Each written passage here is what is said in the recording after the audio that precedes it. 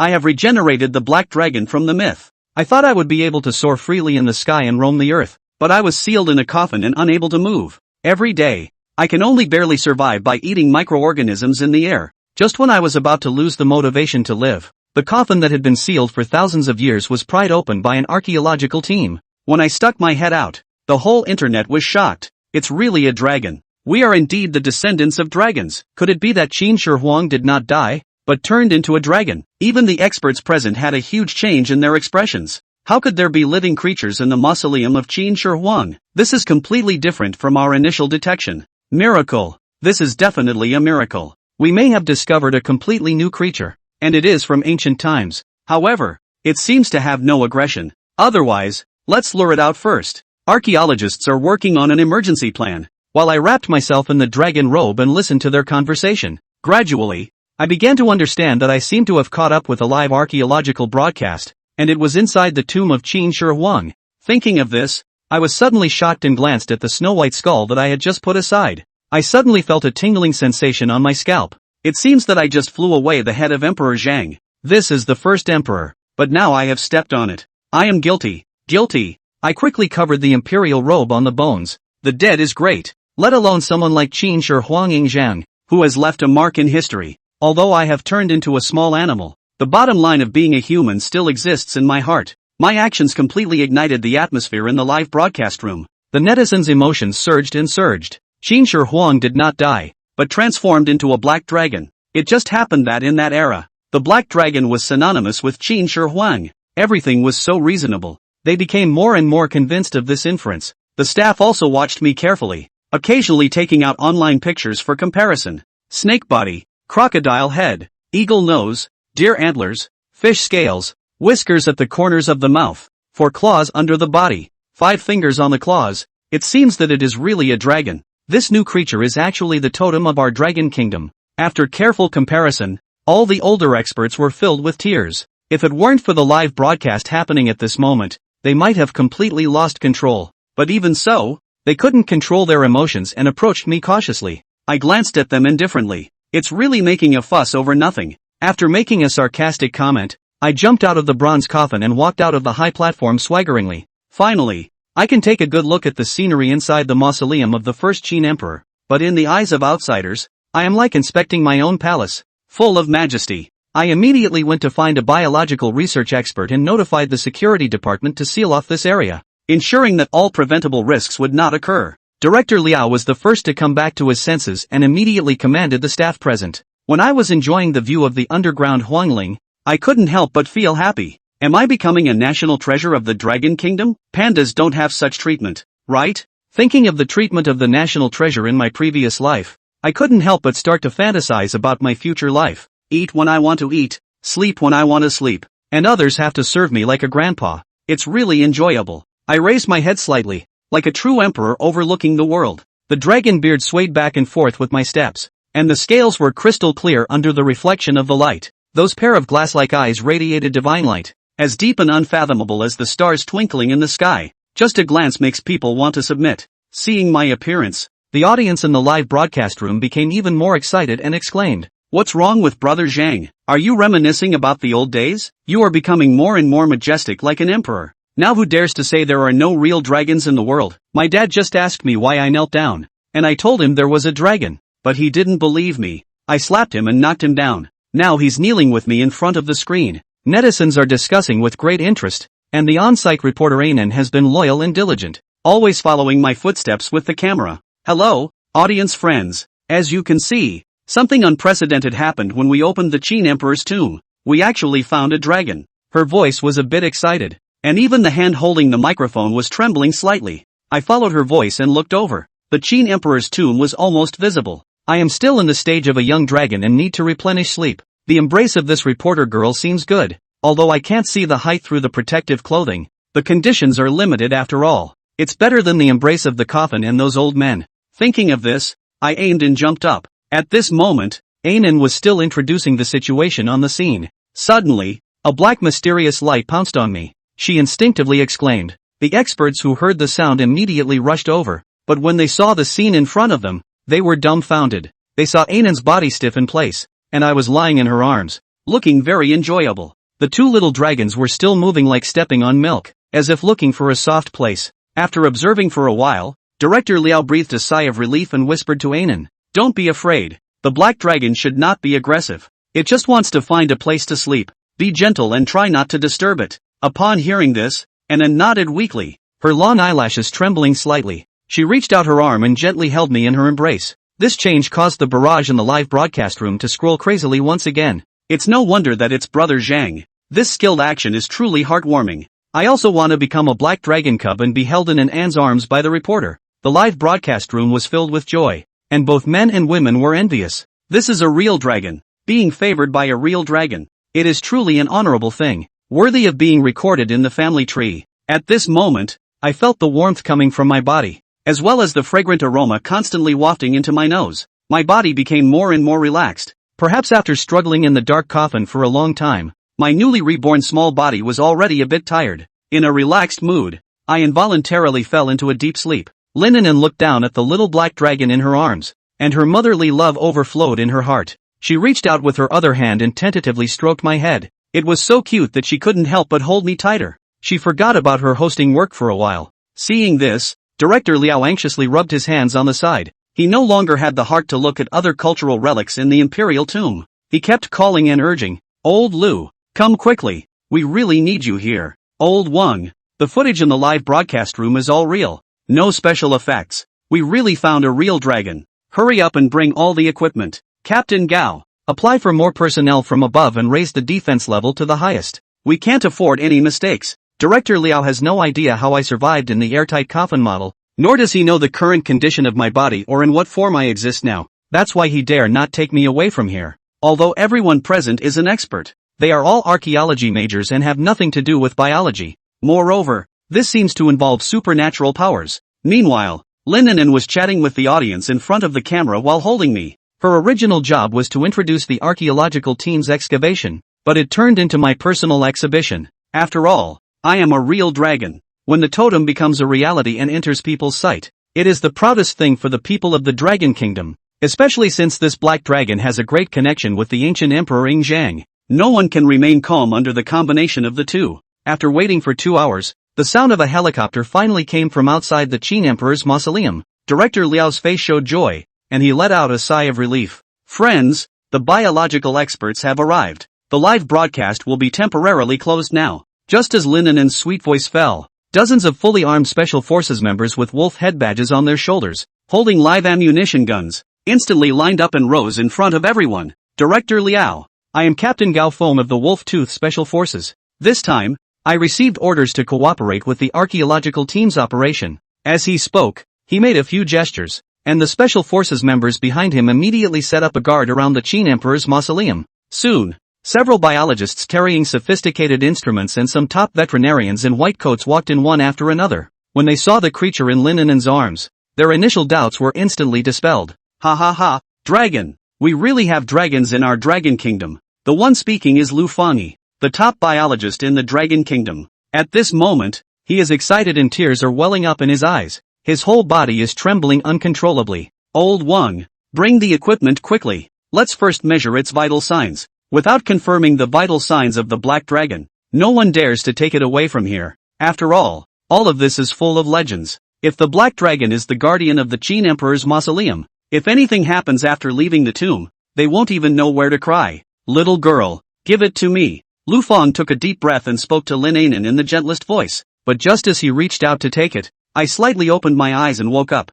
What's going on? How did I get lifted up? Where is that soft big dumpling? I was still confused and a little lost while half asleep. A pair of glassy vertical pupils flickered with a faint light. In the next second, I suddenly woke up completely. I saw an old man with a lewd smile on his face standing in front of me, as if he wanted to take advantage of me. What's going on here? Could it be that this guy has taken a liking to me? No matter who he was or what he wanted to do, Feng Mu didn't want this little old man to touch him. Feng Mu struggled fiercely for a bit, then followed Lin Anan's arm and crawled back into the embrace. How can an old man smell as good as a sister? Looking at the black dragon cub with a guarded face, like an enemy, Lu Fanyi held his hands in the air, his face embarrassed. This was a bit embarrassing. As a biological expert, he was unexpectedly unable to get close to the creature he wanted to study. Dean Liao in the back of the happy laugh. they have long experimented. This black dragon cub in addition to Lin Anan. No one else is allowed to approach. This scene was fed back to the live broadcast by the camera without a second's lapse.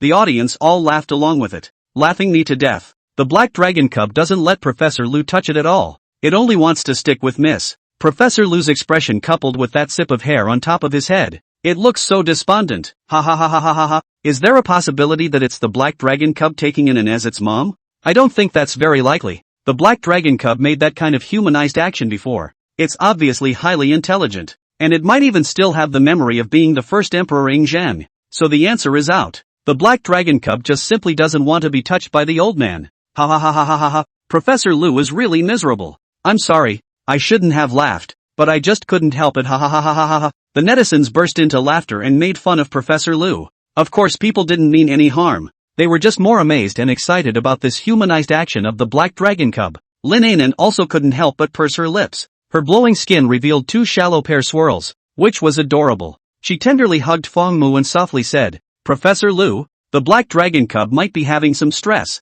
I'll just soothe it. With Lin Anan's gentle caress, Feng Mu did relax his guard, and even squinted his eyes and began to enjoy himself. Nonsense. Anyone else who was gently stroked by such a beautiful young lady would drop their guard. Seeing Feng Mu quiet down, Lin Anan stopped stroking and stretched out her hand, ready to hand it to Professor Lu again. However, the moment Lin Anan had just extended her hand, Feng Mu once again opened those glazed pupils that contained divine might. Still coming. Feng Mu did not struggle this time, because he was angry. To be able to hold this dragon, what an honor, and as a result, you keep handing it out. Feng Mu's vertical pupils glanced at Lin Anan, indifferent to the extreme. Looking at Lin Anan's heart seized violently, as if she had lost something extremely important. But before she could react, Feng Mu then withdrew his gaze. This dragon is really angry, the kind that can't be coaxed well. He slightly opened his mouth, and in the crowd's horrified gaze, roar. When the dragon roars, heaven and earth change color, and all the spirits bow down. The hibernating dragon was already sleeping, and a single roar moved 1,000 mountains. Although Feng Mu's dragon's roar was still slightly tender, and his voice was not very loud, it had an extremely strong penetrating power, passing through the huge Qin Emperor's tomb, and reverberating over the entire mountain. Not only that, this dragon's roar also carries a kind of supreme supremacy. All the spirits submit to the pressure. For a moment, the entire sky and earth were in a state of flux and thunder. At this moment, whether it is swimming in the water, running on the ground, flying in the sky, all stopped moving, head deeply prostrate on the ground, shivering. Flying birds, fish and insects, beasts and mosquitoes, without exception. The camera outside the Qin Emperor's tomb captured this scene in its entirety, including the sound of the dragon's roar. All were recorded into the screen. In the mausoleum, the dragon's roar fell deafeningly in the ears of the crowd. And even more so, people couldn't help but want to kneel down and worship. The one who bore the brunt of it was Professor Lu, who was ready to go and hug Feng Mu. At this moment, the world in front of him suddenly changed. What Qin Emperor's tomb? What equipment? All disappeared. Only a black dragon as big as a star river remained, passing through the endless cold starry sky, crossing the entire heaven and earth, descending in front of him, that black as ink. Fearless of time baptism of the huge dragon scales layer by layer buckled together, emitting a sound like metal mingling. The glazed vertical pupils flashed with infinite divine light, indifferent as the rules of the heavenly Tao. Dragon God. Lu Fengyi's lips wriggled and his body trembled as he was about to bend his knees in obeisance. But then the black dragon rocked upwards. I don't know how many long huge body gently move. The stars in the sky will be all taken in. A dragon roar swept the 9 heavens. Lu Fengyi's eyes trembled. The dragon disappeared, and everything was restored to its original state. Lu Fengyi stood frozen in place for a long time, unable to return to his senses. The others in the distance, on the other hand, felt as if their hearts were touched by something, and the blood in their bodies rolled and seemed to burn.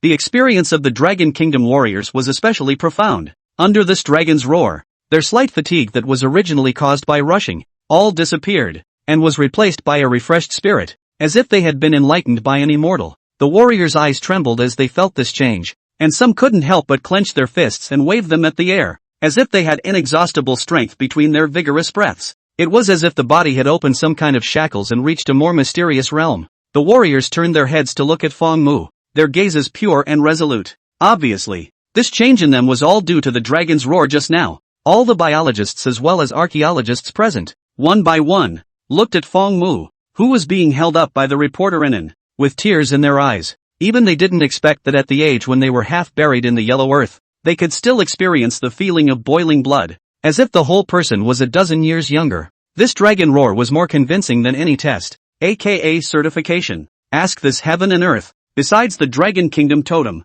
who else could make the Dragon Kingdom's heart and mind boil and blood boil? The black dragon that Fong Mu had transformed into had already been confirmed to be the true dragon. At the same time, the live broadcast room was completely boiling. Dragon roar. It's a dragon roar. I didn't expect that I would be lucky enough to hear the sound of a dragon's roar in this life. This life hasn't been in vain. It's worth it. Ooh, I'm crying. This sense of recognition from the depths of my bloodline. It's simply too good to cry. It's moving. It's moving. I feel the DNA moving. Beginning Emperor is awesome. Brother Politics is invincible. Why do I have a feeling of wanting to raise my haze and fly up? As if my soul has been baptized. I was getting sleepy writing my homework, but as a result, I'm in high spirits now, and I feel like I can write 5 more exercise books and 3 more mock test papers. Gentlemen, and listen to the dragon's roar. I kneeled. Mom asked me why I was kneeling to look at my phone. Kneeling +1. +1. Emotions ran high in the live broadcast room, and the viewers were all excited. Although they weren't there and couldn't intuitively feel that change in their bodies,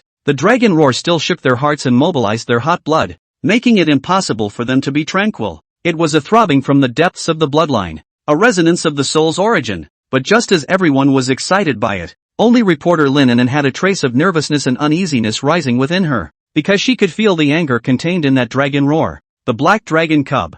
It seemed to be angry because of her actions. As soon as this thought rose, Fong Mu's 4 claws gently flipped, and directly broke free from Lin and Anne's hands. The body drifted like a shock, landing lightly on the ground. Afterwards, Fong Mu twisted the black dragon's little head. His arrogant appearance was cute to the extreme. It was completely impossible for people to imagine that the earth-shattering dragon roar just now had come from this little guy's mouth. Humph! A soft hum was issued from between his teeth. Ungrateful woman. What an honor it is to be able to hug this dragon. And yet she still throws herself away. Feel the wrath of this dragon. No kiss is ever coaxed without one. No.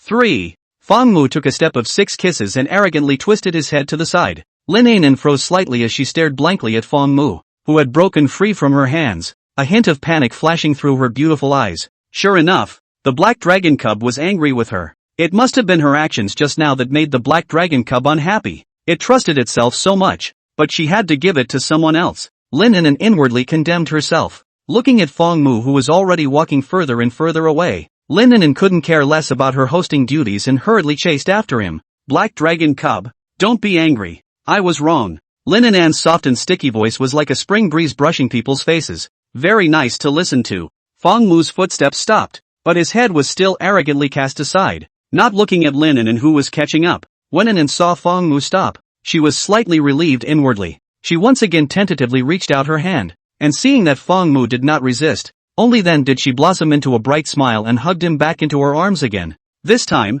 Lin Anan held the black dragon cub in her arms tightly, never willing to let go again. I'm sorry, black dragon cub. I was wrong. I'll never give you to anyone else again. Don't be angry. Feeling the amazingly soft touch, as well as the rich virginal fragrance on the tip of his nose, a faint smile appeared on Fong Mu's young dragon face. Alright, the attitude is still sincere, so let's forgive her for now. This action immediately amused the viewers in the live broadcast room, making them laugh and cry. The originally hot and serious scene instantly became witty, so the black dragon cub was angry. That's why it let out a dragon's roar. Well, judging from the reaction just now, that should be the case. It's solid. The black dragon cub just wants to stick it to a beautiful woman. Look guys, the black dragon cub seems to be smiling. Did he get his plan? Ah, ha ha ha ha ha ha ha, heart dragon. It's really true. This angle can just see the black dragon cub snickering. A scheming dragon, a scheming dragon. My poor Miss Anan is being held to death. Ha ha ha ha ha ha. Lin Anan didn't notice this scene. She hugged Fong Mu tightly and looked at Professor Lu with an apologetic face. Professor Lu, the black dragon cub doesn't seem to be too willing to be held by others.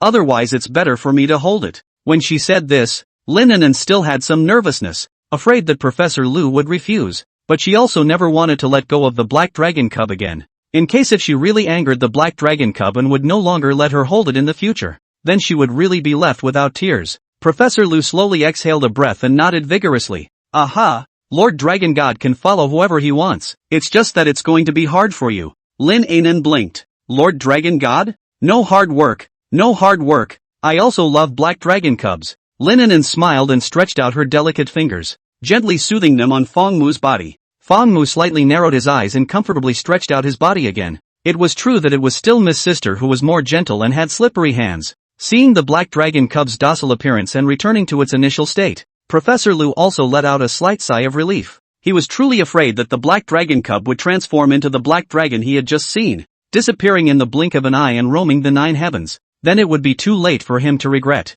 Professor Lu turned to look at the others and commanded, "Prepare to notify down the line that we're taking the black dragon cub back to the institute." Old Wan was slightly stunned and asked in confusion, "Old Lu, don't you need to do the examination?" "No need." Professor Lu shook his head. "What the hell else is there to do? There's no need to do it at all. The dragon's roar just now already indicated everything. This was a black dragon that was incomparably healthy and had extremely high spiritual intelligence. If Lu Fangyi had any worries before, then after seeing the black dragon in his mind that had swept up the stars and rivers, Lu Fangyi put all his worries behind him. He estimated that even if the entire human race went extinct, the world exploded, and the universe was destroyed, the black dragon in front of him would not disappear. Lu Fangyi had a premonition. The origin of this black dragon cub was absolutely extraordinary. It might even be the legendary ancestral dragon. "Alright, I'll go inform everyone to pack up their things." Old Wan was a little reluctant to leave, looking at Feng Mu with 3 steps back. Di Liao was also the same, extremely unwilling to part with his heart when he learned that Feng Mu was about to leave. With a clench of his teeth, he simply announced directly that the archaeological work would not be done for now, and all of them would go to the research institute with the black dragon cub. Lu Fangyi thought about it. Although archaeology and biology don't go well together, but when it comes to an ancient creature, there can still be common ground, so he agreed to this request. In an instant, the archaeological staff who were originally concerned about the black dragon cub instantly put down their hands and their faces overflowed with excitement. Archaeology could be left alone first, but the black dragon cub could not be left alone. The crowd on the scene all deliberated, but the audience in the live broadcast room began to protest. This live broadcast was originally opened for the excavation of the Qin Imperial Mausoleum. Once the Qin Imperial Mausoleum stops being excavated, does that mean that the live broadcast will also be closed? Once the live broadcast was closed, where would they go to watch the black dragon cub? How could this work? We have to watch the black dragon cub throughout the entire broadcast as well.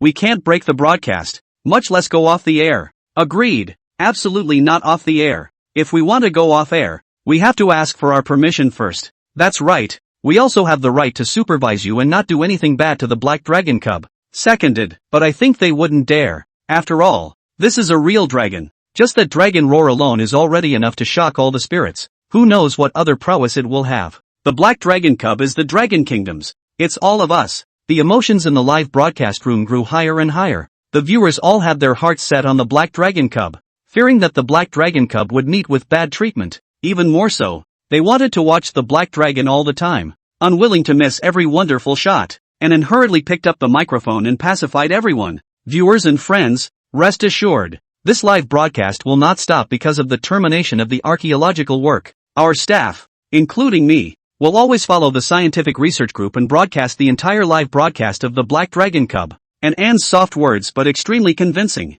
The wind in the live broadcast gradually calmed down, and at this time, the staff at the scene, as well as the archaeological corps all packed up their equipment, ready to evacuate at any time. "Stay a few on duty." Di Liao pointed out a few people. Those few staff members stayed in place with a grimace, but at this time, no one was willing to comfort them. After all, no one wanted to stay here on duty. After tossing and turning for a long time, Feng Mu was a bit hungry. It was also true that after all, after coming here for so long, he hadn't even gotten a hot meal. That said, what should a young dragon eat? Dragon's milk? But where should he go to find dragon milk? Feng Mu himself was in deep thought. He propped up his body with his small claws and looked at the softness underneath him. "I don't know. Is humans okay? Perhaps this is a topic worth studying." And walked at the front of the group. She felt a strange movement in her arms and hurriedly looked down. "What's wrong with you, little one?" Annan asked in a soft voice. She had only asked out of concern, but she didn't expect to really get a response. She only saw Feng Mu rubbing his little belly like inkshade,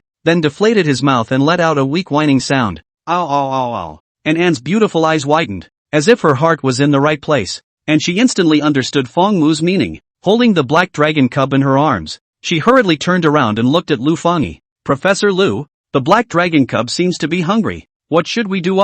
Lin Hainan's tone was a bit tense and urgent. In her impression, whether it was a human or a small animal. Hunger at a young age was a big deal. It was related to nutritional balance, as well as the ability to thrive and grow healthily. Sure enough, even Lu Fangyi appeared flustered for a moment. Old Wang frowned and said, "We have brought fresh beef as well as some other fresh meat. But I don't know if the black dragon cub will eat it."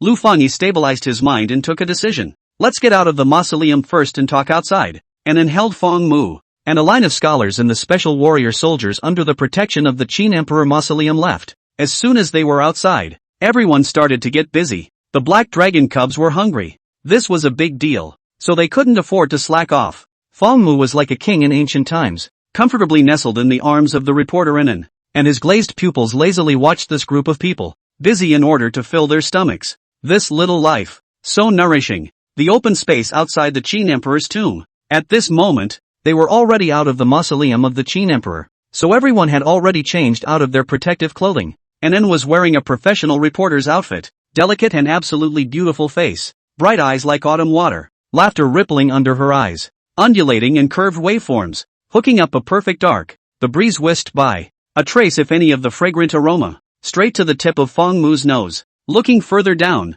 the pair of slender thighs wrapped in black tight pants couldn't hide their youthful vigor. Feng Mu finally understood why that softness was so amazing. Before, it couldn't be seen through the protective suit, but now it was revealed after taking off the suit. However, this is what a qualified pooper scooper should be. We'll follow this standard from now on, not even one letter less. Without the hindrance of the protective suit, Feng Mu lay down more comfortably. The experts gathered together and discussed how to feed the black dragon cub. The black dragon cub is too small now. I think we should make it some special young dragon milk to maintain its nutrition. No, no, no, no. Dragons are carnivores. We should give it some fresh blood food in order to have a balanced nutrition. No. There will be parasites in the fresh blood food. Maybe it will cause bad damage to the black dragon cub's body. My suggestion is to make it freeze-dried, so that it guarantees both nutrition and safety. I think it would be better to grind the freeze-dried into powder and make it into meat paste. But, listening to these people's discussion, Feng Mu rolled his eyes on the side, powerless to spit. You guys directly roast it, put oil on it and roast it directly on the fire. Then sprinkle cumin, chili. It's not done. Barbecue will not. What a mess. It's freeze-dried, it's meat paste, this dragon won't eat it. Feng Mu's eyes rolled over in silent protest. Lin Yinan glanced down at Feng Mu in her arms, and was instantly heartbroken. She quickly said, "Experts and teachers, the black dragon cub seems to be very hungry already. Let's either let it eat something first." Lu Fangyi let out a light breath and immediately clapped his hands. All the options all come to the same. Let's see which one the black dragon cub chooses to eat. For now, this indeed seemed to be the best way. Since the black dragon cub had an extremely high level of spiritual intelligence, it should also have its own thoughts on the choice of food. The crowd immediately began to continue busying themselves, and once they thought that the food they made next would be eaten by the black dragon cub, each and every one of them was instantly energized. Since they were still outside the Qin Emperor's tomb, a lot of things had just been flown in, and the equipment was not perfect, so the conditions were limited. After tossing and turning for half a day, they were only able to come up with some of what they called nutritionally balanced food. But even so, it made the audience in the live broadcast room cry out in shock. Why do I have a feeling that it's as if the ancient emperor wanted to have a bite of food? So the eunuchs and even the imperial chefs underneath started to get busy one after another. There's a picture. There's a picture. That's how I feel too. So this is simply Brother Zhang's true colors, isn't it? You guys, look at the way the black dragon cub is enjoying himself. I also want to lie in Miss Anan's arms. The experts are worthy of being professionals, and the techniques used are all top-notch. The black dragon cub will have a blessed mouth this time. Upstairs, are you sure? Why is it that when I look at this food, how come I don't have any appetite at all? It wasn't just the viewers of the live broadcast who raised objections. Lin Anan's pink moist lips couldn't help but twitch twice. What was all this stuff that these experts had gone to the trouble of making? A bowl of black, sticky meat paste, a dry piece of dehydrated jerky, and unnaturally white milk powder. There were even a couple pieces of raw beef that hadn't been processed in any way. There were all sorts of other weird and strange foods that looked like dark cuisine. Was this for people to eat? Oh yeah, the black dragon cub wasn't originally a human being either. And then looked down at Feng Mu and tentatively asked, "Black dragon pup, which one do you like to eat?" The experts had exhausted their life's learning, and on the basis of rigorous matching, they had made these animal-specific rations that were not great in terms of selling, but were extremely nutritious and balanced. In the place of any other carnivore, it would definitely be eaten with gusto. Naiha. Although Feng Mu was also a carnivore, There was a human soul living in this body. Fang Mu rolled his eyes, and for those foods in front of him, he didn't even want to look at them more than once. Lin Anan somewhat weakly shrunk his neck. Professor Lu, the black dragon cubs don't seem to be willing to eat. This could put Lu Fani in a difficult position. Of all the options, surprisingly none of them worked. Is it possible that the black dragon cub doesn't see these foods? Someone spoke out. Lu Fani rubbed his fingers against his chin and looked down in deep thought. Well, we should abandon our previous notions and stop treating the black dragon cub as an unusual animal. Seeing these people speculating and summarizing there, Fang Mu finally couldn't hold back. If this continues, this dragon will be starved to death by you all. Fang Mu rolled over and jumped down from reporter An's arms. Lin An's expression was tense for a moment, thinking that the black dragon cub was angry again. But in the next second, Anan was shocked by Fang Mu's actions, only to see that after Fang Mu jumped down, in front of everyone's watching eyes, he strutted to a deadwood that had fallen to the ground. Then he waved his small claws and several brilliant arcs of light flashed by, crackling and clicking. The deadwood shattered in response, breaking into several pieces of wood that were identical in both size and length. The perfection was as if it had been split by a machine. The crowd was shocked. The live broadcast was shocked. What is the black dragon cub doing? Someone muttered, lost in thought. Fang Mu stretched out his little claws and held the split wood in his arms, finding an empty space and building it into a wood pile. Fang Mu looked at it, stretched out a claw, gently scratched the wood, and several rounded bamboo sticks were instantly formed. Just like magic, after washing the bamboo sticks, and then extremely skillfully, he threaded the pieces of raw beef onto the bamboo sticks, and Anne's beautiful eyes widened, her tone a little uncertain. Black dragon cub, is this going to be a barbecue? As if electrocuted, Lu Fangyi hurriedly said, quickly, who has a fire? Hurry up and light the wood. The staff present immediately looked at each other in disbelief. They were not allowed to bring lighters to their work. Everything they had just used was electrical. Fang Mu was once again helpless. This dragon has already made it to this point. What else do you want this dragon to do? It's hard not to want this dragon to personally breathe fire. Right. Fang Mu suddenly remembered. He is a dragon. Well, breathe fire is very reasonable. With this in mind, Fang Mu's pair of glazed vertical pupils glittered in the depths, seemingly with flames burning. After these rounds of tossing and turning, the sky was already close to dusk. The pale twilight enveloped the earth. The red sun bridged the distant mountains, shedding its afterglow. Fang Mu stood in front of the firewood. As a dragon, the ability to ride the clouds and spray fire and water should be the basic ability. Fang Mu's eyes narrowed slightly, flickering arcs of light jumping from his glazed pupils. He quietly stared at the firewood in front of him. A few rays of afterglow through the mottled leaves, sprinkled on his scales that were like ink and jade, crystal clear and beautiful. Quickly go, find a fire nearby, Lu Fangyi commanded to his subordinates. Gao Feng, however, suddenly said at this moment, no need, I have flint here. That's great. The noisy sounds around him failed to disturb Fang Mu's mind. He held his breath and his thoughts seemed to have arrived at a vast starry sky. The starry sky was beautiful, glittering with countless bright stars. Suddenly, the stars in the sky began to move slowly, gradually arranging an obscure symbol. Fang Mu had never seen these symbols before, but for some reason he knew the meaning of them very clearly. It was as if he was born this way. The symbols dispersed and turned into starlight, converging into Fang Mu's mind. Just as Gao Feng was about to light the firewood with a flint, Fang Mu regained clarity before his eyes. The not-so-long dragon's body arched slightly, and the dragon's mouth opened, revealing sharp teeth. Boom! The sound that resembled a dragon's roar and a tiger's whine exploded violently, and a blazing flame light shot up into the sky, mirroring the setting sunlight far away in the sky, as if it was a brightly colored haze that fell all over the western sky. Magnificently incomparable. All the staff present subconsciously covered their eyes, not daring to look directly at it. Searing heat waves swept across the entire field, and the air was vaguely distorted. Although Gao Feng was the closest, as a special warrior, he reacted quickly.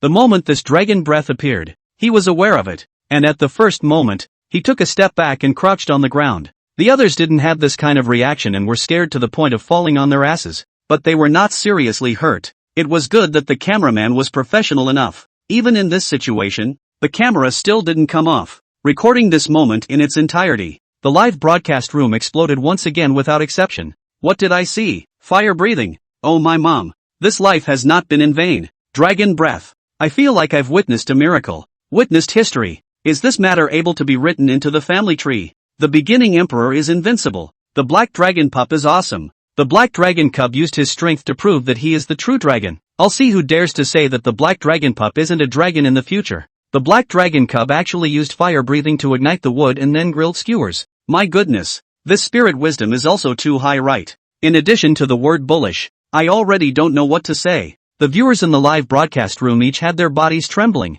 feeling that today was really over the top. This wasn't magic or a juggling act, but actual fire breathing. Just like magic, creating flames from nothing and spewing out an extremely lethal dragon breath attack. The audience across the screen was already like this, and the scholars and staff at the scene felt even more shocked and abnormal inside. They climbed up from the ground, ignoring the mud on their bodies, and one by one, their gazes trembled as they looked at Fong Mu. They already didn't know how many times they had been shocked today. The wood that had been set on fire, as well as the high temperature they had just felt, made them not dare to doubt the temperature of that at all. As for Fong Mu, who had accomplished this fire-breathing feat, before he had time to be proud of himself, he felt his little head spinning with dizziness. Crap, overexerted, consumed too much. Grass, the fire is all lit. I haven't even eaten my roasted meat yet. This was Fong Mu's last thought before he passed out. With his current body, he was not yet able to master the power as well as the control of the dragon breath very well, especially when too much energy was released in a single moment,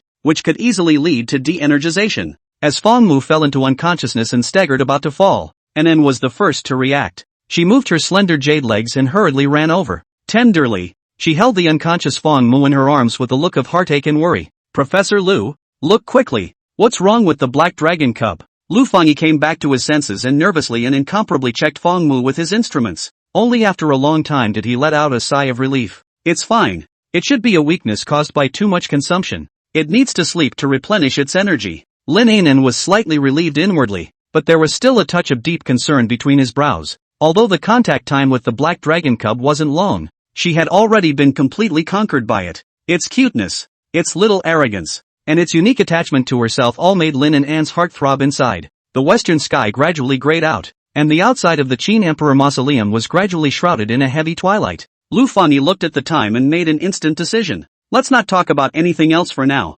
Let's immediately return to the research lab, where there is more specialized equipment and a better environment as well as an ecological garden for the young dragons to live in. This decision was immediately agreed upon by everyone. Nowadays, in this situation, if they stayed outside, they wouldn't be able to deal with it in time in case something happened. As in that situation just now, there were so many of them that they couldn't even take out a lighter. Gao Feng once again gave a hand signal. A well-trained special operations soldiers walked out from their guard points one after another, assembling together, maintaining a ready-to-fight stance, and escorting Fong Mu's side. Several large military helicopters were parked in the open space in front. The fan blades rolled in a howling gale, blowing the leaves of the trees to the side with a hunting sound. An ant's head of green silk fluttered in the sky. She lowered her head, used her petite body to firmly protect Fong Mu in her arms, and walked up to the helicopter with hobbling steps. The camera and the special forces soldiers followed closely. The last to board the helicopter were the experts. The live broadcast room was filled with worried voices.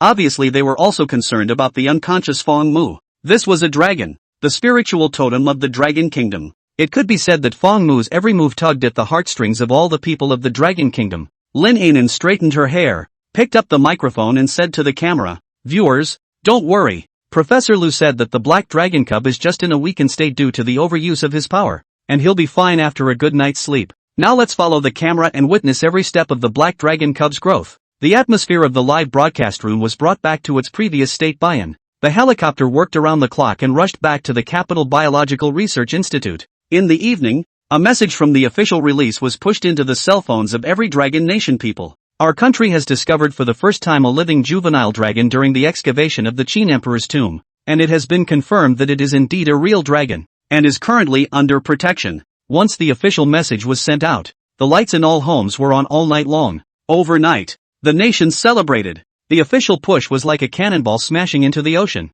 setting off endless waves. The people who originally remained skeptical completely lost their minds. The official words were the most authoritative certification. If there was no absolute certainty, the official would not send it out at will. Online questioning words were completely drowned out. The whole night, many residents of the dragon country were sleepless all night. Dragons. There have always been similar folklore. Some about the dragon bone, dragon creature photos often out, but are very vague. Also did not get the real certification. But there has always been a belief in the hearts of the people of the Dragon Kingdom, and that is, dragons are real. Now a living dragon, the dragon that only exists in mythical creatures, really appeared in front of them, And the fact that this dragon was also related to the once ancient emperor, Qin Shi Huang, added even more mystery. How could this not be exciting? So much so that the online hot search completely blew up. And apart from the official platforms that were struggling to hold on, all other software platforms were paralyzed. The heat influence was even more than all of history combined.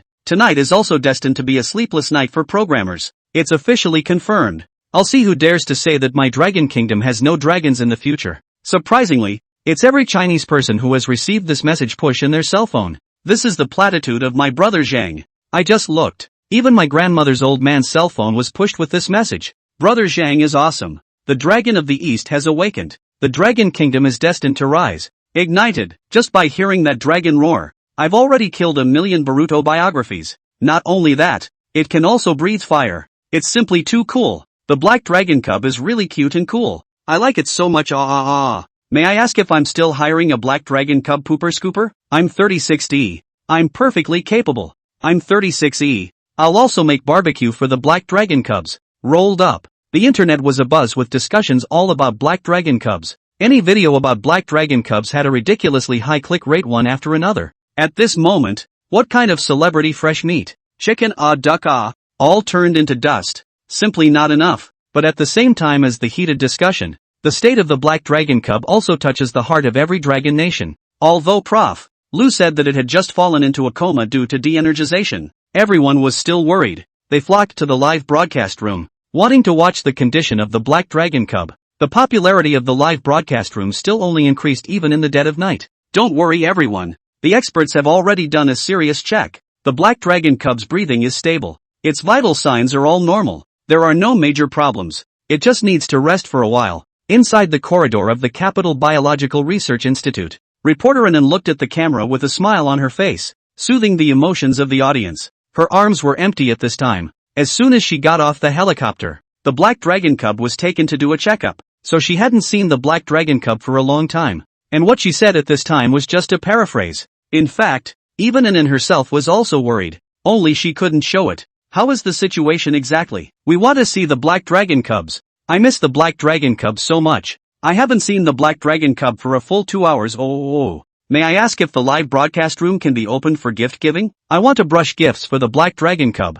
That's right. Open up the gift giving. Instead of brushing for those Netflix, why don't you brush for me? Brother Zhang. True me Qin Shi Huang. Hit the money. Facing the demands of the netizens in the live broadcast, Lin Anan couldn't help but smile gently. I've seen everyone's enthusiasm, but it's getting late now. I'm sure many of you still have to go to work tomorrow, so why don't you come back tomorrow to see the black dragon cub? The live broadcast room won't be closed. You can enter at any time. Everyone can also pay attention to our official account. As soon as there is any news it will be updated there. After Anan finished these words, many people then noticed the time. Crap, how come it's 3 in the morning? I still have to work at 7 tomorrow. No. Hurry up and go to sleep. I have to early 8 tomorrow. First down. There is news must remember to notify Can't sleep Want to see the black dragon cubs. The pop-ups were a bit less, but they were still brushing upwards at an alarming frequency. At this time, a Biological Research Institute staff member waved at Lin Anan.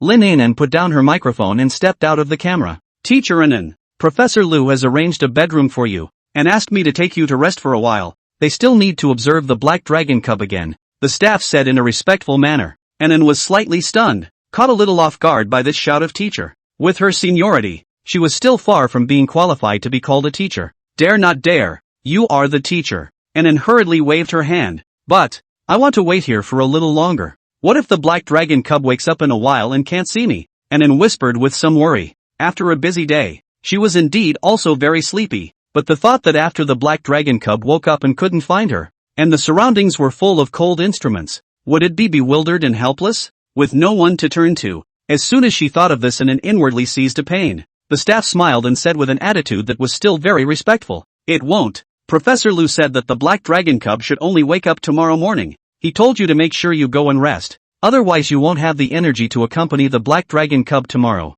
Nowadays Lin Anan could be said to be the guest of honor of the entire Biological Research Institute, second only to the black dragon cub. After all, she was the only one who could be near the black dragon cub at the moment. Lin Anan thought about it and nodded. Alright then, I'll go rest for a while then. What Professor Lu said was true. He also needed to keep his energy up in order to take better care of the black dragon cubs. The staff completed their task and breathed a sigh of relief, and returned to the camera and smiled faintly at the audience. Viewers, everyone go rest now. I'm going to go rest too. I'll see you all tomorrow. After saying that, Anan fixed the camera in place and went down to rest with the staff. The viewers in the live broadcast room were very understandable despite their reluctance. Only they themselves were still unwilling to leave, still discussing endlessly inside the live broadcast room. The following day, the dawn's light lifted the veil of the night and spat out a brilliant sunrise. The outline of the city was exposed in the morning sun. A ray of shimmering light passed through the windowsill of the research room and hit Fong Mu's body, reflecting the ink-colored dragon scales that were crystal clear and as delicate as obsidian.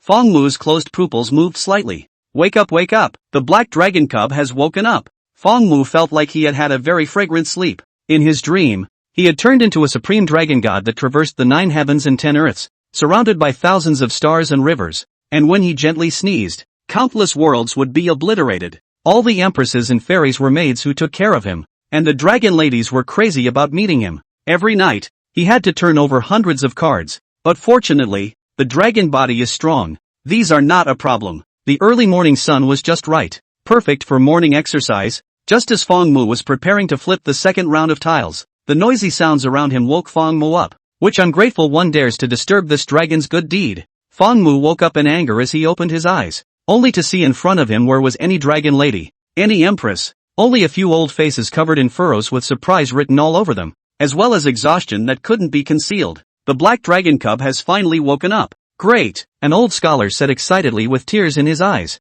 Fong Mu was afraid that he would plant his head at once. It's good to be awake. It's good to be awake. Lu Fani also let out a sigh of relief, the big stone hanging inside finally falling. Although he confidently said that the black dragon cub would wake up this morning, he actually didn't have much certainty in his heart. Now that it had awakened, he could completely rest assured. Fong Mu looked at these old scholars who each had large dark circles under their eyes, obviously having not slept all night, and was slightly touched inwardly. The dragon was the head of all spirits. Fong Mu could feel that these people were truly worried about him from the bottom of their hearts. For a moment, the anger of being disturbed from his beautiful dream dissipated. Fong Mu quieted down, his small head slightly raised, in everyone's slightly puzzled eyes. Aang! A thunder-like, resounding roar of a dragon resounded through the room. It was hard for people to imagine that such a powerful sound could be emitted from such a small body. The strength of the dragon's body was thus evident. Before the staff in the research room could react, they felt a trembling in their souls, as if they were seeing a god, making them just want to kneel on the ground in reverence. Dragon might! Lu Fani's gaze trembled. Although it wasn't the first time he had felt the dragon might, there was still a feeling that shook his soul, no less than the first time, and even more so. He did not hesitate and immediately wanted to kneel down. But just as his knees bent, he felt an invisible force in the void dragging him down. Lu Fani's body was so agitated that it shivered. He felt as if something was surging in his veins, flowing through his 4 meridians and veins, making his body soothed and relaxed, and all the fatigue from staying up all night dissipated. Some of the minor ailments left behind after his body had gotten older unexpectedly disappeared at this moment as well, as if he had gotten 20 years younger again. This is the gift of the dragon god. This is the gift of the dragon god. It wasn't just Lu Fani. The other staff members present also felt this change, their faces filled with shock. Under this dragon's roar, the scholars in the entire room were refreshed as if they had been given a new life. The effect produced by the dragon's roar seemed to be even more powerful after Fong Mu, who had woken up from a nap,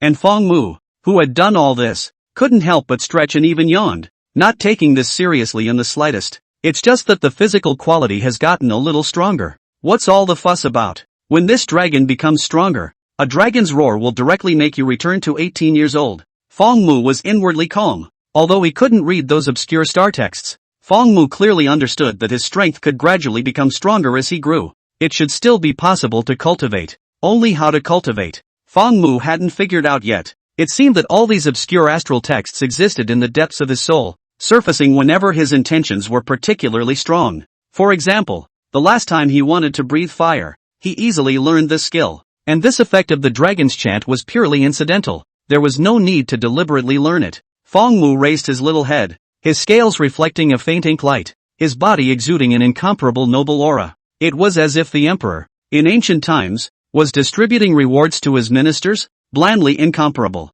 In fact, it was originally the same. Fong Mu saw that these guys were tired after staying up all night due to worrying about themselves, so he just went along with it. Anyway, It was just a couple of screams. And he wasn't consuming anything. This would also strengthen his identity and make these old scholars more respectful to him. So why not? Fong Mu didn't bother with these agitated old scholars. His eyes roamed elsewhere. Where is this dragon's pooper scooper? How is it that after a night's sleep, this dragon's pooper scooper has disappeared? Fong Mu frowned slightly. If that was the case, then he was going to start protesting. Fong Mu was not willing to let a few old men take care of his food and living. This thought had just risen. The metal door of the research lab was suddenly knocked on. Professor Liu, I just heard the black dragon cub's cry. Is it waking up? Can I come in? A soft female voice that Fong Mu was very familiar with passed in through the doorway. Lin Nen gently snapped the doorway, her tone carrying a request and a hint of anxiety. Lu Fangyi had just returned to his senses before he had time to speak. Fong Mu then jumped down with one foot and walked towards the gate with a light stance.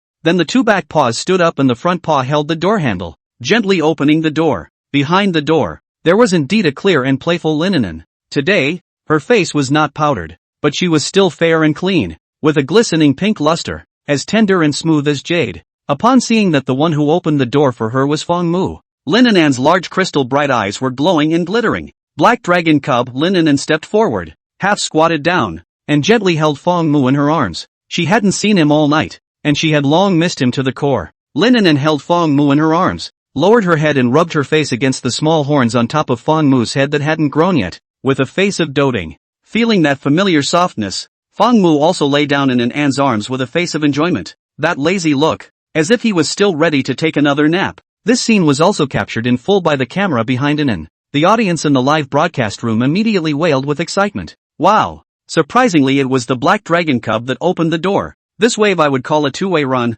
Ah! Really moved. Ah! This is too good to knock. Oh. Black dragon cub is too cute. You're fine. I miss you too. I also want to post with the black dragon cub. May I ask if the Biological Research Institute is still recruiting? I'll sign up now. Me too. I want to brush gifts for my political brother. When will the live broadcast room open for gifts? Itchy hands. The moment Fong Mu appeared on camera, the popularity of the live broadcast room instantly soared and climbed to the top again. The black dragon cub has finally come out. I didn't sleep for a night just to wait for this moment. Now I can finally rest assured. I haven't slept all night either. I wasn't even this worried when my old man was sick in his hospital bed. I want to go to the scene to see the black dragon cub spit fire once. Look at the live broadcast on the line. The scene, don't think. The black dragon cub is now the nation's treasure. How can people visit at will? Although it's early in the morning, but the heat is not reduced in the slightest yesterday. And even some people did not leave the live broadcast room at all, and have been guarding here. From this, one could see everyone's love as well as concern for the black dragon cub. Viewers, this is the first scene of the live broadcast of the black dragon cub. I'm reporter An. As you can see, after a night's rest, the black dragon cub has regained its energy, so please don't worry too much. An was holding Fong Mu in her arms, holding a microphone in one hand, reporting the scene to the camera. Fong Mu lay on his back in Lin Nen's arms and faked a nap for a while. Then he opened his eyes again and touched his little belly. Hungry. He hadn't been able to eat the barbecue yesterday, and after sleeping through the night, he hadn't eaten anything today. Children who don't eat breakfast are not good children. Fong Mu kept in mind what his mom said, although he didn't know who his dragon mom was either. Oh, Fong Mu called out 2 times in a small voice. Unlike the resounding dragon roar that contained dragon might, his voice was now filled with milky sounds. It was as if a baby was asking for milk. The call startled An, who was standing facing the camera. She hurriedly lowered her head and softly asked, "Black dragon cub, are you hungry?" Fong Mu gently nodded his head. Once again, he stretched out his little paw and touched his belly. That naive look instantly adorable Lin Anan and captured the majority of netizens. The viewers in the live broadcast room started taking screenshots one after another, and also made emoticons and sent them to their friends and family. The influence about the black dragon cub further began to spread. Lu Fangyi also hurriedly ran out from the research room at the sound of his voice, and next to him were many old scholars such as Dean Liao. The black dragon cub is hungry. Quickly go inform those special grade nutritionists to make all the ingredients they prepared, Lu Fangyi hurriedly ordered. Fong Mu's glazed pupils flickered, emitting a faintly bright light. Extraordinary nutritionist. Listen to this high-end word. At a glance it was a very professional chef. It shouldn't be those things from yesterday anymore. Fong Mu was already looking forward to it. Anun, why don't you take the black dragon cubs to the restaurant first? We still have to go and create an absolutely unique habitat for the black dragon cubs, Lu Fangyi said to Anun. The place where the black dragon cubs would live next was crucial, and they had received orders from above that they had to be properly housed. Funds, the army. and excellent biologists from all over the country had already been mobilized, so Lu Fangyi had to do everything himself in order to do so. Lin Anan nodded. Alright, Professor Lu, leave it to me. At this time, outside the corridor of the research institute, a cute girl with a petite figure and glasses walked in. She walked up to Lu Fangyi and said respectfully, Professor Lu, let me introduce. This is Muli, an outstanding biologist transferred from somewhere else, who will be responsible for recording the growth of the black dragon cubs from now on. Lu Fangyi gave up a seat and introduced the glasses-wearing sister. Lin Anan was slightly stunned, but quickly reacted. Although she was currently the only person who could get close to the black dragon cub, she was not a professional, and things like recording growth should indeed be left to the professionals. Anan revealed a bright smile. Hello, my name is Lin Anan. You can call me Anan. Muli also smiled slightly and said in a soft voice, Hello, I often see you on TV and admire you.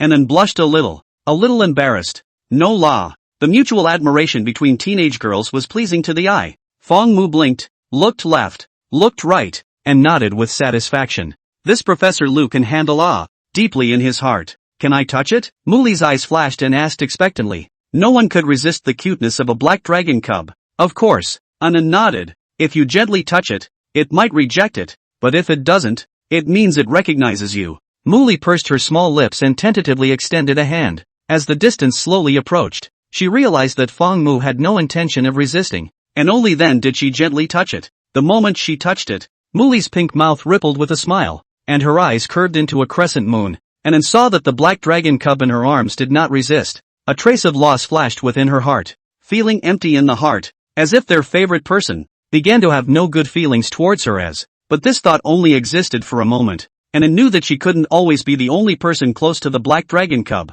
This was a divine dragon, a creature that existed in myths and legends. Being able to be the first person to be close to it was already a blessing of 3 lifetimes, and it would be a bit greedy to want more. Moreover, if there were a few more people to take care of the black dragon cub, it could definitely make it more comfortable and satisfied. After figuring all this out, Anan, the corner of her mouth unconsciously lifted slightly and said with a smile, Great, it looks like the black dragon cub doesn't reject you. Muli also smiled and nodded. Aha! Seeing that the black dragon cub did not reject Muli, Professor Lu also finally breathed a sigh of relief. This Muli was selected by them overnight through layers of selection, from looks, temperament, learning and body shape and so on. It could be said to be 100 times stricter than a beauty contest. However, so far this seems to be the right direction. Thinking of this, Professor Lu was also somewhat speechless inside. So far, he hadn't even touched one. The other experts present also looked odd. If they could, they would also like to become female. The viewers in the live broadcast room,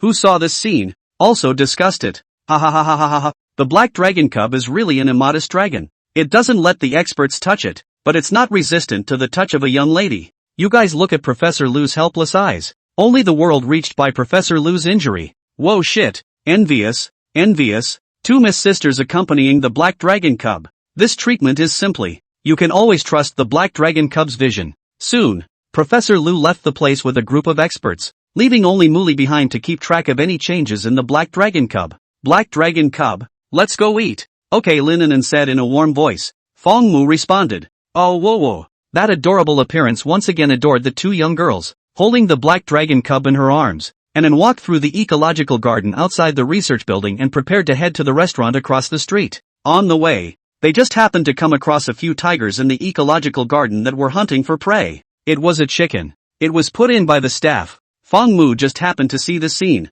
Fong Mu was a bit angry. This dragon hasn't even eaten anything yet, and all you kittens have already started? And the food is still chicken cluck. Be careful that the chicken cluck lays eggs in the future and doesn't give you guys anything to eat. When Fong Mu got angry, the consequences were serious. The tigers that were hunting in the ecological garden were trembling, and the posture that was originally hunting was hardened and forced to stop. And some of the tigers' front legs were soft, and they directly fell into a dog gnawing mud. One by one, they lowered their heads, prostrate on the ground, did not dare to move. Brown-striped tiger face even showed a humanized color of fear. It was as if they had seen a creature that made them incomparably afraid. Just like the birds and beasts outside the Qin Shi Huang ridge that day, the chicken cluck that was originally fleeing madly in a magical dance, curiously looked back. It originally thought that it would be swallowed into the tiger's belly, but it did not expect that this group of powerful predators would suddenly freeze in place. But what it did not expect even more was, in the next second, a mighty pressure that it had never felt before in its life descended on it. and the chicken cluck's body stiffened, instantly planting itself straight on the ground. This pressure, and just now those who called the king of beasts on the body of the pressure compared. Simply a in the sky, a in the ground. There is no comparison. Before, it could at the very least try to escape, but under this pressure, it couldn't even raise a single thought of escaping. It even had an impulse to voluntarily turn into a roasted chicken and offer itself up. It was as if this was a great honor and reward for it. This feeling was just too bizarre. The chicken cluck had never experienced such a thing before, and that already small brain capacity went straight down. The tigers were in a better situation. All of them kept their front paws curled up, their bodies leaning forward, their heads buried deeply in the ground, devoutly incomparable. The submissive intent could be easily seen even by Lin Anan, an amateur who had never studied creatures before. Black dragon cubs. These tigers, are they showing you submission? Lin Anan asked with wide, beautiful eyes and an astonished expression. Although there was only one possibility, when she saw it with her own eyes, Anan still found it too amazing to know that the black dragon cub in her arms was not as thick as one thigh of that tiger. The moolie in the back had already started to pick up a pen and paper to take notes, the elegant script making a brushing sound on the notebook. Guards in a side of the Special Forces members also have a look of eye-opening appearance. The live broadcast room is already exploded pot. Fong Mu did not feel anything, just faintly waved his small paw. Base manipulation do not 6. Tigers feel loose, as if the mountain on the body was suddenly removed, but they still do not dare to move, still respectfully prostrate in place, as if paying homage to their monarch. I can't imagine that the tiger that is the king of all beasts also has today. It's really an eye-opening experience. Ha ha, who let that little tiger bully my chicken brother? Being educated, ha ha ha. The black dragon cub is the biggest boss. Even a tiger has to turn into a kitten. Brother Zhang is mighty and domineering. Yesterday's video was really real. Exactly the same. Many of the viewers in the live broadcast room were new to the scene and were greatly shocked to see this scene.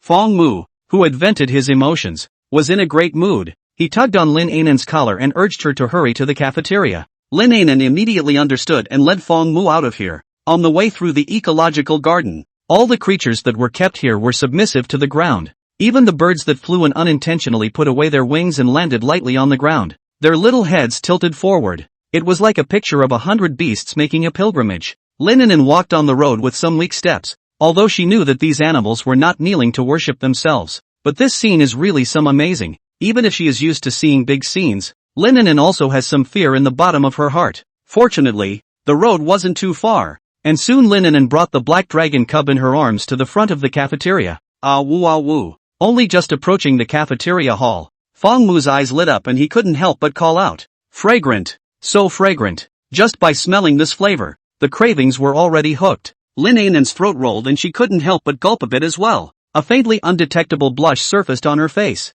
Since yesterday, she hadn't eaten or rested much, and after smelling this scent, it was completely instinctive to make this reaction. Fong Mu climbed up from Lin Anan's arms and looked towards the cafeteria hall. His eyes brightened even more, only to see 2 rows of beautiful cooks in professional waitress suits standing in the hall. The colorful black silk legs and white shimmering towers dazzled and bewitched people's eyes. Without mentioning anything else, just by looking at the face value and body, one would think that they had arrived at the scene of a beauty contest. Welcome black dragon cubs to this restaurant. Neat greetings, unified welcoming gestures, clearly a group of professionally trained service staff. Lin Anan blinked with a shocked expression. These sisters are all professional nutritionists selected by Professor Liu, responsible for the black dragon cub's usual diet. Lin Yan whispered in front of Lin Anan. Only then did Lin Anan react, her face a little odd. Wouldn't this be a bit too much? But this was enough to prove how much the country valued the black dragon cubs. All these moves were done to show the black dragon cub goodwill, to make it feel comfortable and feel as warm as home.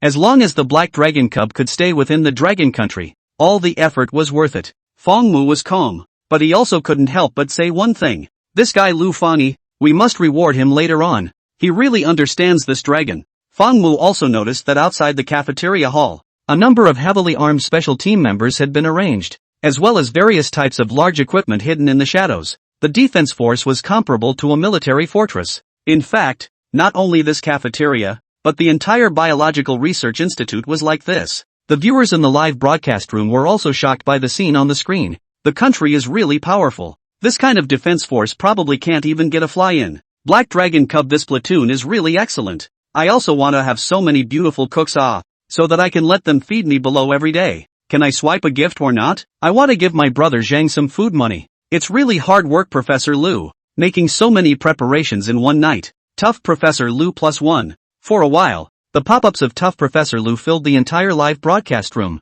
and at this time, Professor Lu, who was busy, received the cell phone handed by his subordinate, saw this scene, and couldn't help but smile out of folds on his face. Inside the cafeteria hall, the huge circular dining table was filled with a wide array of various cuisines. Lu Fangyi had really put his heart and soul into this. The cooks he had found were top nutritionists from all over the country, so the food they made all had different flavors, covering almost all the different types of food, and could simply be made into a food show. And many of the top foods were flown in overnight, the ones that swam in the sea, the ones that flew in the sky, and the ones that ran on the ground. From the source to the processing was no more than 4 hours. Fresh and incomparable. In order for the black dragon cubs to be able to eat fresh and delicious food as soon as they woke up. Crap! These foods, I haven't even seen them. I recognize that fish. It seems to be some kind of tuna. More than 100,000 pounds. Quickly kill me. Give the black dragon cub a boost. Is the big brother in front who said that he would brush the gift to give the black dragon cubs out of food expenses still there? Do you see it still swiping? Hahaha.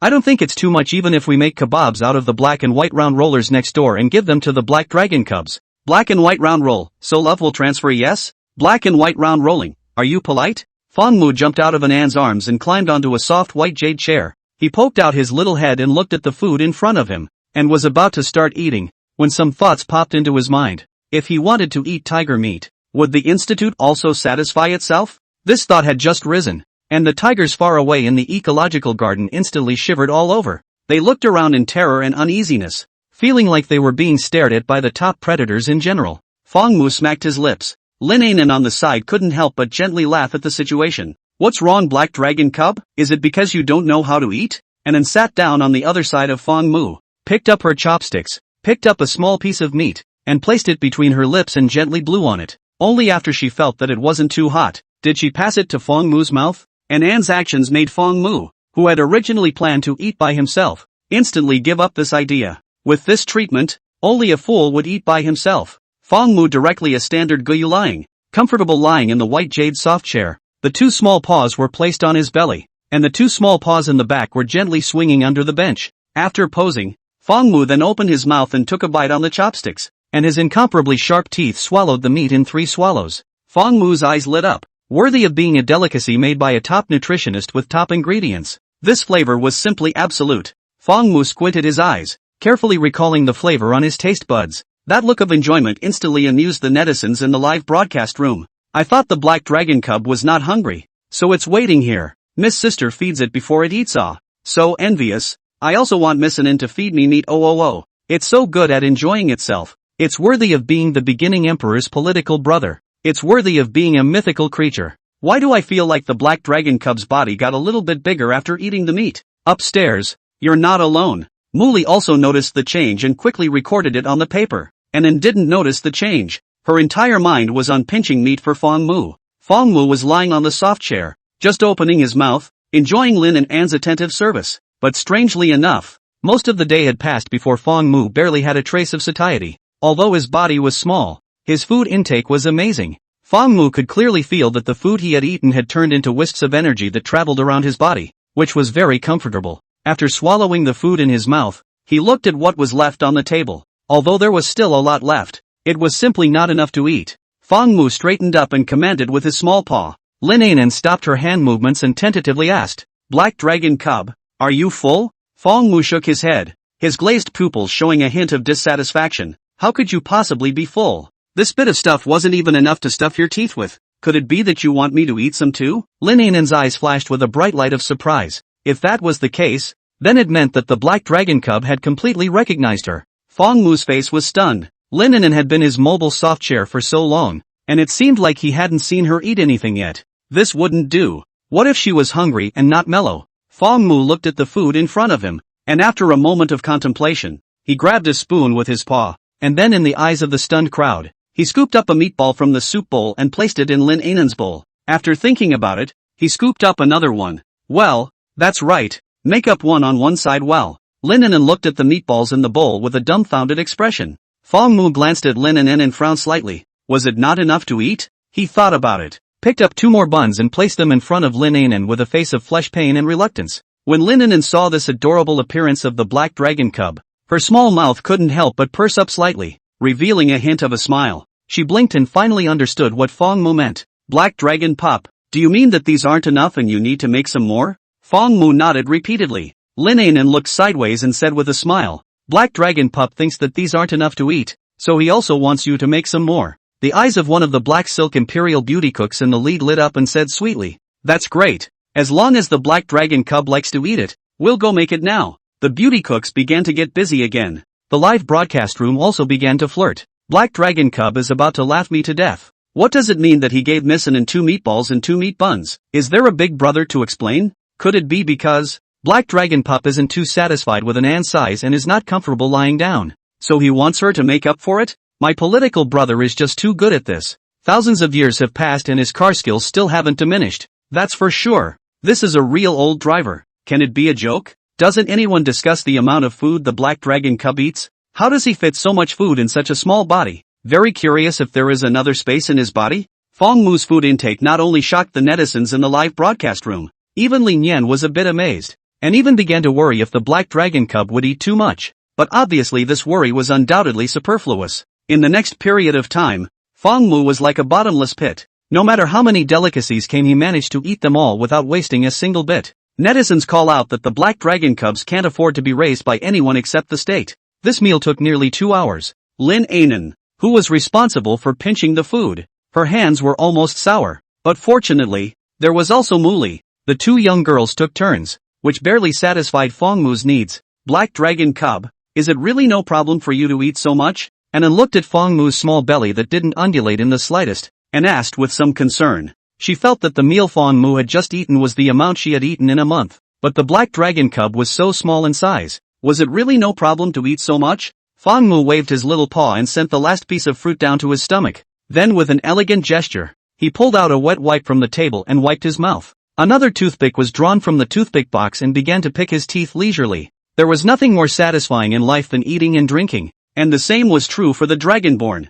Fong Mu's actions instantly adored the staff present, as well as the netizens in the live broadcast room. Our black dragon cub is an elegant dragon, and it still doesn't forget to wipe its mouth with a wet towel after eating. It's just too smart, worthy of being a mythical creature. Except for not being able to speak, there's literally no difference between its behavior and that of a human. Upstairs, the black dragon cub may just be relatively young. That's why it can't speak. When it grows up in the future it may be possible. I look forward to the day when the black dragon cub will be able to ride the clouds and spit out human words. Fuck. Just think about it is very shocking. The black dragon cub will not be able to call the wind and rain. From now on to bless the summer wind and rain. I think it may directly open the era of aura recovery, when it is everyone can cultivate. The prophet knifed the knife. What to do? It seems like I've been completely captured by the black dragon cub.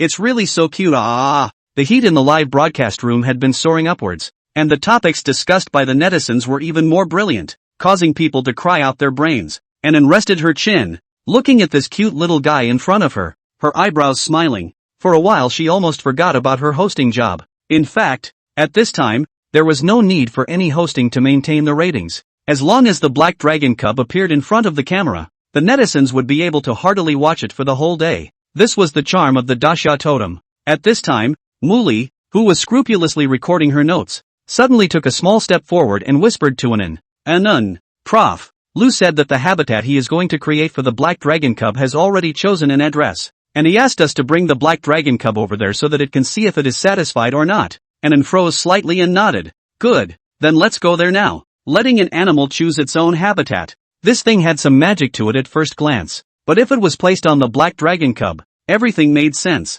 Anan lowered her head and said gently to Fong Mu, Black dragon cub, are you full yet? Let's go to our new home when we're full. Fong Mu naturally also heard that conversation just now, and immediately jumped down from the seat when he heard it. The food was already so luxurious. Then wouldn't the place to live be even more beyond imagination? A new home, a habitat. The very sound of it made people look forward to it fiercely. The young dragon that Fong Mu had transformed into jumped into Anan's arms, first finding a comfortable angle to lie down, and then waving its small claws forward in a big brotherly manner. Anan's absolutely beautiful face suddenly turned red. She somewhat unnaturally propped up the little black dragon in her arms, as if she had been touched by Fong Mu in some place that couldn't be touched. Cough. Muli, let's go. Anan coughed lightly and said softly to Muli. Muli nodded. Aha! Holding the little black dragon in her arms, Lin left the restaurant under the reluctant eyes of the cook ladies and girls, and crossed the ecological garden again, preparing to head to the institute's tarmac. This, before even arriving at the tarmac. From afar Lin was stunned by the scene in front of her. The real guns and bullets of the Special Forces team members were like divine soldiers and generals. Each and every one of them was extraordinary. Their breath was strong and unusual. Facing them was like facing a group of humanoid Tyrannosaurus Rex, so that people couldn't afford to resist in the slightest. And behind them, on the large tarmac, a clear color of large military helicopters. A full 9 helicopters under the black hole of the muzzle. Let a person look at the fear. Timid and stop. Let a person have no doubt that maybe just 1 second it will be torn into pieces. And clearly remembered that yesterday she came to only 3 helicopters only. Today it increased to 9. And the meaning behind this didn't seem to be just an increase in defense force. 9, in itself, was a very special meaning. Greetings, I am Peak, responsible for escorting the black dragon cubs to the habitat. A Special Forces member at the head of the group walked over and said in a friendly manner to Lin Anan. Ah, hello Captain Gao. We met yesterday. Anan hurriedly said back. Gao Feng smiled. His tone was sincere. That's right. Yesterday we also have to thank you for pacifying the black dragon cub. The significance of the black dragon cub to our great summer country is really too great. This sentence he had the most right to speak, because he had personally felt the mysterious ability of the black dragon cub. Under that dragon's roar, he and his warriors all gained unexpected changes. Although the results of the tests were not out yet, Peak had long understood that this would definitely be a discovery that would shock the world. And these magical abilities came from this little black dragon in front of him. Anan humbly said, it's because black dragon cubs are already well behaved. Gao Feng nodded. Then let's set off. Professor Lu is already waiting over there. Good. The black dragon cub is already looking forward to it as well. Anan's vegetative hand gently stroked Feng Mu's little head and said with a smile. Gao Feng nodded as he turned around and quickly made a few hand signals. The warriors behind him quickly ran to the distant tarmac and boarded the helicopters. And then the 8 helicopters successively rose into the air, forming a V-shaped combat formation in the air. At one time, the lawn on the ground tilted outwards with the strong wind pressure. Even the tall green plants around were also blown hunting. The roaring air explosion sound was endless. The picture was extremely shocking. Anan held the little black dragon in her arms, and along with Gao Feng and Muli, she boarded the last and largest helicopter. As the 9th helicopter slowly lifted off, the V-word combat formation seemed to have found its backbone. And the entire helicopter team was like a dragon, all of a sudden coming to life and flying off into the distance. The camera captured these images into the live broadcast without missing a second. The netizens instantly boiled. Absolute. Although it's not as imposing as the 9 dragons pulling coffins, this is still the pinnacle of what can be achieved in the real world. This platitude, only my brother Zheng can have it. Other than 666. I don't know what to say anymore. I'm an old fan who was watching the live broadcast yesterday. Why do I feel that today's Captain Gao is a little bit different from yesterday's? I feel the same way, as if the temperament is even more ferocious, and there are also some changes in body size. It seems to be true. The helicopter flew gently through the air, skimming over the city and flying outside. Feng Mu poked out his little head and looked down from the window of the helicopter. This was the first time he had looked at the ground from such a high place. He hadn't had the chance to ride in an airplane before. As for the last time he was unconscious. He even didn't know anything. This kind of rare experience. Of course he wanted to feel it properly, lest he wouldn't get used to it after he could fly. Then it would be a mess. Feng Mu stepped on an Xuanai's white sun and looked downward with a pair of glazed pupils, only to see that the city was dotted with towering high buildings. A building that was high into the clouds and lined up, making it seem as if one was at the top of a sublime mountain. In the tall buildings under the verdant greenery, reflecting the city as if the garden is generally beautiful. Checkerboard-like streets bustling with pedestrians. Bustling. There are also 3-dimensional intersecting roads across the city, everywhere showing the prosperity of this city, and even this country. As time passed, the helicopter gradually left the city and came to the outskirts of the city, where the wheat fields were green and yellow, like a sea of green. Simple and neat, red brick and green tile houses were strewn along the fields until the hillside, which looked like unsinkable boats from afar. A small river runs through it. Fishing boats gather in the river. Smoke curls up on the bank, and the people's voices are boisterous. The wind of the river was moisturizing, and the sunlight was abundant, sprinkling Feng Mu's face with what looked like divine light. At this moment, something seemed to have been touched inside Feng Mu. The image in front of his eyes suddenly changed. It was as if his soul had detached from his body, and once again came to the starry sky that could not be seen. This time, Feng Mu didn't see the dense and obscure star text. Instead, he saw a broken picture. In the picture, there were towering giants that stood on top of the sky, terrifying hideous beasts that were 10,000 feet tall, bizarre creatures that were shrouded in gray mist, and humanoid creatures with 6 wings behind them. They seemed to be fighting for something, and the fight shattered the heaven and earth, and the universe was in turmoil. Suddenly, a huge black dragon that crossed the sky broke through the endless constraints and roared up to the sky, and on the large piece of land firmly guarded underneath him, there were countless figures kneeling on the ground, and the awe-inspiring and pious flames of faith were dotted with stars, converging on the body of the black dragon. The image came to an abrupt end. In the last frame of the picture, Feng Mu vaguely saw that on the black dragon's body, the impenetrable black scale armor seemed to be full of scars left by the battle. Pitted and shocking, he looked down in a daze. The dragon whiskers without wind automatic, glazed pupils in the unconscious, showing the supreme majesty, as well as gratification. Lin Anan had been mindful of the black dragon cub in her arms. She noticed the difference at the first moment, seeing this look on Feng Mu's face. For some reason, An's heart seized with pain, and held her breath and carefully and gently brushed the small horns on top of Feng Mu's head that hadn't grown yet. At this moment, you guys, look over there. One of the special warriors in charge of guarding on the airplane suddenly pointed at the sky and exclaimed in shock, only to see that 10,000 red clouds appeared in the sky, and dazzling 7-colored neon rainbows streaked across the sky, showering countless bright spots of golden light. The sunlight was glittering and dazzling, as if a fairy had descended and danced between the clouds. So beautiful, Mu Li murmured, forgetting to observe the black dragon cub for a while. Girls were always irresistible to things of beauty. Even An's line of sight couldn't help but be attracted to it. At this moment, all the people, including the warriors, all bathed in the colorful haze, feeling the baptism from the depths of their souls. And just at this moment, An suddenly had a mental jolt as she felt the young dragon in her arms seem to tremble lightly. An hurriedly looked down. However, she saw that a faint arcane light lingered all over Feng Mu's body, and between the slight ripples, An realized that the young dragon in her arms was actually slowly floating up with this arcane light. An was a bit dazed. She didn't dare to stop. Let Feng Mu feed on the Shen light, suspended in the air. The black dragon cub, going to fly? Mu Li also saw this scene and her tone was astonished and shocked. Although she and those fellow bio-researchers had predicted this scene long ago during their meeting, but when seeing it with her own eyes,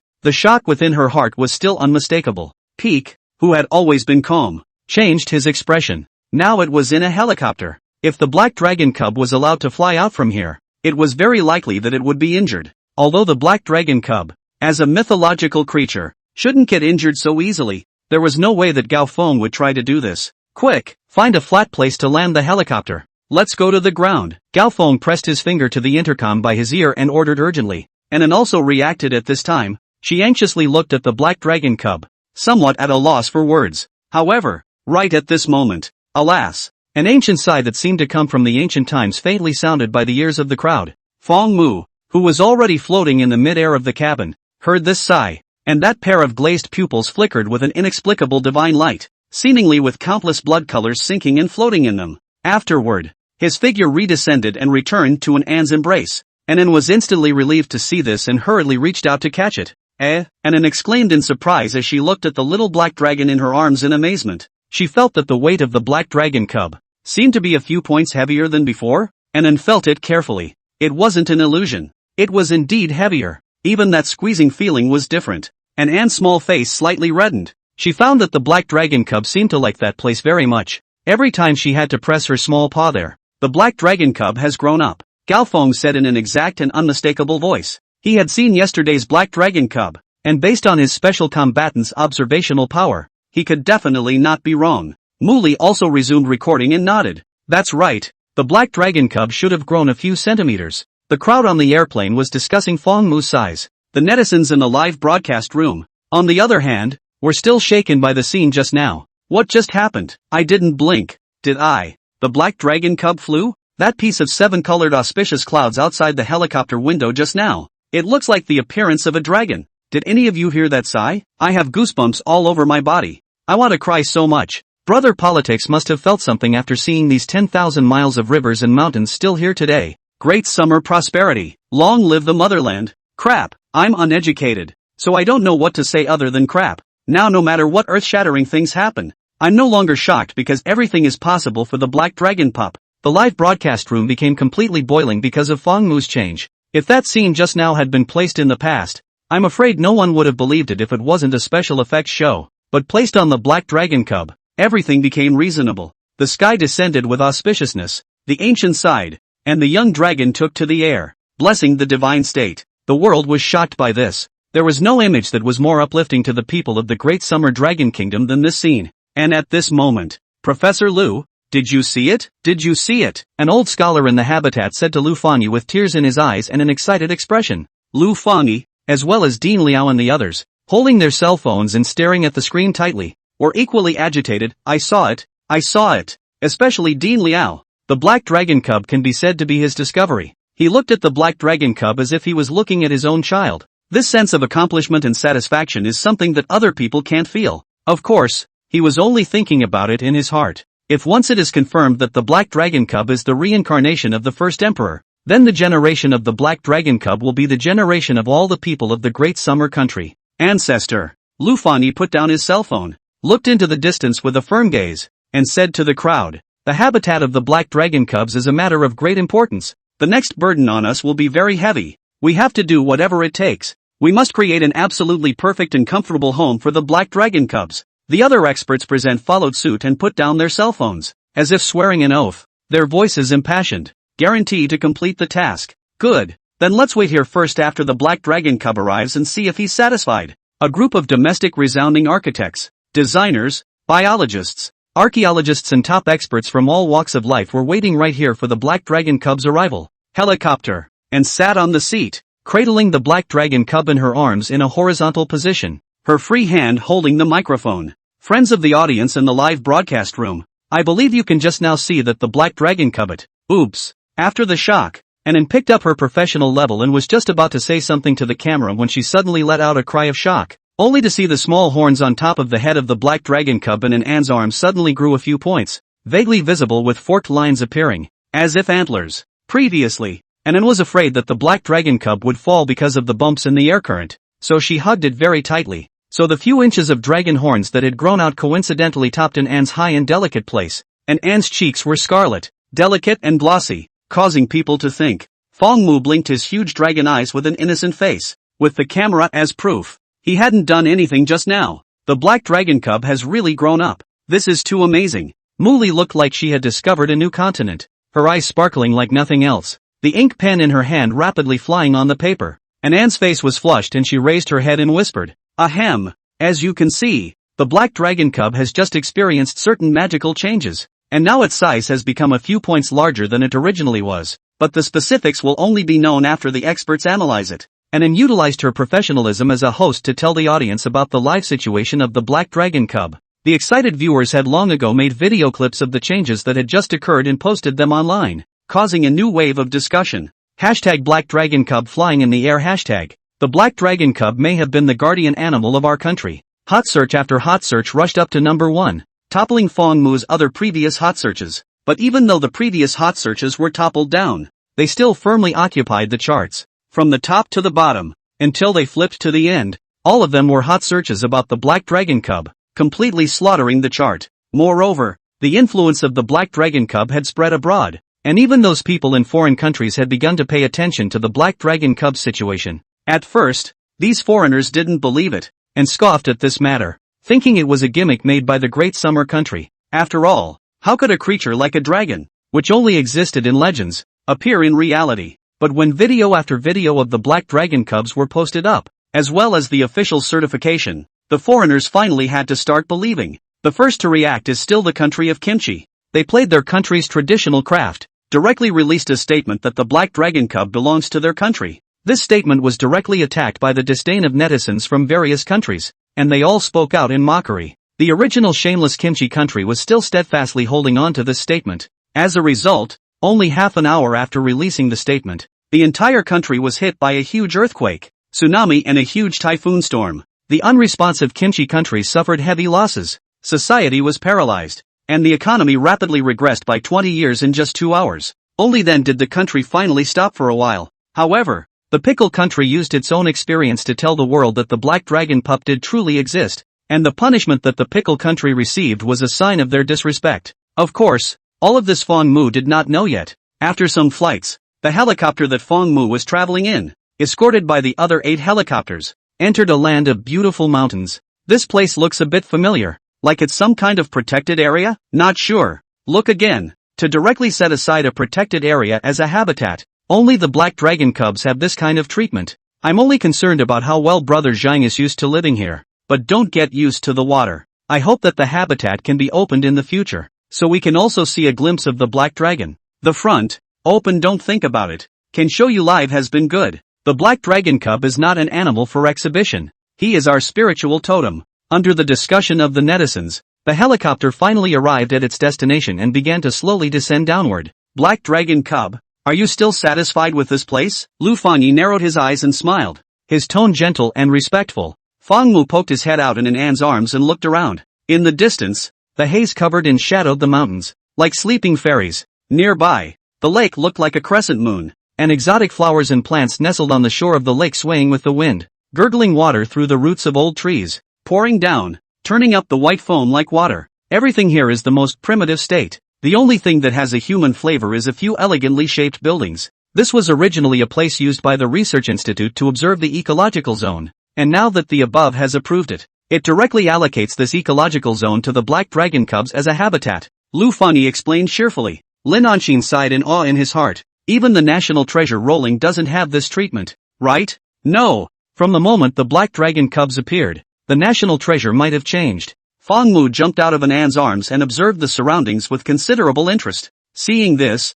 Lu Fanyi continued. Currently this place is just a prototype. In the future this place will add more modern equipment on top of the original foundation, striving to make the black dragon cubs live in the most comfort and peace of mind. Fang Mu nodded with satisfaction. This place was far away from the city and the hustle and bustle, and everywhere was a wonderful place of nature's ingenuity. In his previous life, he was still just a wage earner who fought hard for a house, but now he was sitting on 10,000 hectares of land as his residence. There is also a person in charge of food and living. Simply beautiful. However, there was one thing here that Fang Mu didn't like too much. Although he is the body of a black dragon, but is the soul of a human being, has long been accustomed to the fireworks of the earth, now far from the city, looks a little lonely let him quite uncomfortable. If it is said that there can be a few more sets of residents, it would be better. For example, one set here, one set in the city, and another set in a place near the sea. Aren't all rich capitalists like that? Then, as a dragon, it wasn't too much to ask for the same,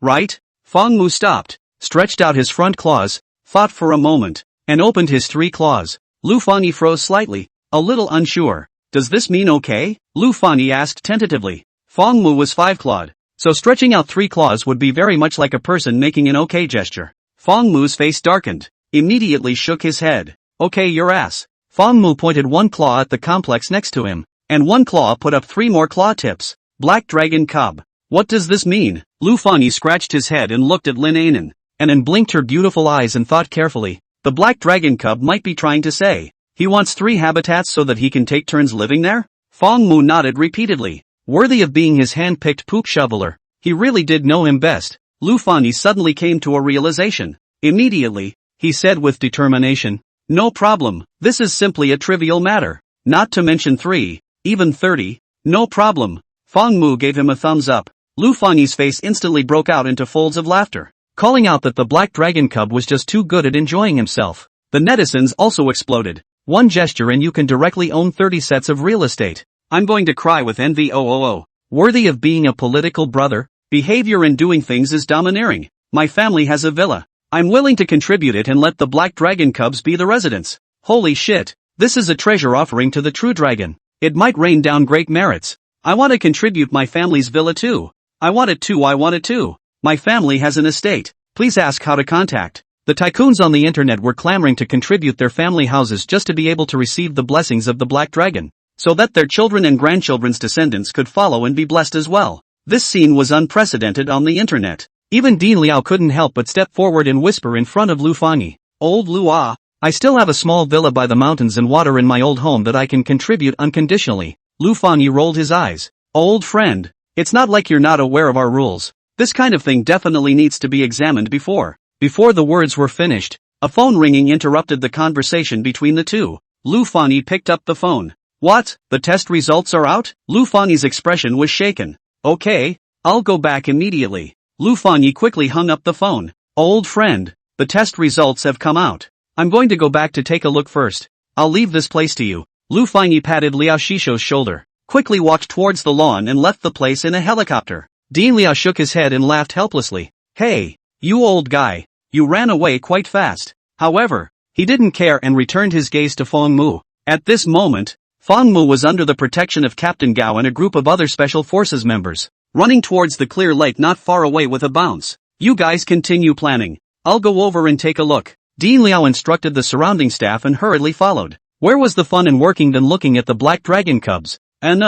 What does the black dragon cub want to do? Muli chewed on her pen cap, her eyebrows slightly furrowed, somewhat puzzled, and then followed closely behind Feng Mu and guessed. I don't know, maybe he wants to go play in the water? Muli's eyes lit up. The water is not deep. If there is a dragon, it is spiritual. Today I was finally able to see this scene with my own eyes. Lin Anan smiled and nodded. Captain Gao's face, however, did not look relaxed. He had already asked his men to take out the lifeboats, life preservers and other things for fear of mistakes. Feng Mu's figure was extremely fast. He did feel a wave of affection and longing when he saw this blue rippling lake. There were already dots of astrological text floating in his mind. Feng Mu had a hidden speculation within his heart that perhaps this square lake could help him comprehend another ability. The sunlight from the sky was projected on the lake surface. The breeze was light, haloing a patchwork. Unknown precious birds were flying in the center of the lake. So comfortable. However, after Feng Mu approached, everything was silent, and all submitted to his feet. Feng Mu stood at the edge of the lake and looked at the reflection in the water. The surface of the water was calm, and the water was clear to the bottom. Feng Mu struck a few poses, admiring his stance. Worthy of being me? So handsome. Feng Mu inwardly sighed. Speaking of which, he hadn't properly observed how he looked since turning into a young dragon. The camera behind and captured this scene. The netizens in the live streaming room were about to tune out the laughter. However, they saw that the young dragon that Feng Mu had transformed into leapt up violently, and his body melted into the surface of the lake. The calm surface of the lake stirred up a silver circle, which then expanded, and the lake water slapped the embankment. Waves connected, stirring up clouds and mist, and waves boiled. In the next moment, the lake water was like a giant dragon rising up into the air, soaring straight up. The moment Feng Mu jumped into the lake, as well as all the staff and special forces members present, all tightened their faces. Although they all knew that the black dragon cub was a dragon, water was definitely not a threat to it,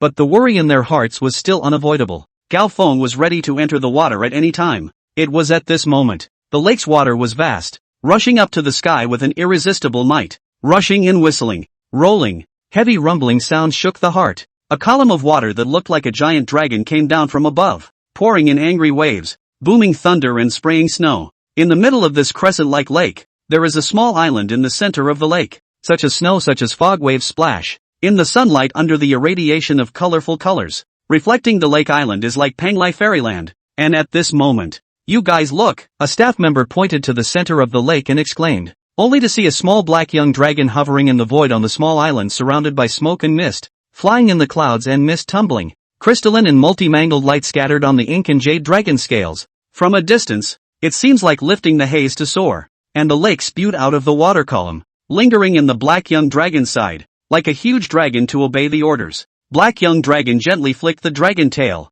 The water column instantly condensed into a dragon sword, toward the shore of a huge stone shot. Boom! After a loud bang, the hard and incomparable rock shattered in response to the sound, and the tiny powder-like debris seemed to splash like flowers, and sank into the bottom of the lake. The water column is also integrated into the lake. Restore calm. In addition to the a huge stone, everything as if nothing has happened. At this moment, all the nearby birds and beasts are kneeling on the ground, trembling, and the staff at the scene, all stared dumbfounded at the scene in front of them. The entire field was silent. Although many of the people present had already become accustomed to the visions caused by the black dragon cubs, such as Anan, Gao Feng, and some of the special forces team members. However, when they saw this miraculous scene, they were still completely shocked beyond words. They had no doubt that if they were on that boulder, they would not even be able to find the dregs now. This is how horrible power. It was water, not gunpowder, and to be able to cause such power simply shattered everyone's worldview. To know that the black dragon cub, from the time it was discovered until now, was only less than 3 days, from the dragon roar to spit fire, and then to today's control of water. The black dragon cub has brought them too many surprises, and the pop-ups in the live broadcast room were surprisingly much less than usual at this moment. But the heat, as well as the number of people online, had been growing upwards at a crazy rate. It could be imagined that the viewers of these live broadcasts were completely shocked to the point that they forgot to send out pop-ups. The clouds parted. The sunlight sprinkled down. A rainbow of light spanning across the lake. It also spilled over Fong Mu's body. Fong Mu stepped on the 7-colored rainbow bridge and glanced at his masterpiece with satisfaction. Good fellow. This power. It's comparable to a small cannonball. No, a cannonball wasn't even this powerful. He blew up very evenly, just like wheat whisked out with a stone mill, and blew up that huge mass of rocks into lime. And most importantly, this time Fong Mu didn't have a feeling of vertigo, just some weakness, and some hunger. Fong Mu rubbed his small belly and thought, it seems that eating can help me grow faster. However, this was only one aspect of the reason. And another aspect was because Fong Mu had the experience of the last fire-breathing attack, and didn't use all his strength this time. So it wasn't so bad that he fell into a coma. But this strong feeling of weakness also made Fong Mu a little unable to hold on. The body was still too young after all. Tired and hungry. This dragon needs to rest. Fong Mu yawned, and with a flash of his body, he fluttered and fell straight into the water. Black Dragon Cub. Seeing this scene, Anan by the lake couldn't help but anxiously yell out. Ignoring the radio equipment on her body, she stepped forward and was about to leap into the lake. Leave it to me. Captain Gao very decisively stopped Anan. Then without the slightest hesitation, he directly jumped into the water, and Anne's arm was pulled by Muli, and her figure stuttered. Muli whispered soothingly, Anan, don't worry, Captain Gao is already gone. Nothing will happen. However, Anne's face still didn't relax and she stood at the edge of the lake anxiously. Fong Mu's behavior was very much like the last time he passed out after using his ability.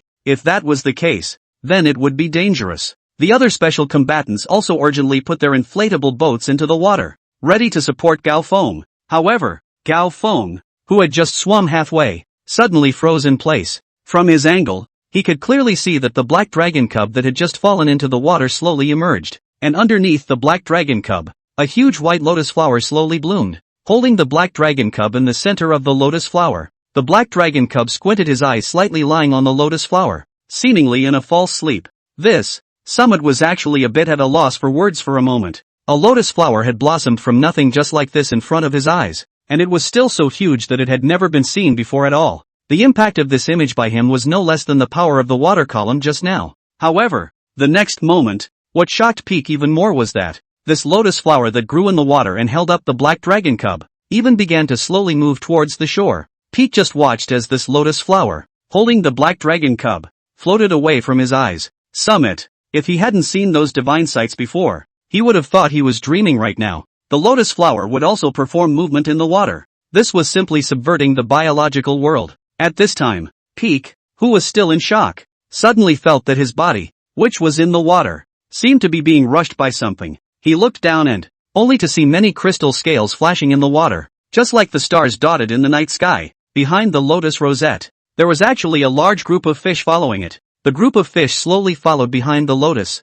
Their movements were neat and uniform, just like a well-trained army. Even the frequency of their swinging fins was amazingly consistent. What is even more bizarre is that the Peak actually read a kind of piety from the eyes of this group of fish. The lotus rosette moved all the way to the shore and stopped in front of Anan, and tentatively reached out her hand and carried the black dragon cub back into her arms. The fish then clustered around the lotus slowly receded. The surplus lake water slightly rippled. The lotus proudly stood in the lake, alone blooming fragrance, as in the year of the emperor, the only leader. Crap, I feel like I've watched a wonderful movie. Everything is too unreal, and all too real. The black dragon cub is getting more and more powerful. It can already control water. It seems like it won't be long before it can call the wind and rain. Blessing one side. Brother politics is invincible. I'm already tired of saying the word bullish. With the tiny body of the black dragon cub now, the water column summon can already bounce mountains and break rocks. It's hard to imagine how powerful the water column summon will be when he's completely grown up. The most bullish is still that lotus awe.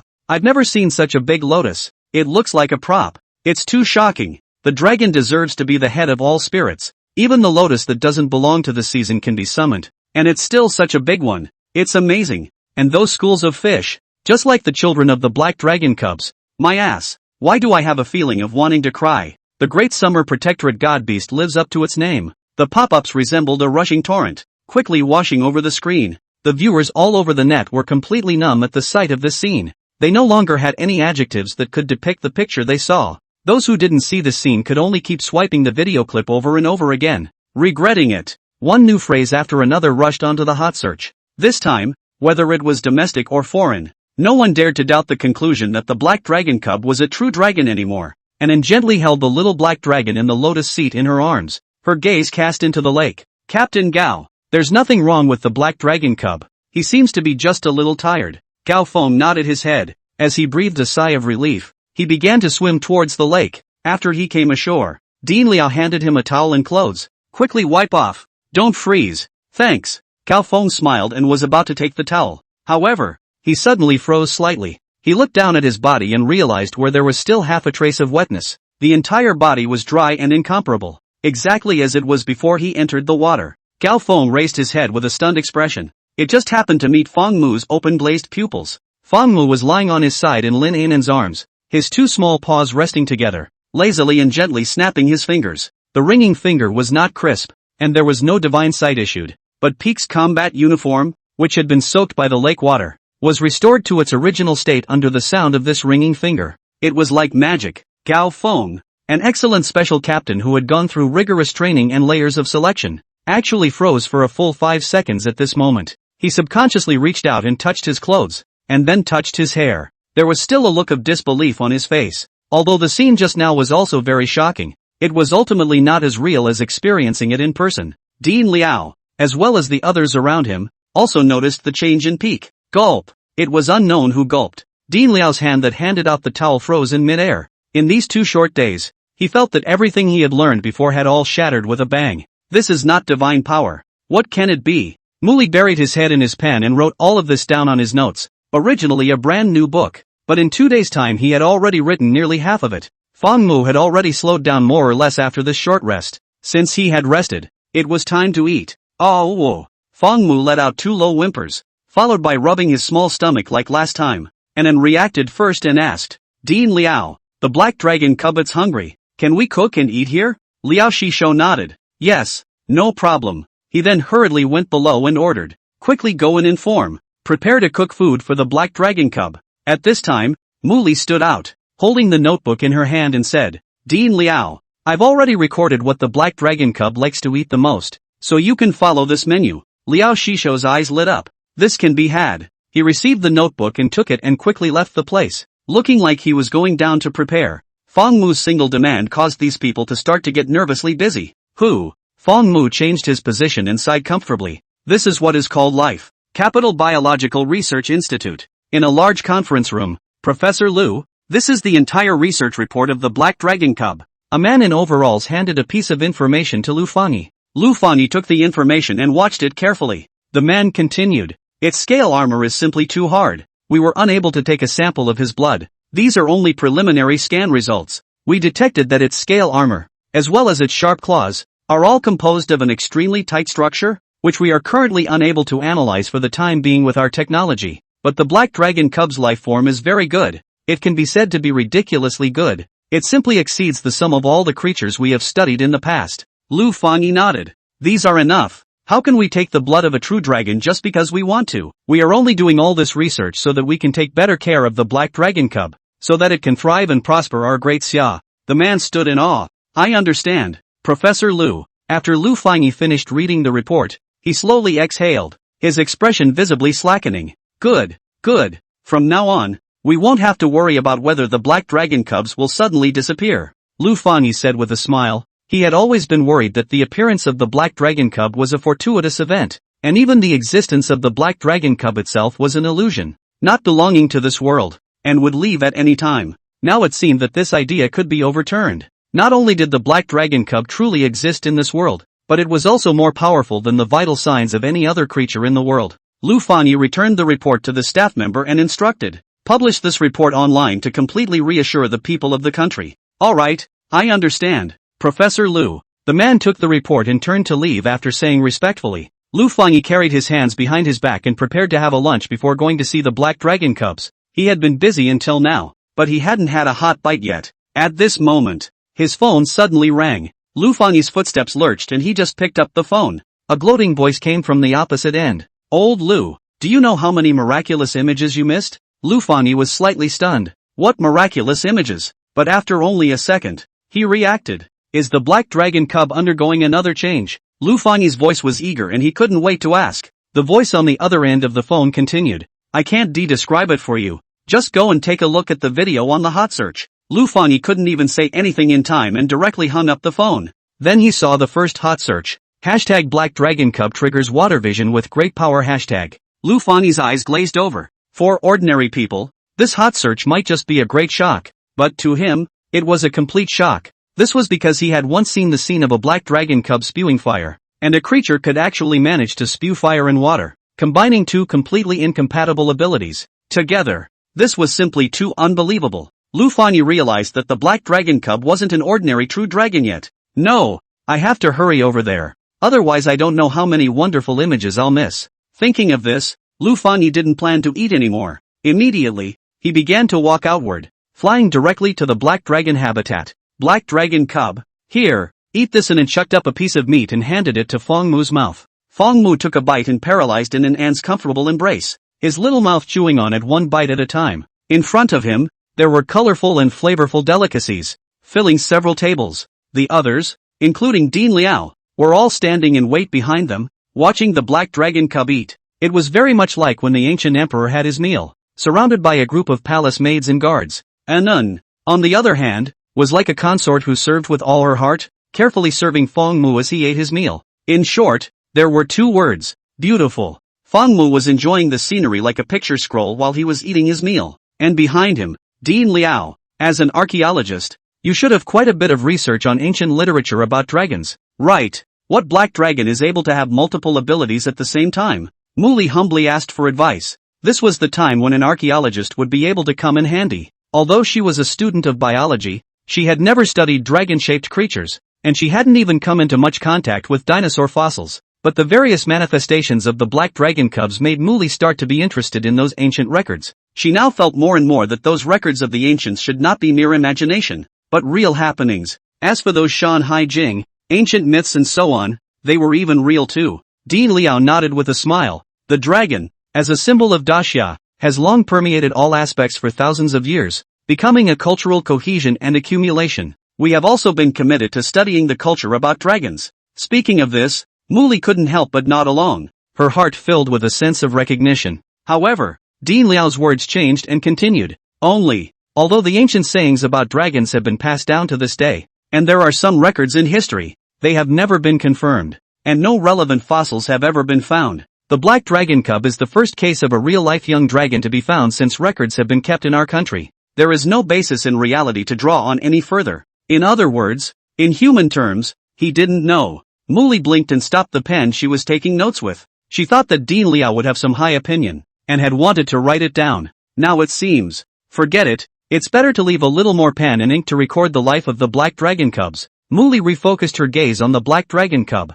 Fang Mu hadn't eaten enough yet, but Anan felt that she couldn't just eat meat all the time. She should mix meat and veggies to maintain a balanced nutrition. So she picked up a chopstick of veggies and placed it in front of Fang Mu. Black dragon cub, take a bite of this. This is good for your body. You can grow up faster after eating it. Anan was like coaxing a little baby to eat. Her voice was soft and gentle. Fang Mu's little mouth that originally wanted to open suddenly closed, slightly disgustedly glancing at the vegetarian dish. Ah!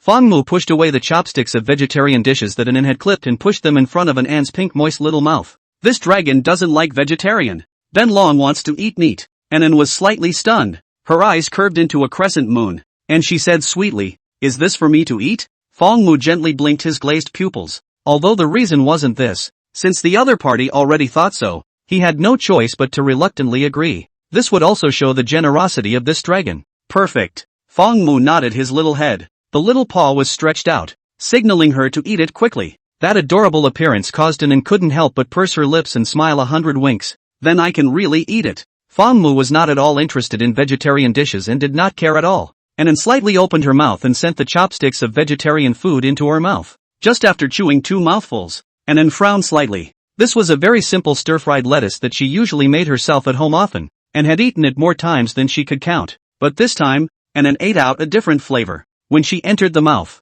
a very strange and refreshing flavor blossomed on the tip of her tongue, as if she had eaten a piece of mint candy. No, it was much more soothing than that sensation. Anan felt as if her body had been opened up, her mind was cool, and her mental state was fuller than ever before. The interview scripts she had memorized in the past, the books she had read during her school days, and the math formulas she had failed to solve, all surfaced clearly in her mind and opened up to a deeper level of understanding. Even the math problems were automatically solved. The rustling of small animals in the mountains and forests came from her ears, and as far as her eyes could reach, she could even catch the breeze flowing through the air, as well as the tiny water bubbles that kept rising in the distant lake. At this moment, Annan felt that she seemed to have awakened some supernatural ability, and the originally complex world became unusually simple and clearly recognizable in her perception. Annan was shocked. She looked down at the plate of stir-fried lettuce. Where is this any kind of dish? This is clearly an elixir. I'm afraid that the most powerful genetic potion is nothing more than that, right? No, it's not right. It wasn't because of the ingredients or the practice that caused this change, and there is no such powerful food in the world. It has nothing to do with the dish. It seems to be the strange flavor coming from the chopsticks. Annan suddenly realized that the chopsticks had been bitten by the black dragon cub. Annan's pretty face was slightly red, and even her pink and white neck was tinted with a rosy color, which was very beautiful. At this moment, the first thought that sprang up first in her mind was, is this considered an indirect kiss with the black dragon cub? The black dragon cub had long been identified as a male dragon. In fact, this does not need a biologist to identify, because as long as carefully observed, we'll be able to find the black dragon cubs. If it were any other small animal, Annan would definitely not have such thoughts, but the black dragon cub was simply too intelligent, and his behavior and manners were completely indistinguishable from those of a human. It was hard for people to treat him as a small animal.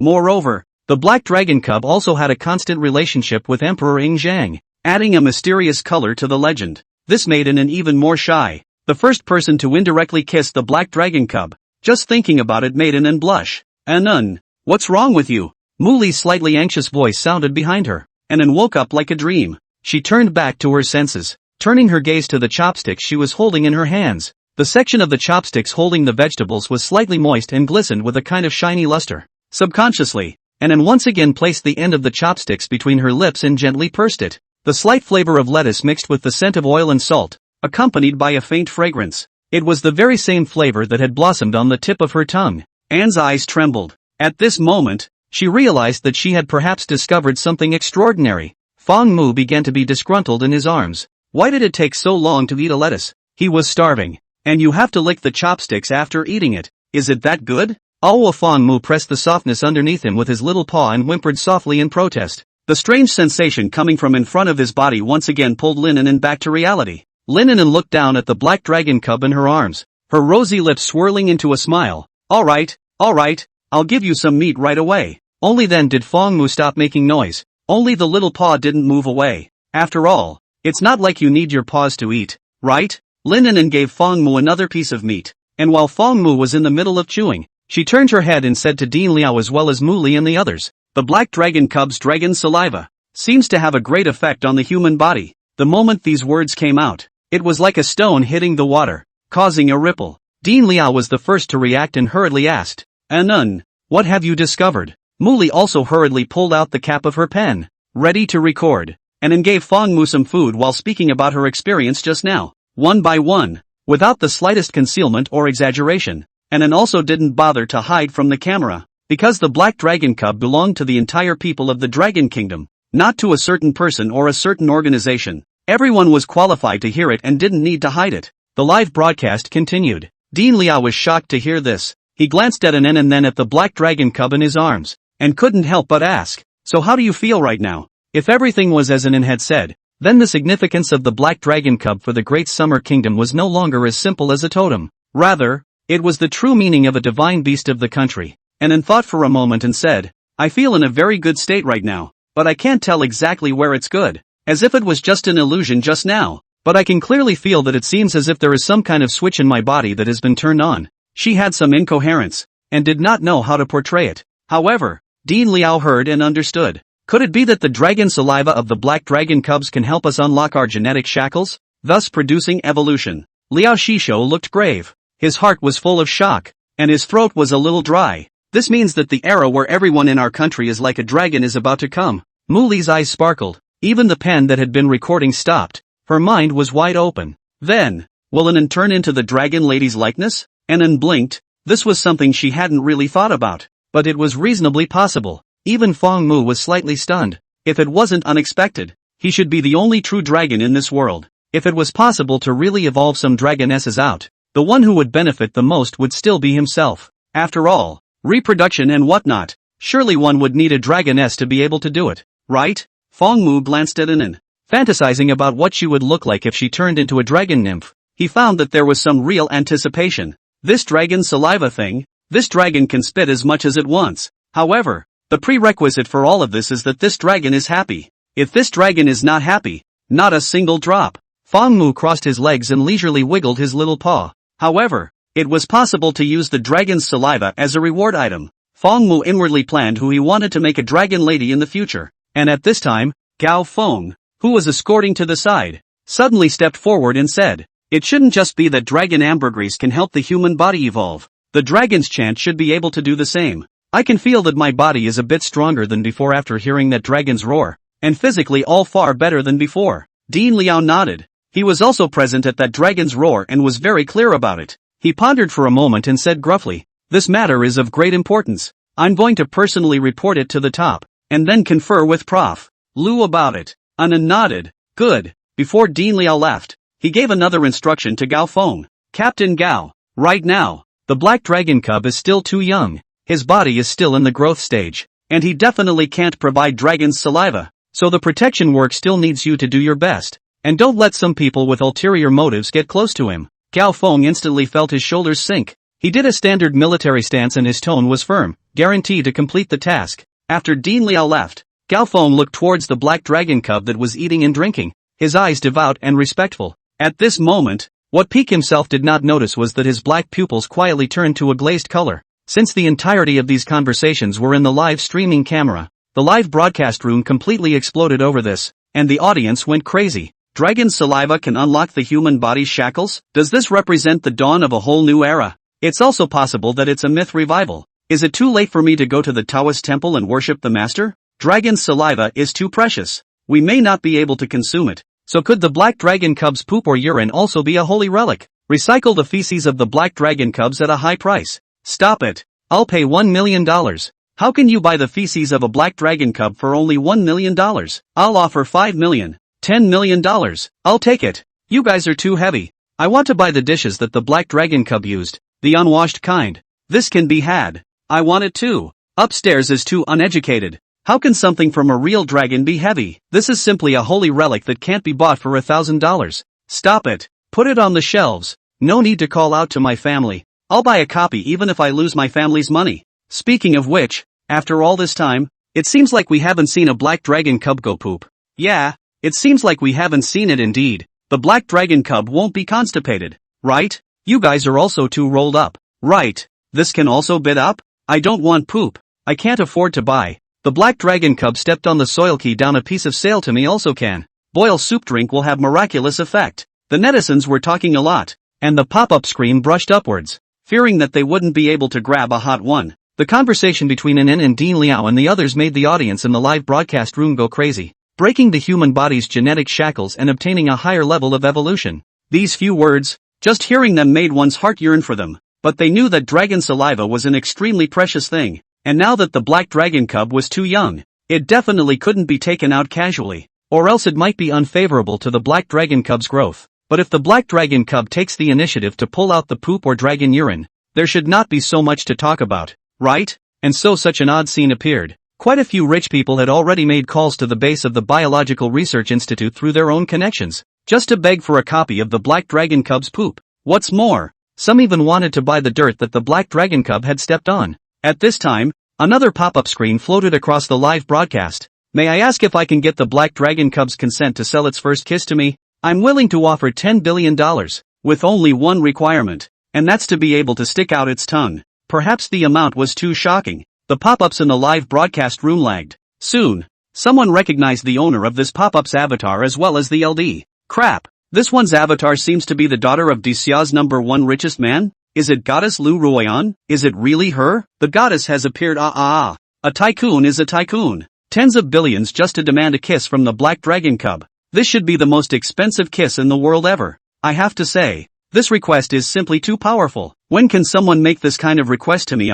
Upstairs. It's still dark. Wake up, black dragon cub, there's such a good thing? No, I think the black dragon cub will definitely not agree. After all, it and Miss An are the true love. The original CP. As soon as the heavenly price kiss came out, the atmosphere in the live broadcast room was raised to another level. 10 billion. 20 small goals. Most of the people in the live broadcasting room couldn't even reach one small goal in their lives, let alone 20. Such a large amount. Just to beg for a kiss from the Black Dragon Cub. One could only say that it was trenchant. However, no one said that Lu Ruoyan was extravagant or a loser, because everyone took it for granted. That was the first kiss of a true dragon. Not to mention $10 billion. It was simply a priceless treasure that couldn't be measured in terms of money. Not to mention, there was also dragon saliva. The effects of dragon's saliva were now almost well known, and it was a divine item that everyone thirsted for. Kissing the Black Dragon Cub without a transition would allow one to directly obtain the dragon's saliva. That effect must be the best. And if she could gain the favor of the Black Dragon Cub as a result, then her value and status would also rise and her influence would be even greater. This was a surefire deal. It could be said that this boldness of Lu Ruoyan's was such that many businessmen began to have to admire it. However, no one responded to them because the crowd on the scene was busy tending to the Black Dragon Cubs at the moment. Ever since Fong Mu had controlled the lake water to shatter a large stone, the weather had turned vaguely cloudy, with an air of a mountain rain. Now at this moment when Fong Mu finished eating, the cold rain finally fell. The drizzle fell in the lake. The smoke gathered around the distant trees, and the scenery was confused. And was tenderly wiping Fong Mu's mouth. Fong Mu smacked his mouth, reminiscing about the deliciousness just now.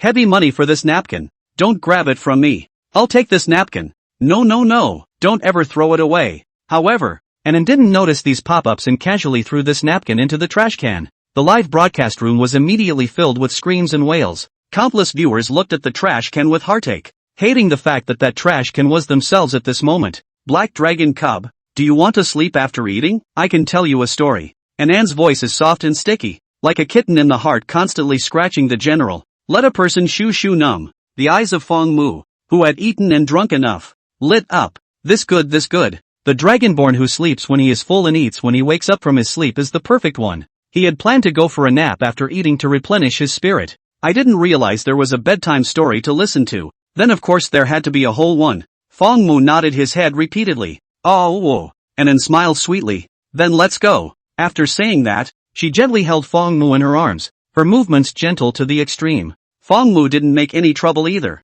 lying in Anan's arms in a regular manner. The tip of the dragon's tail swept gently, indicating that he was now in a very comfortable mood. Muli glanced thoughtfully from the side, then jotted down the scene under her notebook, and brought Fong Mu to the second-floor bedroom. This one bedroom, both in terms of comfort and lighting, was first-rate and perfect. Through the huge floor-to-ceiling windows one could also see the scenery outside. It was simply the ideal bedroom on earth. Fong Mu was very satisfied, especially at this time when it was still drizzling outside. Listening to the pattering rain outside the window, it was simply perfect to the extreme. Black Dragon Cub, are you going to sleep here? Anan didn't directly put Fong Mu down, but inquired first. If the Black Dragon Cub didn't agree, then it would be a different room. Fong Mu responded with actions. He jumped out of Anan's arms, and his slender body shrunk into the comforter, and sighed comfortably. Then a pair of glazed pupils looked at Anan with anticipation in their eyes. Anan was slightly stunned, sat on the edge of the bed, smiled and said, then how about I tell the Black Dragon Cub a story about Snow White?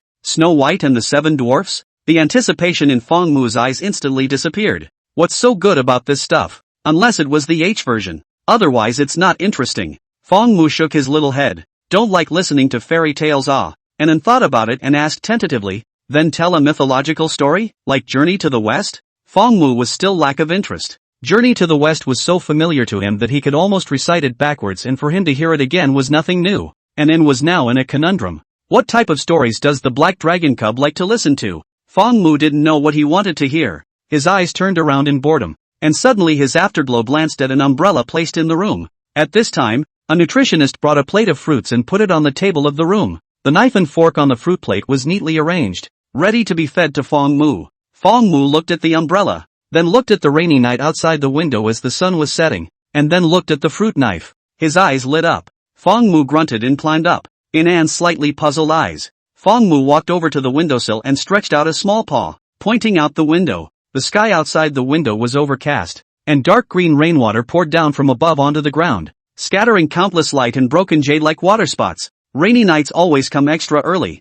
Anne frowned slightly, gave a hesitant cry and said, Rain, rainy day? Fong Mu shook his head and pointed to the sky, and then suddenly realized, rainy night. Fong Mu gave a thumbs up. Fong Mu then went to one side and picked up the umbrella, then threw it aside again, and then quickly guessed this time, not bringing an umbrella on a rainy night? Fong Mu once again gave a thumbs up. He then walked over to the fruit plate again and grabbed the knife and raised it high, and then was first startled, and her figure hurriedly stood up, fearing that the black dragon cub would be accidentally injured by the knife. After seeing that Fong Mu was fine, he then said suspiciously, "You don't bring an umbrella on a rainy night, you bring a knife?" Fong Mu was satisfied and put the knife down. Nun, however, was in deep doubt. Bringing a knife without an umbrella on a rainy night? What kind of story is this? Why haven't I heard of it? Not only her. Muli on the side also kept blinking her big eyes, full of confusion. The pen held in her hand was a bit hesitant, not knowing whether she should write it down or not. The netizens in the live broadcast room,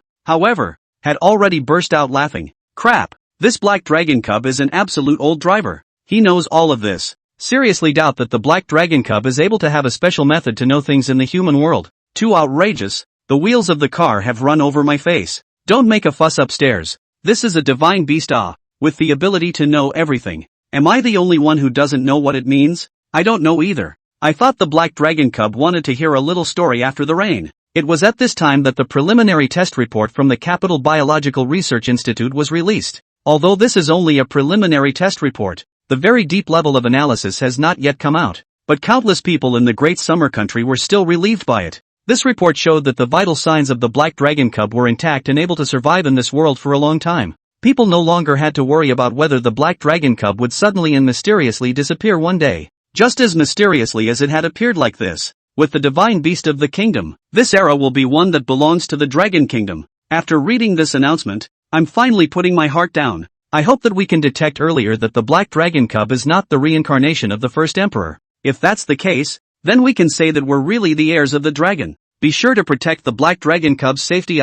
Never let anyone else get close to it. We can't let the black dragon cub leave the country either. It's too dangerous outside. It's still our country that's the safest. Agreed. Agree. The comments section increased to hundreds of thousands of entries in just a few minutes. From this, it could be seen how strongly everyone cared about the black dragon cubs. Black dragon pup habitat number 1. Light rain pattered outside the window, weaving into bundles of white golden lines, placing the entire habitat under a dense cloud of water vapor. The house was brightly lit and warm. Fong Mu lazily lay on the large comfortable bed, his eyes slightly narrowed, and then was sitting on the edge of the bed, and was telling Fong Mu about a martial arts novel. The Legend of the Eagle Shooting Heroes. Well, the serious kind. Although Fong Mu had read this novel many times, his memories were already rather long. The content was a little fuzzy, but at this time, listening to it and recount it again, there was a different kind of realization. Other than that, I don't want to talk about it. Just smelling the rich aroma that kept overflowing into the tip of his nose, and in Anne's soft and sticky voice, was already a great enjoyment. As Fong Mu listened, he became sleepy. Soon he closed his eyelids lightly and fell asleep. Seeing this, and then suddenly stopped telling the story and looked at Muli who was standing by the side. She lightly opened her cherry lips and hinted to Muli in a silent tone. Let's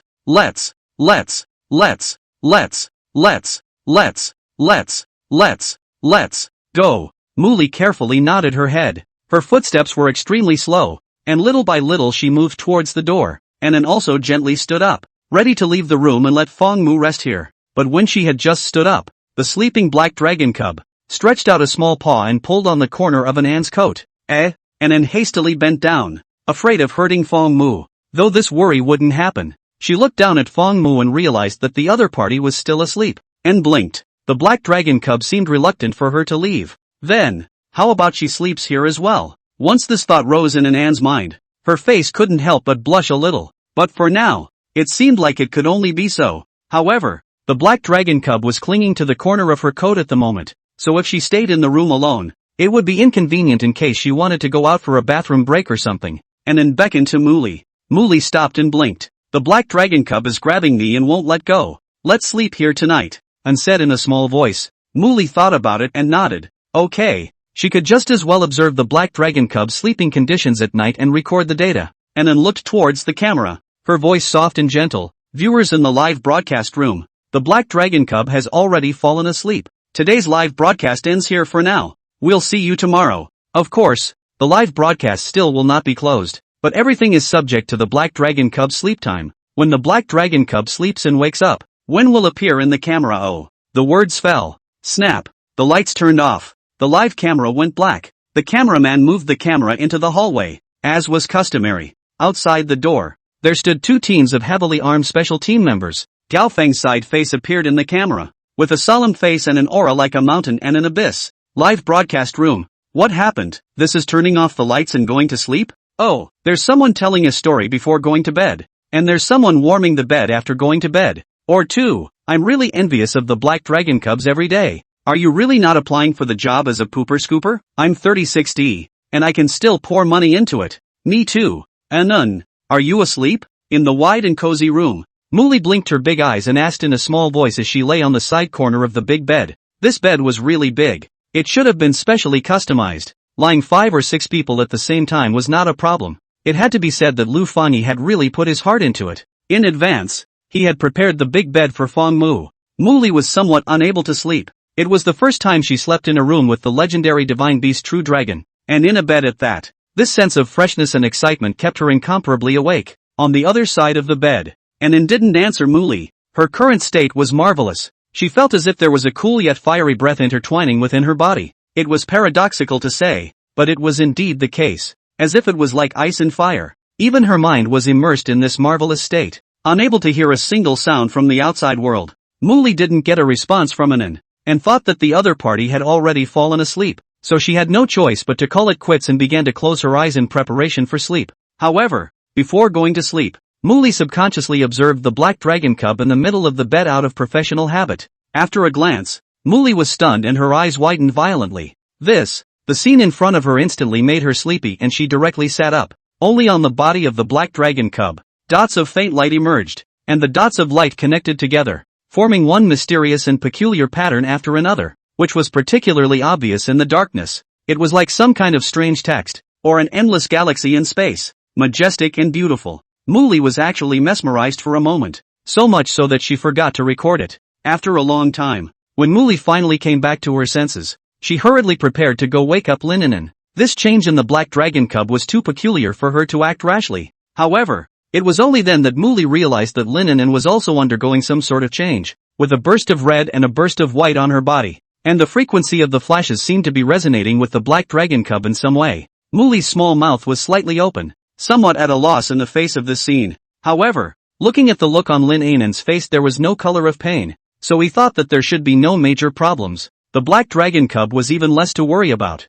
Its limbs were resting on Lin and Anne's body, sleeping extraordinarily sweetly. Muli slightly put her heart down, starting to pick up the notebook and pen by the bedside. She gently recorded it. At the same time, the Great Summer Country's Space Observation Center. Oh my god. Look guys, what's that? Inside the monitoring room of the observation center, a man wearing gold-framed glasses exclaimed in shock, as if he had seen some incredible image, only to see on the monitoring screen, in the dark and cold space, a bright star was particularly dazzling, like a small splash rippling in seawater, flickering and pulsing with tiny points of light. This was a rare spectacle in the past. What was even more shocking, however, was that these stars, which were unknown how far away from the blue star, actually began to move slowly, and the flame light trailing from the star's tail converged to form a mysterious pattern. According to the extension of the pattern on the screen was only the tip of the iceberg. However, just the tip of the iceberg pattern. Its mysterious complexity is like a most precise machine.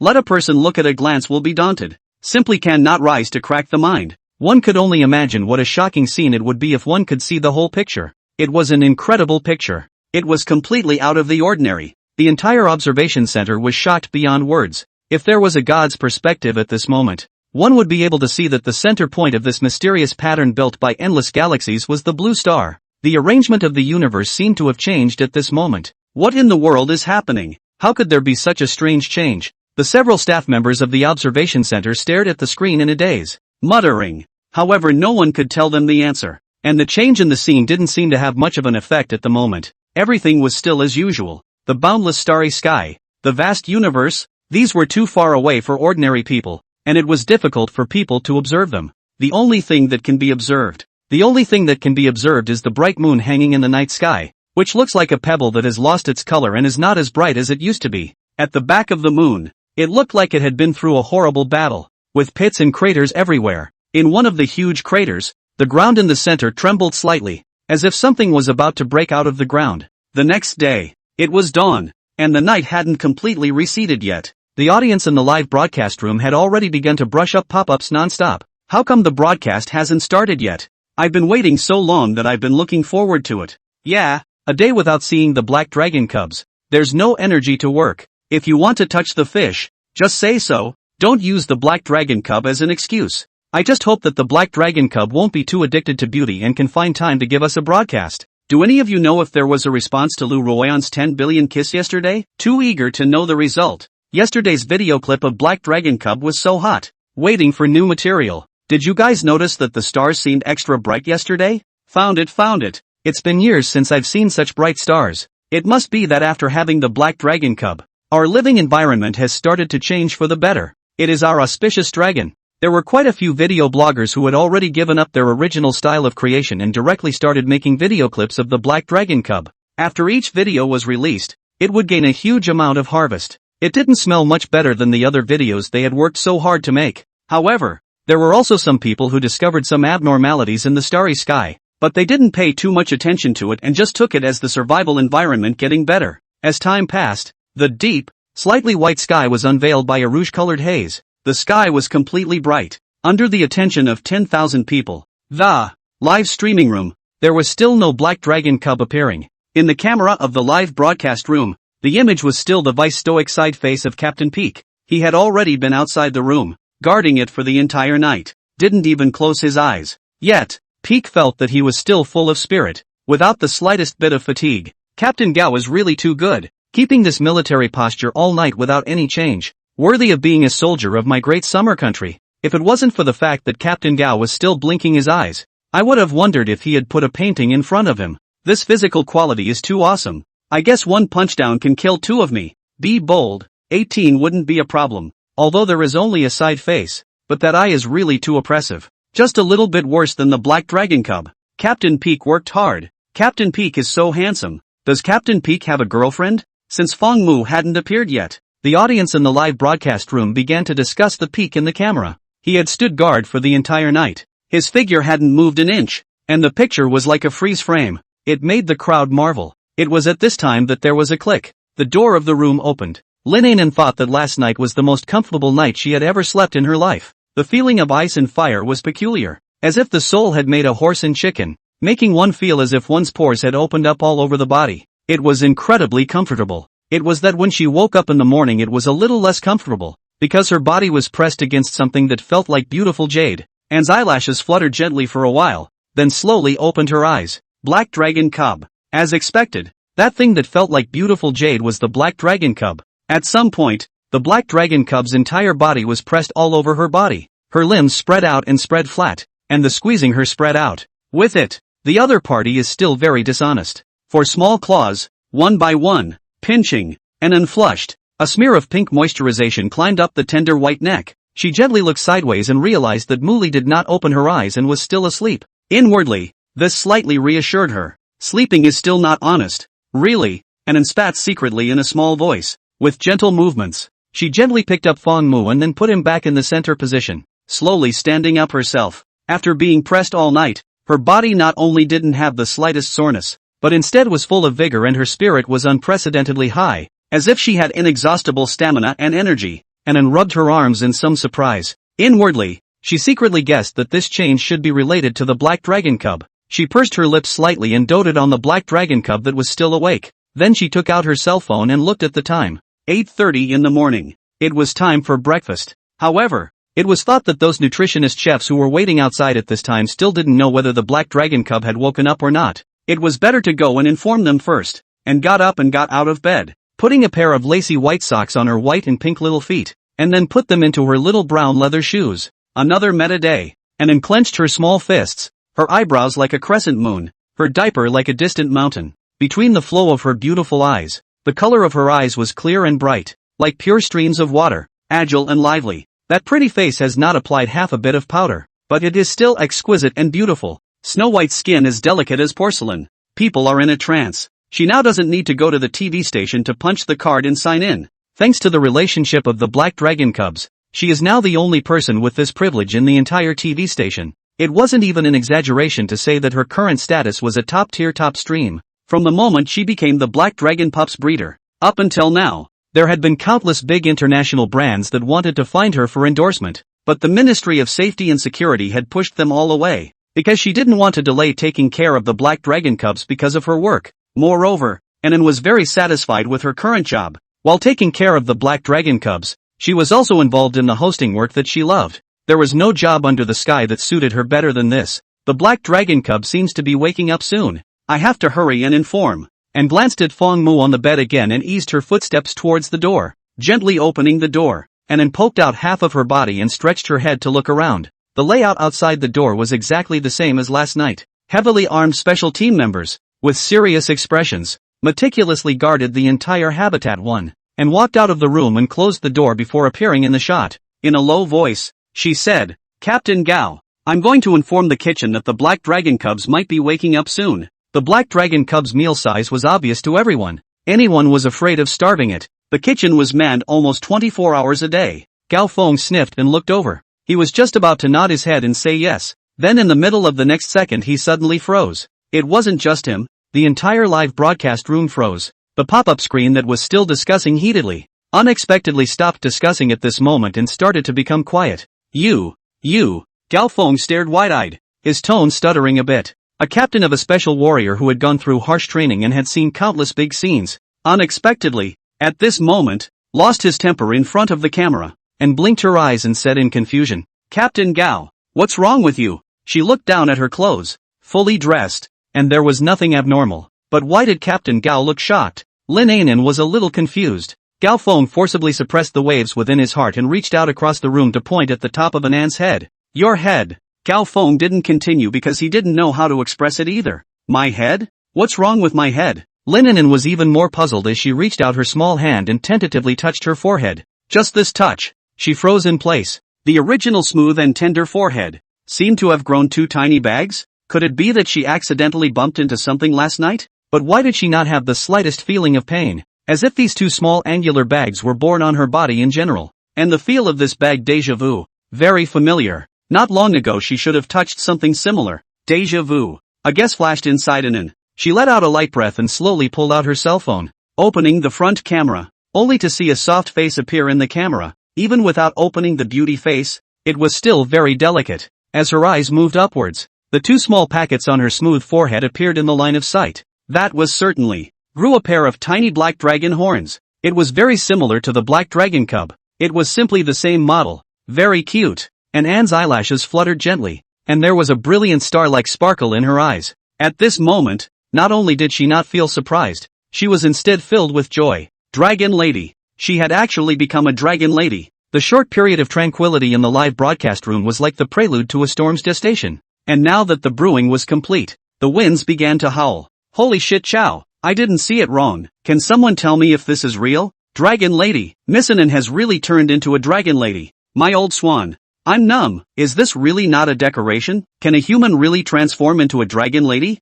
Anan is equally dumbfounded. It shouldn't look like it's staged. It's too outrageous. Yesterday I ate dragon saliva. Today I can turn into a Dragon Lady. This efficiency is The 2 little horns are really cute. So I want to rua a bit. The world is about to open a new chapter. The 2 small black horns on top of Anan's head caused the audience in the live broadcast room to instantly explode. Everyone is like a dragon. This was originally just a hieroglyphic word. It didn't mean for people to actually turn into dragons. But nowadays, it seemed like this wish could actually be realized. Anan touched the small horns on top of her head, spread a smile, and smoothly pressed the shooting button, recording this historic scene in an album. I've already started studying the Tao Te Ching. I have a feeling that it will definitely come in handy in the future. Don't talk about it. I'll go and worship the master right away. The Taoist master said to believe in science. Then he turned around and flew away with his sword. Right? The netizens in the live broadcast room started chatting and joking, but the content made people think deeply. From the discovery of the Black Dragon cubs to the birth of the Dragon Maiden,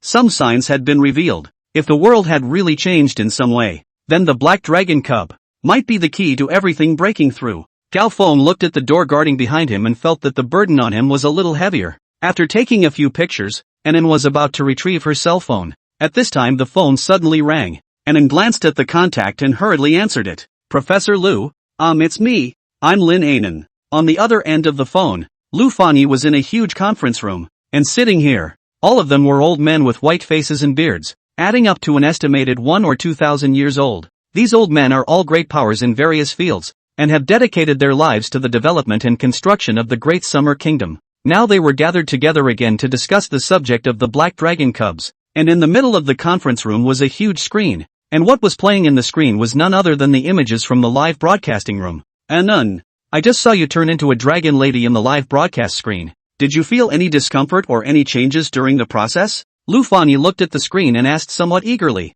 and then thought for a moment and said, I'm fine. I didn't feel anything different. I just woke up and became like this. Lu Fanyi pondered for a moment. Good. Then you first continue to take care of the Black Dragon Cub there. When I go back to arrange for personnel to do a detailed test for you. Anun nodded. Oh, okay, I know. Then I'll go prepare breakfast for the Black Dragon Cub first. Good. Go ahead. It's hard work for you. No hard work, no hard work. After Lu Fanyi hung up the connection, he turned to look at the group of old friends sitting in the conference room. His eyes were grave and he said in a serious tone, I believe everyone has received the report sent by the Astronomy Detection Center. The pattern of the universe is undergoing some kind of change that we cannot predict. We don't know what caused this change. All we can do is to do our best to make all the preparations to deal with it. And that preparation, obviously, is going to be fully centered around the Black Dragon Cub. The Black Dragon Cub is already clearly a true dragon without a doubt, and is even more inextricably linked to our 1,000-year-old Emperor Shi Huang. As long as the Black Dragon Cub is able to thrive and grow into the mythical true dragon with great power, then no matter what kind of dangers or changes we encounter in the future, our Great Summer Dragon Kingdom will have the backbone to face them. In other words, the Black Dragon Cub is now our underpinnings, our divine beast of suppression. Liao Shisho also said at this time at the right time. After our archaeology department's comprehensive testing, no second creature has appeared in the Qin Emperor's tomb, and the Black Dragon Cub is our only true dragon. It will also be our only savior. At this point, Lu Fanyi and Liao Shisho, the two old scholars responsible for taking care of the Black Dragon Cub, finished their speeches. A whispered discussion unfolded in the conference room. The data sent by the Astronomical Observation Center had caused them to have deep doubts about the scholarship they had studied for many years, although the world hadn't changed much yet, and it was business as usual on Blue Star. But no one could guarantee what kind of changes would occur in the future, and the descent of the Black Dragon Cub might be the key to breaking the situation in the future. May I ask what abilities the Black Dragon Cubs have now? And what is the direction of our next research? An old Mediterranean scholar raised his hand and asked.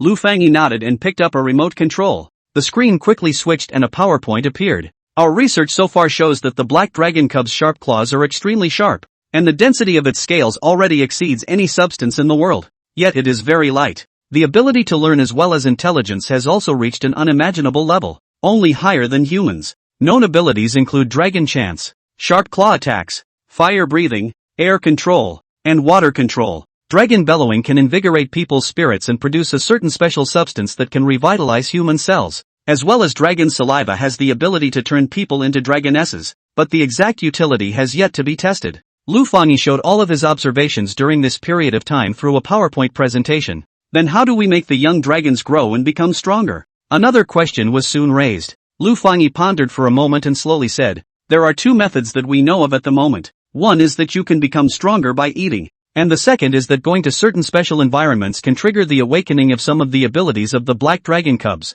The crowd started to take notes with their pens. I think there's one more point that hasn't been added. Liao Shisho had an odd expression on his face as he continued. Black Dragon Cubs like to playing with pretty women in a piece. Liao Shisho was a bit hesitant to even say this, because he felt that this topic seemed a bit too immodest when put in this scene, but he didn't expect that this sentence seemed to wake up Lu Fanyi, who hurriedly nodded his head and said, ah yes. Dean Liao's addition is very good. This is an issue that deserves a lot of attention. As soon as these words came out, quite a few old scholars began to ponder. Ahem, that. I have a granddaughter at home who hasn't married yet, and she's been very fond of small animals since she was a child. Very loving. What do you mean by that? My youngest daughter is still studying to be a kindergarten teacher major. Perfect for taking care of children. What do you know? Only those who have married know how to love people more. I think my little sister who just got divorced this year is not bad either. The originally serious conference room seems to have turned into a dating corner in the park. Very lively.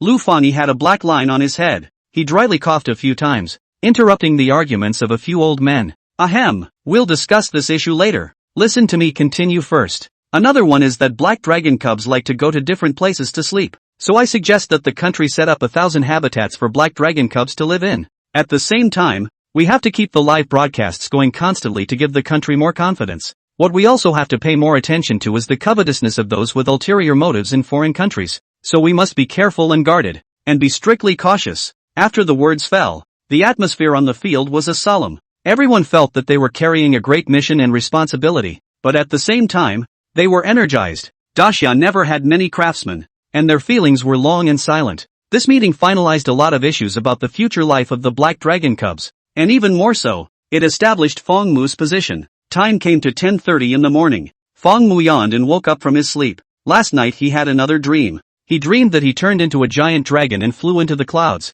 which were filled with soft white clouds. So he rolled around in the clouds in various ways. So comfortable. The sticky white clouds were really soft, like a ball of cotton candy. Feng Mu pinched left and right, and had a great time. Then the clouds suddenly disappeared for some reason. So he woke up. Black dragon cub, you're awake. An aunt's soft and sticky voice softly sounded in Feng Mu's ears. Feng Mu stretched his dragon body. His glazed dragon eyes filled with lethargy, and he nodded sleepily, and then pulled the curtains open and said softly, "Are you hungry, black dragon cub? I've already notified the nutritionist sisters. They can cook for you at any time." Oh, Feng Mu was originally not hungry, but when he was told this, he suddenly became hungry. "Ah," Feng Mu softly chanted, and turned around and smiled sweetly. "Good, then I'm going now." Oh, Muli, who was continuously recording at the side, was a bit surprised. "Anun, you can understand the language of the black dragon cubs now?" Ah, Anun suddenly froze. She subconsciously touched the small horns on her head and murmured, "Yes, oh, it seems like I can indeed understand some of it." Feng Mu blinked as he also noticed the black dragon horn on an ant's forehead. His eyes lit up. This wasn't cosplay, but real? I can't imagine that dragon saliva has this kind of function. Feng Mu himself was a bit surprised, but soon he accepted the setting. However, dragon ambergris water couldn't be recklessly bestowed on other people in the future. Only those who had his approval would be able to obtain it. Feng Mu secretly said inwardly, he was a true dragon divine beast, not a domesticated pet, and it was natural that the compulsion still had to be there. After Renan went out, he first announced to the camera that the black dragon cub had woken up before going to inform those nutritionist beauty cooks. When the camera came in, only Muli and Feng Mu were left in the room. Feng Mu had already laid down on the sofa. His current rule of life was to never stand if he could lie down. This was how a leisurely life as a divine dragon should be. The black dragon cub has finally appeared. Finally. I've waited for it. I've been waiting for it. I'm glad I didn't leave, or else I wouldn't have been able to see the black dragon cub first. I want to keep watching, but I still have to go to work. It feels like the black dragon cub is a little bigger than yesterday's body, and the little horns on its head seem to have grown a lot. Ah, black dragon cub, grow up quickly. When you grow up you can make rain. I want to know what happened last night. Is it okay if I pay to watch? Haha, our political brother into the bed is not for anyone to watch. The originally disinterested viewers in the live broadcast room began to get excited the moment they saw the black dragon cub. However, with Lesson and interacting with them, the live broadcast room could only see Feng Mu was lying quietly on the sofa. Muli, on the other hand, was standing by the side in a well-behaved manner, like a maid of honor, with her hand still recording something non-stop. Seeing the notebook in Muli's hand, Feng Mu couldn't help but generate a wave of curiosity. He was curious to know what this niece wrote about him in the notebook. Feng Mu beckoned his little paw. Muli blinked and pointed at her face with some uncertainty. Feng Mu nodded. Muli held the notebook and hurriedly walked to Feng Mu. When she had just stood still, Feng Mu stretched out his little paw and directly jerked the notebook in her hand over. It flipped through it in a stylish manner. Muli was slightly stunned. Then her pretty face slightly reddened, and a blush that looked like the evening sunlight flew onto her pink cheeks. This notebook is her personal, so the things recorded are more casual. Often see what? Think of what is written on it. The reports that needed to be submitted were the ones she sorted out from here, and then replaced them with professional vocabulary before submitting them. This has always been her habit. Muli was slightly nervous inside, just like when she was a child and her teacher was checking her diary, but she thought to herself that it was okay. The black dragon cubs shouldn't be able to read, and didn't know what she was writing. Feng Mu casually flipped through it, and a few black lines couldn't help but appear on his ink-like forehead. 2103, June 17th? Sunny. Today I finally saw the black dragon cub. Its little tail is really fun. I want to pinch it. Its tail is so long. How did it grow? It doesn't match its size. It's amazing. I touched the black dragon cub. It's cold, just like touching a piece of velvet ice cream. I don't know what it feels like. 103, June 18th. Sunny to cloudy. Today I went to the new habitat. The scenery is really beautiful. On the way, the black dragon cub attracted the heaven and earth phenomenon. So powerful. The water column fired by the black dragon cub is so long and big. It looks so scary. Yoo-hoo! I'm sleeping in a room with a black dragon cub today. I'm so envious that an N can turn into a dragon lady, and I want to do it too. Fong Mu just took a few cursory glances and had the urge to hit someone. Are you sure this guy is really a professional? Why does it feel very unreliable? Recording all these things, letting an elementary school student have no problem, right? Moreover, the angle of this observation was too tricky. Although he was a dragon and didn't need to wear clothes, but it couldn't be looked at indiscriminately either. Fong Mu expressed his strong protest. The glazed vertical pupils gently swept over the young girl in front of him. Muli couldn't help but shrink her head with a scared face. Aha, the black dragon cubs have such scary eyes. Fong Mu slightly shook his head.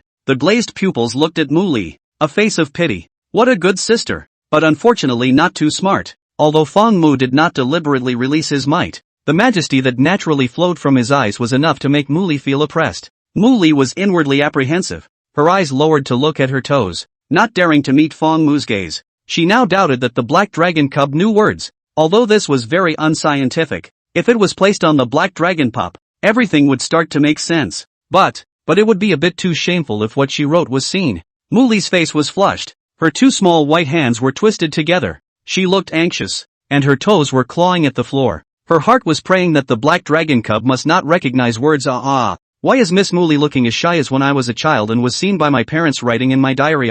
Want to know what is written in the notebook? Why the black dragon cub read it will be a disgusted expression. Photographer deduct a chicken leg from tonight's staff meal. What you guys are more concerned about? Shouldn't it be that the black dragon cub can actually recognize the words on the notebook? What's so rare about this? The black dragon cub is our divine beast true dragon. Recognizing the dasha characters isn't natural, right? And the black dragon cub is also the reincarnation of the first emperor. So it's normal to know the characters. I don't think so. After all, there is still a big difference between ancient fonts and modern times. Even if it's the reincarnation of Brother Zhang, he may not be able to recognize our current fonts. I agree with the viewpoint upstairs. The black dragon cub might just find it novel. Then the ancient accent is still different from now. Why can the black dragon cub understand it? It also makes sense. The internet was never short of opposing viewpoints. And the netizen viewers in the live broadcast room started a discussion on the question of whether or not the black dragon cubs knew modern dasha characters. Fong Mu was about to return the notebook to Muli.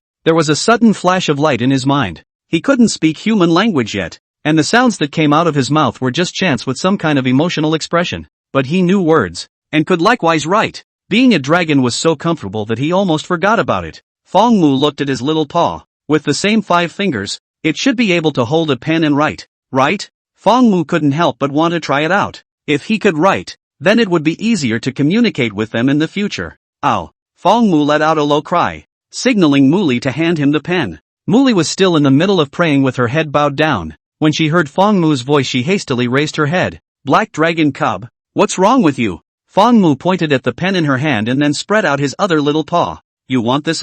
Muli blushed as she raised the pen and placed it in Fong Mu's hand. In her heart, she was a bit puzzled. What did the black dragon cub want the pen for? It couldn't be. Muli's heart suddenly thumped. After Fong Mu got the pen, he first looked for the feeling. Although he wasn't quite used to it, he was still barely able to hold the pen. Fong Mu controlled the force and opened a blank page of the notebook. Crap! Look guys, Black Dragon Cub is holding a pen. What is he going to do? He's not going to write, is he? No way. Maybe he just wants to imitate Miss Muli and scribble on the paper? What's scribbling? It's called dragon art. Whatever it is, if the Black Dragon Cub really wrote it, then I'll take this paper no matter how much it costs. I want it too. It's starting to roll up again. Under the gaze of 10,000 people, Fong Mu's old-fashioned, sprawling brush fell, gently leaving a name on the paper. Lin Anan. The writing wasn't very good. The handwriting was crooked and out of place. There was no way. This little paw was too awkward to hold the pen, and being able to write so neatly was already Fong Mu's best effort. Muli's pair of autumn eyes were extremely wide. She was the closest to Fong Mu, and there was no delay in the picture, so she could see it clearly. As expected, as she thought in her heart, the Black Dragon Cub not only knew words, but could also write. The young girl's luscious jade-like ears were smeared with a layer of redness, mirroring her rosy face. The heat was vaguely visible and steaming. Finished. Muli covered her face, feeling that she already had no face to see others. Oh no! It was no face to see the dragon. The camera draws closer. Crap! Really wrote on it. The Black Dragon Cub really can write. And the writing is the modern characters we use now. Absolute.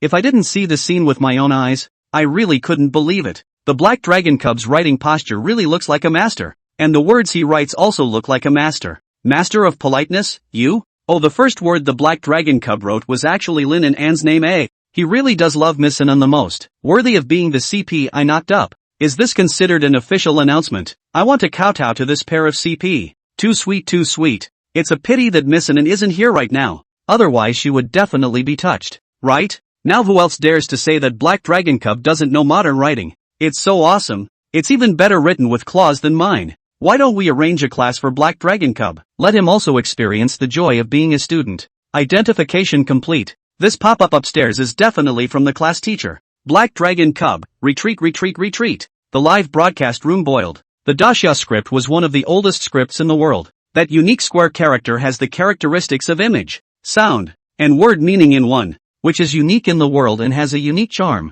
It was the treasure and crystallization of thousands of years of culture of the Great Summer Kingdom. The black dragon that Feng Mu transformed into is the spiritual totem of the Great Xia Kingdom for thousands of years. When the black dragon wrote the Great Xia script with his own hands, these two combined together. This sense of recognition and intense pride from deep within the bloodline thrilled every person in the Great Xia Dragon Kingdom. Muli looked at that handwriting on the notebook with some envy in her eyes. If she could, she also wanted her name to be written down by the Black Dragon Cub. Feng Mu's gaze gently swept over Muli. Inwardly, he couldn't help but laugh a little. A little girl is a little girl, writing all her emotions on her face. It's just that this dragon is happy today. Feng Mu reopened the blank page. Small claws once again waved. Two big words jumped onto the paper. Muli. Muli's eyes glittered, bright as stars. After writing, Feng Mu directly put the pen aside. The word Li had too many strokes, and it was very laborious for him to write. No more writing. Too tired. Muli held this piece of paper with her name on it and looked left and right.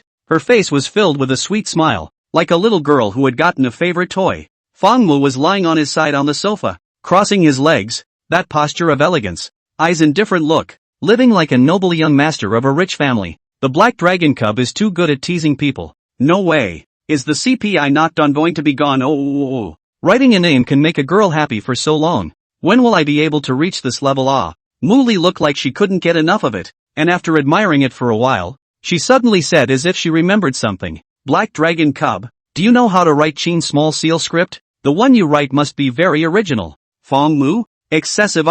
He would like to write the small seal script, but he doesn't know how to do it at all. Feng Mu rolled his eyes and ignored Muli. Muli lightly spat out her little tongue, the great elation washing away her embarrassment, her flushed face recovering a little. So envious. I also want the Black Dragon Cub's own inscription. Can you hold an auction? I so want the Black Dragon Cub's real handwriting. How much money can be? Buy back. I want to be a family heirloom. These two pairs of words, upstairs you don't want. This belongs to people and Muli. I'm looking for the Black Dragon's real handwriting for a lot of money. I still want the tableware used by the Black Dragon's pups. And if not, the napkin that wiped his mouth will do. I also think that everyone's still rest. Online about the Black Dragon Cubs of the same dolls have been sold out for several days. I heard that the factory sewing machine stepped on the smoke. Yeah, people's $10 billion kiss from goddess Lu Ruoyan hasn't even responded yet. A new round of bidding and eye candy began in the live broadcast room, and the viewers and netizens all wanted to get a handwritten handwriting from the Black Dragon Cub himself. If this is placed in one's office or home, wouldn't it be an absolute godsend that prevents all diseases and prevents evils from retreating? And when there are guests to come, casually introduce it, is also doubly compelling a thing. Because of this, all of the Black Dragon Cub's peripherals, be it figurines, posters or cards, were all snapped up. At this time, even scalpers couldn't get used ones, because no one was willing to transfer the peripherals that they had managed to grab with great difficulty, even at a higher price. There were even some people who, after buying it back, directly placed it in the shrine for enshrinement. One could imagine such a picture. In the solemn and sacred ancestral hall, the statues of the gods and Buddhas in the sky are majestic and incomparable, but on the main seat between these gods and Buddhas, what is placed is a Q version of the Black Dragon doll. This picture, very aesthetic. Of course, there are more tycoons with financial resources who directly customize the exclusive Black Dragon idol, replacing the idol they had previously worshipped for many years. At this moment, no idol was as good as the Black Dragon Cub. Fang Mu wrote 4 words and felt that he was already hungry and physically and mentally exhausted. In this world, writing homework was indeed one of the most physically exhausting things. There was no one. It just so happened that at this time, Anan came back. Black Dragon Cub, I'm back. Before seeing his person, he first heard his voice. Anan's sticky little milky voice came from the doorway. Fang Mu raised his head to look at the door of the room. With that unique dragon lady costume, there was currently no one else besides Anan. Nutritionist sisters have already prepared a meal. Oh, let me take you to breakfast. Lin Anan bypassed the camera, unfolded her hands and walked towards Fang Mu. Slightly bending down, Fang Mu stood up, and with a gentle leap he easily jumped into Anan's embrace, skillfully finding the most comfortable position, lying down. It was such a lie down. Fang Mu discovered a feeling that was not there before, as if fuller and rounder, just like the snow falling in winter, silky and tender. It's still you. None. Maybe it was the dragon lady's physique that made her develop twice? Fang Mu inwardly made a guess. Worthy of being this dragon's dragon saliva. This effect, bar none. Fang Mu nodded his little head in satisfaction. Of course Anan didn't know what Fang Mu was thinking. She gently hugged Fang Mu's body and rose up with a flourish. Muli, let's go. Anan looked to Muli at the side and said softly. Muli nodded and carefully folded the piece of paper with her name on it. Then gently picked up the other piece of paper that was sitting on the table and said to Anan with a smile. Look Anan, the Black Dragon Cub has written your name down. Anan froze for a second, and didn't even react for a moment. This is what the Black Dragon Cub wrote? Anan gently blinks her watery autumn eyes and asks with some hesitation. Muli's smile grew even wider as she nodded her head vigorously and said in an exact and incomparable voice. Aha, this is the first vocabulary word written by the Black Dragon Cub. Wow, really? Anne's eyes shone and she looked around. She looked like she couldn't believe it. Anan looked at Fang Mu, her eyes overflowing with excitement. Fang Mu's heart did not fluctuate. It was just writing a few words. He had written a lot in his previous life. That bland look was forced, even a little hungry. Hurry up and take this dragon to dry rice. Fang Mu whimpered softly, and then put away the piece of paper and said with a coquettish smile, I knew you were hungry. I'll take you to dinner right away. Fang Mu then nodded, and then held the Black Dragon Cub in her arms and arrived at the cafeteria hall of this one habitat. The entire cafeteria was filled with aroma, and the beautiful cooks in black silk had been waiting for a long time. Fang Mu finally realized something. It wasn't that he didn't like eating breakfast before, it was just because there was no one to make him breakfast when he woke up in the morning. Just ask if after waking up with a sleep, the wide array of delicious, aromatic food was all in front of him. Who else could resist the temptation? Is it time to start the eating broadcast again? Every time I watch Black Dragon Cub eat, I especially get down and can dry 3 more bowls of rice. That's right, the Black Dragon Cub is really eating too much, ha ha ha ha ha. Strongly request to open the gift. I want to give the Black Dragon Cub brush big rocket. Dry rice soul dry rice dragon. Dry rice is the dragon on the dragon. Let me see what the Black Dragon Cub's breakfast is today. It must eat and drink well to thrive. This aspect you can completely trust the state. The cost of a meal for the Black Dragon Cub is my 1 month's salary. Be bold. 3 months' salary. Fang Mu sat at the dining table and put an apron on himself. Breakfast was really sumptuous. So much so that Fang Mu didn't even know where to start. Black Dragon Cub, I'll clip it for you. As usual, Anan picked up a pair of chopsticks and pinched Fang Mu's food. Fang Mu contentedly enjoyed Anan's serving. Soon, after breakfast was finished, Professor Lu, as well as Dean Liao and the others, rushed back all the way with dust. Lu Fangyi and the others had just returned, and without even eating, they couldn't wait to come in front of Fang Mu. Professor Lu, whose hair and beard were all white, was like a half-grown child at this time, and said to Fang Mu with a smile on his face, as if begging for compliments. Divine Dragon Lord, the meeting discussion has been passed. We are ready to create 1,000 habitats in the country. At that time you can go wherever you want to go. This land of Daxia, let you roam. Fang Mu had just eaten and drank his fill and was feeling the subtle changes within his body. When he heard the words, he was slightly stunned. He knew that he would definitely be valued by the country in a million ways, but he didn't expect that he would be so generous and directly engage in 1,000 habitats. This was too powerful. One must know that this was not as simple as 1,000 houses or villas, but habitats, which would inevitably be an ecological environment. If it wasn't a beautiful mountain and water, it would be too embarrassing to call it a habitat. Although the current environment is not comparable to the past, we will definitely do our best to create habitats with different colors and shapes. Lu Fangyi's tone was resolute. Fang Mu nodded his little head in satisfaction. His current abilities all came from the obscure star texts, which seemed to be sealed in his mind, and would trigger out once he encountered certain special circumstances or epiphanies. So this was very necessary. allowing him to comprehend more abilities. Fang Mu was able to perceive that those star texts were vast and unfathomable.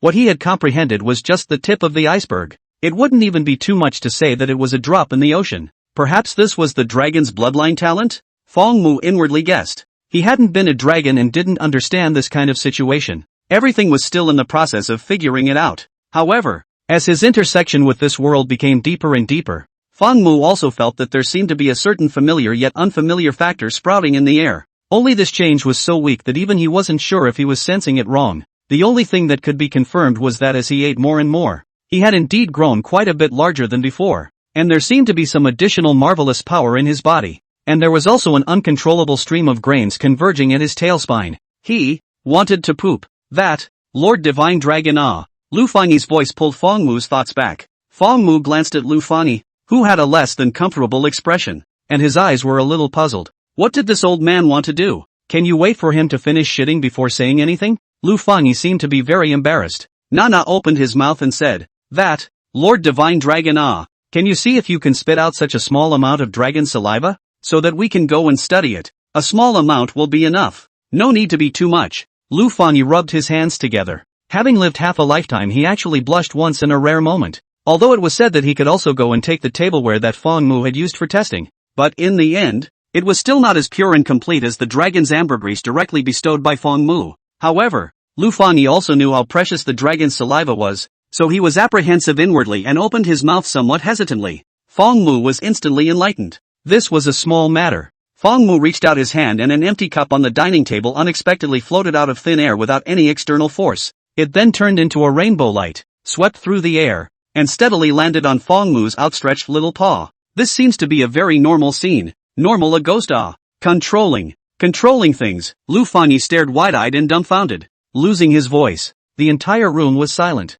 The entire staff present in the cafeteria all looked shocked. There was a dietitian wearing lacy white silk who even looked up, wondering if there was a hanging rope in the ceiling that was controlling that empty cup. But obviously, the ceiling was empty, and there was nothing foreign except for the chandelier. Fang Mu's unintentional hand made everyone numb. Between the wave of his hand, everything in the world was within his grasp. This was simply a divine technique that everyone dreamed of. A stout special forces member muttered out, "That's so cool." Even Fang Mu was slightly stunned. And there was still some bewilderment in those glazed pupils as they looked at the cup in their hands. He had just acted completely at will. He thought so and did so. It was as if God said that there should be light. So light appeared, naturally, without the slightest sense of obscurity, as if it was supposed to be like this. In the next moment, a glimmer of realization appeared in Fang Mu's eyes. This should be those extra marvelous powers in his body. But, the point is that he didn't do much these days. Just sprayed a fire, controlled water, and wrote a few words along the way. The rest of the time all in the swing, either nestled in an aunt's arms to sleep, or eating and drinking, just short of hooking up and listening to music. However, his strength was growing every second. It was like posing in class every day, but the knowledge was automatically drilled into his mind. It was just like having a plug-in on. Could this be the growth speed of a true dragon? Worthy of being a legendary mythical creature. Terrifying as hell. This situation was of course what Fang Mu also wanted to see. Ever since that day when he saw that broken image and that ancient sigh, Fang Mu's desire for strength actually started to become strong. It was only because he was suffering from being a dragon for the first time. He didn't know which direction to work towards. He could only eat and drink well to ensure the energy he needed to grow. Now it seemed that he didn't need to make any deliberate efforts at all. Just keep a good mood and go with the flow. The dragon life of a true dragon cub was just so capricious. And at the starting stage, it had already surpassed countless beings who had cultivated hard and worked hard to climb up. Just needing to wait until adulthood, its strength would be able to crown the world,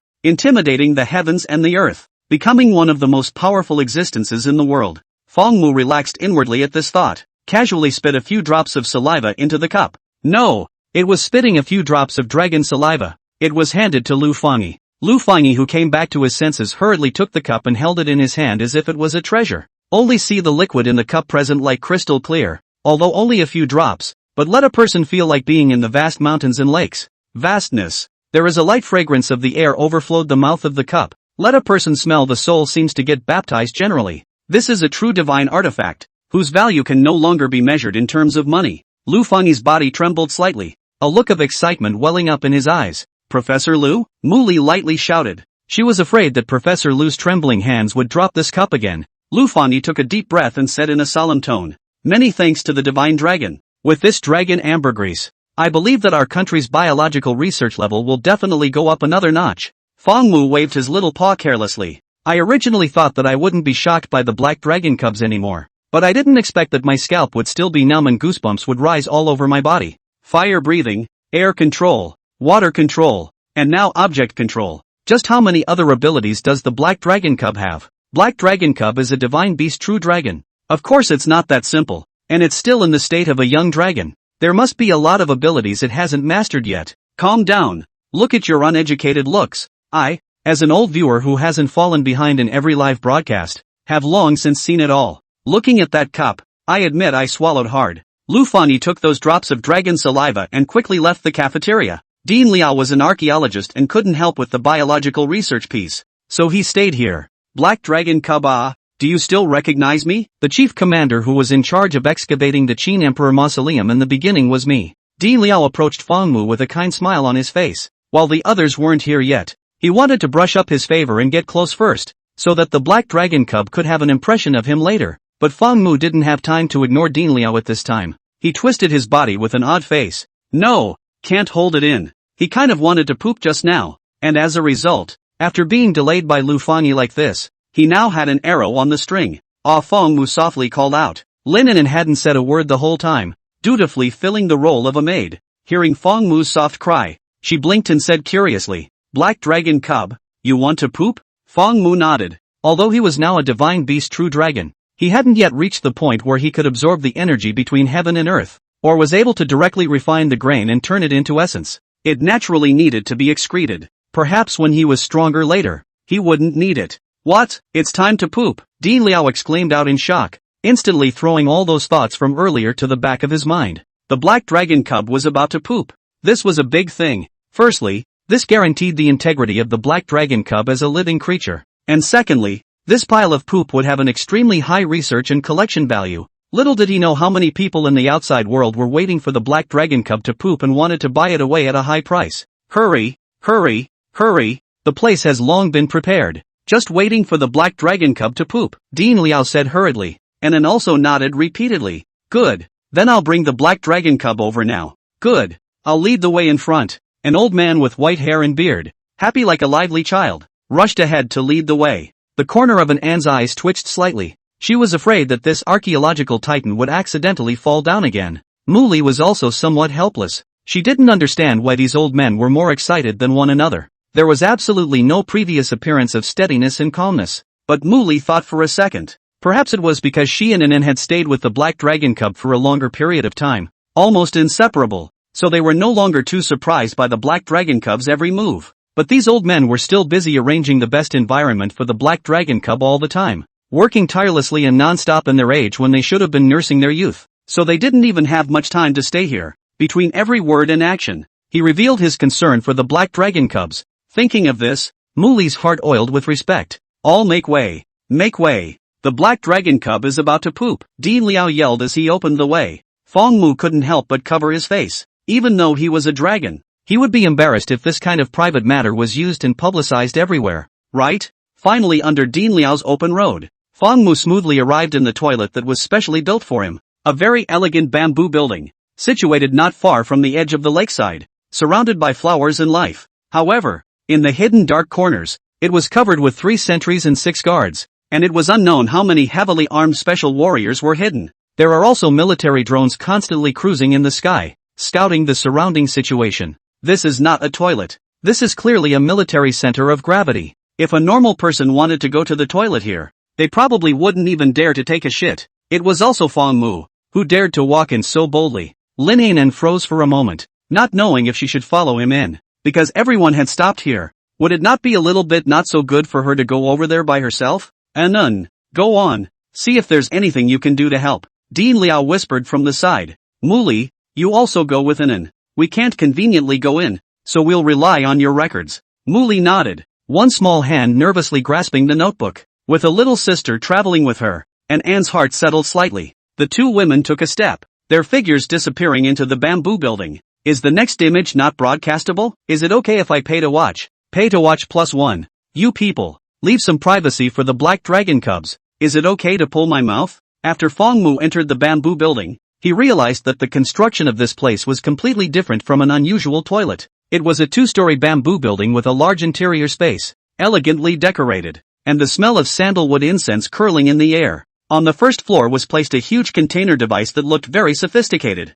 not knowing what purpose it served. On top of the container was a transparent glass tube, which was filled with a mysterious blue liquid and connected all the way to the second floor. The place to enter the toilet was on the second floor. The scenery here was excellent. Squatting on it, one could see the snow-capped mountains in the distance. The crescent moon lay close at hand, and the island in the lake that was just like the fairyland of Penglai. Light and shadow fall on the lake surface, like a lover's iris of clear beauty. Beautiful. Taking a shit here. It was really a much more soothing mood. Fong Mu hummed Chrysanthemum Terrace and leisurely squatted on the toilet on the second floor. With a movement of his mind, a pile of poop that exuded a golden yellow color, like a sparkling crystal, was pulled out very smoothly. It couldn't be said to be poop, but was like a work of art. Fong Mu was stunned. In ancient times, there were mermaids whose tears turned into pearls, and now there was him, Fong Mu, who pooped into crystals. In this comparison, it seemed like he was still more awesome. And while this pile of poop was being pulled out,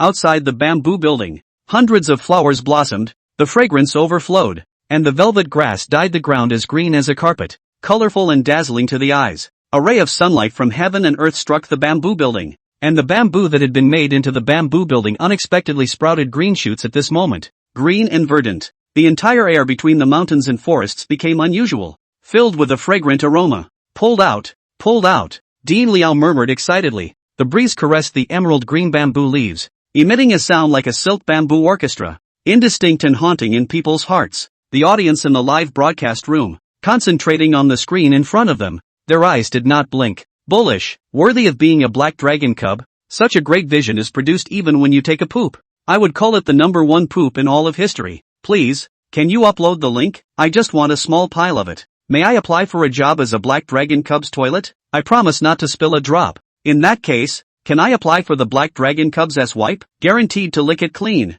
Holy shit, you guys are so ruthless. Fong Mu also finally realized at this time why there was a transparent tube connected to the lower container. The poop he had just pooped directly fell into the tube, passed through the blue liquid, and gently fell into the container below. Fong Mu was slightly speechless. What was this to do? Collecting? Dean Liao smiled in front of the camera and said, "Viewers, I'm going to eat, so I'll go first." The black dragon cub has just finished pooping, and Dean Liao announces that he's going to eat. If there's nothing fishy in this, I'm the first to disbelieve it. Dean Liao is not allowed to eat alone. Lu Fangyi, who had just returned to the lab to analyze the dragon's saliva, learned of this situation and slapped his thigh fiercely, his face all remorseful. I repent the first time a divine dragon poops such an epic historical moment. I actually wasn't there again. Lu Fangyi was in pain. He felt like he had missed out on 100 million. No, 1 billion. Just at the moment the poop fell into the container. Those biologists, like sharks in the sea who smelled blood.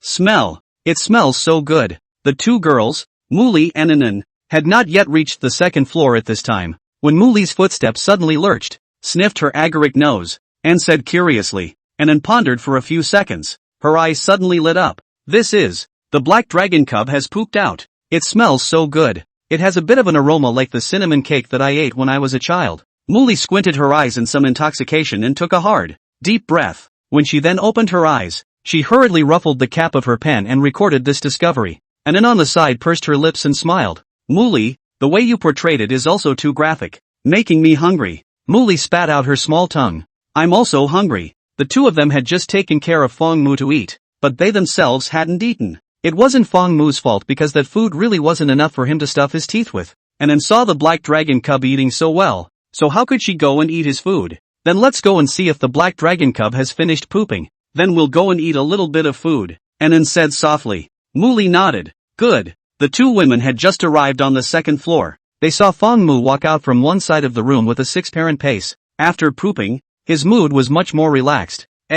Black dragon cub, how are you? Anan said in surprise. Fong Mu thought about it and nodded. It should be considered finished pooping, although he didn't wipe his ass, but he was a true dragon god beast. Under the movement of his mind, his body was naturally clean and incomparably clean, and not a single speck of dust could get on it. Muli stood on her tiptoes, poked out her little head, and kept looking into the room. It seemed like there was something in the room behind Fong Mu that particularly attracted her. Fong Mu's eyes rolled. He didn't even need to guess. He knew what this girl was thinking inside. Muli patted her feet and looked for half a day, but she didn't see anything. So she said with some squirming, "Black dragon cub, can I take a look at the poop that you pooped?" As she said this, Muli lowered her head and flushed her face. This request was just too strange. Although she wasn't a pervert, she even felt that this matter was perverted behavior. However, once she thought about the fact that the other party was a divine dragon, everything she did was just for scientific research. Muli then somewhat relieved. Fong Mu slightly rolled his eyes. He knew it. These people had long had thoughts about his poop, but it's just a pile of poop. It's not a good thing. They are willing to treat it as a treasure. Let them do it. Even if they ate it as a delicacy, there was no problem. Fong Mu took small steps and walked up to the two girls. Ah woo ah woo. Fong Mu softly chanted, and instantly nodded in understanding and explained. The black dragon cub said that the poop fell to the first floor, so we can go to the first floor to observe. There is a container there. Muli blinks her big eyes, her gaze showing some surprise. Anun, the black dragon cub just barked twice. And you can translate so much information from it. It's too amazing. Studying the language of living things was also one of the necessary courses for biological experts. Generally speaking, animals could only express some short emotions in their cries, such as intimidation, threat, fear, hunger, wanting to mate now, and so on. But the black dragon cub contains so many kinds of meanings in these two sounds, expressing a language in its entirety. Perhaps this was the language of dragons. A single dragon's roar contained all the information about everything in the world. Muli was greatly amazed, and at the same time, there was a hint of envy within her. If only she could understand it as well. Linanen was also slightly stunned when she heard this. This question really hadn't occurred to her. Ever since becoming a dragon lady, the black dragon cub's voice was already basically understandable to her. This change was very natural, so natural that she didn't even notice it. And there were also some subtle changes in her body. Heavy objects that she couldn't lift before could now be lifted with ease, turning her into a freakishly strong girl. The distant scenery was clear to her eyes, and her thoughts as well as her memory were more alive than before, as if she had become enlightened overnight. However, due to the short time it took to turn into a dragon maiden, there might be deeper changes that Anan just didn't perceive at the moment. Linanen thought for a moment and whispered, "I don't know why. I just felt that the black dragon cub said this, so I said it." She touched the small horns on top of her head, a smile swirling slightly along with the corners of her lips. "Oh, so that's how it is." Muli nodded thoughtfully and recorded it in her notebook, and looked at Muli, who had turned into a dragon lady, and keenly sensed the flash of loss in Muli's eyes, and looked again at the black dragon cub that was strutting and walking in front of her, and a glimmer of clarity rose within her. Perhaps it would be more appropriate for her to open this request. Fong Mu walked at the front, not caring about the two young girls behind him who were talking. Although it was the first time they had seen divine dragon poop, why wouldn't Fong Mu be the same? He was also eager to see what the poop he pulled out looked like, and he hadn't even gotten a good look at it just now before he fell. Fong Mu brought the two girls to the first floor. He finally saw his poop. The color was bright, like crystal, the musk was overflowing, and everything grew. The whole thing was a dragon's saliva, and it's still genuine ambergris, countless times more upscale than a sperm whale's. Fong Mu nodded his head in satisfaction. Worthy of being a dragon. All the poop is so awesome. Right at this moment. Goo. A clear swallowing sound accompanied by the sound of a grumbling hungry stomach resounded behind Fong Mu.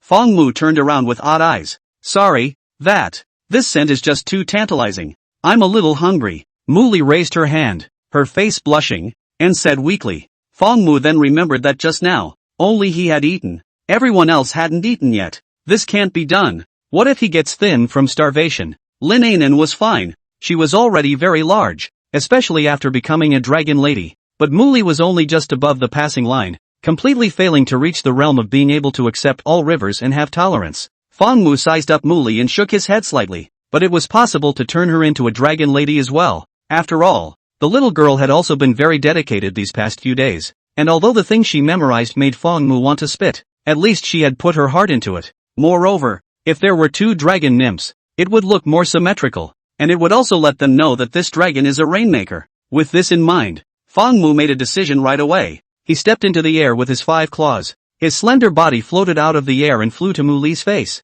Muli locked eyes with Fong Mu, her face slightly red, her heart beating, a trace of bewilderment and blush appearing in her eyes. Black dragon cub, what happened to you? Before the words were finished, the words ended abruptly. Muli's mind boomed like the first soft sound when heaven and earth first opened. She felt that her soul kept soaring up and through the vastness of the world to a vast starry sky. She raised her head to look upwards, and the starry sky began to shrink in her eyes as a black pale dragon of unknown length appeared before her. It was only then that Muli was shocked to realize that the vast and boundless starry sky was only a corner of the black dragon's body. The black dragon was so huge that even if she was looking at it from a god's perspective, she couldn't see the edge of it at all. And the dragon's every move moved the endless rivers of stars, as if the entire universe existed because of him. This was such a shocking scene. Muli's eyes were stunned, and her mind was lost. In the end, in her world, only Fang Mu's pair of glazed vertical pupils remained, gazing indifferently at her. Would you like to accept the gift of the dragon god and become a member of the dragon race?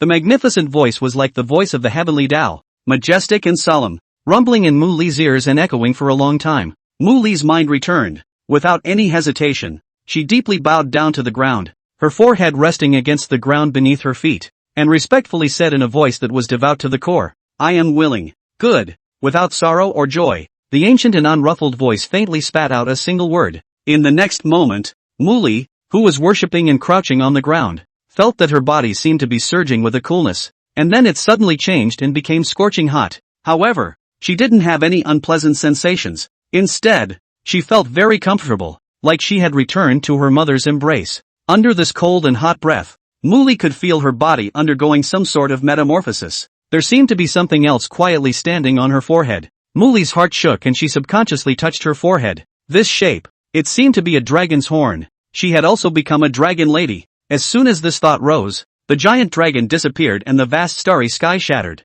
She was back in her original world. Muli looked around in bewilderment, realizing that she hadn't moved at all from where she stood, much less made a move to kneel. A trace of panic surged uncontrollably within her. Muli hurriedly touched her forehead again. Only after feeling that there were indeed two small bulges on her forehead did she put her heart down and inwardly breathed a sigh of relief. Fortunately, just now that was not a fantasy. Rather, it was truly seen. Muli thought back to the scene just now and couldn't help but be a little lost in thought. At that moment, for Muli, it was as if a long time had passed, so long that it seemed like an epoch had passed. But for the real world, it was just an instant. In Anne's eyes, it was the black dragon cub and Muli glanced at each other, and then she saw with her own eyes. On Muli's bare forehead, two small horns slowly grew. The process was marvelous, and she thought that her own change that night should be the same. And inwardly felt elated for Muli while also making up for some of her regrets. Fang Mu let out a slight sigh of relief as his small figure lightly landed back on the ground. Just now, it was a new ability that he had comprehended. It was about the power contained in the dragon eyes. The glazed pupils pulled Muli into the world he had constructed with his vast spiritual power. A world that was illusory to Fang Mu, but real to Muli. If Muli died in that world, her soul in reality would also fade away. Similarly, if Muli gained something in that world, she would receive corresponding feedback in reality. This ability could be used for fighting against the enemy or for manifesting in front of people. It was very useful. However, this ability was quite consuming for his current body. Fang Mu had already felt a wave of weakness begin to well up in his spirit, similar to the emptiness created after a hand punch. Although he could have just dumped a drop of dragon's saliva on Muli, that would have been too pushy. He was a divine dragon. He couldn't afford to be so pushy. This was hard work, but at least the style was up. Looking at Muli's shocked little look, she hadn't come back to her senses until now. Fang Mu guessed that this girl would definitely treat herself with respect and honor later. The only imperfection was that his spiritual power wasn't strong enough to pull An in as well. Forget it, next time there will be a chance. Fang Mu jumped into An's arms and found a comfortable place to lie down. Just at this time, Muli's gaze also regained clarity. Her eyes were bright, like the brimming waves in a Tianshan mountain pool. Black dragon cub. She didn't know what language she could use to express the emotions within her heart at this time. An hugged the black dragon cub and said in amazement, "Muli, your little horn is so cute. It matches your temperament." Really? Muli happily touched the little horn on top of her head, lovingly, and hid her mouth and laughed lightly. "Of course it's real. It's especially cute. Hee hee." Muli smiled cheekily. "And let's go eat." "Okay," and nodded in agreement. Outside the bamboo building, the audience in the live broadcast room waited anxiously. Has the black dragon cub finished pulling off? Why isn't it out yet? Quickly let us enjoy the real dragon poopa. Really anxious me. Yes, I've ordered takeout and I'm waiting for a bite to eat. May I ask if the air in this restroom is for sale? If I can't buy poop, let me smell it. You guys are playing a really sick game. Ah, it's out. The black dragon cub is out. Crap. Look guys, After Miss Muli came out of the black dragon cub's toilet, she actually turned into a dragon lady. Crap. The amount of information in this is a bit large. No, let me digest it first. Still short of toilet cleaners? I can pour money into it all. It wasn't just the viewers of the live broadcast who were paying close attention. Outside the bamboo building, there was also a crowd of biological researchers standing in white overalls with utensils in their hands. The moment Anan came out holding Fong Mu, each of them looked even more excited. Comrades, charge! If you go late you won't be able to get it. It was unknown who yelled. This group of biological research workers immediately began to boil up, holding the vessels in their hands and running to the bamboo building toilet at the speed of a 100-meter sprint. That scene was comparable to the posture of students running to the cafeteria after class. It was as if one step later would not be able to hit the delicious food. Looking at this appearance of the crowd, the corners of Fong Mu's mouth twitched slightly. These days, isn't there a more mature and stable scholar?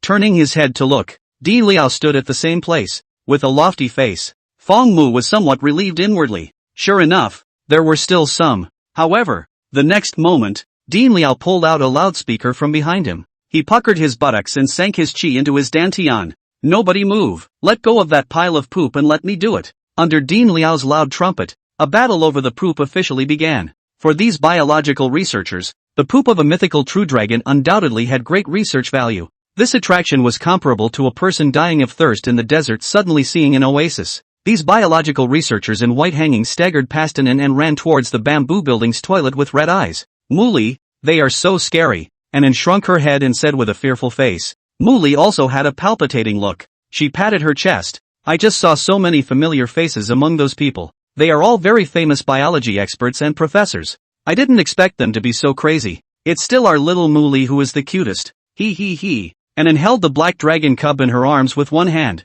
and stretched out her other hand to pinch Muli's small horns. He. Muli's big eyes flashed a blush. None. Quickly let go. For some reason, those two newly grown little dragon horns were surprisingly extra sensitive. When he touched them himself, he didn't feel anything, but when someone else touched them, that sense of alienation immediately manifested itself. And Anne's eyes blinked and blinked, as if she had discovered a new continent, and instead of stopping, she kneaded a few times more gently. Muli blushed slightly, unwilling to show weakness. She pressed close to Anan and also reached out to touch the small dragon horn on top of Anan's head. Anan let out a small gasp of surprise. Now she finally understood why Muli reacted the way she did. It was tingly, like being struck by an electric current. The two women touched each other's little dragon horns, and for a moment they forgot that there was a little black dragon cub sandwiched between them. Fong Mu was squeezed in the middle of the two women with an odd look on his face. His decision just now wasn't wrong. Muli had really changed after becoming a dragoness. Fong Mu felt as if he had arrived at the happy water world. It was good, very much like childhood. The two women played around with each other for a while, feeling their stomachs start to protest before they parted and headed to the cafeteria for the staff meal. Fong Mu had already finished his meal. He wasn't going to go to the cafeteria again, so he jumped down from Anan's arms. Then Black Dragon Cub, you play here by yourself for a while. We'll be right back, Onan reluctantly said to Fong Mu. The appearance of taking one step and turning back 3 times was very cute. She wasn't worried about Fong Mu's safety. She was simply unwilling to part with him. Mr. Gao Feng had been following behind Fong Mu without leaving his shadow, doing his duty and never leaving half a step. Moreover, there were still so many special warriors on guard in the vicinity. The safety of the Black Dragon Cub was very secure. After Anan and Mu Li's 2 daughters left, Fong Mu was alone as a dragon, walking around the lake in boredom. The life of being a dragon was so clean and comfortable. You don't have to suffer for your studies. You don't have to struggle for your life. You have 1,000 habitats in your life. You eat the best food. And you have someone to tell you a story when you want to sleep.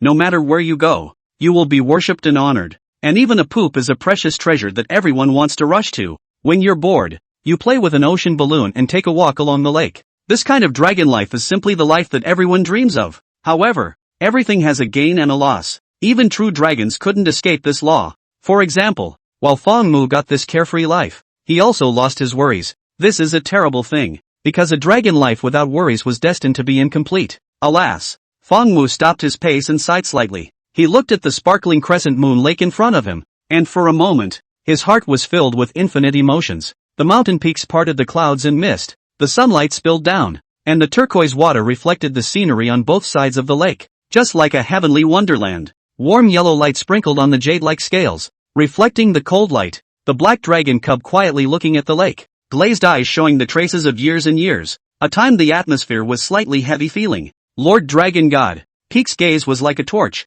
looking at Fong Mu's back and muttering. The camera always followed Fong Mu, feeding the scene back to the live broadcast room in its entirety. What's going on with Black Dragon Cub? It feels like he's lamenting something. Is Black Dragon Cub thinking of something sad? So heartbreaking, so want to hug it. The Black Dragon Cub is probably reminiscing about the great days of the past. After all, he used to be Yingzhang. Seeing this great river and mountains, he must be a little emotional. No, I think you're wrong. The Black Dragon Cub is the Black Dragon Cub. He's not the reincarnation of any person. He's just him. That's a bit of an interesting angle. But how can it be explained that the Black Dragon Cub was found in the tomb of the first emperor, and they also shared a coffin? No matter who it is the ancestor of our great summer country. I don't think there is a need to have to discuss a so and so on this issue. You don't know, in foreign countries those foreigners are fast envious of the bad. Ha ha ha, let them envy go. Just like to see the foreigners that have no insight. However, no matter how the audience in the live broadcast room guessed and inferred, they could never imagine that what Fong Mu was internally thinking at this moment was,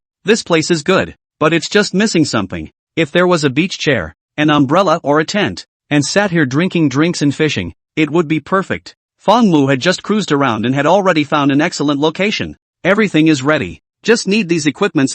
Fong Mu looked at the peak behind him. At this moment, everyone was busy. Only Gao Feng, the leader of the Special Forces team, was always behind him. He looked serious, as if there was no other thing in the world that could attract Fong Mu's attention besides protecting him. Fong Mu was very satisfied with Gao Feng, as well as the surrounding Special Operations team members. These Special Operations members, as opposed to Professor An and Lu and the others, had also worked very hard. Since they were meritorious, they were rewarded. Fong Mu waved his paw at Peak. As the saying goes, it rains and it pours, and the men were naturally no exception. Peak was still a bit dazed when he saw the Black Dragon Cub waving at him. He then looked around and realized that he was the only one in the surroundings before taking a step and walking over. After Gao Feng approached, he first took a standard squatting military stance, so that his line of sight was level with the Black Dragon Cub's gaze, and even slightly lower. Divine Dragon Lord, what are your orders? Gao Feng's tone was filled with respect. Fong Mu's glazed pupils flickered slightly,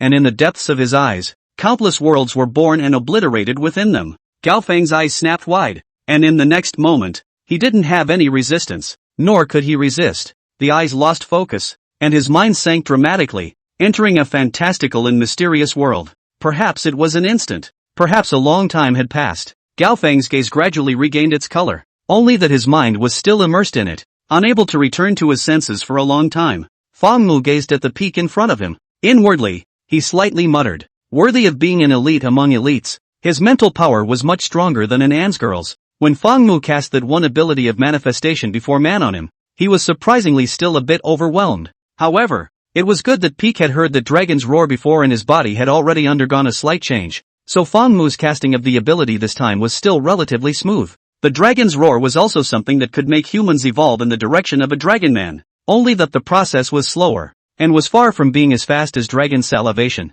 or Fong Mu's initiative to bestow it. Moreover, when he cast his ability this time, Fong Mu also discovered one more thing. The dragon man he bestowed was simply a stronger physique. It didn't need to have horns on its head, or turn into the appearance of a dragon man. There were no such limitations at all. The reason why Anan and Muli turned into the dragon man's appearance was simply what Fong Mu thought within his heart, and so they became that appearance. To put it simply, it was Fong Mu's XP that favored the dragon lady, but this time Fong Mu didn't think that way. So Peak gained the powerful physique of a dragon man but didn't turn into a dragon man's appearance. But that didn't stop him from having the power of a dragon man at all. It was like a game where you edit your character's information on your own, 1,000 changes, all at Fong Mu's whim. This kind of means really did have some of the feeling of a deity. Fong Mu was satisfied with this. After all, even if Fong Mu bestowed dragon ambergris on humans, they couldn't turn into real dragons. A dragon was a dragon, a human was a human, and dragon people always gave off an incestuous feeling.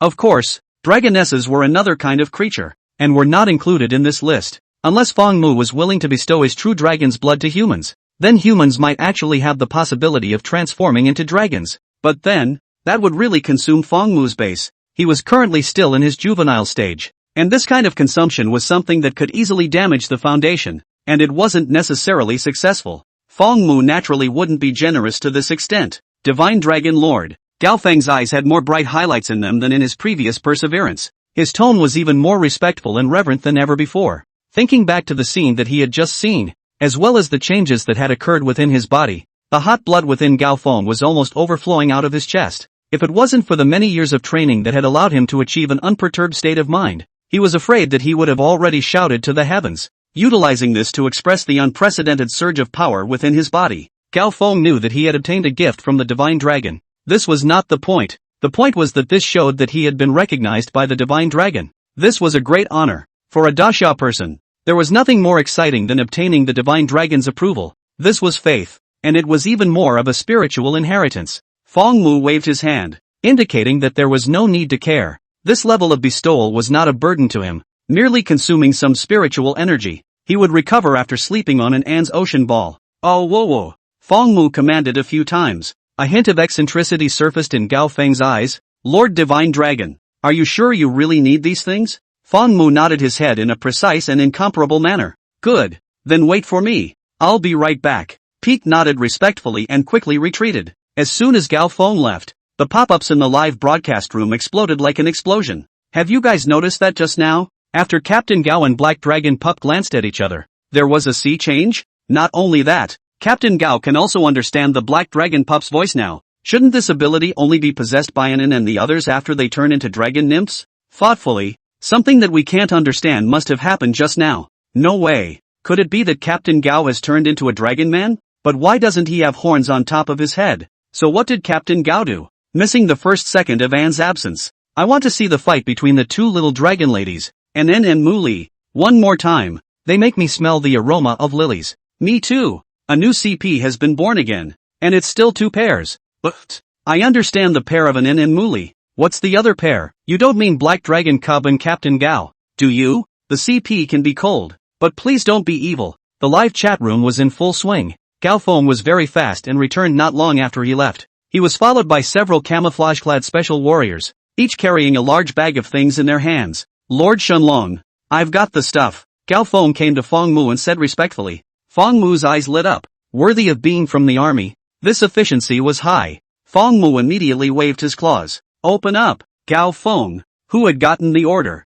immediately began to command his men and took out all the things in that big bag. The viewers in the live broadcast room abandoned their original topic and began to be a bit puzzled. What is Captain Gao doing? It's unclear. It feels like it's going to build a shed? Good lord. These special warriors are from the Infrastructure Engineering Corps, aren't they? This speed. It's simply unrivaled. That's a must. Daxia's infrastructure engineers have always been the world's best. That long thing looks like a fishing rod, right? That's right. It's definitely a fishing rod. I can see the float. Black Dragon Cub is preparing to. Fishing. Woohoo! Fishing Cub's never Air Force. The audience in the live broadcast room was dumbfounded. In the stunned eyes of the audience, a pergola that could shelter from the wind and rain was quickly built in the hands of the special warriors. Feng Mu surveyed it and nodded his little head in satisfaction. Then, Pete took out another folding recliner and a wooden table and placed them in the pergola. In the cafeteria, a white silk beauty cook also came out, carrying drinks and pastry snacks, and gently placed them on the table.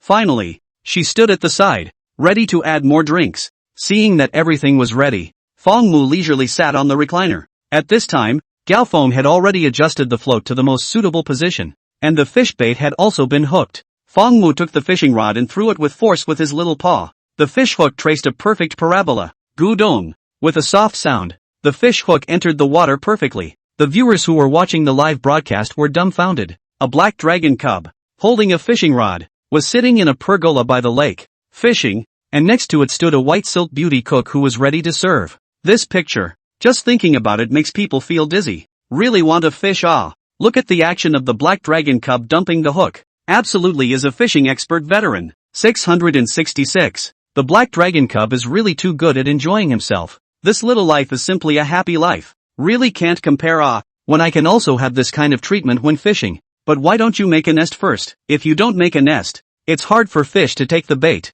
right? Upstairs, do you think a black dragon cub needs to make a nest for fishing? Even if there's no bait, just put a line on the fishing rod. Those fish would still have to scramble to bite. Ha ha ha ha, that's right. Taking the bait may turn out to be a delicacy, but not taking the bait is not giving face to the black dragon pup, and then you will have to bear the wrath of the divine dragon. Ha ha ha ha ha, the fish are shivering. It's so hard. The live broadcast room was joyful. Everyone may have seen the live fishing broadcast, but the true dragon fishing. This image is definitely the first time in the world. True dragons were often seen in the Xia people's impression as sea overlords, controlling thousands of fish. Fishing, on the other hand, is a human activity. When the two were combined together, the live broadcast effect instantly exploded. Gao Feng gestured and waved away the special warriors who had completed their mission. Inside the pergola, only he and the beautiful cook in white silk were left behind. Feng Mu sucked on his drink while eating the crystallized grapes handed over by the beautiful cook. Dazzling daylight filtered through the pergola,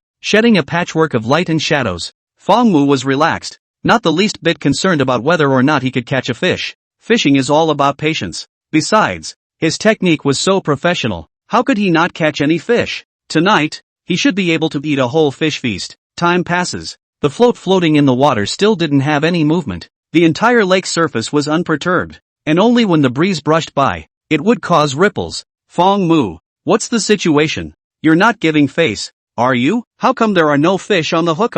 In order to experience the fun of fishing, Feng Mu didn't reveal anything about the dragon's aura, or else the fish would have lined up and come over by now, waiting to be picked up by him, but that wouldn't be much fun. But Feng Mu did not expect him to Air Force. This is a little embarrassing. After fishing for half a day, not even a small fish was hooked. Believe it or not, this dragon will immediately drain the lake, directly under the net fishing. It's impossible for the Air Force to be Air Force. It's impossible for the Air Force to be Air Force in this lifetime. Could the line be broken? Feng Mu lifted the rod and reeled in the line. After checking, the hook was intact, and the bait was hanging securely on it. It didn't break. Then which step went wrong? Feng Mu pondered slightly. The black dragon cub seems to be a bit dumbfounded. How come these fish don't take the bait? Ahahaha. Black dragon cub, today's fish don't seem to be giving much face. Or else shark them all blah blah blah. Laugh me to death. I'm afraid I'm going to have an empty rod today. So even the true dragon cubs can't catch fish. It seems that in the future there is finally a suitable reason for not being able to catch fish.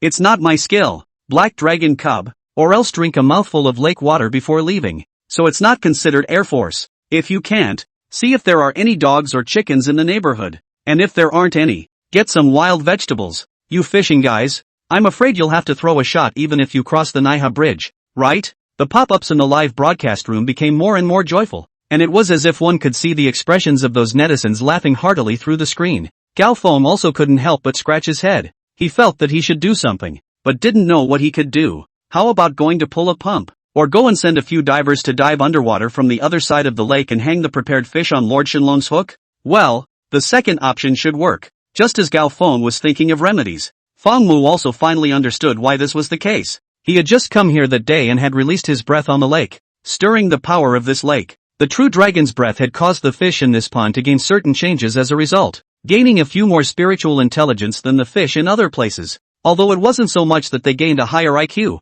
or cultivated into a spirit, they were already able to clearly distinguish what was a trap. And this time when he was fishing, he didn't reveal his true dragon aura, and even deliberately suppressed it, so it resulted in no fish taking the bait for so long. After understanding this, Feng Mu was also somewhat speechless inside. He didn't realize that the cause of his inability to catch fish was actually himself. However, since the fish in this square lake had a higher spiritual intelligence because of him, it wasn't good for him to eat these guys up again. After all, in a way, this was also considered a kind of fate. It was possible not to eat them. However, they had to be caught. Otherwise, where was his face as a true dragon cub? Feng Mu once again flung the fish hook into the lake. This time he didn't hide it. The true dragon's breath burst forth, and the sky and earth instantly changed color. The original blue rippling lake surface, without warning, turned up white dragon-like waves, covering the sky and sounding like thunder. The wind had risen. The raging monstrous turquoise waves, as if being stirred constantly with a thick stick, the waves lapped at the lake shore, and quickly receded, leaving layer after layer of white foam. The whole world has become heavenly darkness, seems to swallow everything. When the true dragon was angry, the sky and earth changed color. The peak behind Feng Mu felt it especially strongly. Although the breath wasn't directed at him, a sense of fear and subjugation still arose uncontrollably within him. Fortunately, Feng Mu didn't let the dragon's might last for too long. After only an instant, the heaven and earth were restored and the wind was light, as if nothing had happened just now. Even the surface of the lake was once again calm. The water was clear and quiet, and the silver light was like a brocade. Feng Mu was calm and relaxed. The fishing rod in his paw did not move at all under such a big wave just now. It did not even deviate by half a point, and was still hanging on the surface of the lake peacefully. Only the float was gently floating up and down. Must have been a fish hooked. Fang Mu's other paw gently waved. Gao Feng instantly realized it. He hurriedly copied the netting on the side, ready to welcome the fish cargo on the hook.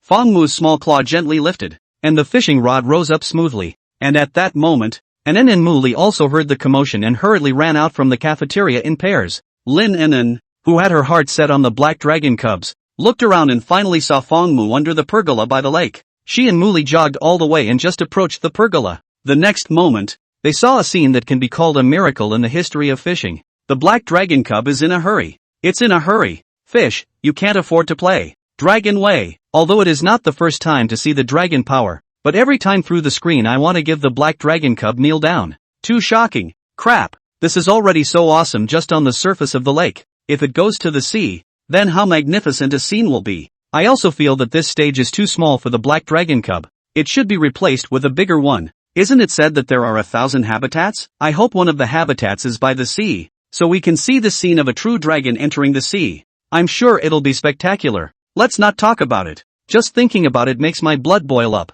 The viewers in the live broadcast room were still chatting about the appearance of heaven and earth changing color just now. This was the spiritual totem that had been passed down for thousands of years in the Great Xia Kingdom, and the black dragon cub had confirmed its identity as a true dragon with practical actions over and over again. How could this not make the people of the Great Xia country proud? Not every country can have a spiritual totem, let alone a real one in the world. The beautiful country, not to mention the spirit totem, the entire history of the country is only 200 years, is not enough for a fraction of the Great Xia country. In their country do not need to archaeology. What test? Closed eyes can be counted over. The crowd is discussing the lively time, only to see Fang Mu pull the fishing rod, bringing up a burst of shimmering waves. The next moment, as the float was pulled up, the fish on the hook was revealed on the surface. It was a fish that weighed about 2 pounds. Caught it. It's true that dragon might still work, sahaha. The fish in the lake must be getting scared soon, right? Can't it be that this fish is a sacrifice for the fish? Envious. I guess the black dragon cub won't come up empty on every shot next. The viewers in the live broadcast room were flirting, but at this point, they hadn't realized how things would develop next. Fang Mu continued to raise his fishing rod. Then, the second fish was also revealed on the surface of the water, and this one hook surprisingly caught 2 fish. The live broadcast room was dumbfounded. This works too. Just now the floating action was not big. How could there be 2 fish? And as far as I know, this fishing line should only have 1 hook. As the camera drew closer, the crowd finally saw clearly that the second fish was actually biting the tail of the first fish and was caught up together. However, Fang Mu was still continuing to lift the rod. Due to the high angle, Fang Mu's figure began to hang in the air. 3rd article, 4th article, 5th article, 6th article. After a few moments of time, Fang Mu's compact figure had left the pergola and rose into midair with the fishing rod in hand. And on the fishing line hanging under the fishing rod, there were hundreds of fish hanging. All of these fish were holding the tail of the previous fish, and were caught out with this rod.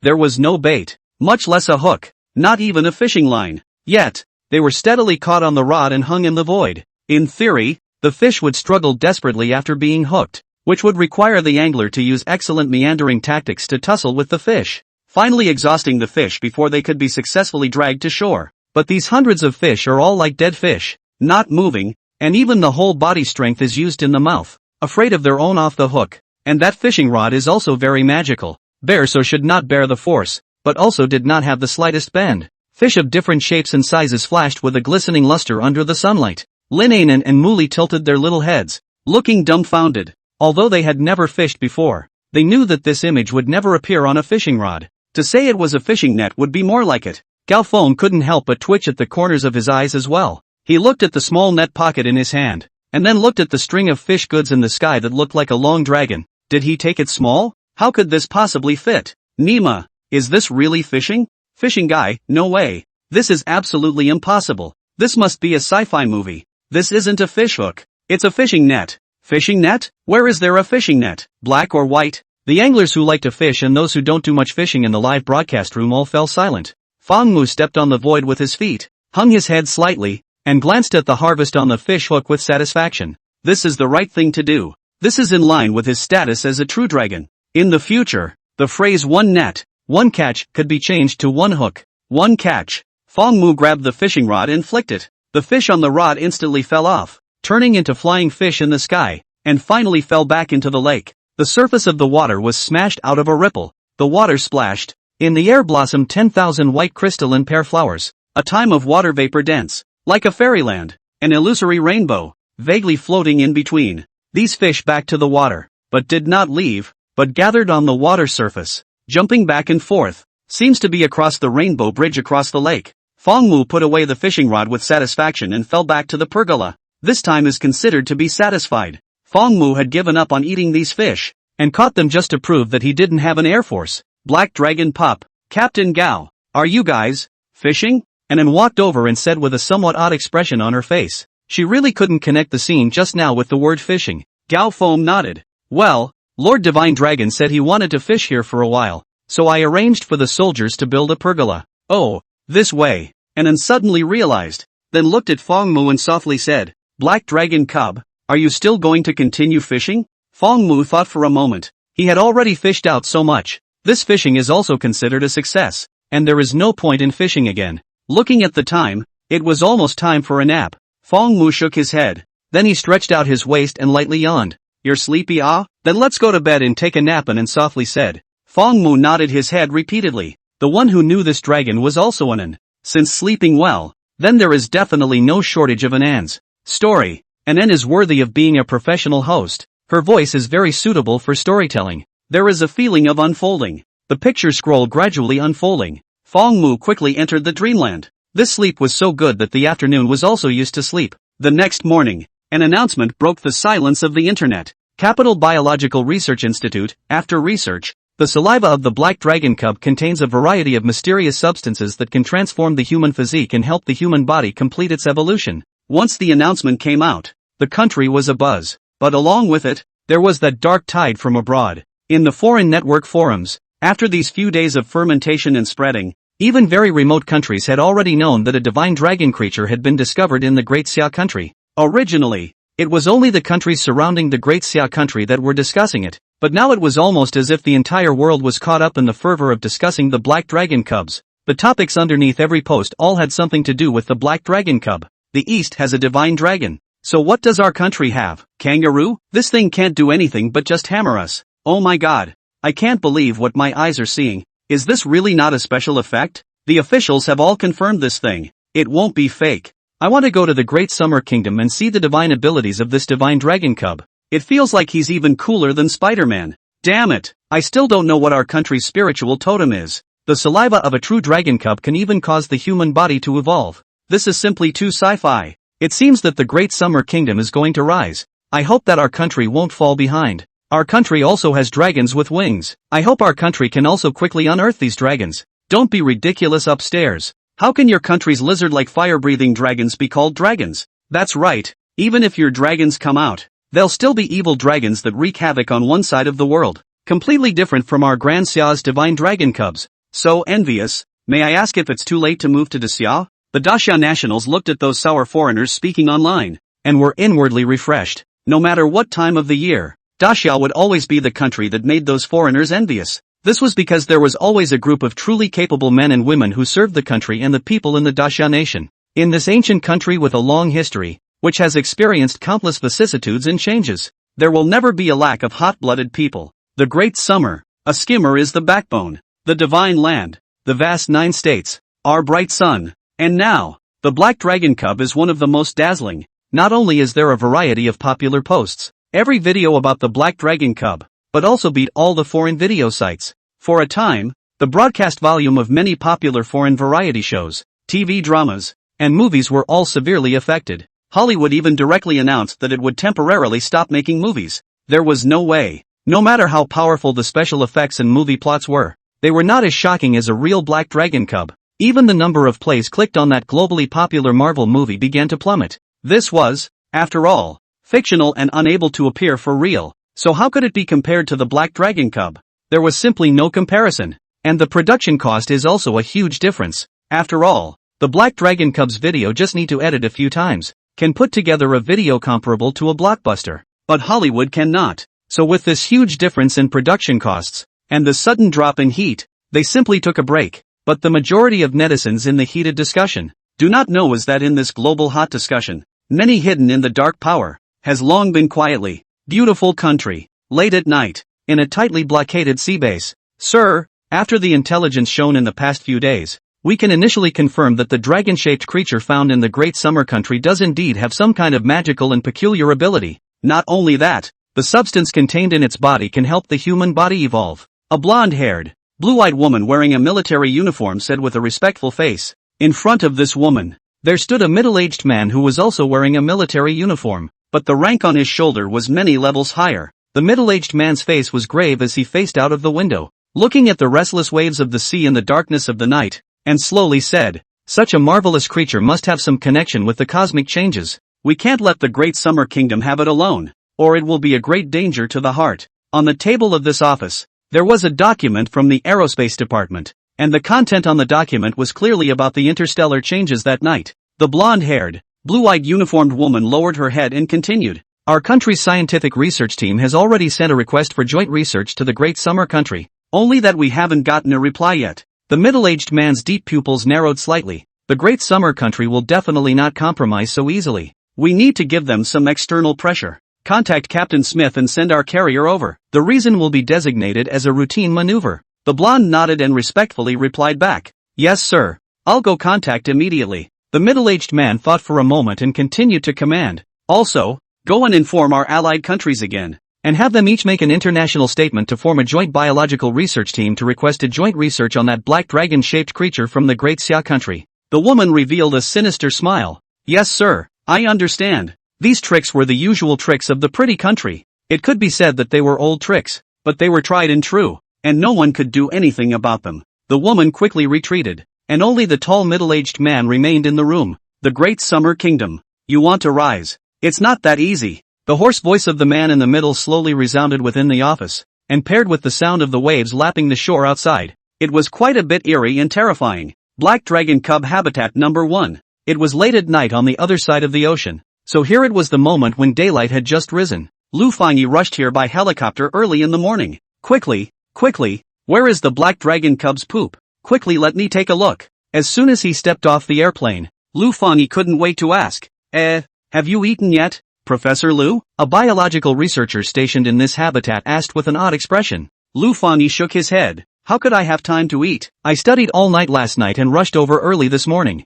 That said, he hadn't slept much for several days and had been rushing back and forth, yet was in high spirits and didn't feel tired at all. That staff member said with a serious expression, "If you haven't eaten, I suggest you eat before you go." "Why?" Lu Fangyi was slightly stunned and asked curiously. He had been doing biological research for so many years, but he had never heard of eating first between researching poop. What kind of reasoning was this? The male staff member shook his head. His tone was serious, "Because we are afraid that you might not be able to resist and eat the Black Dragon Cub's poop again." Lu Fangyi, at his age, he had long passed the age of gluttony. Even if a plate of mountainous delicacies was placed in front of him, Lu Fangyi asked himself that he would be able to hold back from eating it. Not to mention a pile of poop? Lu Fangyi said in a good-natured manner, "I'm not that hungry yet. Quickly take me there and eat after you've seen it." "Alright, since you insist on going, Professor Lu, then I'll take you to see it." The male staff member nodded, the corners of his mouth rising slightly as if he was looking forward to the next picture.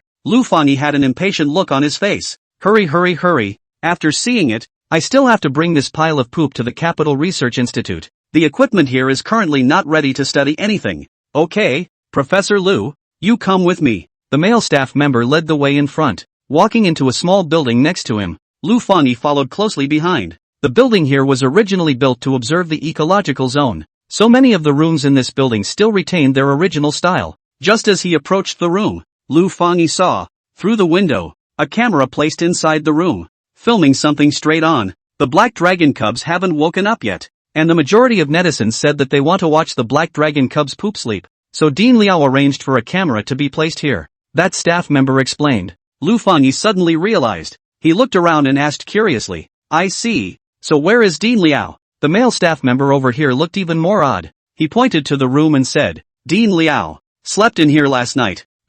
Lu Fangyi's eyes froze. Then he shook his head and lost his smile. "This old man Liao is quite dedicated." Lu Fangyi complimented and casually opened the door of the room. Before he could walk inside the house, merely by opening the door to the room, a strong fragrance like musk and orchid came to his face. Professor Lu's footsteps lurched, and he finally understood why he would say that he wanted to finish his meal before coming here. Goo! Lu Fanyi's stomach indisputably growled fiercely. Lu Fanyi's face was embarrassed. Ha ha, Professor Lu, you're doing much better than yesterday's Dean Liao, the staff couldn't help but say. Lu Fanyi shifted his line of sight to the interior of the room, and only then did he see that Dean Liao had made a floor bunk directly in the room, and behind his bunk, in a transparent glass box, a translucent crystal with a shimmering light was placed in it. The scent even passed through the closed glass box and was able to affect the surrounding air. It was simply terrifying as hell. No wonder old man Liao would choose to sleep here. He really knows how to enjoy himself. This fragrance seems to be able to purify the impurities of the human body.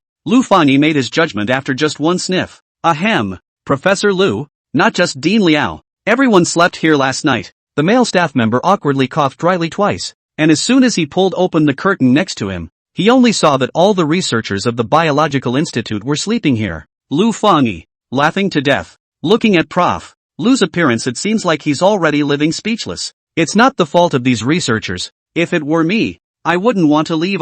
Alas. Also do not know the Black Dragon Cub woke up yet. Miss his 763 minutes. I don't know if you guys have heard. Pretty Country has sent experts to visit the Capital Biological Research Institute. Want to participate in the research of the Black Dragon Cub? Holy shit. Decisively disagree. That's right. The Black Dragon Cub is our country's divine beast. Let them go wherever they came from. Agree. Once this topic was brought up, the live broadcast room was instantly filled with righteous indignation, and was filled with a chorus of opposition. None of those infamous Pretty Country biofamilies were personnel, and it was almost an open secret that the things they had been doing all over the world were already an open secret. If they were to be involved, then the Black Dragon Cub would definitely get angry. This was the consensus of all the Dasha people. As the voices of opposition in the broadcast room intensified, Lu Fanyi also received this situation, and he woke everyone up and said cheerfully to the screen, recently, there were indeed many countries that wanted to participate in the research of the Black Dragon Pup, but we all refused.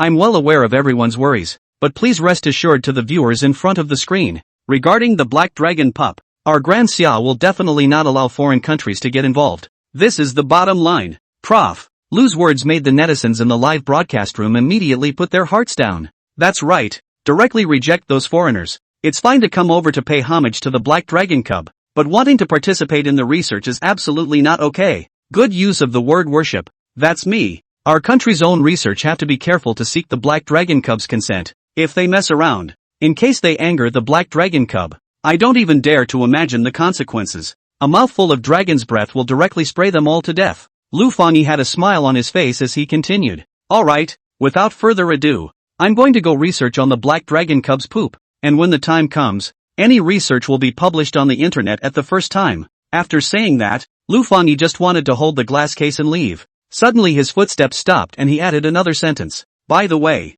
there is another news to tell everyone. The Black Dragon Pup 2 habitat has basically been created. It is on a sea island in the south, so everyone can look forward to it. After saying that, Luan Tai left the place holding the glass case. Wow! Can we finally see the scene of a true dragon entering the sea? This is something to look forward to fiercely. I hope we can go soon. My house is just to the south. Maybe we can even drive a boat to visit the Black Dragon Cubs then hee. Upstairs, be careful of the warships raiding you as an outlaw. The crowd couldn't help but sigh in anticipation. This efficiency was simply absolute. This is only a few days' time. The second habitat has already been built. This kind of speed, look at the whole world. Only the great summer. And at this time, the camera screen suddenly turned. The Black Dragon Cub woke up from its nap. Perhaps it couldn't be called a cub anymore, because Feng Mu's figure was already more than a circle larger than at the very beginning. Feng Mu stretched and yawned as he walked out of the room. This sleep was very sweet. Not only did he sleep sweetly, there was also a sweet flavor in his mouth,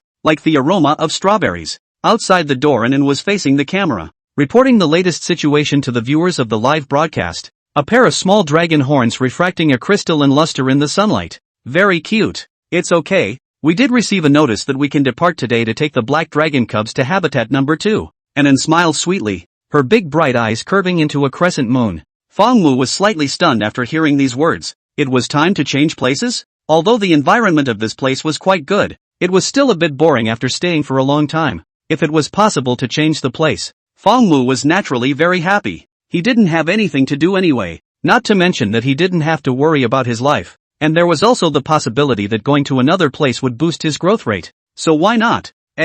Black Dragon Cub, you're awake? Nun, who was chatting with the audience in front of the camera, noticed the situation at the door with her afterglow and turned around in surprise. Fong Mu slightly nodded his little head. Yesterday, he bestowed the peak Dragon Man physique, and later released his dragon power once in order to fish without air force. It made Fong Mu a little mentally exhausted, so this was why he slept continuously for an afternoon plus a night. But the benefits were there as well. Fong Mu felt that his body seemed to have grown a few more points larger, and his mastery of the dragon might's retraction and release, as well as the spiritual power of the dragon's purpose, had become even more skillful.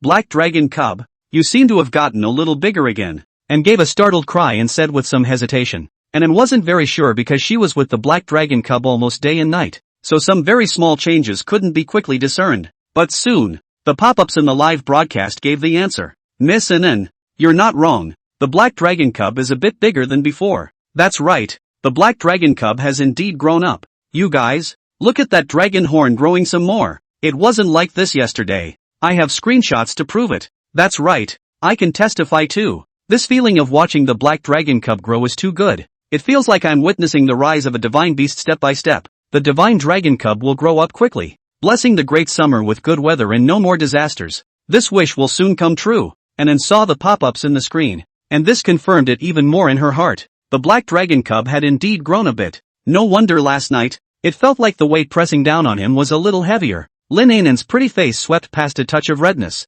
"Ah," Fong Mu murmured, and Anne's thoughts were instantly pulled back. She nodded her head and said with a smile, "Yes, that's right. Black Dragon Cub will be able to get to the second habitat soon. That's a whole sea island." Oh. Fong Mu's eyes brightened slightly. An entire sea island as a habitat? Good lord. This is considered a big deal. Is this the honor of a divine beast, worthy of being a dragon? Fong Mu's mood was immediately soothed. What other creature under the sky could directly take an island as its exclusive habitat? The black and white dumplings next door? Forget it, they can only gnaw on bamboo and realize the freedom of bamboo. Fong Mu was already looking forward to it. Looking at Fong Mu's sparkling eyes, and couldn't help but purse her lips and smile. You're also looking forward to it, Black Dragon Cub? Then we can go over there after breakfast. Yo. Fong Mu nodded. Then what are we waiting for? Hurry up and eat. We'll leave after eating. So envious of the Black Dragon Cub. This only came out for a few days, and already have an entire ecological zone habitat and an entire island.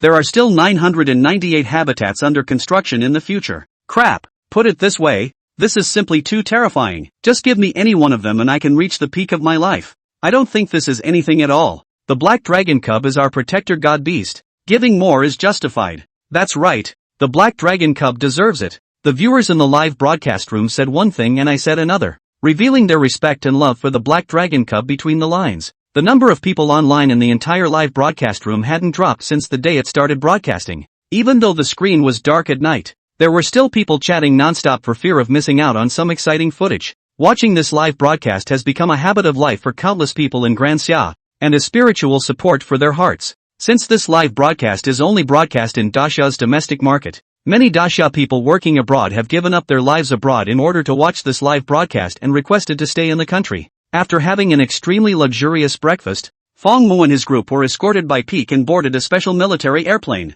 The scene was very grand, and the security and defense was directly drawn up to the fullest, elevated to the very top. Since the island was in the southernmost sea, the airplane needed several hours of flight to arrive. Fong Mu had nothing to do. On the airplane, he began to try to comprehend more star texts. Although his strength was increasing rapidly with his age and size, the star texts would also be stimulated under special circumstances. However, these star texts were the dragon race's innate aptitude imprinted in their bloodline, and the information they contained was so vast that if one waited to comprehend them on their own, they didn't know when they would be able to know them all. After all, the lifespan of a true dragon could almost be said to be endless, and Fong Mu wasn't sure when he would reach adulthood. Moreover, Fong Mu also felt that in these star texts, there might be certain ancient secrets hidden. These star texts were like a huge treasure waiting to be discovered by Fong Mu. Fong Mu sat cross-legged on his seat, his body not protected by any safety measures, but his figure stood steadily motionless in place. Those glazed pupils were closed, the ink-colored scale armor slightly opened and closed, and there were hidden layers and layers of ripples in the air spreading outwards. This change not only didn't affect the airplane, but instead made the flight even smoother, as if an invisible air shield was formed, shielding the entire airplane within it, ignoring the air currents. The Black Dragon Cub was quiet in a rare moment, and the others didn't dare to disturb. all sitting very quietly on the side. The entire airplane fell into a silence, but as an obscure, mysterious, and vast energy fluctuation lingered over the hearts of everyone within the airplane. Do you guys feel that within your bodies? Have a very comfortable feeling? Dean Liao closed his eyes and couldn't help but whisper with a face of enjoyment. He felt that he was simply in a great state at this moment. All the fatigue in his body had been swept away, and the dark diseases left over from his youth seemed to have been cured as well. The whole person regained a new life in general. Liao! Dean Liao! You! Muli's beautiful eyes widened in shock. The others also looked at Dean Liao, and in the next moment, all had the same look of shock. The reactions in the live broadcast room were the most intense. I didn't blink, did I? Dean Liao seems to have returned to his old age. I'd been staring at him, and I saw with my own eyes that his hair, which was already completely white at the temples, turned black. What's happening? Crap. Look at the corners of Dean Liao's eyes. The wrinkles are also a bit less. Miss Anin and Miss Muli are also prettier. Their temperament is simply the same as a fairy. No way? The black cubs don't seem to have done anything? What's going on here? Who says the black dragon cub is doing nothing? Look, the black dragon cub seems to be practicing. Cultivating? I get it. The black dragon cub is practicing. So the spit produced by the practice affects the surroundings and also benefits Dean Liao and the others. Wow, this is too enviable. May I ask if we still need cooks in the remaining habitats? I can go up to the hall and down to the kitchen. And I'm beautiful and have a good heart and still have plenty of work to do. Me, I'm 36E. I can dress up in women's clothes. No worse than those women. Dean Liao's change made all the viewers watching the live broadcast not calm down. And the live broadcast room started to set off a job application craze again. Any job that could be near the Black Dragon Cubs had become the hottest and most popular job in the country. However, the threshold was extremely high and the screening was extremely strict. Earlier on, there were people who had smashed the pot and dredged up countless connections in order to get this job, but they still couldn't get in. A job that doesn't ask for a salary and is even willing to pour money into it is probably the only one in the world. Dean Liao opened his eyes in confusion. What's wrong with you guys? What are all looking at me for? And then silently handed over a mirror. Dean Liao took the mirror and curiously took a look. Crap! A sentence of nationalism came out of his mouth. Dean Liao touched his face, looked left, looked right, and looked surprised. Is this really me? Dean Liao, if you go to a square dance with this look now, you can definitely attract many big moms. Muli covered her small mouth with a smile. The corner of Dean Liao's mouth twitched, but what to say or not to say? He also felt that this look of his was very jaded, and then also couldn't help but say, when Dean Liao was young, he was known as the creamy boy of the archaeology world. A few black lines crawled on Dean Liao's head as he shook his head. Alright, you two little girls, stop poking fun at my old man. Let's keep quiet and not disturb the black dragon cub. It's a pity that old Lu guy isn't here again. The crowd was instantly silenced. However, the pop-ups in the live broadcast did not affect the atmosphere inside the airplane. Professor Lu real miserable. This time he's not there again, ha ha ha. Prof. Lu is too miserable. Last time when the black dragon cub pooped, he didn't catch the heat, and this time he didn't catch it again. My heart aches for Prof. Lu for 3 seconds. I heard that Prof. Lu went to deal with those biologists from the pretty country. I hope this time I can ruthlessly suppress their arrogance. That's right. They must be made to understand that the black dragon cub is our Dasha's, and no one is allowed to attempt to get their hands on it. The airplane flew smoothly through the air. It gradually saw the Azure Ocean. Capital Biological Research Institute. Inside the VIP lounge, several biologists from pretty countries were sitting here, waiting without haste. Dean John, do you think we can complete this mission? I've heard that the Great Summer Country has rejected many countries. A blonde woman with a hot body asked in a low voice. Don't worry, Lucy. How can other countries be compared to us? The Great Summer Country wouldn't dare to reject our country's request. They will definitely agree. The dean named John said with a proud face. Beside John, there was also a middle-aged man in a white suit who licked his lips. His eyes filled with a sickly glow. Let's hope so. I can't wait to put that cute little guy on the experiment table and then take a knife and gently cut open his skin. John snorted. Don't waste your breath, Robert. According to that report that was made public by the Great Summer Kingdom, that little guy's scales are so firm that they can't be cut with a knife. Robert closed his eyes and shook his head. No.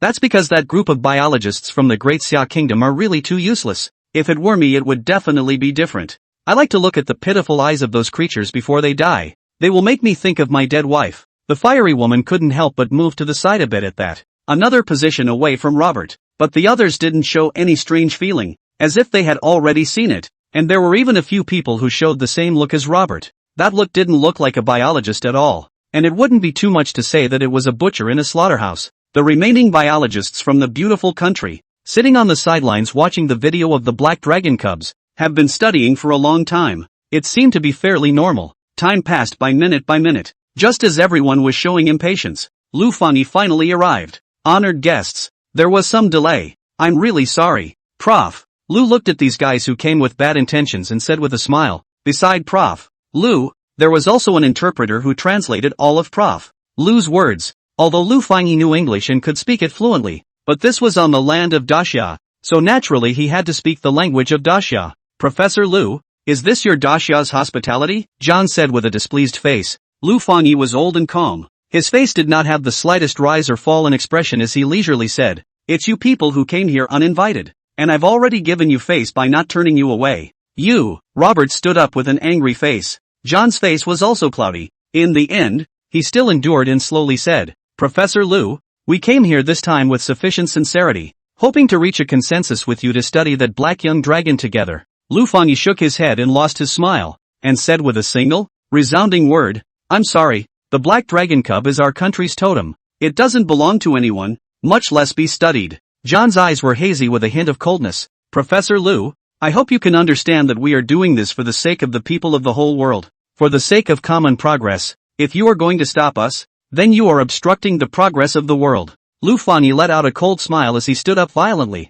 surprisingly carrying a hint of intimidation, causing John and the others to stutter in their breathing. Don't use your usual set to put a big hat on me. Let me tell you, Daxia never eats this set. Please also go back to where you came from. Forgive me for now. After saying that, Lu Fangyi carried his hands behind his back and directly left straight away. John did not slow to look at the time, and then looked up at Lu Fangyi's back, said in a teasing tone, calculating the time, our aircraft carrier should have already traveled to your southern waters. Lu Fangyi's footsteps for a beat. Lu Fangyi slowly turned around, his expression cold and his tone sneering. What? The civilian cannot want to come to the martial arts? This kind of banditry is really in line with your country's style. John smiled. Professor Lu, don't say that. Our carrier fleet is only here to do maneuvers and has no other malicious intent. Ha, I hope so. Otherwise you guys will understand what is called the harshest counterattack. Lu Fangyi's every word was filled with a frightening might. He had stayed with the black dragon cub for a long time, and it seemed that he was also tainted with a trace of the dragon's aura.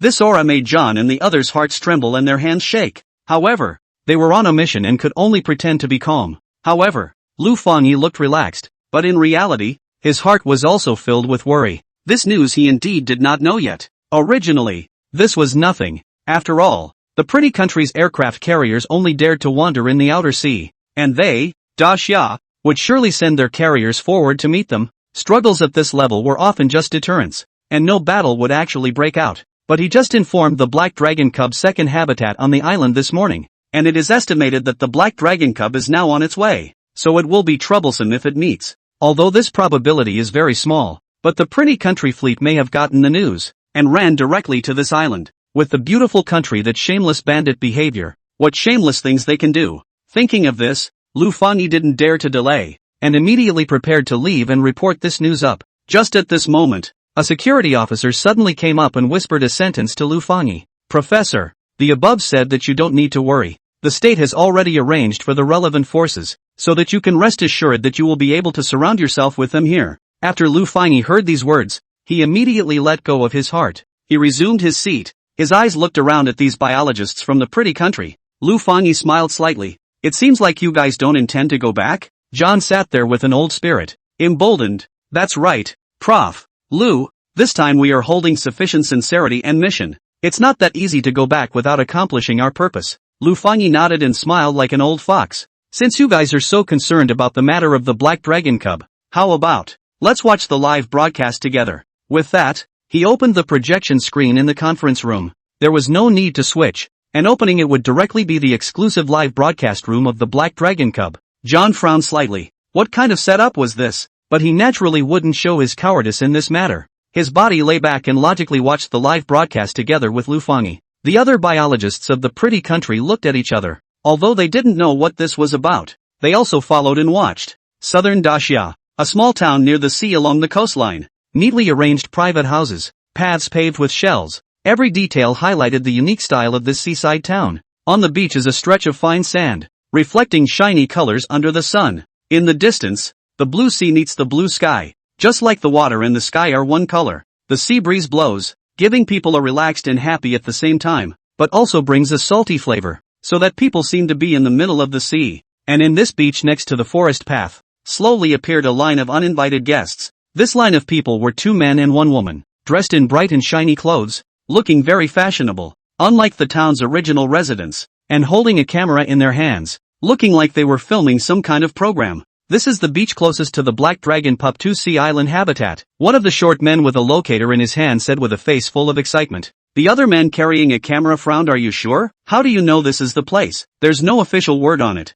The short man with the locator swore and patted his chest, extremely confident. I checked the map. There is only this one small island in the southern sea that meets the criteria. Trust me, it's definitely here. A woman shook her head inside. What's the use? Now no one even watches our live broadcast. The short man put the locator away. He smiled and said, as long as we can capture the Black Dragon Cub this time, that way, the traffic in our live broadcast room will definitely explode. This short man had millions of fans online, and usually relied on the hype online, nicknamed the Short Horse Prince, and was considered to have a very hot live room, but this time was different from the past. Once the Black Dragon Cub's live room was launched, their program immediately cooled down. Not only him, many big netizens' live rooms were declared cool because of this. However, there were also a lot less weirdness on the internet as a result, which wasn't a bad thing, but the short man began to look into other ways of rubbing off on the traffic again, and came here. Can we really film this? I heard that the hottest program in our country tried to invite the Black Dragon Cub to participate,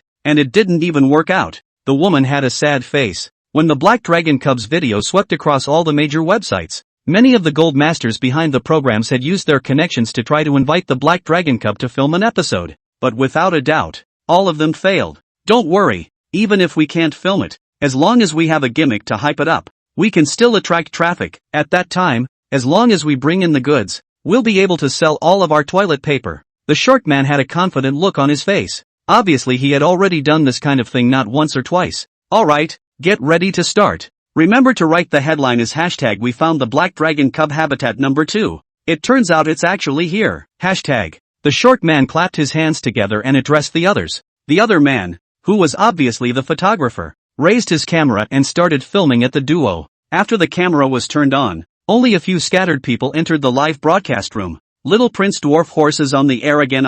It just so happens that I'm short of paper at home again. Hurry up with the link. Dwarf Horse Little Prince this time again, with which female netizen fried CPA. Quickly let us take a look at the female protagonist. Is this headline serious? Someone really found habitat too? This one looks like it's just rubbing it in. It's meaningless. Let's go. Let's go see the Black Dragon Cubs. I also slipped away, but backhandedly give him a report first. The short man glanced at the pop-up screen that only brushed out 1.5 a day, and didn't care. Years of Netflix career let him long ago practiced an indestructible face skin. The short man held the woman, hard to squeeze a happy smile on his face, along the beach coast, ready to move forward. Just then, however, the woman suddenly stopped in her tracks. Her eyes widened, and she exclaimed out in shock, "Look guys, what is that? What a big ship! Let me take a look." The short man immediately looked over. Just one glance made him unable to stop his exaggerated strange cry. I go, which is a ship? This is clearly a warship. There are many more behind it. It seems to be our country's, the woman said excitedly. She had the best eyes and had already seen the bright red flag flying on the warship. The photographer didn't expect to be able to see the great summer country's warships in this place. That huge sea vessel looked like a lanky beast. With every step forward, endless waves were broken from it. The waves that were extremely appalling in sound were like frail children in front of the tall walls of the ship, without the slightest threat. Quickly, move the camera over. The short man had an excited look on his face. This kind of image would surely be fire if it was filmed. Hearing the short man's words, he subconsciously moved the camera to the sea. The live broadcast room that had just been opened, which originally only had a few scattered viewers, came in with many people in an instant. I go, it's really a warship. What's the situation here? The anchor shouldn't have come to a military stronghold, right? Should say no. It's very likely. I checked. Just now those warships. Seems to be a frigate. Escort aircraft carriers. Anchor so brave. What if it exposes the location of our warships? In order to heat is really shameless. Heat and mother. The anchor obviously chose the former. The anchor is a walking 500,000 has been reported. That carrier wouldn't be escorting the island where the black dragon cub is located, right? If that's the case, then the anchor is in a big mess. It's very possible. Looking at the anchor's positioning, it seems like it's in the Southern Sea. Plus this title. All I can say is, I'm sorry for your loss. I don't think so. Do you need to go out in such a big battle to escort a sea island? I have a feeling it might be a drill. The short man hadn't realized anything yet. He was still excitedly directing the cameraman to shoot. In his world, he was about to be on fire. Just as they were excited, the next moment, a rumbling sound suddenly came from the clean and tidy roads of the town. Immediately after, dozens of military armored vehicles, as well as various types of combat vehicles with camouflage cloths covering the vehicles for unknown purposes came roaring in. The vehicles stopped. On top of the armored vehicles walked down many heavily armed special warriors. This place has been classified as a military base. Please leave quickly. A tall special warfare soldier at the head looked at them and said. The two men and one woman looked at each other. All of them had a frightened look on their faces. What are you guys filming? The special warfare soldier frowned slightly, and there was coldness erupting in his eyes. The short man was shivering. Both legs like sieves kept trembling. This scene he usually only saw on TV. Now that he was there in person, he found that he had no other thoughts, only an urge to pee his pants. He gathered his courage and just wanted to open his mouth to explain, but then he heard another sentence. There's no need to explain. The things are all confiscated. Also, you guys can come with me again. The short man's face instantly turned ashen. The live broadcast rooms that hadn't had time to close also shouted out loud. An oboe to send the anchor. It's simply a self-defeat. But it's a pity that my report hasn't had time to arrive yet. Oh dwarf horse little prince. Without you, where do I go to buy paper in the future? Unsurprisingly, the live broadcast room will soon be blocked. Everyone better hurry up and go to see the black dragon cubs. Go go go. There were no surprises. All three people were taken away. A fleet of our aircraft carriers has appeared in the #Southern Waters, suspected of protecting the black dragon cub's second island habitat. The three anchors are suspected of leaking information and have now been taken away for investigation. On the hot search. This topic also briefly rushed to the top 10 once. Many onlookers clapped their hands. Crap, this anchor is really making a death wish. If you don't make a death wish, you won't die. Surprisingly using an entire carrier fleet to escort the black dragon cub to habitat. This platitude and treatment. Simply, it seems that not only is the anchor going to be cold in the live room, but the person is going to be cold as well. I heard that Pretty Country's aircraft carrier is also nearby. It feels like something big is going to happen. I hope we can hit them back hard and let them know that they have to pay a price for daring to come to Dacia. Thinking too much. At most it'll be a deterrent. It's impossible to really make a move. Hey, I want to see the Pretty Country fall and run away. And at this time, the airplane that Fong Mu was riding on flew gently all the way and also finally flew onto the sea. Only a few more moments of flight was needed to arrive on the island in the southern waters. Black Dragon Cub. We're almost there. An Anne's sweet and soft voice gently sounded in Fong Mu's ears. Fong Mu gently moved, then slowly opened his eyes. Lin Nan had originally intended to avert her gaze and pick up the Black Dragon Cub. However, with just such a simple glance, Anne found her sight was firmly attracted. Originally, Fong Mu's dragon eyes were as clear as a glaze without a hint of mixed colors, but now they were even more mysterious, as if they were as deep as the starry sky. In the deepest part of the pupil, there was also a touch of strange light flickering, as if it was the light of origin when the world first opened, and Anne felt that her entire mind and soul had been sucked in. Fong Mu blinked his eyes again. That feeling then disappeared, and Anne gasped for air, her eyes still palpitating. Fong Mu also completely came back to his senses, looking at Anne in this state, inwardly apologizing a little. He had just been practicing according to the star text in his mind and had gained a lot, gaining a deeper understanding of the various divine abilities of the true dragon. Thus, when he opened his eyes, that state of cultivation had not yet come to be fully withdrawn. The current in still couldn't accept that kind of spiritual power that was too vast. So just now, just a simple glance at each other almost caused her to become mentally deranged. Anun, what's wrong with you? Is everything alright? A trace of anxiety surfaced on the pretty face of Muli, who was sitting by the side, and she hurriedly asked. Anne's small hand stroked her chest and shook her head repeatedly. It's fine. It's fine. I'm fine. Although that moment just now gave her a feeling of suffocation. After that feeling, Anne realized that her spiritual power seemed to have become even stronger. It was as if an iron sword had many magazines removed after it had been tempered. That's good. Muli breathed a sigh of relief and suddenly discovered a new continent. Anun, the dragon horn on top of your head seems to have grown a bit. Anne reached out and touched it. Surprised. It seems to be real. The two little dragonesses looked at the black dragon cub at the same time, their eyes full of expectation. Fang Mu blinked with an innocent expression. Dean Liao was about to inquire about what had happened. When he turned his head, his afterglow flicked out the window, and he suddenly saw that below the airplane, a huge sea fleet had appeared. It's the sea fleet, but in the next moment, Dean Liao frowned again. Wait, that carrier fleet doesn't seem to be our country's. It's the pretty countries. They actually came to this place. Simply. Gao Feng gritted his teeth, forcibly holding back his inner rage. Fang Mu's gaze was slightly lowered, coming at a pretty good time. He had just comprehended quite a few new abilities. It was just the right time to practice with them. Fang Mu's eyes had a leap of faith in them. In the next moment, with a flash of his figure, he had actually appeared outside the airplane. Black dragon cubs, and Anne's beautiful eyes widened. She watched with her own eyes as such a large black dragon cub, in front of her, disappeared just like that. Look, the black dragon cub is outside the airplane. Muli let out a cry of alarm.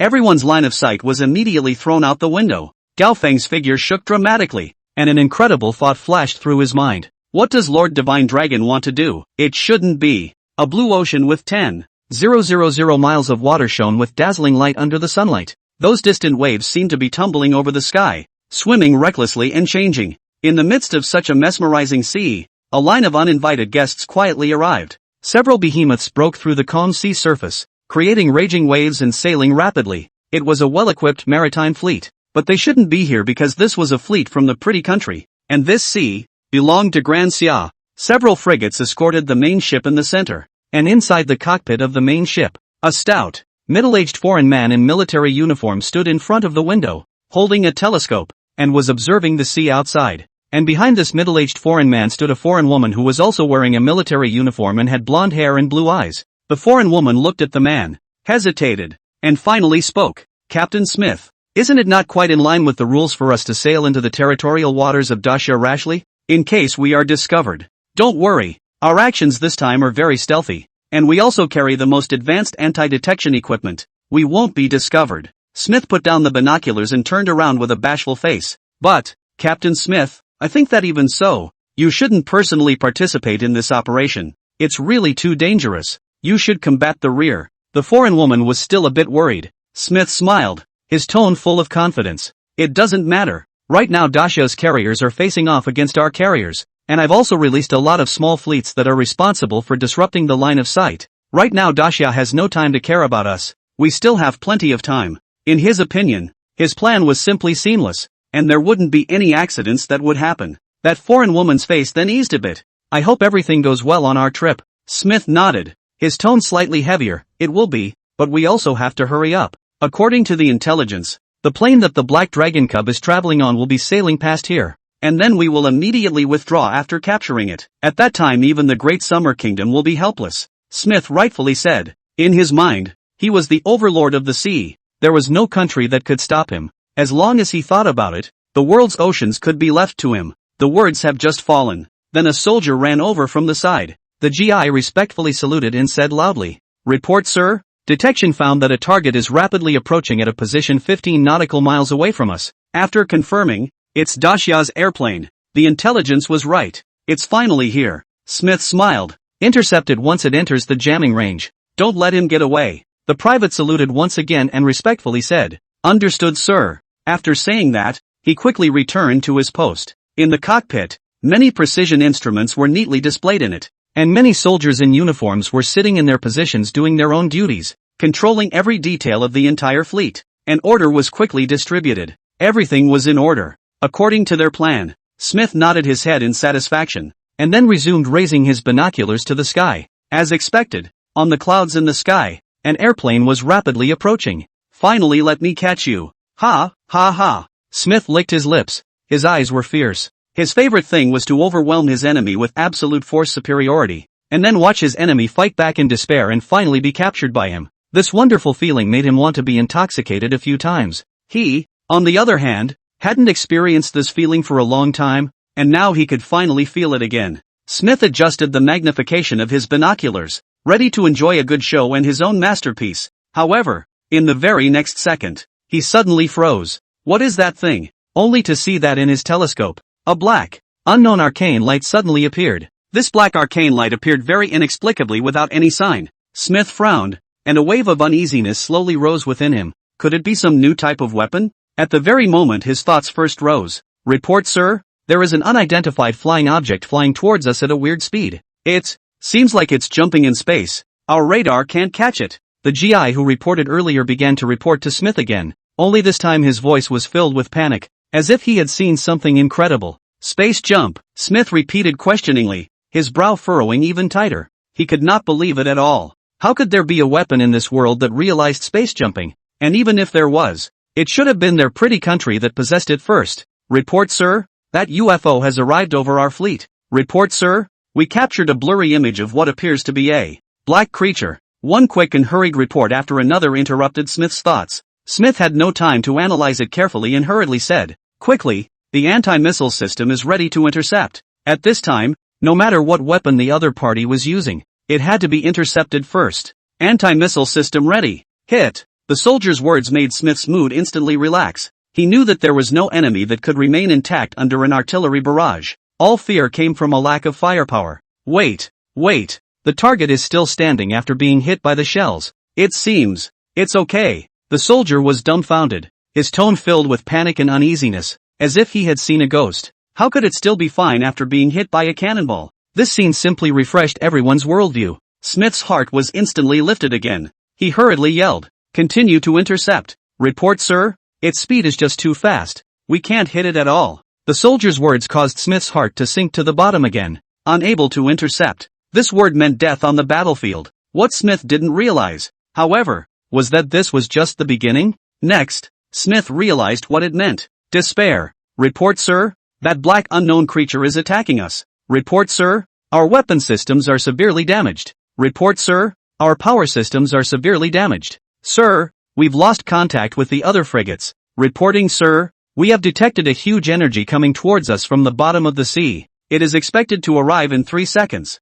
Report, sir. The azure sea was filled with sparkling microwaves as far as the eye could see, and the sky light and sea color blended together. Glittering. The black dragon cub that Fong Mu had transformed into disappeared from the airplane and then suddenly appeared above the sky. He looked down at the fleet traveling below, and without the slightest hesitation, his feet stepped on the void and his body was clad in auspiciousness. Between the flashes of his figure, he quickly appeared above the sea. Seagulls meandered on the sea surface, and emerald feathers flew. Fong Mu's tiny figure was simply inconspicuous compared to the entire ocean, and it would not be an exaggeration to say that it was a drop in the ocean. However, when the black dragon cub that Fong Mu transformed into descended on this ocean, the whole ocean seemed to be given a new soul. The surface of the sea, which was originally calm and waveless, turned up huge waves, emitting the sound of drums and gongs, as if welcoming the return of their master. The sea roared, the waves covered half of the sky, and the white waves surged, like countless roaring and screaming dragons, shaking heaven and earth.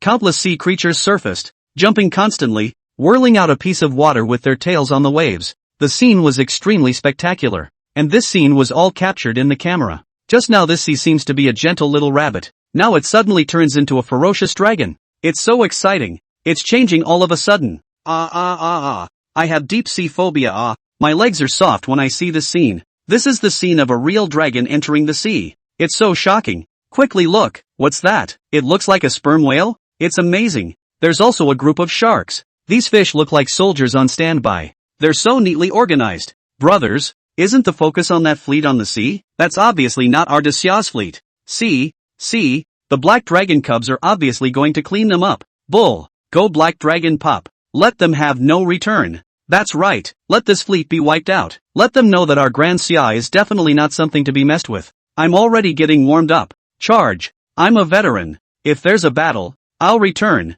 The netizens in the live broadcast room all looked incredibly excited. This was the scene that countless people were looking forward to, and they were not disappointed. The black dragon cub deserved the name of a true dragon. This real scene of giant waves and 10,000 fish worshipping was something that no special effects could make. And the image of the true dragon divine beast taking on the foreign warships was even more exciting, making everyone's blood boil. This was the Xia's guardian divine beast. In the human world, there existed many restrictions, and actions were inevitably taken with too much regard. But the black dragon cubs were not within this rule. This was the point that excited the crowd the most. What kind of retaliation would a true dragon divine beast with great power make in the face of an enemy that intended to provoke? Perhaps they were about to see images that would turn the world upside down. Fong Mu slightly hung his head as his gaze fell on the fleet not far away. Pretty country? Today, I'll let you know who is the true maritime overlord. The sea was turbulent, but Feng Mu's heart was ancient. It was at this moment that a mechanical rotation sound came from the fleet,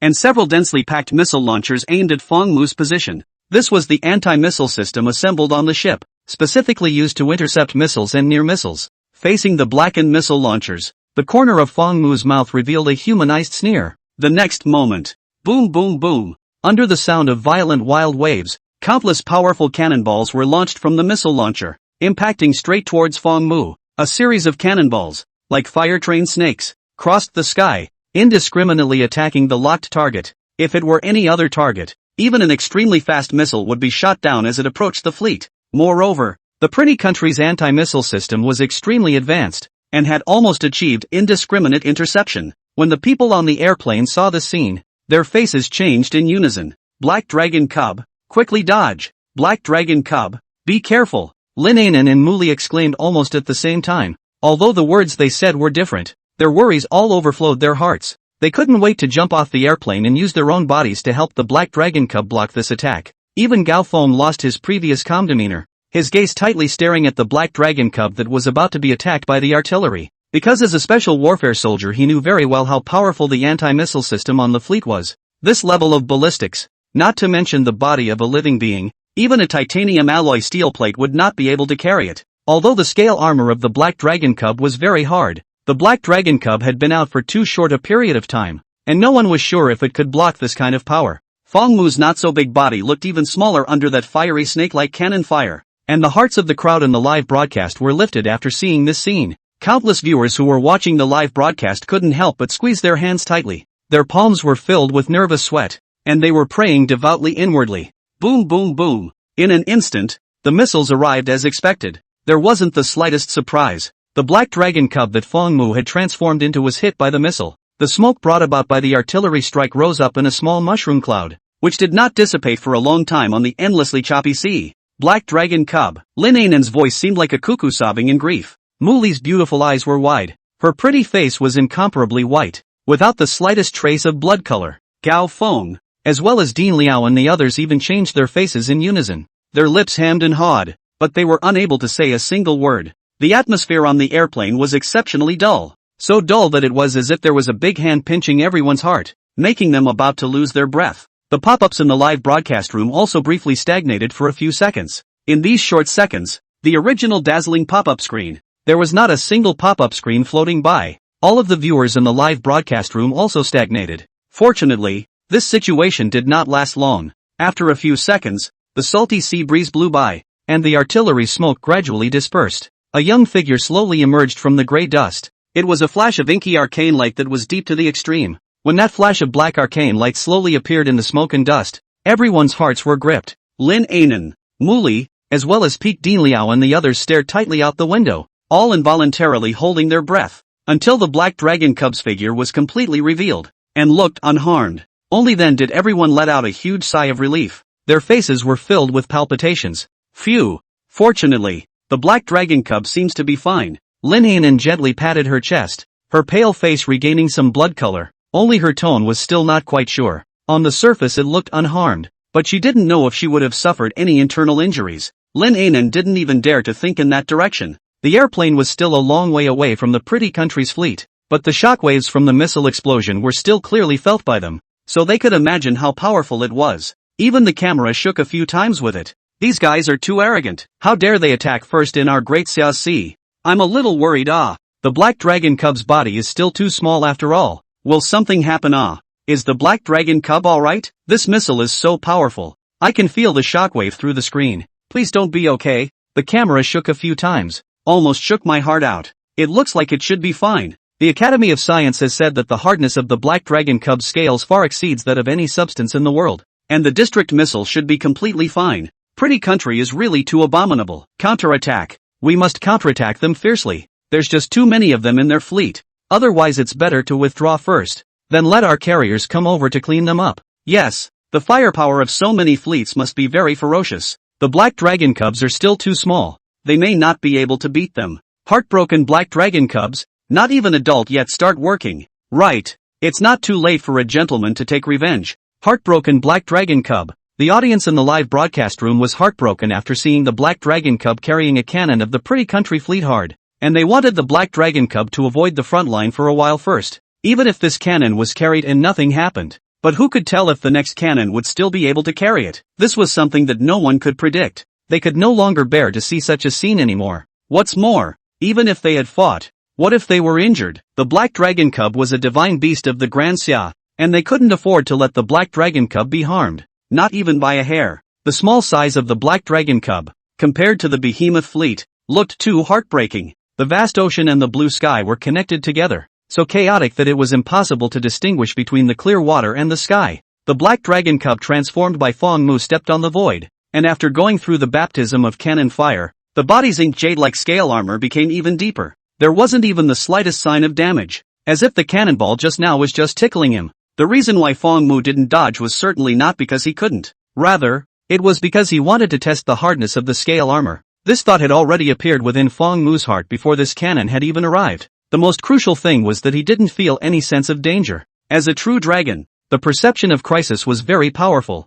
It could be said to have reached the realm of the unpredictable. But he didn't feel any sense of danger on this cannon, so Fong Mu didn't bother to dodge it, just to experiment with the hardness of the scale armor. It was also good for him to have a clear perception of defense. Now the result was obvious. This so-called anti-missile defense system, the feeling of hitting his body is just like a massage girl doing essential oil back push. Numbness, quite comfortable. To summarize, if there is no that unpleasant smell of smoke, beautiful country's missile killing power is comparable to the massage parlor girls. Fong Mu rubbed his little paw, and his eyes looked faintly at the anti-missile weapon that was once again ready to be launched. The experiment had already ended. There was no need for him to continue getting shelled in place. With this effort, he might as well go find an Enmuli to play cannonball games. Well, like playing drop cannon, rub cannon, scamper monkey, triangle bounce, boom boom boom. Just as Fong Mu was thinking about all those yes and no's, the ship under his feet once again fired out ferocious cannon fire. This time,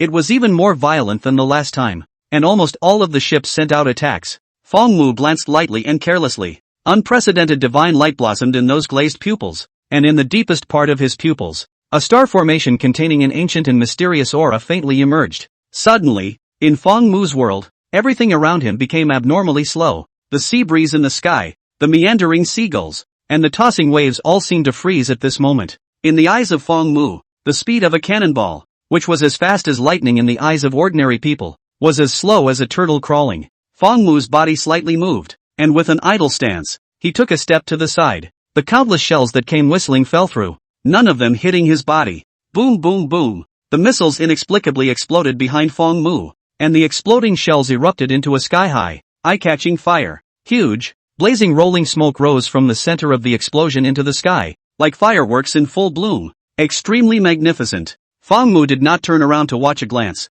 letting the waves behind him stir up 10,000 waves. True Dragon never looked back to see the explosion behind him. The crowd on the airplane, as well as the viewers in the live broadcast room, had their hearts in their mouths for the Black Dragon Cub. After seeing this scene, they simply couldn't suppress their inner excitement and directly clapped their hands and gave a shout of approval. Bull ah! Under a light touch, let the pretty country's missiles that claim to be bulletproof all fall short. I see. Just now, the Black Dragon Pup intentionally let the cannonballs hit his body, just to prove that the pretty country's cannonballs are really trash. So that's how it is. No wonder. It looks like the Black Dragon Pup wanted to use his strength to hit these bad guys from the pretty country in the face. Too handsome. This wave of operation by the Black Dragon Cub is simply handsome to my heart. What just happened? Who has a replay? Let me watch it again. I've recorded the screen. I'm going to watch the clip back 100 times. How can the Black Dragon Cub be so handsome? I love it so much. Oh. Sorry guys. I have to go to the restroom. There are no sisters together.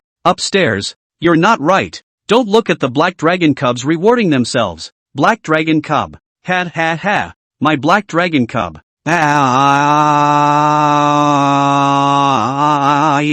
Black Dragon Cub's performance lifted everyone's spirits. Fong Mu used his strength to prove that the pretty country's missiles were not only harmless to him, but also couldn't hit him at all. Only these 2 points directly cut the fighting power of the pretty country's fleet by a big half out of thin air. The next scene was even more subversive to the world's cognition. Fong Mu looked at the fleet under his feet that seemed to be starting to panic, and laughed silently. Don't be anxious, this is just the beginning. Since you dare to come and violate Grand Xia, you must be prepared to have no return. Fong Mu's eyes blossomed with coldness. Ever since the moment the pretty country fleet stepped into Great Xiao's territorial waters, Fong Mu had no intention of letting them leave peacefully. Before the rumbling sound of explosions completely stopped, Fong Mu swooped down. His figure drifted erratically, and in a few flashes, he had already arrived above the fleet, only a dozen meters away from the fleet. And at this moment, the soldiers standing on the deck had finally gotten a good look at Fong Mu. They had also witnessed all the images of the missile bombardment on Fong Mu. In their worldview,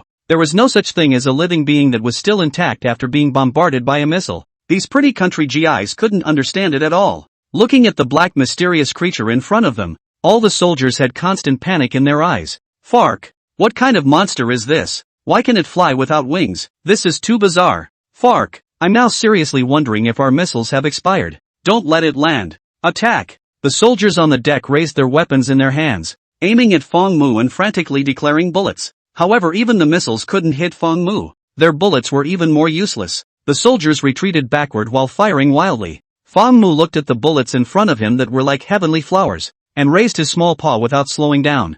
There was no sign of any anomaly arising. But the next moment, I only saw that the roiling bullets that were shooting from the sky unexpectedly came to a standstill and were steadily fixed in the void. At this moment, it was as if time had stood still. The soldiers of the beautiful country were so dumbfounded by this scene that they even forgot to continue snapping their weapons. The sunlight broke through the clouds on the sea and spilled straight down, and the yellow bullets reflected a series of golden beads of light under the light, densely connecting to form a gorgeous patch of light. Immediately afterward, Fong Mu's small paw gently waved forward. All of the bullets that were fixed in the void trembled slightly, and then unexpectedly flipped in place, aiming their warheads at the place they came from. Subsequently, under the eyes of all the pretty country soldiers who were horrified, these bullets were pictured at an overwhelming speed and reflected back. The yellow light cut through the void and shot straight into the hearts of these guests from afar. As the saying goes, there are friends from afar. On this stormy and confused endless ocean, Fong Mu adhered to the fine inheritance of Xia people's hospitality and sent a piece of warmth to these soldiers from pretty countries. For a while, the deck screamed and wailed. Oh no! The sounds of laughter and laughter connected into one. Bouncing dee-da-day, with a crackling sound of metal colliding. Looking around again, there were no more than a few people left on the entire deck who could continue to stand. Devil! This must be the devil. Mom, I want to go home. Dragon! This is the divine dragon of Daxia. This is our target this time. Ah! It hurts me. The few soldiers who were still conscious also completely lost their ability to resist. The originally polished and shiny deck of the ship became pitted and devastated. And as far as the eye could see, it was full of blackened craters. These soldiers could never have imagined before this that they would one day have to endure the bullets they shot. Compared to the horror of these GIs, the Daxia viewers in the live broadcast room were much more joyful. The black dragon cub is simply handsome, worthy of being a divine beast, true dragon. The hand of controlling objects in the air simply let the black dragon pup play the ultimate simply exactly the same as in the movie. I did not think that one day I could actually see the scene in reality. These foreigners are so pathetic, they can't even say a crouch. It's so handsome. I've already played 5 sets of military boxing in a row, and I still can't suppress the fervor in my heart. I'm going to join the army. I want to guard the country too. Beat up those enemies with wolfish ambitions. The live broadcast must not be interrupted. I still want to see the black dragon cubs show off their power. I want to be there. The scene will be amazing. The people on the airplane were all looking at this scene with an exhilarated expression. Fong Mu gently waved his little paw again. The few surviving soldiers instantly revealed another terrified expression. In the eyes of these soldiers, Fong Mu's paw had already turned into the god of death scythe, and every time he swung it down, he would harvest one batch of lives after another. The soldiers closed their eyes tightly, waiting for death to come. However, nothing unusual happened this time. It seemed that the great summer divine dragon in the sky was just waving its claws in a bland and uninteresting manner. One of the soldiers who had suffered a serious injury on his leg opened his eyes and looked around with a palpitating heart. Oh, thank goodness I'm still alive. The soldier exhaled softly. This feeling of coming back from the dead made him feel that the pain in his legs had lessened a bit. Then before he could let go of this breath, the battleship under his feet unexpectedly came out with a creaking sound. The soldier's eyes glared roundly as a thought so bad that it arose within him. The creaking sound became louder and louder, as if countless pieces of metal were frantically rubbing together. This sound made one's heart prickle and scratch, and the hairs on one's body stood up in sweat. The soldier swallowed a mouthful of spit, and he slowly lowered his head. The next moment, the deck collapsed with a loud bang. Underneath the soldier's feet, including behind him, as well as many of the ship's weapons and equipment, all of them cracked into countless pieces of uniform size. From the opening and closing of the fissure, it could be seen that the broken place was smooth and even, as if it had been scratched by a high-precision cutting instrument. The beautiful country's fleet, which had been dominating the sea, had completely lost its combat power since then. The traveling fleet was like an old ox whose lifespan was about to expire, and after making a few whimpering sounds, it stopped on the sea surface, no longer able to move. Feng Mu's glazed dragon eyes were ancient and indifferent like a god. The slender body bowed slightly and raised the sky with a dragon whistle. On! Under a dragon roar, the seawater looked like it was pouring down from the sky, roaring and rushing madly, emitting heart-shattering rumbling sounds, and resembling a ferocious beast, opening its huge mouth to devour everything. Originally blue sea water into a dark pattern, huge waves, covering the sky, as if to the sky to be overturned in general. In front of the power of nature, human power is incomparably small. The fleet was originally a huge thing, but in front of this huge wave, it was like a cowardly child, with no power to fight back. Pretty country, this well-equipped fleet, not even have time to call for help, was completely submerged down. The splashing seawater slowly condensed in the void, seeming to become a throne-like mold. This, on the airplane, Dean Liao's jaw dropped as he watched this scene. His mouth froze as he couldn't utter a single word. The others also all looked shocked to the core. In front of this kind of heaven and earth greatness, no one could continue to remain calm. The height of the waves was too high, as if the sea and the sky were completely upside down, a sign of the end of the world. The people on the airplane felt for a moment that even the airplane they were riding on was going to be smacked down. The audience in the live broadcast room were all shocked to speechless. Even typing hands are trembling. It's too good. Bullish. I don't know what else to say besides bullish. It's over. Originally I didn't have a deep-sea phobia, but now I've also been made out of a deep-sea phobia. Upstairs, not to mention you. I've been a crew member for more than 10 years, and I can't help but soften my legs when I see the scene. Too scary. The black dragon cubs waved their hands and then the sky tilted over. Simply invincible. Shocked my mom for 100 years. The black dragon cub said. The gentleman's revenge is only a matter of time. I've got a big grass. The black dragon cub is still only a juvenile state. It's already so bullish. It's hard to imagine that when it comes to adulthood, how powerful it will be. This fleet can already be completely declared cool. Serves him right. Who let the pretty country be so arrogant? Now know that our black dragon cubs have to be powerful. Tears in my eyes. I can't imagine that I can really see such an inspiring scene one day. Daxia is bullish. The black dragon cubs are invincible. With the sinking of this fleet of pretty country, the live broadcast room completely exploded, boiling like boiling water. The temperature could not cool down for a long time. The unrivaled pretty country fleet was beaten into a downward spiral by the mighty black dragon cub, and this such a painful scene was simply refreshing to the bones of every Daxia person. At this moment, all the people of Daxia felt proud and honored to be the heir of the dragon. Many old people opened the live broadcast with the help of their grandchildren and watched the scene with tears in their eyes, feeling that they had no regrets in this life. The faith and sense of belonging of the billions of Daxia people had reached an unprecedented cohesion, and countless people were piously worshipping the name of the black dragon cub. The whole piece of God's land. There is a hidden golden light emanating out. Auspicious sky, while the beautiful country on the other side of the ocean is a cloudy, sad appearance. The battle for the fate of this country has already begun to show. Feng Mu saw countless starry light clusters in the sky and earth, converging towards him. Each of the light clusters contained a special and sacred power. And although these powers were weak, when they were gathered together, they were still a force that could not be underestimated. The power of faith? Feng Mu stretched out his small paw and gently touched the light point in front of him, and after feeling that pious sense of faith, he had some inner realization. This was perhaps the faith that arose after a human's worship of himself was elevated to the extreme. However, Feng Mu was a true dragon, and his source of power did not originate from this, and did not rely on this so-called power of faith. To have it or not to have it was just the difference between icing on the cake. Although this power was dispensable to Feng Mu, it seemed to have some other wonderful uses as well. When he had time later, he could study it properly. Feng Mu looked at the sea that was gradually calming down, his gaze not fluctuating in the slightest. If it was anywhere else, if Feng Mu wanted to deal with such a well-equipped army, it might not be so simple, but at sea, it was on his home turf. It was simply too easy to deal with this fleet. Just wave his hand and let it be wiped out. Feng Mu patted his small paw. Finish the fight and call it a day. Feng Mu's body flashed, and in a few instantaneous moments, he returned to the airplane once again. The next moment, it was already in a seat near Anan. Black dragon cub, you're back, Lin spoke out in surprise, but after a split second, Anan's small mouth slightly pouted as she said, Do you know that you just now scared the hell out of people? Luckily you're fine. Next time don't worry people so much. Or else. However, before the words were finished, Anan's words suddenly stopped and her beautiful eyes looked at Fong Mu, only to see Fong Mu spread out on the soft airplane seat, with a look of overexertion. Black Dragon Cub. What's wrong with you? Anan worriedly held the black dragon pup in her arms, her heart aching beyond measure. Fong Mu obediently plopped down in Anan's arms, her small paws powerlessly resting on Anan's body, a pair of glazed pupils seemingly closed, just like a weak appearance. Whoever sees that pitiful little appearance will be heartbroken. The corners of Anan's eyes flashed with a flash of crystalline tears, her heart aching so much that she was on the verge of crying out. She gently held Fong Mu in her arms, gently patting his back one by one. Everyone else was also looking at Fong Mu with a worried look. To wipe out an entire fleet.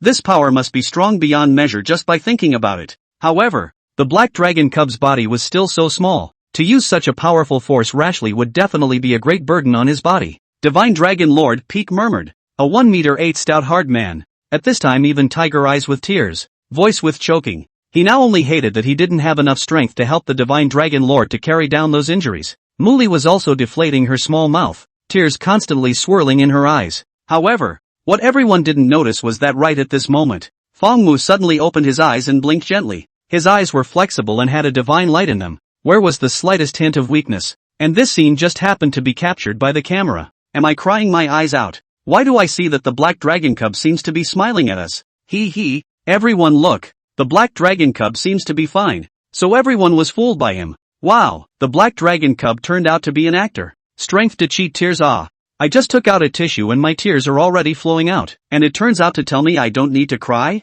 The atmosphere is all here. There's something not very polite about not crying. Everyone better cry first. I know. The black dragon cub is pretending to be weak. He aims to get into Miss Anne's embrace. Good lord. The level of excitement is comparable to the birth of an actor. Ha ha ha ha ha ha ha ha. The heart dragon is solid. Another day of an being taken for a ride. And an old sixth dragon. I also want to be treated like this. Is there any young lady willing to help me fulfill this dream? I'm willing to trade 50 years of my best friend's youth for it. At the same time, inside the conference room of the Capital Biology Academy, the biologists from Pretty Country were still sitting here, watching the video footage from the live broadcast with Professor Lu. At first, they were still complacent and even smug when the Pretty Country fleet appeared in the live broadcast footage. John looked proud of himself, and at this moment, they had completely grasped the right to speak. If Professor Lu did not agree with them, they could also just snatch the black dragon cub away. If they agreed, it would mean that Xia had conceded defeat and they had achieved an overwhelming victory. Either way, their Pretty Country had won. In short, winning hemp. John struck while the iron was hot, and was about to continue pressuring Professor Lu. However, this idea had only just risen, and the next instant was the scene of Fong Mu's great killing spree, all the way up to the time when the entire fleet sank. The whole process was like a running stream, all in one go, without any delay, just like Dove, crowds enjoying silky smoothness. This live broadcast completely played the Smith fleet, from the appearance to how to sink the whole process. The whole process did not exceed 3 minutes. 3 minutes. 3 minutes to let a fleet completely disappeared in this world. If not, John is very familiar with this fleet words. He did not dare the scene that happened in front of his eyes. John was silent as the fleet sank. The other biologists from the beautiful countries were all silent as well. Weak countries had no diplomacy, much less the right to speak. In this open and shut battle, their Pretty Country had lost without a trace. The atmosphere became very heavy. Of course, this heaviness only existed in this group of biologists from Pretty Country. Professor Lu was grinning, full of cheerful smiles, sitting in the middle out of place. Ahem. Lu Fangyi sat in his seat and looked at the screen with a dry cough. After drawing everyone's attention over, Lu Fangyi shook his head and sighed. Alas, I don't know where this came from. An unlucky fleet even dared to sneak into our Xia, and ended up crashing into the feet of our divine beast black dragon cub. Deserves to be sunk. John. Other Pretty Country biologists. John's face skin kept twitching. He had the heart to argue, but after opening his mouth he didn't know how to say it. This one thing they really didn't have any reason to refute. If all the plans were successful and the battlefield was cleared, then they could not admit it or even shirk their responsibility. After all, the airplane, although the possibility of crash is very small, but cannot rule out the suspicion. But now everything is exposed in plain sight. They want to shirk, cannot shirk. Although they cannot shirk, but also absolutely cannot admit. John's hand under the table was clenched tightly, and his face was flushed red. Lu Fangyi looked at John's ugly face.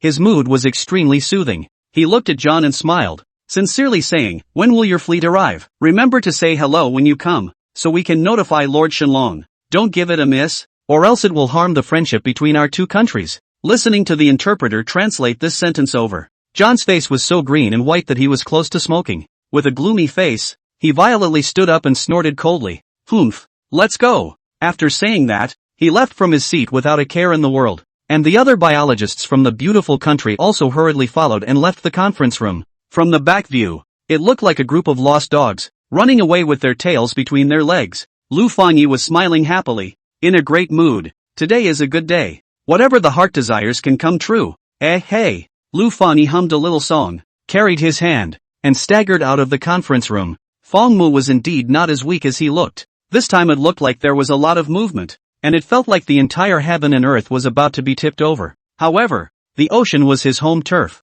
Plus Feng Mu had previously comprehended quite a few deeper abilities on the airplane, so this time, he didn't use too much power to take control of this ocean. To describe it in 4 words, it was, basic operation. Black Dragon Cub, next time don't be so feisty. Oh. Linen gently hugged the Black Dragon Cub in her arms and said heartbreakingly. Feng Mu comfortably lay in Anan's arms, his eyes slightly squinted, sniffing and gently nodding his little head. Next time, he would only become stronger next time. At that time, he wouldn't even need to be so troublesome. He would directly transform into a 10,000-foot divine dragon, and let this fleet of ships fly into the air with a single flick of his tail. Thinking of this, Feng Mu couldn't help but look down at his small arms and claws, and he couldn't help but feel some longing in his heart. When he grew into a 10,000-foot divine dragon, it would be quite handsome. When it doesn't move, it blesses the world and benefits a party. But when it moves, it destroys everything and destroys the sky and the earth. Heaven and earth. Let it roam. As you wish.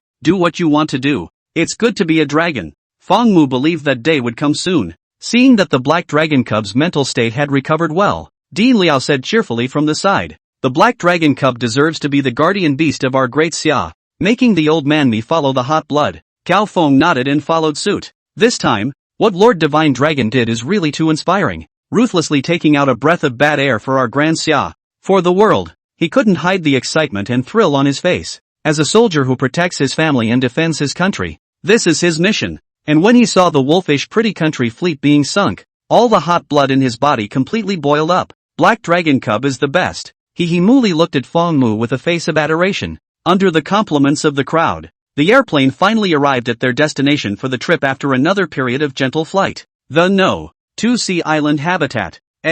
Look guys, there's a fleet here. Muli looked below and exclaimed in surprise, and also fixed her eyes on it. It's our fleet. That splash of bright red color made everyone's heart soar, only to see that near the sea island, densely surrounded by all the huge fleet, almost forming an airtight defense circle. After the airplane landed, immediately there was a man in a military uniform who greeted him. Gao Feng was the first to step off the airplane. Although this place was heavily defended, he still wanted to make sure it was safe. The man looked ashamed.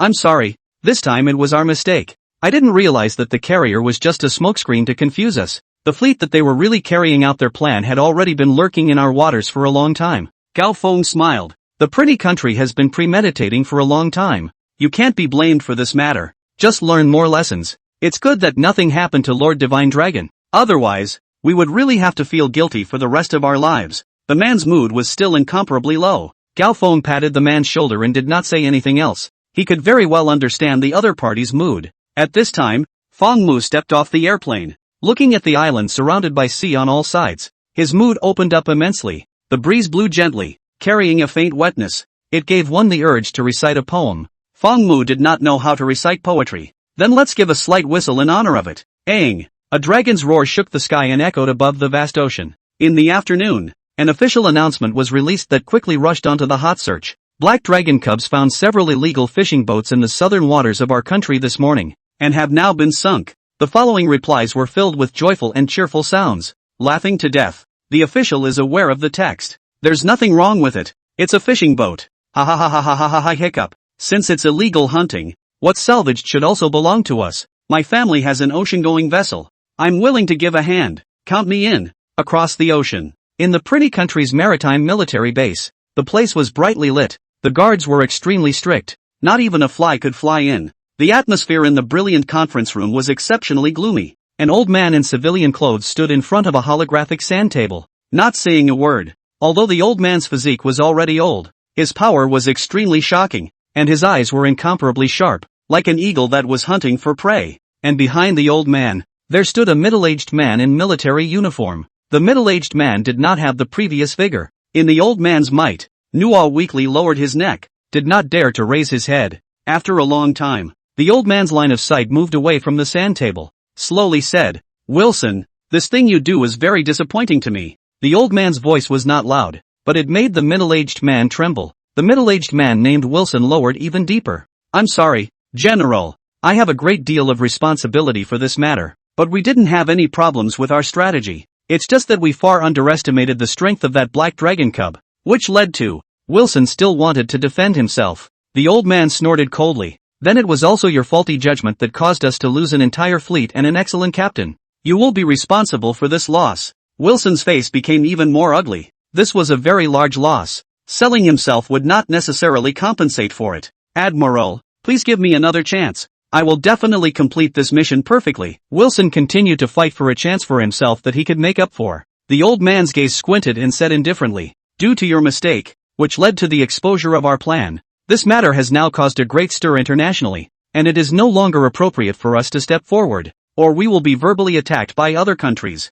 Everything was about the name of the division, and if you wanted to make a move, you had to have a justifiable reason. There was no problem with some things coming quietly. Even if others had speculations, they were in the way of their majesty and didn't dare to say anything. But once it was exposed to the stage, they also had to take care of their own face. Although their beautiful country had no face to speak of a long time ago, Wilson's eyes kept turning, his gaze fluttering as he thought for a moment before saying in a low voice, "Since it's inconvenient for us to step in again, why don't we use Dasha's neighboring countries, the Little Days country and the Pickle country, as pawns to test the waters some more?" The old man glanced at Wilson appreciatively. Wilson's confidence increased after receiving encouragement. He continued, "We'll manipulate these two countries in the shadows, so that even if things fall apart, it will have nothing to do with us." The old man nodded. "You're right. This is a good method. The military bases we have set up in these two countries for many years can also be put to use. General is wise. These two countries were originally the two dogs you raised.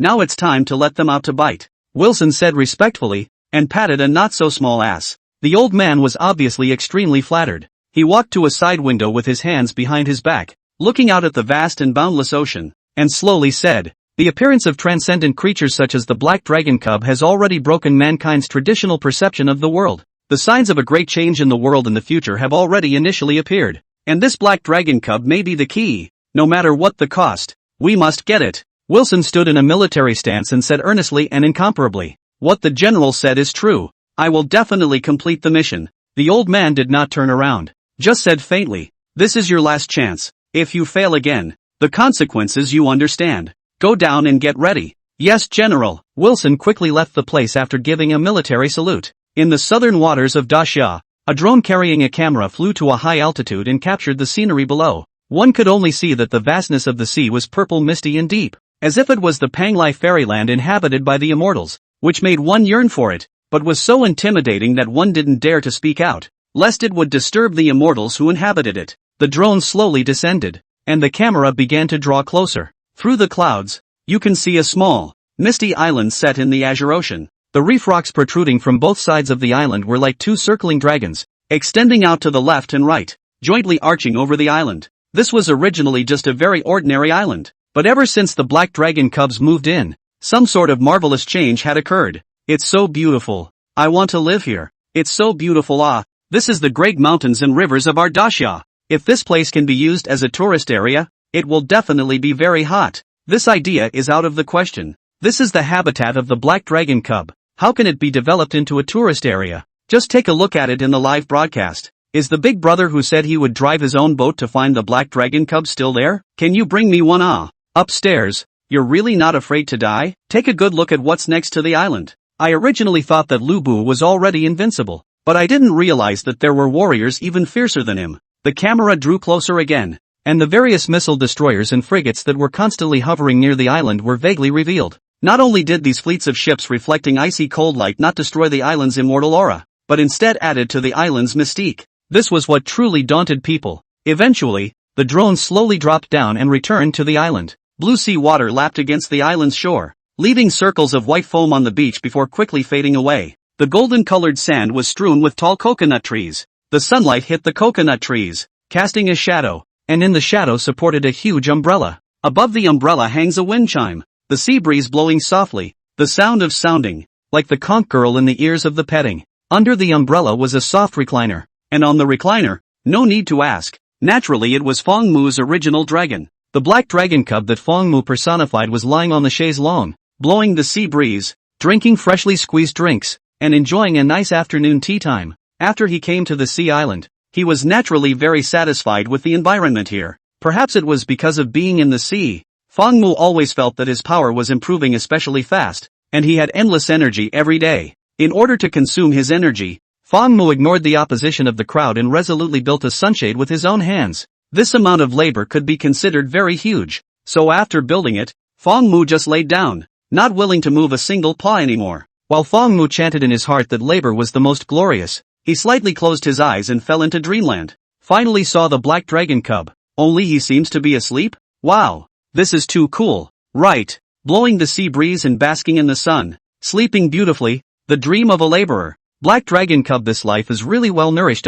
Oh, who is envious I do not say. Black dragon cub worthy. That's right, black dragon cub, but just after a big battle. Now enjoy it. What's wrong? Quick look, there is a good big sea turtle climbed up. It's so bold that it dares to climb to the feet of the black dragon cub. Ha! It has a lot of barnacles on it. It doesn't want the black dragon cub to help it buckle the barnacles, right? Crap, this turtle is really big. It is afraid that it has not become a spirit. Is he the legendary turtle prime minister? That said, I also want to be this turtle. Black dragon cub, time to eat. What do you want to eat today? Lin Ainan's sweet voice slowly woke Feng Mu up from his dreamland. She was wearing a black and white ensemble today, and if she matched it with a small apron in white silk, she would be living up to the costume of a maid. To be precise, it was a dragon lady little maid. Muli was similarly dressed in this outfit, and from afar, she and Anan looked like twin sisters. Even after arriving at the beach, Muli held a paper and pen in her hand, ready to take notes at any time.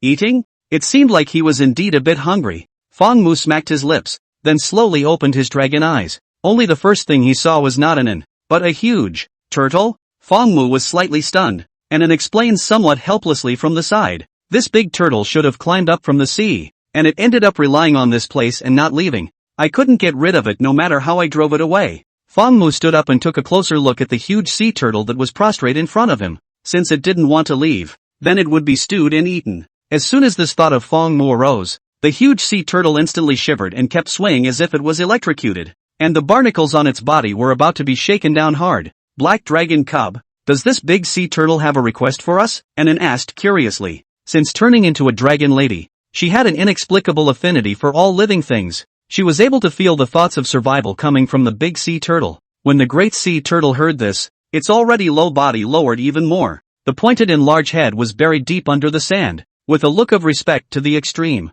Puff, puff dash. The big sea turtle also let out a few utterances. The sound was weak and filled with trepidation. Feng Mu only slightly sensed it and learned what it wanted to express. The dragon knew the sound of all things. As long as Feng Mu was willing, he could understand the language of all animals. This old sea turtle turned out to be trying to get himself to help him snap the barnacles. Feng Mu's eyes drooped, gazing slightly at this big sea turtle, actually asking this dragon to help it mess with the barnacles. It really had a lot of guts. However, he thought that it should be an unbearable pain and could only boldly come to seek help from himself. For the sake of this courage, it wouldn't hurt to help it out. Feng Mu stretched out a small claw and pointed a finger in the air. A tiny aquamarine wave trace enveloped the big sea turtle's body, forming something like a bubble. In just an instant, the densely packed barnacles on the large sea turtle's body instantly fell off, revealing a smooth and ancient turtle shell. The bubble exploded, and the barnacles fell to the ground with it. The large sea turtle became brand new, and if there was a pot next to it at this time,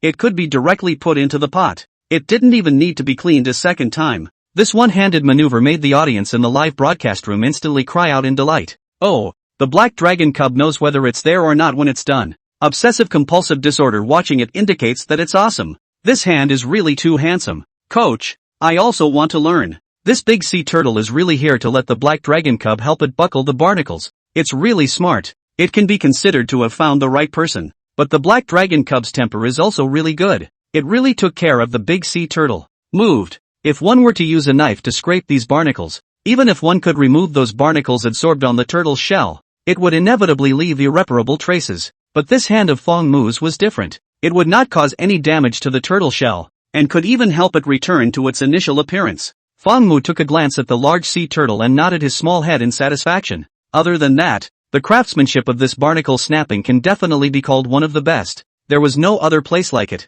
After Fong Mu helped the big sea turtle, he was ready to leave. After working for so long, it was time to eat. However, before Fong Mu could take a step, the big sea turtle suddenly followed suit and stepped forward, following behind Fong Mu. Not to mention its bloated body, but its speed was not slow at all. Muli glanced back and curiously said, why isn't it willing to leave yet? Fong Mu also stopped his footsteps somewhat puzzled. Why isn't this thing leaving? Is it hard to believe that it really wants to be stewed? Gimme dash. After the big sea turtle saw Fong Mu looking at it, its body immediately gave a lurch, and its head plunged back into the sand, continuing to make some unfathomable sounds with its nasal passages, and then looked at Fong Mu with a dumbfounded expression. Black dragon cub, what is it saying? Although Anan had a stronger affinity for all things, she couldn't clearly distinguish what exactly they were saying. A few black lines surfaced on Fong Mu's forehead. This bastard was actually starting to get an inch, and wanted him to help other turtles as well as sea creatures to snap barnacles.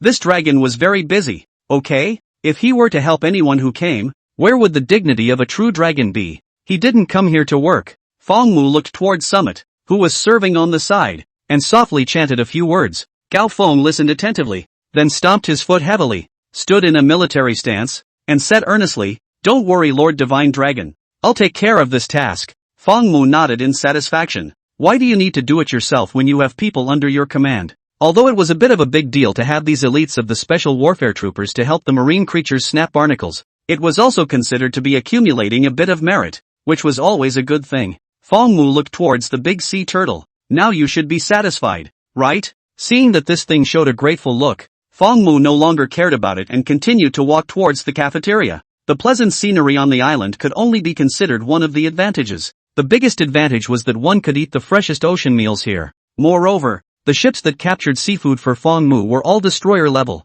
This treatment could be called the strongest platoon. From the time it was captured ashore to the time it entered Fong Mu's mouth, the entire process did not take more than 15 minutes. The chefs hired here were also all at the national banquet level, and in terms of technique and professionalism, they were considered one of the best in the world. As for whether those sea creatures were also intelligent, that had nothing to do with Fong Mu. After all, it wasn't him who slaughtered them, so what was it to do with him, Fong Mu? However, before taking 2 steps, the big sea turtle behind him started to follow Fong Mu again. Fong Mu once again stopped his steps, his eyes carrying some coldness. It seemed like this one really wanted to be stewed. Giggle dash. This time the big sea turtle's voice carried some urgency, as if it had something very important to express to Fong Mu. The coldness in Fong Mu's eyes gradually disappeared, and instead, he brought some doubts. Undersea ruins? Mysterious treasures? Terrifying beasts? Fong Mu's glazed pupils flickered slightly. Seems like, it's a bit interesting.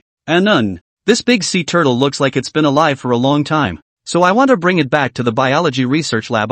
Muli blinked her big eyes and whispered to Anun. Anun nodded. I think it's okay. This sea turtle must be very valuable for research. Anun didn't have much interest in this big sea turtle, but Muli was different. She herself was a researcher of biology, and looking at this ancient creature, she couldn't help but raise the idea of moving it back to the research institute to study it. The big sea turtle shuddered again at the words. Going to the Biological Research Institute. Can it still come back alive without any problems? Looking at the big sea turtle's shivering appearance, Fong Mu inwardly let out a laugh. He didn't stop the 2 little dragon ladies from talking. On the contrary, it was this big sea turtle that had already been scared into this state and was still unwilling to leave for a long time. Its courage was indeed commendable. Of course, it was also very likely that this big sea turtle knew that it could not escape, so it fundamentally gave up on this idea. With its thick and polished shell, the turtle buried its head deeply in the sand. In a respectful and humble manner, it effortlessly kept uttering, trying to translate the messages it knew into words to tell Fong Mu.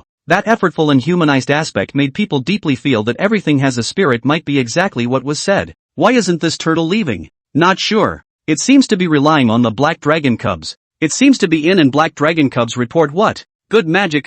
Black dragon cubs actually can understand the language of the turtle. What's so rare about this? The dragon is in existence that can understand everything. This turtle is really bold. Isn't it afraid that the black dragon cub will kill it and stew it? I do think that this turtle is very brave, daring to seize the opportunity, and might be able to obtain an extraordinary creation, much better than most people. That's true. If it were me, I would also be willing to throw down my life to flatter the black dragon cub. If I can be rewarded with a drop of dragon saliva by the black dragon cub, it would be simply worth it. That said, what happens if an animal eats dragon saliva? Will it turn into a human? Crap. A word that awakens the dreamer. This is a topic that can be explored. In that case, cat lady, rabbit ear lady is about to become a reality? The pop-up topics in the live broadcast room were skewed in their discussions without realizing it, but they could only think about it. After all, there were only a handful of people who could obtain the favor of a black dragon cub right now, not to mention the animals. After a long time, the big sea turtle stopped its laborious puffing and lay motionless where it was, as if it had already finished all the words it wanted to say. Fong Mu looked at the large sea turtle in front of him and fell into a deep thought. Through this large sea turtle, Fong Mu learned some very interesting messages. The meaning expressed by this large sea turtle was very brief, and there were some incoherent words. They did not have their own language system, but fortunately, Fong Mu, being a dragon, could roughly translate it. The general meaning was that it had once discovered an ancient site in the depths of the seabed, and there was a mysterious treasure in the site, but that time it only watched from afar, and didn't dare to get close, and quickly left. After many years, when it went to that site again, it found a terrifying sea beast coiled up near the treasure. Originally, it thought it was about to be swallowed by that terrifying sea beast, but it didn't realize that it was swept to the surface by the surging waves, and only then did it escape. Then it was the process of it coming to Fong Mu's place after a lot of hard work. Looking at the shell of the big sea turtle that fell to the ground, Fong Mu was really interested in the ruins it mentioned. This big sea turtle had a lifespan of at least several hundred years, which had already exceeded the lifespan of the longest known turtle in the world. According to reason, the body functions should have long been degraded, and even on the verge of death. However, it still looked strong, as if it was in its prime, and even though its body was corroded by the barnacle possession, it still showed no signs of death, and its vitality was extremely vigorous. On its body, Fong Mu also felt a trace of esoteric aura if nothing else. Perhaps this was the mysterious treasure that this sea turtle said had once permeated its body. What's more, this sea turtle had obviously been initially endowed with some spiritual intelligence, and knew to come over to seek his help, and also knew to plead for mercy for his companions as well as other sea creatures. The fact that this sea turtle was able to possess such a high level of intelligence without having gone through his influence was in itself a thing that was very much against common sense. From this, it was likely that the influence was caused by that treasure. Fong Mu's intuition told him that this undersea ruin had something to do with him. To be precise, this undersea ruin had something to do with him. As for whether or not the sea turtle was lying to him, this should be unlikely. This sea turtle didn't have the guts to do so. Fong Mu looked towards Anan and softly chanted, "Ha!" Anan was slightly stunned, somewhat not quite understanding this order from Fong Mu, then reacted and quickly said, "Okay, I'll relay it right away." Although she didn't know what the black dragon cub was going to do, it was just a matter of following it. "Dean Liao, can I trouble you to find a place for this big sea turtle to live, and then feed it a little bit of food?" Anan relayed what Fong Mu had just said to Dean Liao. The big sea turtle instantly raised its head and bowed down deeply in gratitude in Fong Mu's direction. That pious appearance was like seeing a true god. "Hey, this guy can still understand human language?" Dean Liao nodded and smiled. "No problem, leave it to me." "Thank you, Dean Liao," Anan smiled sweetly. Dean Liao waved his hand, then looked at the big sea turtle. "Come with me." After spending a lot of time with the black dragon cub, he had already seen all these amazing things and was more or less accepting of them. Wasn't it just that turtles could understand human language? Even if this turtle flew up in the next moment, Dean Liao said he wouldn't be surprised. However, the embarrassing thing came. The big sea turtle was still deeply worshipping and crouching in place, and did not pay attention to Dean Liao. Ahem! Dean Liao's old face flushed and he coughed dryly twice somewhat unnaturally. He thought that the great sea turtle didn't hear him, and said loudly again, "Great sea turtle, quickly follow me. I'll take you to eat something delicious." Silence. The big sea turtle remained indifferent. Silence is tonight's conchiao. Dean Liao. Not giving face, isn't it? Dean Liao's old face was a little embarrassed, and uncovered her small mouth and let out a sneer. "Dean Liao, it probably doesn't understand human language. It just understands the black dragon cubs in us." Dean Liao suddenly came to a realization. "Big turtle, you go with this grandpa. He will take you to a comfortable place," and bent down and said softly to the great sea turtle, and pointed at Dean Liao. The great sea turtle raised his head and glanced at Dean Liao, his eyes showing a hint of eccentricity. "Grandpa? When this human grandpa's grandpa was born, my old turtle already existed alright. Isn't calling him grandpa a bit of a wrong generation? The big turtle was reluctant. At this time, Fong Mu squinted at the great sea turtle. The great sea turtle was jolted. Grandpa! Must shout grandpa! Humans are all grandfathers of my old turtle. The big turtle followed Dean Liao out of here. After seeing this old man and old turtle leave, Fong Mu also resumed his steps and walked towards the dining room. Fong Mu planned to go forward to that undersea ruins after eating. After all, if you don't eat enough, how can you have the strength to work? And En and Muli looked like two little maids, following closely behind. The camera relayed these images indiscriminately into the live broadcast room. The live broadcast room was filled with the sour flavor of lemons. What happened? Why did this big turtle suddenly go with Dean Liao? Can't you see? This big sea turtle will settle down in human society from now on. No worries about food and drink. And there are people to serve. Crap. This big turtle can do it. He's embraced the leg of the black dragon cub. It's true that opportunities are all earned. The big sea turtle has worked so hard. What reason do we have not to work hard? Sour me to death. I also want to hug the black dragon cub's thigh. Living is not as good as a turtle. I think this big sea turtle itself is also very valuable to study. May I ask what value you yourselves have? Put. Solid. Stop it. I'm trash. After eating. What? Black dragon cub, you're going to go under the deep sea? And then frowned slightly, a touch of worry surfacing on her face. The ocean, in people's impression, had always been an image of vastness and mystery. The deep sea, in particular, had been a forbidden zone for land life since ancient times, where there were too many things that humans had yet to detect. It was a world filled with tons of unknowns. Although the black dragon pup's strength was already evident to everyone, and still felt a little uneasy. The black dragon cub is going to the deep sea? Dean Liao asked curiously. Anan nodded. Yes, Dean Liao. Just now the black dragon pup told me during dinner that he was going to take a trip to the deep sea in a while. Dean Liao looked hesitant and looked at the black dragon cub. But, will this be too dangerous? He had once gone to excavate marine ruins and salvage ancient shipwrecks because he was a titan of the archaeological world. He was considered to have a better understanding of the situation in the deep sea, and was very clear about the level of menace there. Fong Mu looked at the worried expressions of the crowd and was quite helpless inside. The reason he told the crowd was to not let them worry. He didn't expect that it would make them worry even more. But this feeling of being cared about was not bad. Fong Mu could tell that everyone's concern was from the bottom of their hearts and was not false or with ulterior motives. Based on this alone, Fong Mu would not begrudge the crowd his reward. At this point, the Gao Feng, on the contrary, didn't have too many concerns and said, Lord Divine Dragon should have something very important to do in the sea. I can send a powerful fleet to follow, to make sure that nothing goes wrong. At critical moments, it had to be the soldiers who were more decisive. Fong Mu nodded appreciatively. Good. In that case, then I'll follow along. Dean Liao also no longer hesitated and immediately clapped his hands.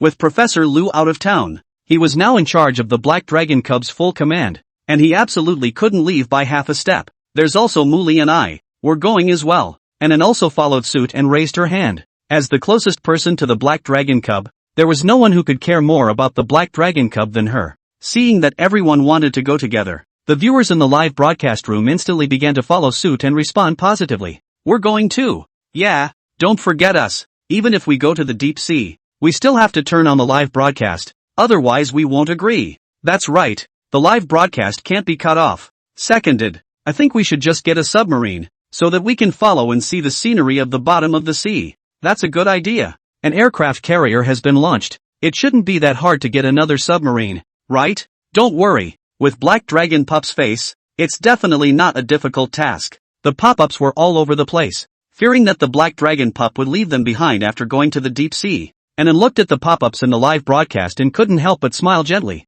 Don't worry. I won't leave you guys behind. Only the submarine matter, I have to ask Captain Gao about it before I can give you an answer. Gao Foam nodded. No problem. I'll go apply now, and I can give a reply in as little as 10 minutes. After saying that, Gao Feng immediately walked out, not dragging his feet at all. Fong Mu was a little helpless inside. He just wanted to go and find a site to see what kind of treasure it was, and by the way, to see what that terrifying sea beast was again. According to his estimation, it would only take 20 to 30 minutes to go back and forth. What is suddenly so prosperous? And submarines and carrier fleet. Those who don't know, still think that this is going to go to war. However, this can also be reflected from the side of the country for the Black Dragon Cub degree of importance, as well as the determination to protect the Black Dragon Cubs at all costs. Fong Mu saw that they had already discussed almost everything. so he let them decide. After all, having a fleet to receive him was better than nothing. Then let's go wait on the shore beach first, and said with some excitement. Although she had been on a boat,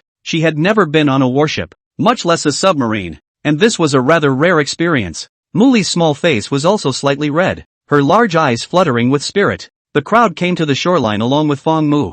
The next moment, they were shocked by the scene in front of them, only to see that the island is surrounded by dense, around the circle after circle of marine life. The beach is also lying countless large sea turtles. From a distance, thought it was a jagged and strange rocks. The live broadcast room was also shocked. Oh my god, what is this situation? Sea creatures besieging the island. What's sea jaw? This is clearly these sea creatures coming to make a pilgrimage to worship the black dragon cub. Not exactly. Those many sea creatures with barnacles all over their bodies are floating on the surface of the sea waiting for the special operations soldiers to remove them. Good lord, that big sea turtle is calling over all of his disciples and grandchildren. Isn't he? This scene is also too spectacular. Indeed, it can never be seen elsewhere. It's a long time coming. This image of 10,000 spirits making a pilgrimage was so shocking that it made people feel as if they had come to another world and couldn't help but be in a trance. Since there were so many of these sea creatures, that the ships around the island had to sail away into the distance to make some room for them. Numerous special warfare soldiers in small kayaks,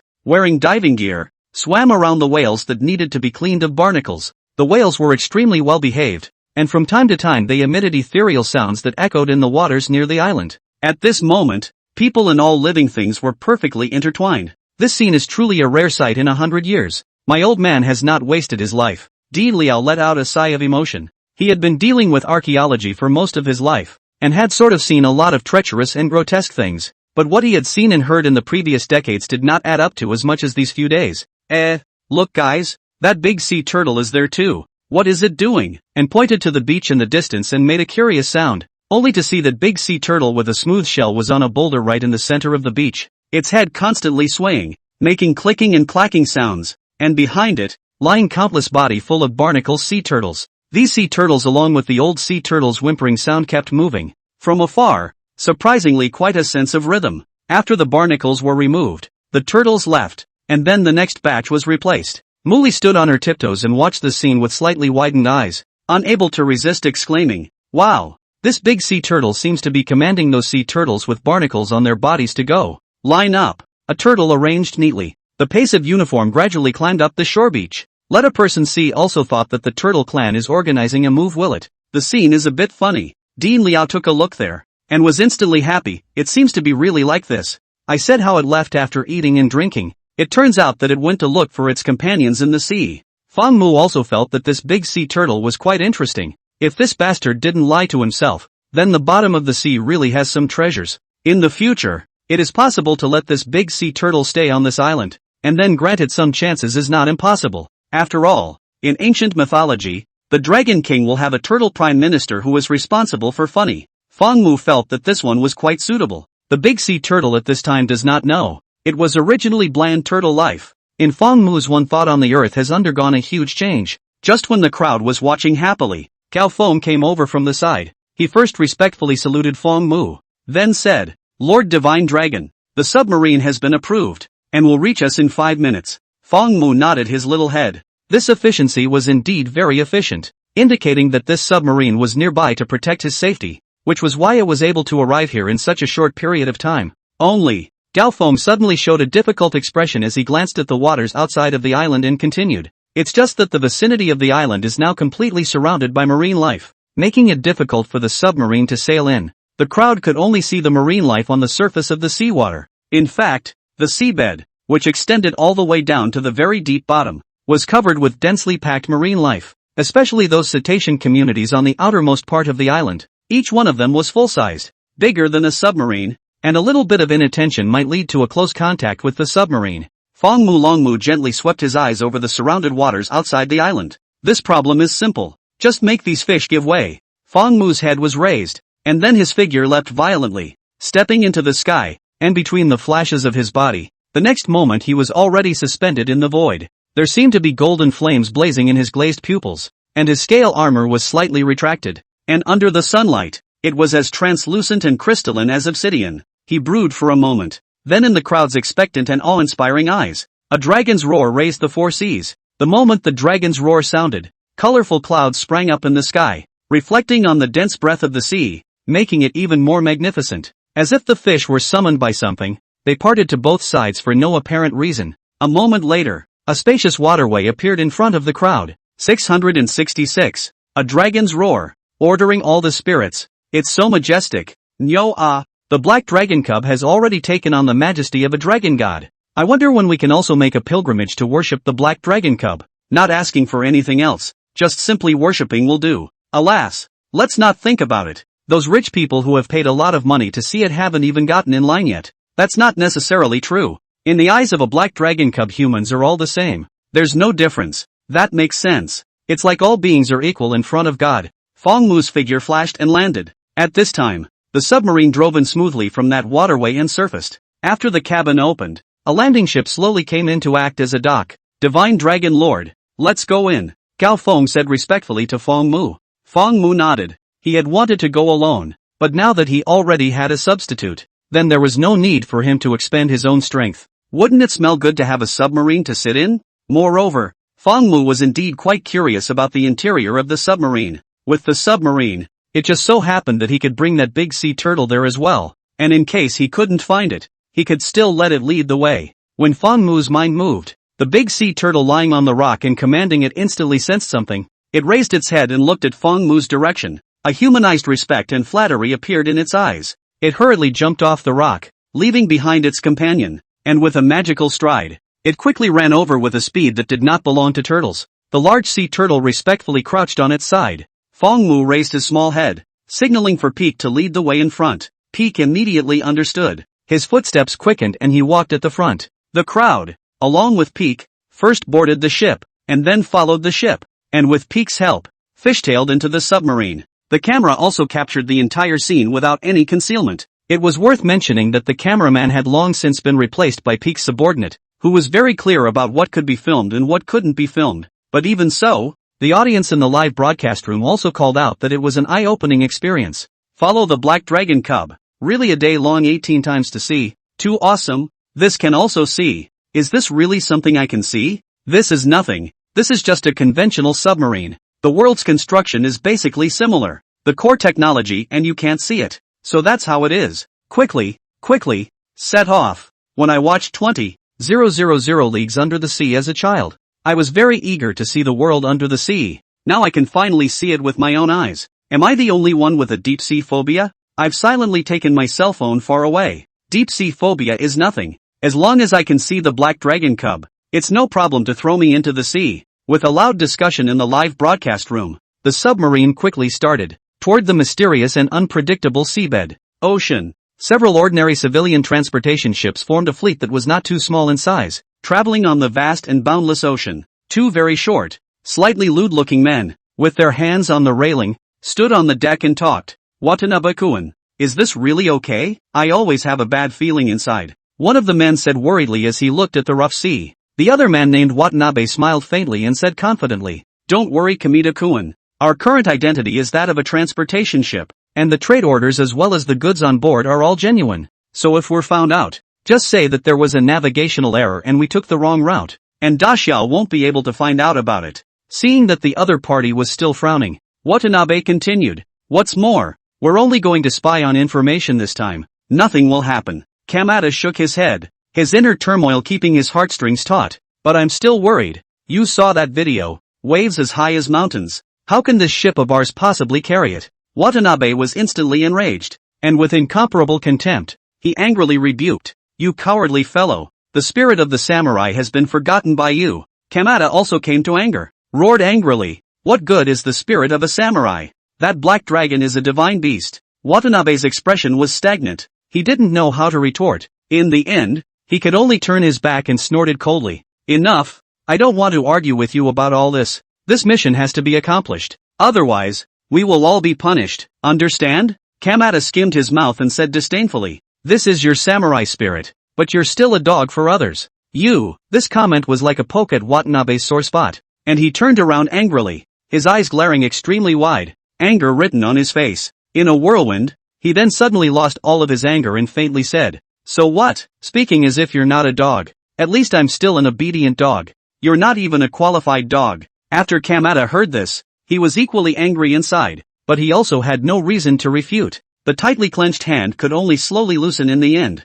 Indeed, they were all dogs. Arguments here were meaningless, and in the end, it could only be a dog biting a dog with a mouthful of hair. Both people began to remain silent. The fleet was still traveling forward at a nearly constant speed, but what they did not notice was that below their ship, a large black shadow quickly swept by. The submarine followed the ocean currents all the way down. The shallow sea is a colorful world, where the sunlight is translucent, the water is warm, many brightly colored small fish roam in the gorgeous coral bushes, and the rocks, grass, trees, and shells are all tinted with colorful colors, which is breathtakingly beautiful. Wow! It's so beautiful here. Muli looked out the window on the cabin of the boat and let out a sincere sigh of admiration, and nodded approvingly. It is indeed beautiful, but the place we are going to in this place is not here. The black dragon cubs say it's still deeper. Muli blinked, puzzled. Still deeper? Where does the black dragon cub want to go? And shook her head. I don't know about that. The black dragon cub didn't say.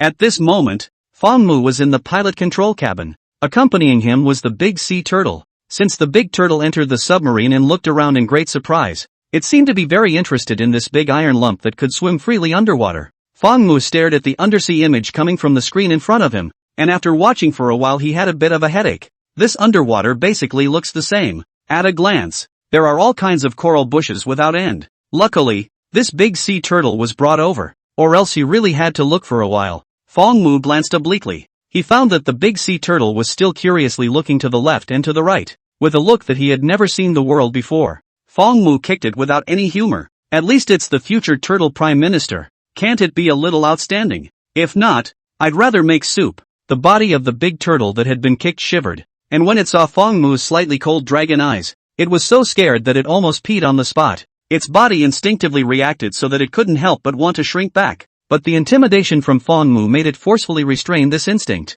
In the end, its neck was stuck on the shell, half hard and unrelenting, foaming at the mouth, like a freshly rewarded cow. The corner of Fang Mu's mouth twitched slightly. He placed the screen in front of him in front of the big sea turtle, and with a thought, he didn't need to open his mouth. The meaning was already clearly conveyed. Fang Mu directly handed the screen to the great sea turtle and asked it to recognize the direction. After receiving the order, the big sea turtle immediately twisted its neck and sucked the white foam between its mouth back into its stomach with a sucking sound. It then began to bob its head and seriously looked at the underwater screen from the underwater camera. At this time, the submarine had already dived to an extremely deep position. The deeper it went, the weaker the sunlight became, and darkness enveloped the depths of the ocean. The sea turtle carefully discerned the path of the seabed, not daring to have the slightest sloppiness and carelessness. From time to time, it touched the screen with its head, and then the submarine immediately adjusted its position and headed in that direction. The captain in charge of driving the submarine had very complicated feelings.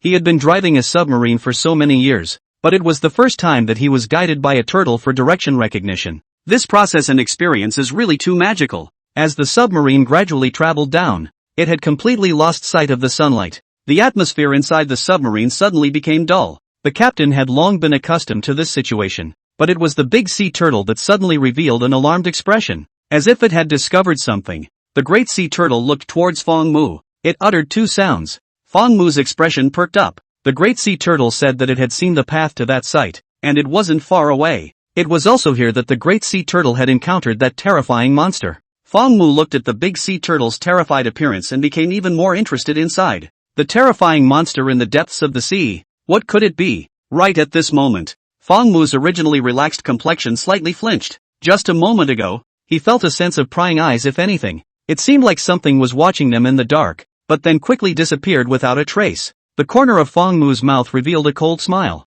Dare to play hide and seek with this dragon in the water? Still quite good at it. Light flowed in the glazed pupils, as if a very magnificent mandala flower was blooming under the eyes. Fang Mu locked the direction, and with a flash of his body, he disappeared inside the cockpit, leaving behind a dumbfounded captain, as well as the big sea turtle that can finally shrink its head into its shell. The world under the sea was quiet, and the extremely strong water pressure made the creatures that could survive here few and far between. Fang Mu wasn't hindered in the slightest, his figure traveling through the ocean at will. That swimming posture was even more relaxed and easy than when he was walking in the sky, or even on land. It was as if he wasn't swimming, but the entire ocean was pushing Fang Mu forward. Fang Mu's speed was not very fast. He wasn't in a hurry at all. That sea beast hiding in the shadows was like a little mouse to him. while he was the cat that came to hunt. A cat playing with a mouse was a professional match. Of course, Tom and Jerry were not in that category. There was no light in the deep sea. It was dark. No sky or earth in sight.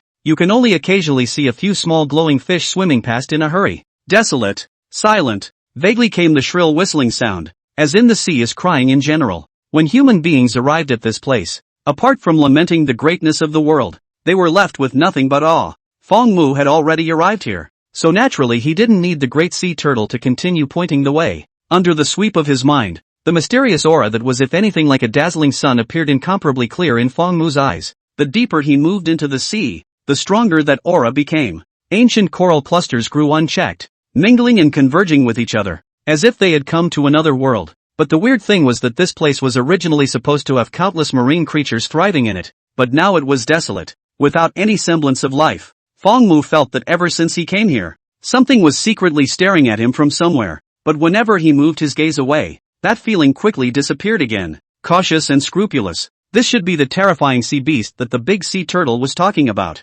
Only, the other party seemed to understand that an existence like Fong Mu wasn't something it could provoke. Therefore, it didn't dare to show its true body at all, much less show the slightest bit of malice, and could only spy in the dark, silently expecting and waiting for Fong Mu to leave this place. Quite cautious, Fong Mu inwardly murmured to himself. He had also tried to sense the other party's location, but this fellow didn't know where he was hiding, or had gotten some kind of treasure to hide his breath, surprisingly leaving Fong Mu with no way to probe. Fong Mu stabilized his body, and his scales opened and closed layer by layer, making the friction sound of metal clashing in the depths of the ocean. In a flash, the entire ocean seemed to be pressed into a huge mountain, stirring up countless ripples. Before seeing the dragon's roar, the dragon's might was heard first. The seawater was whistling furiously, tossing and turning, as if greeting the god that belonged to them. An unrivaled sense of oppression spread out in all directions. The dragon's horns on top of Fong Mu's head rapidly extended outwards, diverging and emitting a faint fluorescent light,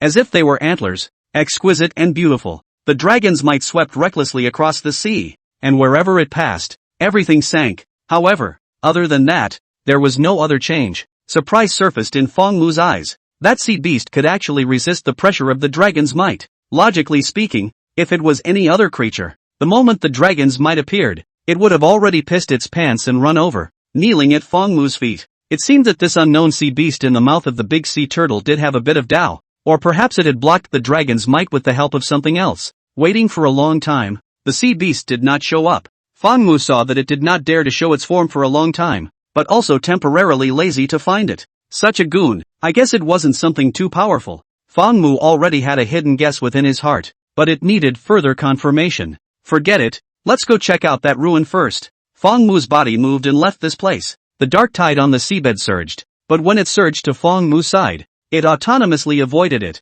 as if it was spiritually intelligent. Just as Fong Mu's figure disappeared here, on the distant coral island, a tentacle covered with suckers and incredibly soft gently buckled. It seemed to be looking in the direction Fong Mu had left. When it confirmed that Fong Mu had completely left, the cocked tentacle fell backwards, making a humanized limp posture, as if it had palpitations and was still afraid. The tentacle then moved slowly, quickly retreating along the huge coral island. Eventually, it did not know where it went and disappeared into this lifeless sea. Lord Divine Dragon has suddenly left the submarine, going nowhere. This news spread quickly within the submarine. What? The black dragon cub left the submarine? Anne's pretty face turned slightly white, and a flash of panic surfaced in her eyes. Muli's eyes also widened as she exclaimed in shock. Ah, how did the black dragon cub suddenly leave? The performance of the two little dragonesses was astonishingly consistent, with uncontrollable panic showing in the depths of their eyes, and those slightly moving eye waves were pathetic, like two little kittens that were about to be abandoned.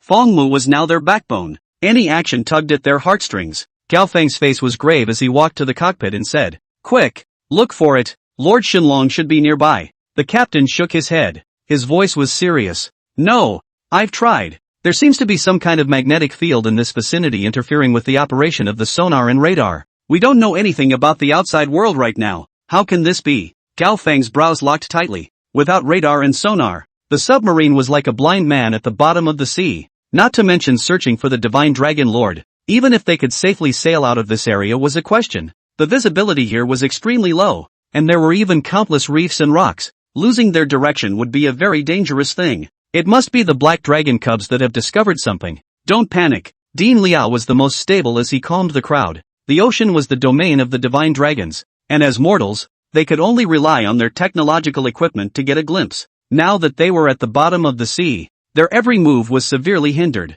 The live broadcast followed suit with worry. How did the Black Dragon Cub leave? Why didn't we see? Last time in the airplane I wanted to say. Is the Black Dragon Cub using spatial abilities? The Black Dragon Cub has become more and more like a real divine dragon. The use of these means is simply an eye-opener. I can't believe it. Just now, the shallow sea place was quite pretty, but when I came to the area of the deep sea, it was a bit eerie and terrifying. Nothing will happen, right? Of course it won't. You've seen which divine dragon would have something happen inside the sea. This is equivalent to the domain of the Black Dragon Cub. What exactly is the matter with the Black Dragon Pup coming to the depths of the ocean? Could it be that there is some treasure inside the sea? Maybe the Black Dragon Cub feels that the island is too bound, and wants to go to the sea to be a free-spirited dragon king. Impossible. The Black Dragon Cub would never do that. With the diverse opinions in the live broadcast room, the frustration within and also increased a bit more. Although they didn't have the right to decide the Black Dragon Cub's lifestyle, and still very much wished that she could stay by the Black Dragon Cub's side.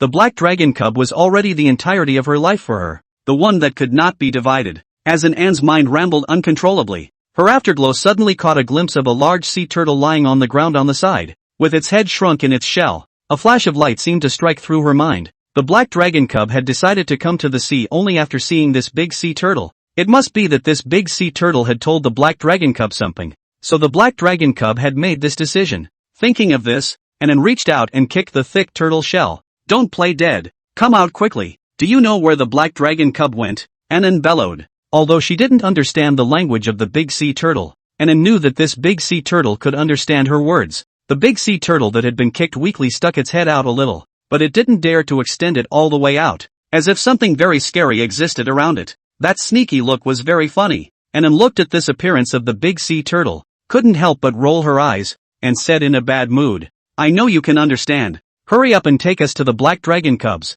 The big sea turtle knew that this human woman in front of it was the closest woman to Lord Divine Dragon, and the pair of dragon horns on its head was the best proof. It didn't dare to have any resistance, much less any doubt, and could only obediently drill out of its shell. However, right at this moment, the surrounding seawater churned and the dark tide kept surging. A slight tremor occurred in the submarine. The big sea turtle shivered and instantly shrunk its head back, not daring to emerge again, becoming a veritable shrunken head turtle. The familiar dragons might cause the crowd's complexion to change. It's the Black Dragon Cub, Anne and Muli exclaimed in unison. Subconsciously, Dean Liao hurriedly walked to the ship's window and looked outside, his face grave. What happened? Gao Feng frowned and guessed. It must be that Lord Shenlong has encountered a problem. He may need our help now. Hearing this, An Xin became even more anxious. But where is the Black Dragon Cub? And An Xin tied the Black Dragon Cub, not noticing that when he said this, the color of his pupils turned into a red gold glazed color, and the small dragon horns at the top of his head began to diverge slightly outwards. If anything, an aura spread outwards. The body of the great sea turtle trembled. Unconsciously, An had begun to take on the power of a dragon. The same was true for Muli. The great sea turtle was even more alarmed under these two dragon might. An kicked the big sea turtle again and said, if you can bring us to find the Black Dragon Cubs, at that time, it will definitely be counted as a great merit for you, and you can be rewarded with small dried fish to eat. Upon hearing dried small fish, the big sea turtle instantly stuck its head out without the slightest hesitation. Small dried fish? On that small island? It counted itself fortunate to have tasted dried small fish made by humans once, and the freshness of that flavor was 10,000 times more delicious than in eating small fish raw in the ocean. He dreamed of eating it again. As soon as he mentioned the dried small fishes, the big sea turtle's mouth oozed with saliva, looking no different from drooling. When Dean Liao saw this, the corner of his mouth couldn't help but twitch. I didn't realize that this one is not only greedy and afraid of death, but also a delicious turtle. The big turtle looked at Anan with bated breath and uttered a sound. It seemed to be saying deal. The big sea turtle then took a step of its own limbs and crawled outside. That lofty stance and confident eyes seemed to be telling the crowd that he would definitely be able to help everyone find Lord Shenlong. Captain Gao, let this guy out. Let him lead the way for us in front, Anan said to Gao Feng. Gao Feng nodded. No problem, leave this to me to arrange. After saying that, he took the big sea turtle and let the big sea turtle leave the submarine through the lifeboat channel. After the big sea turtle left the submarine, it swam forward vigorously, with the dried small fishes as its power. Even if there were unknown dangers and that terrifying sea beast around, it no longer felt afraid. for the sake of the dried fish. Rush! The turtle overcame the cowardice that existed in its bloodline and swam towards the site it remembered. Turtles are not very fast on land, but the speed at which they swim in the sea is amazing. Thick and large, bushel-like limbs swung gently, extremely coordinated. The submarine followed the pace of the sea turtles and moved quickly towards the front. Fangmu was already in a shocking ruin at this time. Calling it a ruin, it was actually more apt to describe it as a ruin. As far as the eye could see, there were tall, broken tiles, and based on the style and scale of the wreckage, it should be a corner of an extremely grand hall. I don't know for what reason, sunk here, and it seems that there is only such a corner. The other parts of the hall are not here. Fangmu was quite curious about this. After cruising around the ruins, he didn't find any other parts either. This hall should have experienced a fierce battle, or perhaps it had experienced some kind of irresistible disaster. In any case, it was full of ruins after the calamity, which was shocking to the eyes. Among the ruins, there was still a column that had not been destroyed, like a giant pillar, standing proudly in the depths of the seabed, pointing towards the sky. Fangmu circled around the column and examined it, realizing that there were originally countless mysterious illustrations carved on it, but they were all devastated, so it was impossible to see them clearly, and there was no way to identify them. This pillar is quite interesting. It has a bit of a feeling like Sun Monkey back in the day when he was looking for the golden hoop of Rui. Fangmu secretly thought inwardly. On a whim, Fangmu attempted to chant a few incantations at this pillar. Unfortunately, it didn't make the pillar grow bigger or smaller. It was just an ordinary pillar. But the weird thing was that not only had it not been corroded by seawater, it also didn't have any seaweed growing out of it, and didn't even have any traces of living creatures having parasitized it. The surface of these ruins still retained its original luster, and if it hadn't been broken too thoroughly, it would have been as good as new. It was as if they possessed some sort of divinity. That obscure and mysterious aura came from here, but Fangmu didn't have the time to care about that right now. He had just searched around and didn't see the treasure that the big sea turtle had spoken of. Then there was only one possibility. The treasure was taken away by that sea beast hiding in the shadows. This was exactly the same speculation in Fangmu's heart.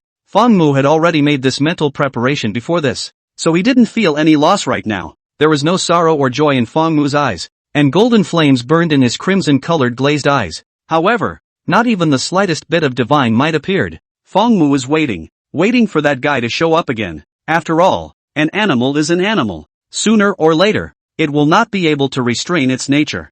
Fangmu's expression was relaxed, his eyes slightly closed. As expected, it wasn't long before that prying sensation appeared again, if at all. Abruptly, Fangmu violently opened his red-gold glazed eyes. Mysterious star text swayed and danced under his eyes, turning into substance and blocking the endless void. The wind and clouds over the ocean stirred, and immense to unimaginable pressure gathered from all directions. Under the full release of the dragon's might, that blazing incomparable aura was almost like substance, causing this side of the earth and sky to submit to it. The incomparable amount of seawater around the ruins, at this moment even stagnated, like a mirror image, reflecting the blue sky and white clouds. This was the true might of the divine dragon. The star text under Fangmu's eyes rippled with gold, like the first ray of light at the beginning of heaven and earth, and like the heavenly fire shooting stars at the time of the era's destruction. At a corner of the seabed, a soft tentacle that extended to this point froze in place, like it was sealed in crystal and amber, unable to break free or leave. Got you. Fangmu's golden candle-like eyes flashed with satisfaction once. He knew that the other party hadn't left yet. This fellow had obviously taken this place as his lair, and would most likely not leave this place easily, because this ruin itself was also considered a treasure. The divine medium emanating from the ruin had a great attraction for creatures. If one stayed here for a long time, they would gain great benefits. It was only that this divine medium was really minimal for Fangmu and had no effect at all. He himself was a god. Fangmu raised his head and looked towards the corner of the seabed. In order to capture this fellow, he had put a lot of exertion into this maneuver. After catching it later, it had to be punished severely. According to the big sea turtle's description, the other party was a behemoth. That should be enough for several meals. First, a thinly sliced sashimi, then a whole charcoal skewer, and finally a bowl of seafood soup. Although Fangmu didn't yet have no idea what the other party was, inwardly he had already prepared 18 cooking methods for the other party. The ink-colored scale armor opened and closed slightly, like a brilliant black crystal reflecting Ling Ling's cold light. Fangmu walked on the seabed, moving towards the exposed position of that sea beast. He wanted to see what kind of goods the other party was today. On the submarine, Muli and Anan were comparing their small dragon horns to each other. Both of our dragon horns have suddenly grown, eh? So amazing. Muli touched the small horn on top of her head and looked at Anan's, marveling. and uncovered her chest. Her butterfly feather-like eyelashes gently trembled, half hiding those light golden pupils. She carefully sensed and said uncertainly, "It feels hot inside. Muli, do you have this kind of feeling?" Muli hurriedly nodded her head. "Aha! It feels like there is a hot current surging in the body. Very comfortable." This magical change made both little dragonesses feel very novel, discussing amongst themselves. Could it be that the black dragon cubs have grown up again? So we have changed along with it. And couldn't help but speculate. Muli nodded approvingly. It's most likely so. She hurriedly grabbed a paper and pen, ready to record this change. It was at this moment that the submarine suddenly trembled violently, as if it had hit some kind of obstruction, and forced itself to stop where it was. The bodies of the people inside the cabin suddenly tilted backward violently, and it was only after gripping the handrail beside them with force that they were able to stabilize themselves. What's going on? Did it hit a reef? Dean Liao frowned and asked in confusion. This situation was very much like a collision after a car hit something. If that was the case, the situation was still relatively dangerous. After all, they were in the sea without any supplies or protection. Gao Feng's face was grave as he immediately said, "I'll go to the cockpit to take a look."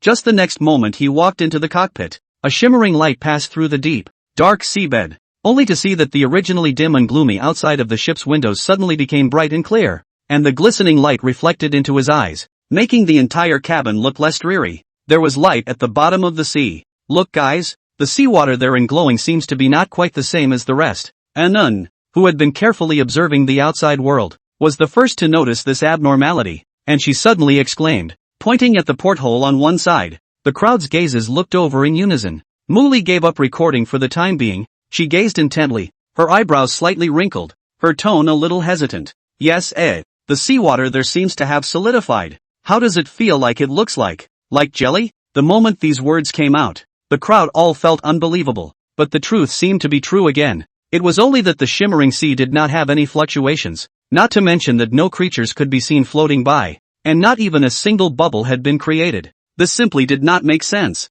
But what kind of power could condense the infinite amount of seawater? I'm afraid that exhausting the level of human technology would not be able to reach this point. This kind of power had already exceeded the scope of human imagination and reached the power of a true deity. At this time, the big sea turtle swam to the window. It stared at the two large oval eyes, with a panic-stricken fear on its face. It floated outside the porthole, its bushy limbs swinging constantly. It seems to be conveying some kind of message to the crowd inside the submarine. "Big turtle, run T run T run T run, do," and blinked. She suddenly realized that she could understand the language of the big sea turtle. She subconsciously touched the small dragon horn on top of her head, thinking that it should have something to do with that. But that wasn't important right now. What was important was what was really happening, and asked, "What's going on up ahead?" "Big turtle, run T run T run T run, do," and the big sea turtle went back and forth with only this one sound. I don't know if it's because she's not competent enough and there's still a barrier to communication. Just at this moment, Gao Feng also came out from the cockpit and shook his head. His tone grave. "The submarine didn't hit anything, but there seems to be an invisible barrier ahead that blocks our way." "Didn't hit anything? An invisible barrier?" Dean Liao was dumbfounded. Every word of Gao Feng's was clear to him, but united together there was something he didn't quite understand. Could it be that we've entered another spacetime? Muli had a brainstorm, and then said with some uncertainty, "It seems like there's a piece of building?" Through the porthole, the source of the glowing light in the distance could be seen to be what appeared to be some building fragments, with nothing else visible. But the situation already seemed very bizarre on the dimly lit ocean floor, coupled with that so-called invisible barrier. It always gave people the feeling of having mistakenly entered a mysterious realm. The audience in the live broadcast room followed suit and became excited. The depths of the seabed, the ancient ruins, the mysterious barrier. Holy crap! This installment is also too exciting. I'm a researcher of ancient architecture. That glowing piece looks like architectural wreckage.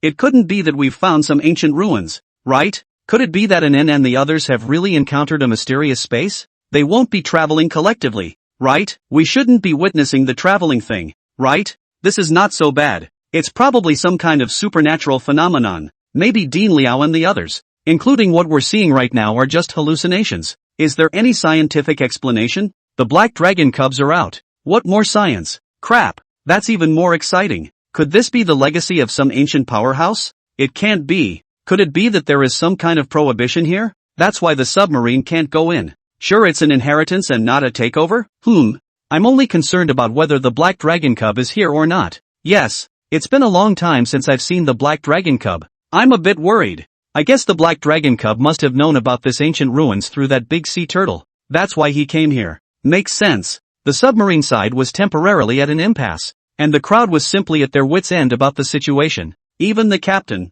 who had been sailing under the sea for many years, had encountered this kind of event for the first time. It was completely unheard of before this, and he couldn't find any good solutions for a while. And on the other side of the building ruins, Feng Mu blocked the infinite sea with a single thought. Everything appeared to be unchanged, but in reality, this side of heaven and earth had been completely transformed into Feng Mu's domain. The creatures outside couldn't enter, and the creatures inside couldn't leave either. This was a play on space. The true dragon's methods were far more than that. Feng Mu is currently only a young dragon cub. If it really reaches adulthood, I am afraid that the space of this star field will be played within Feng Mu's palm. The gap between a true dragon pup and an ordinary living being is that big. Feng Mu unhurriedly arrived at that corner. He took a glance. Instantly, he detected something unusual. Although the other party was well camouflaged and had treasures that could astringe its aura for it, but at such a close distance, even the most powerful treasures could not escape the capture of the dragon's eye. The dragon's eye already had the ability to break through falsehoods and search for true knowledge. And if it reached the peak of an adult dragon, the dragon's eye could even reverse yin and yang, and control the rotation of the sun and moon. Feng Mu looked down and gazed at a tiny soft tentacle on the rock. The color of this tentacle was different from the surrounding rock. It had completely melted into it. If one were to look at it from a distance, one wouldn't be able to see any difference at all, and would only think that it was just a protruding piece of this rock. Still want to continue hiding? Feng Mu didn't open his mouth, and only transmitted his thoughts over. He knew that the other party could understand what he said. From the look of this tentacle alone, this so-called terrifying sea beast seemed to be an octopus? What's so scary about an octopus? His favorite thing to eat was octopus dumplings, alright, and judging from the tentacles, this thing's size shouldn't be very big. The meat might still be quite tender, and it must be very suitable for making octopus small balls. I'll give you 5 counts. If you don't come out again, prepare to be my dinner today. Feng Mu's voice was indifferent and lofty, appearing even colder in this silent and frozen seawater. 1, 2, 5. Very well, today's dinner is you. Feng Mu withdrew his gaze. The blockade of the seawater was then lifted, but what ensued was the icy cold killing intent from the true dragon that didn't carry the slightest emotion. The murderous aura that had almost turned into substance resembled an ancient sword breaking the seal, swimming recklessly in the depths of the seabed, eventually breaking through the ocean and rushing straight into the clouds, stirring up boundless wind and clouds. The stars of the heavens tremble. When the divine dragon was furious, all the spirits sank, and the universe was in turmoil. Feng Mu's glazed pupils were burning with golden candles. Other than that, there were no other waves. He seemed to want to completely kill the other party with a single strike. However, right at this moment, a clear lowly girl voice inexplicably resounded at the bottom of the sea. Don't bully me for not knowing how to count. You obviously only said 3 counts. You bullied me. I'm going to fight you. The voice was full of sulking after being humiliated, like a little girl who had been robbed of her lollipop, venting her inner dissatisfaction. Subsequently, in Feng Mu's slightly surprised eyes, a hideous and horrifying behemoth violently raised its body, lifting the endless seawater. On the submarine, the crowd was still anxiously thinking of a response. Being trapped here was only secondary. It was mainly because they couldn't find the black dragon cubs, which made the crowd's mood a bit low and they were worried. Can we send out an underwater detection robot to explore the surrounding area and see what that weird invisible barrier is? Gao Feng asked from the cockpit. The captain frowned, thought for a moment, and slowly said, it should be possible, but it can't be too far away. The magnetic field of that interfering signal has gotten stronger and stronger. We can only do a short distance detection, and if we go any farther, we might have to lose control. Gao Feng nodded without the slightest hesitation and said, good, then send out all the underwater detection robots and control each one to the maximum range. Even if they lost all of their underwater detection robots, as long as they could find Lord Divine Dragon, everything would be worth it.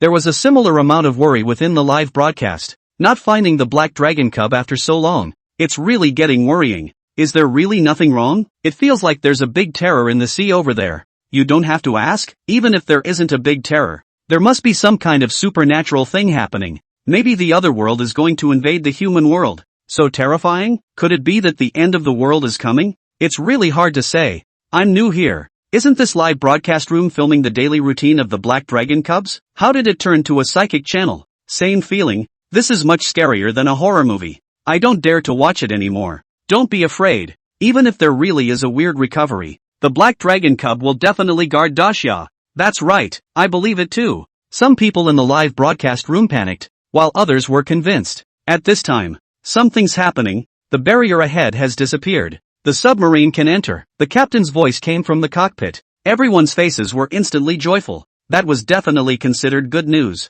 However, before the joy on everyone's faces completely surfaced, boom, the seawater backed up, setting off a huge current that pushed the submarine outward. The crowd once again fell 7 times. After they stood still, they hurriedly looked out the window. In the next moment, everyone's pupils crinkled violently. Through the porthole, it could be clearly seen that a terrifying beast that was as tall as 100 meters and as big as a small mountain was standing up a little bit from the mud and sand in the depths of the seabed. Tentacles with open teeth and claws were sticking out wildly, and each tentacle was covered with densely packed pink suction cups, and just by looking at it, it made people sick to their stomachs and chilled their hearts. And in front of the monster, a relatively very small ink-like figure stood there silently. The branch-like dragon horns on top of its head emitted a faint fluorescence, and the golden candles in its pupils were clearly visible. It was none other than the divine dragon lord that they had been searching so hard for. Wayawad dash. The terrifying beast slowly stood up from the mud and sand at the bottom of the sea, its countless thick tentacles stretching outwards, stretching nearly 100 meters long, as if it was going to devour the sky and the earth. Terrifying waves rose on the sea surface, like rolling water boiling, roaring madly and emitting muffled thunder-like sounds. Where the tentacles swept through, the seawater backed up, stirring up endless dark currents. Even the rocks that had existed in the depths of the seabed for an unknown number of years, under the waving of the tentacles, they broke apart and turned into countless pieces, as if they were as fragile as foam. From this, it could be seen how enormous the power under the swing of each of these tentacles was. In the face of this terrifying might, Feng Mu also only produced a trace of shock at first. The look that then appeared in his eyes was more of an interest. He didn't expect that he had made an error in judgment, and that the other party's size had actually reached this scale. Not to mention eating a few meals. Even if he even ate for half a month, it would not be a problem. This is even if, listening to the voice, the other party seems to be a lowly, and the spirit is also quite high. All know the numbers. It's not simple. It's not simple. Feng Mu did not raise his eyelids for a moment, and looked fixedly at the horrible creature in front of him with teeth and claws. The huge body, the hideous posture. People can't help but associate it with prehistoric monsters. Undoubtedly, this was a genuine ocean overlord. I believe that even if the fierce and incomparable great white shark in front of it, it is just a slightly stronger food, and can't make any waves at all. Only, it's hard for people to associate this giant octopus monster in front of them with that lowly sound just now. You actually insulted my intelligence. I'm going to fight you. The lowly voice rang out again, its tone filled with anger, with an air of fish death at the drop of a hat. If it was any other marine creature, at this moment, it would have been paralyzed with fear and silently waiting to die. But, in Feng Mu's ears, there was not a trace of deterrence, but instead felt whiny, like a small green tea. He stopped right where he was like that and didn't move, letting the other party flit the ocean and vent his anger there. The huge seawater that was churning up automatically dissipated when it pounced on Feng Mu, not interfering with Feng Mu in the slightest. One by one, an incomparably thick tentacle full of pink suckers danced all over the sky, like a group of snakes dancing wildly. Although the power was extremely appalling, none of the tentacles landed on Ling Yan's body. Feng Mu's glazed pupils flickered slightly, a touch of teasing color that seemed to be a smile or not, flowing out. Although this bastard's voice was big, that instinct from creatures that tended to avoid harm made her not dare to make a move against herself at all, because she knew that she couldn't be beaten. But before doing anything, everything was fine. Once you did it, it was really a battle of life and death. It wasn't easy for her to evolve to this point, so she naturally treasured her life. This was the difference between a creature with a spirit and a creature that only knew how to kill. Scared. Hurry up and leave before I get completely angry. The countless tentacles were still flying recklessly, and along with them, there was also the chirping lowly voice that entered Feng Mu's ears. Feng Mu, dare this still be a sand sculpture octopus? Feng Mu was greatly amused. It was the first time he had seen a creature with such a high level of spirituality and such a powerful strength. Moreover, the other party had even ignored his identity and even had to dare to strike at him. This kind of deviant behavior was the first time Feng Mu had encountered it after he turned into a dragon. Feng Mu felt the need to give the other party a good lesson. Let her understand who was the overlord of this sea and who was the top of this biological chain. Although Feng Mu didn't feel any danger, he also raised the heart of tempering. But not far away in the submarine, in the eyes of the crowd was a different scene. They couldn't hear the lowly sound. The raging sea water around the submarine blocked out all idle sounds. They could only see a huge tentacled monster slowly awakening and revealing its incomparably terrifying tentacles and claws to the world. The big sea turtle's eyes rolled over and directly fainted in fear, not even being able to retract its head back in time. Black dragon cub. And Anne's gaze tightly looked at the porthole, her eyes showing an incomparable look of worry. The terrifying monster was simply too huge, and through a small porthole, it was impossible to see the whole picture. And the body of the black dragon cub looked very small in front of this monster. How could this not make people worry? What kind of monster is this? Dean Liao took out his presbyopic glasses and muttered. Muli's pretty face was grave, and she said with less certainty, this should be an octopus. Dean Liao's hand shook in disbelief. An octopus? Is there such a big octopus? Of course not. Muli shook his head. The largest octopus known so far is only 9 meters long. This one in front of me should be more than 100 meters. As soon as the words fell, the people inside the submarine couldn't help but feel their hearts thump. If originally they did not have a concept, then after Muli said so, instantly have a rough estimate. 9 meters and 100 meters. A difference of 10 times the size. Looking at that horrible octopus, the crowd felt as if they were in a science fiction movie at this moment. The audience in the live broadcast room was also stunned. Crap, 100-meter beast. This octopus is afraid that it hasn't become a spirit, right? No wonder this guy isn't afraid of the black dragon pup. He even dared to take a shot at the black dragon pup. Is Brother Octopus you? Brother Octopus? Could this be Bikini Beach? This octopus monster will definitely die a horrible death later. I'm a little worried about Black Dragon Pup. This monster is so big. Can it be beaten? Nonsense. Do you still need to ask? I'm sure we can beat it. The Black Dragon is a mythical dragon.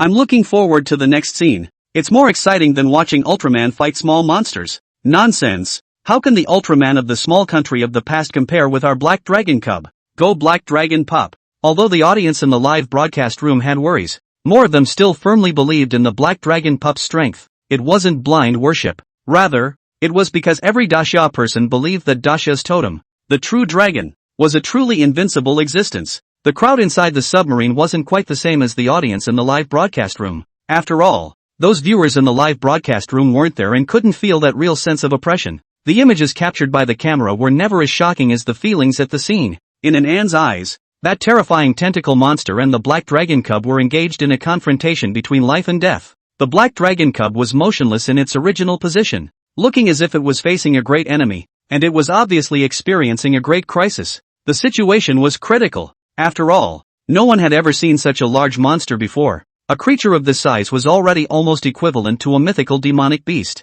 The Black Dragon Cub seems to be fighting it. Is there any way to help the Black Dragon Cub? Anan was anxious and asked in a low voice. Gao Feng thought for a moment and slowly said, we can launch a torpedo to attack this octopus, but the fallout from the torpedo explosion will inevitably affect the Divine Dragon Lord, and it will be troublesome if we help again. When Anan heard this, the worry in her eyes increased by a few points. In this case, they can only watch here dryly and can't do anything. And just at this moment, the octopus giant beast's side transmitted another violent fluctuation. Why don't you go yet? I'm really powerful. Don't underestimate me. The huge octopus stretched out 2 of its thickest tentacles and placed them on its soft waist as it bellowed. In Feng Mu's eyes, it was as if it was a little lowly crossing its arms. That appearance was quite interesting. It reminded Feng Mu of a creature. Octopus lady. Feng Mu remained unmoved by it. His pupils had gilt-colored candlelight flickering. Remembering that it's not easy for you to cultivate. Hand over that thing you got, and I can consider letting you go.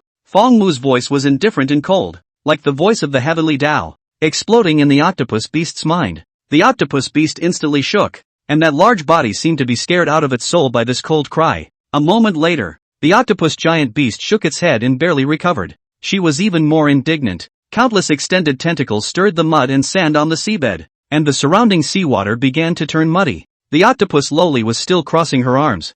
I knew you bad dragon was here to steal my treasure. I'm not giving it to you. She began to gather some of her tentacles and curled up tightly as if she was guarding something. Bad dragon? The corner of Feng Mu's mouth twitched slightly. It was the first time he had been called that, and it was quite refreshing. Since you know my identity, do you know what happens when you offend a true dragon? Feng Mu coldly droned. Why don't you quickly bow down? The dragon's words exploded. The octopus beast was dizzy and staggering again, like a loli that had secretly tasted parental wine. It couldn't even stand up. At this rate, Feng Mu might not even need to make a move. And with just a few words, he would be able to scare the seemingly terrifying sounding octopus beast opposite him down. Come on, you bad dragon that steals other people's things. I'm not afraid of you. I'm the most powerful day. After the octopus beast recovered, it continued to use her little lowly voice to mouth high, regardless of whether it works or not. The aspect of momentum should never be decadent. When the octopus lowly was small, she had used this method to scare off many strong enemies. Although this bad dragon in front of her was very powerful, he was not as big as herself, so maybe she could scare him away. The octopus maiden lowly was frantically trying on the verge of death. There was no way. That baby was too important to her. She couldn't lose it. Looking at the octopus lowly who seemed to prefer death to submission, Fang Mu smiled with satisfaction. Very good. I like your tough-talking face. With this, it's worthy of being the first enemy I've encountered. I hope you can continue to maintain this unruly stance later on. As the last word fell, Fang Mu's figure instantly disappeared in place, and in the next moment had actually appeared above the head of the octopus beast. The ink-colored true dragon raised its head in the seawater, its scales snapping together layer by layer, filling the air with a grand and solemn aura. Ancient light flowed in the glazed iris, resembling golden flames in full bloom. The seawater trembled and condensed. Afterwards, in everyone's horrified gazes, a 10,000-foot dragon condensed from seawater stretched across the top of the octopus beast's head, just like a true dragon descending. Fang Mu, who was at the forehead of this 10,000-foot dragon, indifferently gazed at the octopus lowly below, which was like a pocket-sized octopus toy. At this moment, the sea level of the entire ocean even dropped, and light spilled down, penetrating straight through the seabed. The crowd inside the submarine, including the viewers in the live broadcast room, took in this scene. Holy shit, is this the Black Dragon Pup's divine means? I'm numb. It turns out that the Black Dragon Pup was just going along for the ride when dealing with those pretty country fleets, and didn't use his true power at all. Don't talk nonsense upstairs. What pretty country fleet? That's clearly a fishing boat that came to poach. Sure enough, I told you that the Black Dragon Pups are invincible on the ocean. No, it's invincible no matter where it is. Too shocking. Originally I thought the size of this large octopus was already terrifying. I didn't realize it was because I was too shallow. Just one word. The Black Dragon Cub is invincible. The 10,000-foot pale dragon condensed by seawater violently raised its head. The dragon's claws picked up the back of the large octopus neck, then rushed out of the sea and soared in the sky. The huge octopus beast struggled hard, but she was like a young and weak lowly in front of this 10,000 feet long pale dragon. On the surface of the sea, several freighters from the small day country were traveling on the rough sea. The sea was not calm, but the ships they were driving were all at the 1,000-ton level, and these winds and waves were nothing to them. The atmosphere on the ship started to become a bit dull after the man named Watanabe from Kazoku had a fight with Kamita, who was also from Kazoku. The two short men stood on the deck without saying a word, ignoring anyone. After a long time, in the cockpit at the back of the deck, a man dressed in white crew clothing walked out. The man walked up to Watanabe, slightly lowered his head, and respectfully said, "Captain Watanabe, we are about to arrive at our destination, but the front has long been turned into a military forbidden land by Daxia, so if we rush forward, we will most likely be intercepted, or even struck." Watanabe was prepared for this and quickly said, "Don't worry, advance with all your might, even if we are intercepted.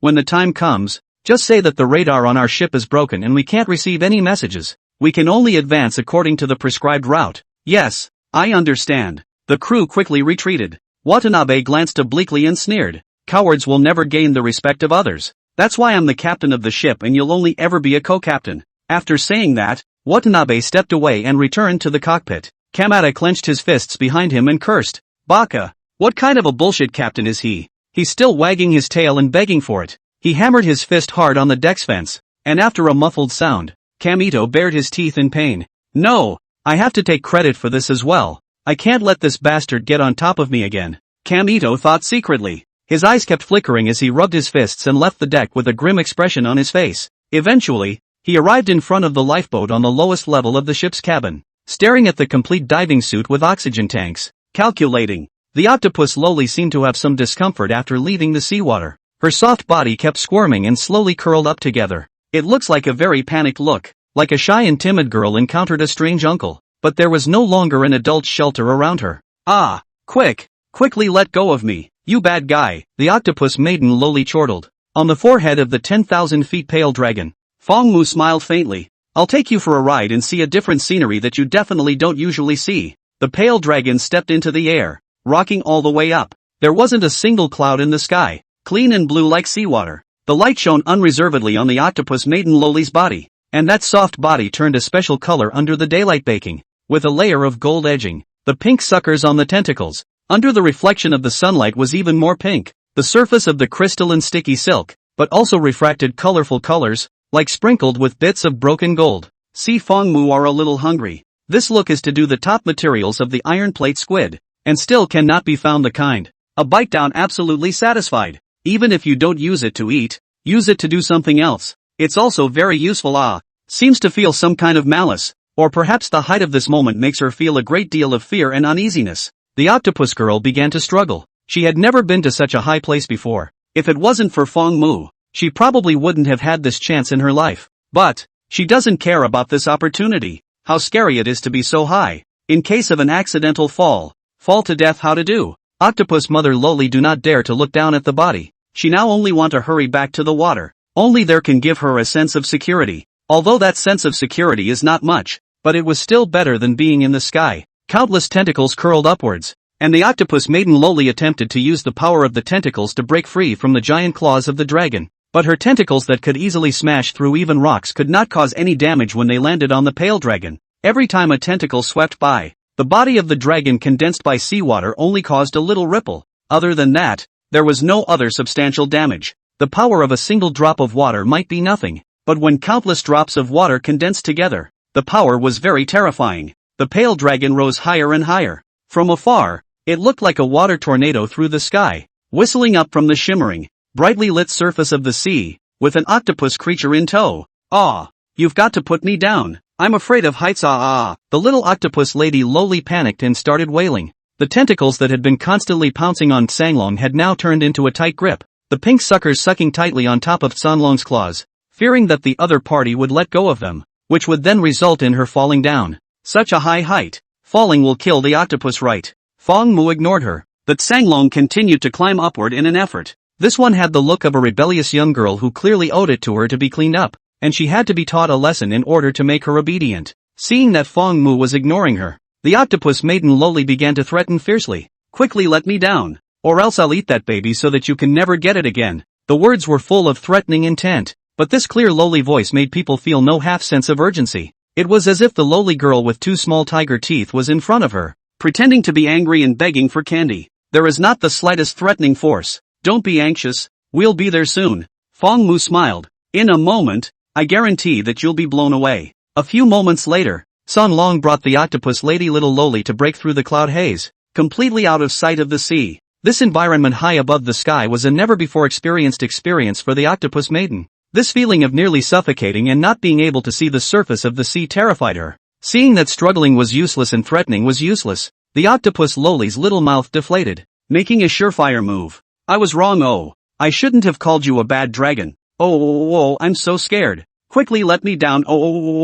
I'm guilty. 1,000 wrongs are all my fault. You just have the generosity to let me off once. Blah blah blah blah. The octopus maiden little Loli looked like a toy battery was about to run out of power. Her entire body jerked and jerked with a look of poor contact. She hung lifelessly under the claws of the Sanglong, crying with a heartbreaking, heavenly pity. Fangmu. The corner of Fangmu's mouth twitched slightly. It looked like this was not only a sand sculpture octopus, but also a theater octopus. The octopus lady Loli was crying more and more sadly, and with her harmless voice, people couldn't help but feel heartbroken for her. The tentacles came down vertically, like a salted fish that was being dried out, shaking and shaking, and there were even tears spilling downwards along the tentacles, as if it was raining a localized rainfall. Fangmu had a bit of a headache listening to this. As expected, women shedding tears were the most difficult to deal with. Even the octopus lady was no exception.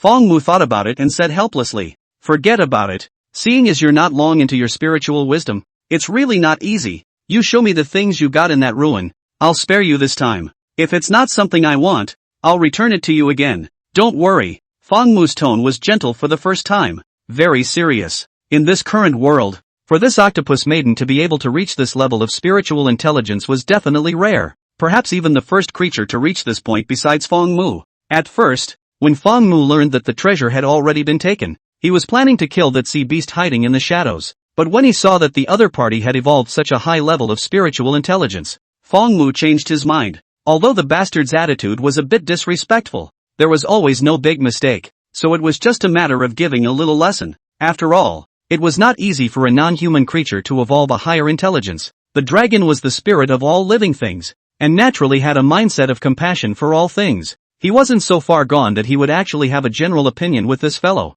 But before that, he had to take a look at that so-called treasure first. If it didn't help him grow, Fong Mu naturally didn't care to take it, but if it did, he would of course have no problem taking it for himself, although compassionate to all things. But there should be the weak and the strong. Naturally there should also be. After all, Fong Mu was a dragon, not a saint. As soon as she talked about that treasure she had gotten in the ruins, the octopus lady Loli was instantly alert, but then dropped her tentacles powerlessly. It had all come to this. She had no second choice. Then let's make a deal. If you don't need it, you must return it to me. Oh, the octopus lady Loli sobbed. Don't worry, it will be. Fong Mu smiled and assured. The octopus lady Loli was still sobbing. Then you send me back to the sea first. It's too high here. I'm scared. This is simple. Fong Mu's words fell. Before the octopus lady Loli could react, she realized that her body was light. She felt like she was flying in the air like a bird. The back of that grabbed neck no longer had any sense of binding.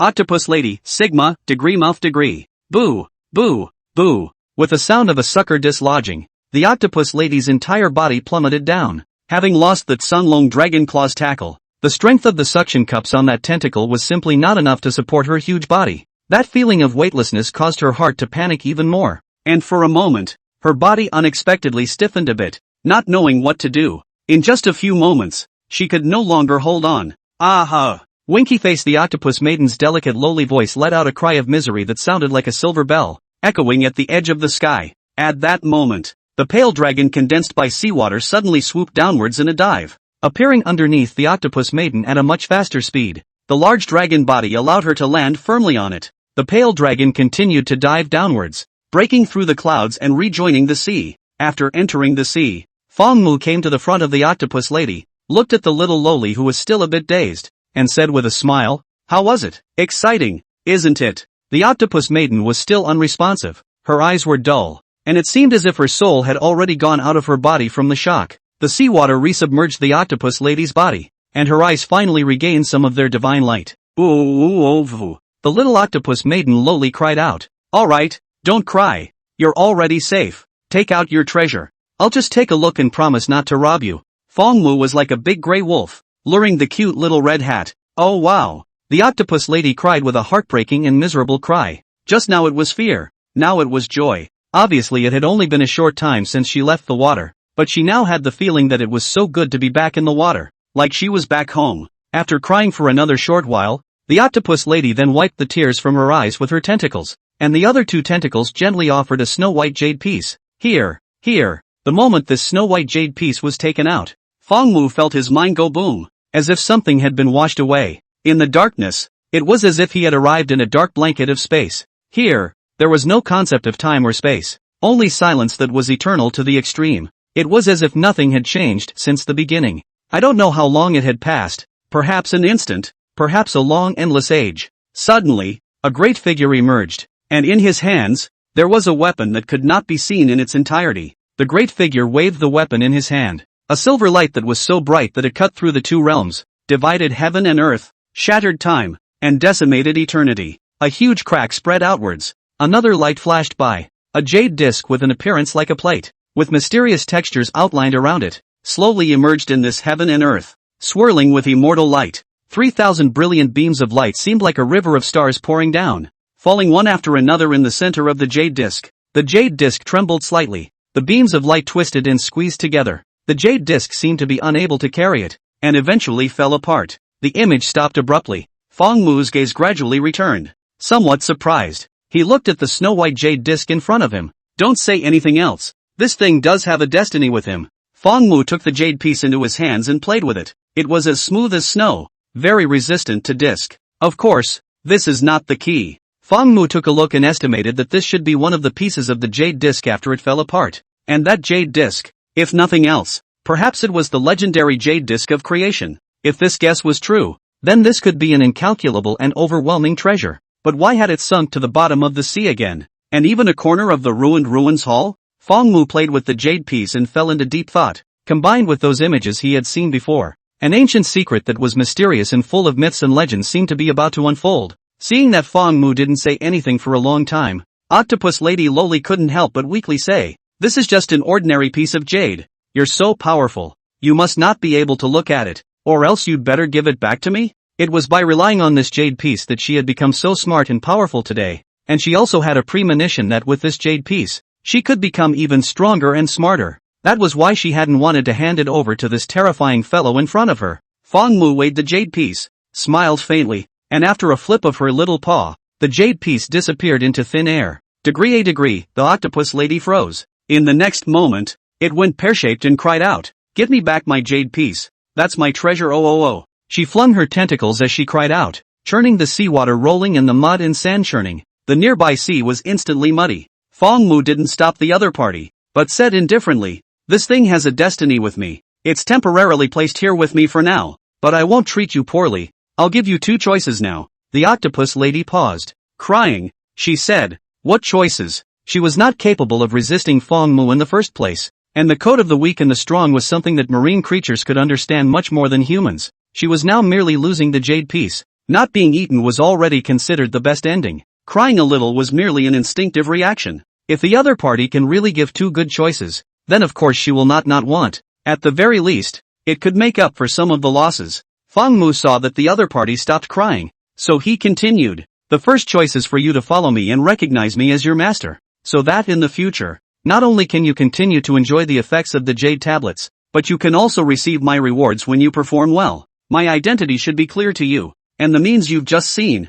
I can even help you transform into a human and gain unimaginable opportunities for creation. From now on, you will be free from the constraints of seawater and the limitations of an octopus body, and the size of heaven and earth will be at your disposal." Fang Mu slowly said, listening to the octopus lady. Her eyes gradually erupted with divine light, especially when Fang Mu said getting rid of the limitations of the octopus body and transforming into a human. Nabla, the light in the octopus lady's eyes shone brightly, like two stars in the night sky, searingly twinkling. "The second choice is..." Fang Mu hadn't even said what the second choice was, only to hear the octopus lady then immediately open her mouth, interrupting Fang Mu's next words. "I want the first choice, master." The octopus lady changed her words quickly. Fang Mu said indifferently, "Very well, then you will follow me from now on." Fang Mu was calm and bland, as if he had long anticipated that the other party would make this choice. In fact, he hadn't even thought about what to say for the second choice. "Okay, master." The octopus lady Loli was very happy,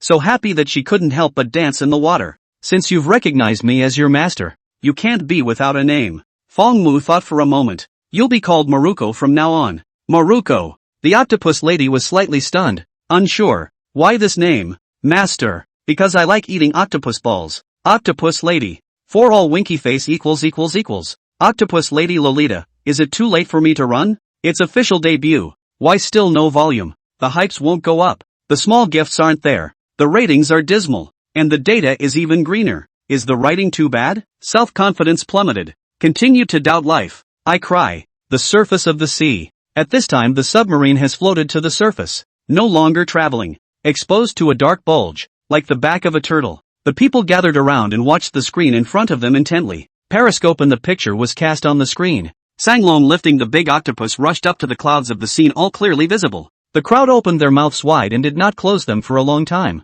This is too unbelievable. I've been at sea for so many years. I never thought that I could actually see such a scene. The captain was stupefied and muttered with a shocked expression. Condensing 10,000 feet of seawater into a pale dragon, it was also able to soar into the sky in a single bound. This kind of means had already exceeded the realm of human cognition. This kind of image could only be seen in novels or TV dramas, but both of them were only fictional, far less shocking than seeing it with one's own eyes in reality. The captain looked at the submarine he had piloted for half of his life, and suddenly felt that the power of the submarine was simply unbeatable in front of the black dragon cub. Before this, he had always considered the submarine to be one of the strongest weapons that mankind could build, but now it seemed that it was nothing. It's also the first time we've seen. The black dragon cub is getting stronger and stronger, Annan said with her small mouth slightly open. Similarly shocked, Dean Liao and Peek nodded at the same time, deeply impressed. They had followed the black dragon cub from day one, and were considered to be the ones who had witnessed the black dragon cub's growth step by step.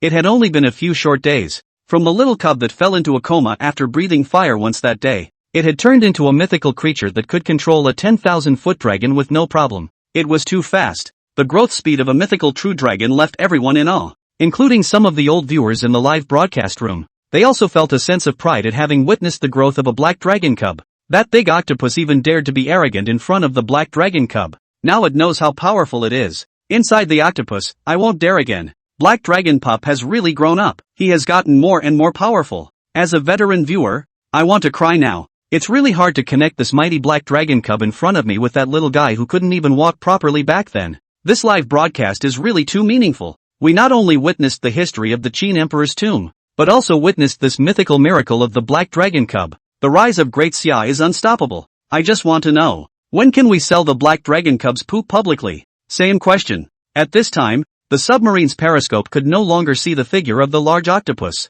and could only vaguely discern the 10,000 feet long azure-colored pale dragon. The height was too high, and the periscope's magnification was not enough. Just then, a huge object full of pink tentacles fell down violently, followed by the azure-colored pale dragon catching it and slowly dissolving it into the water surface without making the slightest ripple. And Anne's face rejoiced at the sight. It's the black dragon cub. He's back. Quickly, send out a signal to tell Lord Divine Dragon our location, Gao Feng said immediately. Several professional submariners were manipulating the underwater detection robots, sending out signals to the surrounding while detecting the situation. The screen in front of them was split into several frames that, soon, a picture was captured not far away, only to see the black dragon cub standing on top of the head of that huge octopus, as if it was riding its own mount. It was rapidly swimming this way, and on the octopus lady's tentacles, there were countless building fragments glowing with silver-white light curled up. Ha ha ha, this big octopus has indeed been subdued. If I had known this, why did I bother?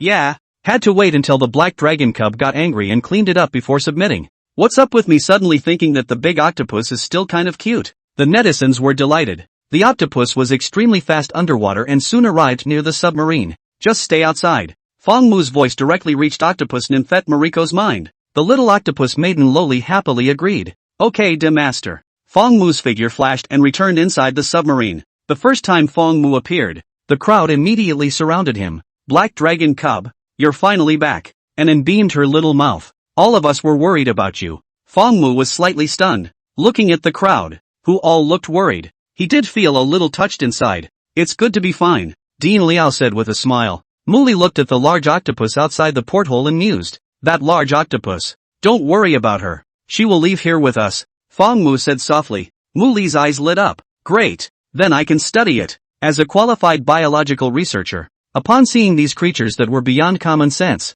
Muli would hold great interest, and also pursed her lips and said, Muli, you'll be busy again. The two women chatted with Feng Mu. They didn't feel anything and behaved naturally, as they could understand dragon language the moment they transformed into dragon maidens. But the others were a bit stunned, because they also heard the words that the black dragon cub opened his mouth. In particular, it was still very standard Mandarin, without any dialect, and the words were proper and full of magnetism. Divine Dragon Lord, you speak the great summer language now? Dean Liao unknowingly used honorifics. Feng Mu nodded. His size was already completely different from before, and the dragon's horns on top of his head then began to feel like they were splitting. So he should be entering the next stage of growth. Naturally, he spoke the language of Dixia. This. Dean Liao's lips hemmed and hawed, too excited to speak. At this time it was Anne who was more calm. She smiled and said in a warm voice, Dean Liao, we have long anticipated this development.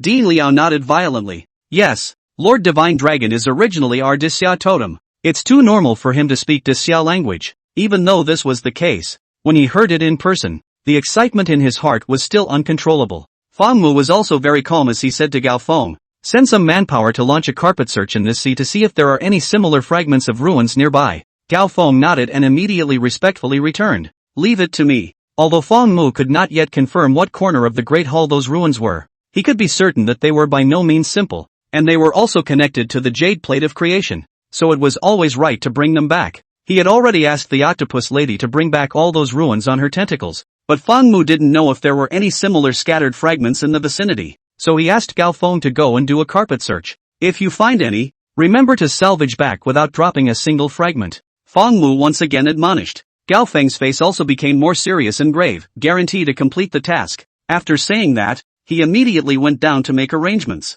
In terms of salvage technology, Daxia was definitely among the best in the world. Feng Mu also had great faith in Gao Feng's ability. Then let's go back first. There's nothing left here, Feng Mu said to the crowd. Everyone naturally had no objections. They had originally followed the black dragon cub out. The submarine immediately turned around and returned. The black dragon cub has grown so much. No wonder our dragon horns have grown too. Anan's beautiful eyes looked at Fong Mu and whispered to Muli. Muli nodded her head, her eyes full of adoring little stars. In the future, we can't call black dragon cub. It's time to change our name to Divine Dragon Lord. Anan nodded with approval. That's right, it's time to change the name. And I don't know if the black dragon pup will take form. What will it look like after it morphs? Lin Anan's eyes were a bit mesmerized and said rather longingly. As soon as this topic was mentioned, the stars in Muli's eyes became brighter. It must be especially handsome, and it's also especially tall. Tall and handsome. Just thinking about it is very handsome. The two girls instantly opened up a discussion on this topic, and the person in question, Fong Mu, was sitting on the side, playing with the white jade piece in his hand, and fell into deep thought. When he first saw this jade piece, he saw a fragmented image, and nothing else had changed since the image disappeared. According to the octopus lady, every time she slept while holding the jade piece, she would feel warmth on her body. After she woke up again, she would realize that she was a few points larger and a bit more intelligent. Fong Mu held the jade piece and tried to sense it. In an instant, the jade piece was as if it had a spirit, excitedly flickering non-stop, as if it had found its long-sought master. In the depths of Fong Mu's glazed eyes, countless dots of starlight instantly lit up. As deep as the vast universe, endless, stars rose and fell, and with a single thought, the river of stars broke and regrouped, and all things changed continuously in between, and the cycle went back and forth. Countless star texts shone with beams of light, interpreting the changes in the rules of the great Tao. The crowd that was still discussing in whispers instantly froze, and all of them looked at Fong Mu in unison. They couldn't see those pale and vast changes, but they could instinctively sense that it was an unnameable power. In front of this power, the entire world and even the universe seemed so small, and they, moreover, were just an insignificant grain of mortal dust. Everyone froze in place, their minds swaying. Fortunately, this process did not last long. A few moments later, all the visions disappeared. Fong Mu's enlightenment was also interrupted. The jade plate of creation contained the 3000 Great Tao, which was the most original power of heaven and earth, possessing the ability to create and evolve. However, this was only a fragment, and the power it carried was extremely limited. Worthy of being the jade plate of creation, it really is a divine object. Fong Mu had thoroughly comprehended the power of the laws contained in this fragment of the jade disc of creation in just a short period of time. Instead of him comprehending it, it would be better to say that this fragment had taken the initiative to recognize its owner. Divine objects had spirits, and when they encountered a powerful master, they would also be eager to recognize their masters, not wanting to be left in the dust for eternity. Fong Mu returned to his senses, and the blazing light in his eyes gradually dissipated. He glanced at the jade fragment in his hand with some regret. The effect of this fragment was too little, leaving Fong Mu with some unfulfilled intentions. Perhaps only by gathering all the fragments and reassembling the complete jade plate of creation that he had seen could he unleash all of its might. But the other fragments, where could one go to find them? The universe is so big, this could be a bit difficult. Fong Mu secretly muttered to himself inwardly. According to Fong Mu's estimation, the place where the jade disc fragments were scattered was definitely not just the blue star, but the entire universe. This would be a bit too big of a goal, and judging by his current strength and growth rate, there was still a distance to travel the universe. Forget it, don't think about this first. What's mine is mine after all. Fong Mu shook his head and stopped thinking about this. Fong Mu returned his gaze to this jade piece. He had to say that the feel of this jade piece was simply absolute. It was even more slippery than Xuanai's white sun. It made Fong Mu directly fall in love with it. Moreover, this jade piece did not only have the ability to sense the great Tao origin laws, there were more magical and wonderful uses waiting to be discovered by Fong Mu. For example, before, the octopus lady had utilized this jade piece to conceal her breath, so that Fong Mu couldn't even find her. Fong Mu was still continuing to ponder. The crowd also gradually came back to their senses at this time. One by one, they were all trembling. However, none of them dared to speak. This kind of power of origin force was not something that a mortal body could withstand. If it wasn't for the fact that they had followed Fong Mu for a long time and their bodies had already gone through several evolutions, I'm afraid that they wouldn't be able to withstand that supreme greatness of the Great Tao's rendition at all. Of course, if they were able to withstand it, the benefits gained would be tremendous, and it could be said that they had gained a destiny-changing creation. There were no words along the way. The submarine quickly arrived at the shore of the island. The crowd stepped out of the submarine one after another according to the previous method. Fong Mu also put away the jade pieces. He was going to place those ruins fragments in a suitable place and study them again. However, just at this moment, Anan, who had excellent eyesight, looked at the distant seashore and suddenly exclaimed, "There seems to be a flotilla of ships appearing over there. It doesn't look like our warships." The crowd cast their eyes in the direction and was looking. "That's a cargo ship from the Little Day country," Gao Feng said with a frown. Muli pointed to the other side and said excitedly, "That's our warship over there." The image of the live broadcast room also turned. "It seems like a fleet of ships. How did it appear here? And looking at the flag they're flying, it seems like it's the Little Day countries. Crap. This can't be here to spy on intelligence. I feel like there's no escape. This group of guys from Little Day country never have any good intentions.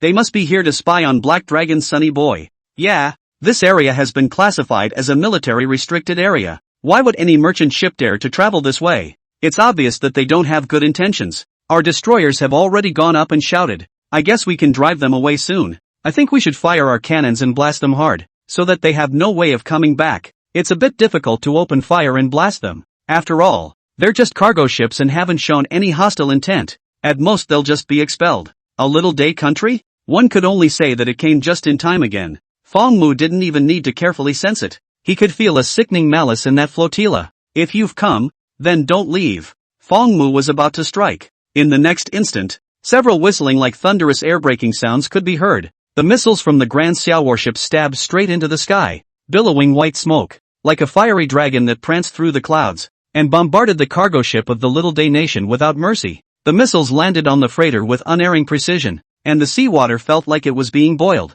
And for a time, water columns rose up in all directions, and the sky shook and trembled. The Divine Dragon 2 habitat was a sea island that was situated in the southern waters of the Great Summer Country. Currently, all of this sea area, including the mainland shore beach across the sea island, was completely blocked off by the special warfare troopers. No one was able to enter without prior authorization. But today, in the waters not far from the island, a fleet of ships with unknown destinations sailed in. Inside the cockpit of the largest of these freighters, Captain Watanabe, "We're about to sail into the target sea, and so far we haven't found any daisho warships." A man with a short stature and a mustache under his nose said respectfully. Watanabe nodded and gave the order. "Inform the fleet to speed up and keep moving. It's best to arrive at your destination before nightfall." "Yes," the bearded man respectfully replied back. He sat back in his seat and began to convey the orders. The flotilla sailed ahead at a faster speed without any cover. However, it wasn't even a minute before they sailed out. The short bearded man's face changed,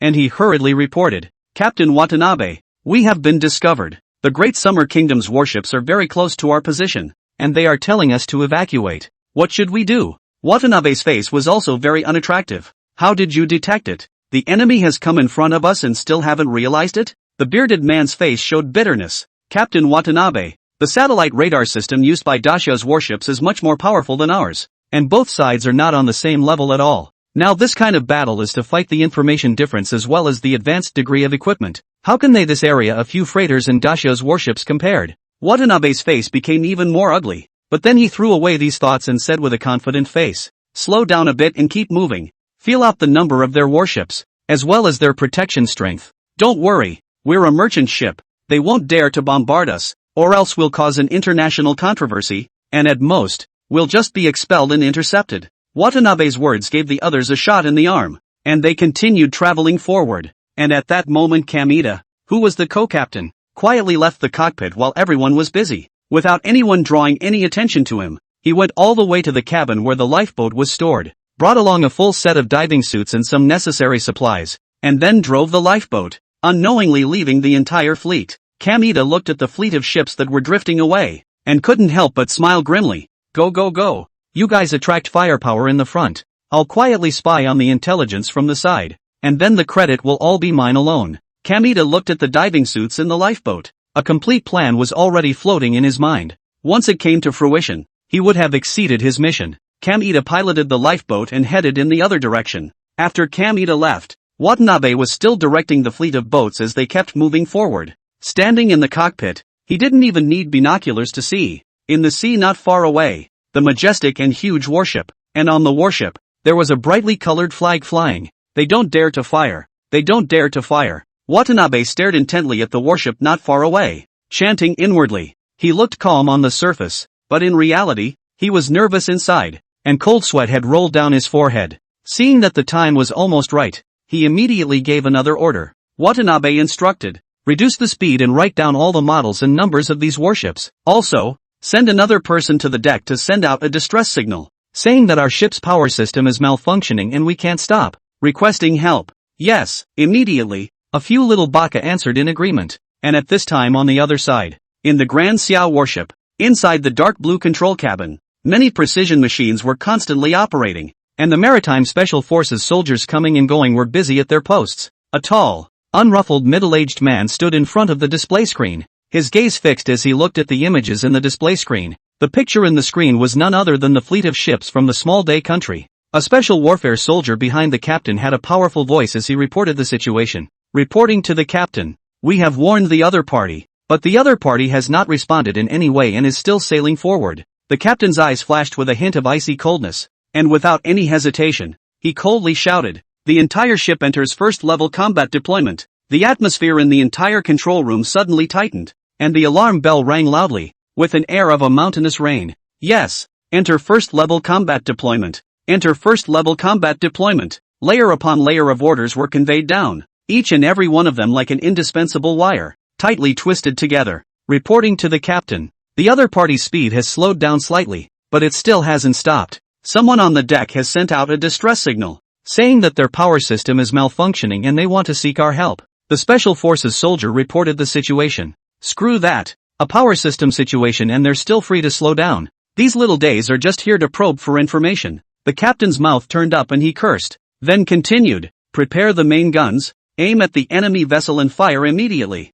Captain, do you need me to ask again? The captain waved his hand and said faintly, there's no need to ask. This place has already been classified as a military restricted area, and it has been reported internationally, so if they still dare to come in, then it's not our fault. We're just practicing as usual. They themselves didn't have the eyes to barge in, and being injured by mistake has nothing to do with us. What's more, we can't leave everything to Divine Dragon Lord to solve personally. We have to contribute as well. The captain's voice was decisive, carrying an unquestionable majesty. Yes, with a command. Boom! The next image was the scene Fong Mu and the others saw. Under a missile of this power, the fleet of ships Watanabe was piloting instantly broke apart, turning into pieces in a dazzling fire, completely sinking to the bottom of the sea, and not even the pieces could be salvaged, all the way to their deaths. They had not been able to pass on the information they had poked around. Great summer bull, blast that motherfucker. Crap, really gave it a blast, not a single one left behind. So cool. This is the attitude of our Daxia Dragon Kingdom. The demeanor of Daxia. Ignited. This scene is so cool to watch. So relieving. When can we give that island of theirs such a couple of shots as well? Blowing up a bunch of their dogs. Upstairs. Don't insult the dogs. This is how it should be done. No one should be spoiled. Anyone who offends my Daxia will be executed even though they are far away. Within range, all is truth. The netizens in the live broadcast room all completely boiled up because of this shot. Although the Black Dragon Cub had done this kind of thing before, destroying a fleet of pretty countries with the power of a dragon, but it was a completely different concept from the warships doing it in person, which represented the attitude of Daxia, as well as the belief of resolutely safeguarding the safety of the Black Dragon Cub. In a way, it was also Daxia expressing its determination to the world. No country could try to take advantage of the Black Dragon Cub. Otherwise, what they would have to endure would be the wrath and cannonballs of the entire Grand Xia. For the people of the Great Xia Dragon Kingdom, this was another kind of pride and honor. Our warships are firing. On the island, Mu Li exclaimed. Dean Liao stroked his beard from the side, smiling brightly. The old man watching this is making my blood boil. Ha ha ha, well fought. Well fought. Top notch. The only one who wasn't too surprised was Peak. He smiled. If they dare to come, we dare to fight. Black Dragon Cub, those bad guys have already been wiped out by our warships. And then looked at Fong Mu and said with a smile. Fong Mu had originally wanted to make a move, but it turned out that he didn't expect to be preempted by Daxia's warships. It could be seen that they really cared about themselves quite a bit, but this was good. In this way, it saved him a lot of things. After all, if he personally went out every time just for a few small minions, it would be too much of a pushover for a divine dragon. This aspect of what Daxia did was still quite satisfactory to him. Fong Mu didn't put this matter on his mind. He had other more important things to do. Studying that mutilated jade piece, as well as those ruins, was the key. Fong Mu was about to call the octopus nymph Little Loli up. Suddenly in his thoughts, he received a message from Octopus Nymphette, that she had found suspicious people underwater. Suspicious person? Fong Mu looked at Gao Feng and asked, are there any of our divers underwater? Gao Feng thought about it and shook his head. No, we haven't sent any divers underwater. Fong Mu frowned slightly. If it wasn't one of their own, then it was an enemy. With a slight movement of his mind, Fong Mu let the octopus lady bring the ruins as well as the suspicious person to the surface. Soon, a huge pink octopus emerged from the seawater outside the island's beach. Master, I'm coming. Wave a dash, Mariko, the octopus lady, happily called out softly to Fong Mu in a voice so loud that it carried across the island. Behind her, on the tentacles raised upwards, sucking in countless pieces of debris from the ruins, there was also a very thick pillar. From afar, it was extremely spectacular. One of the tentacles also had a man in a submarine suit tied to it, and the man's entire body was wrapped in the submarine suit, making it impossible to see his face. The man struggled madly,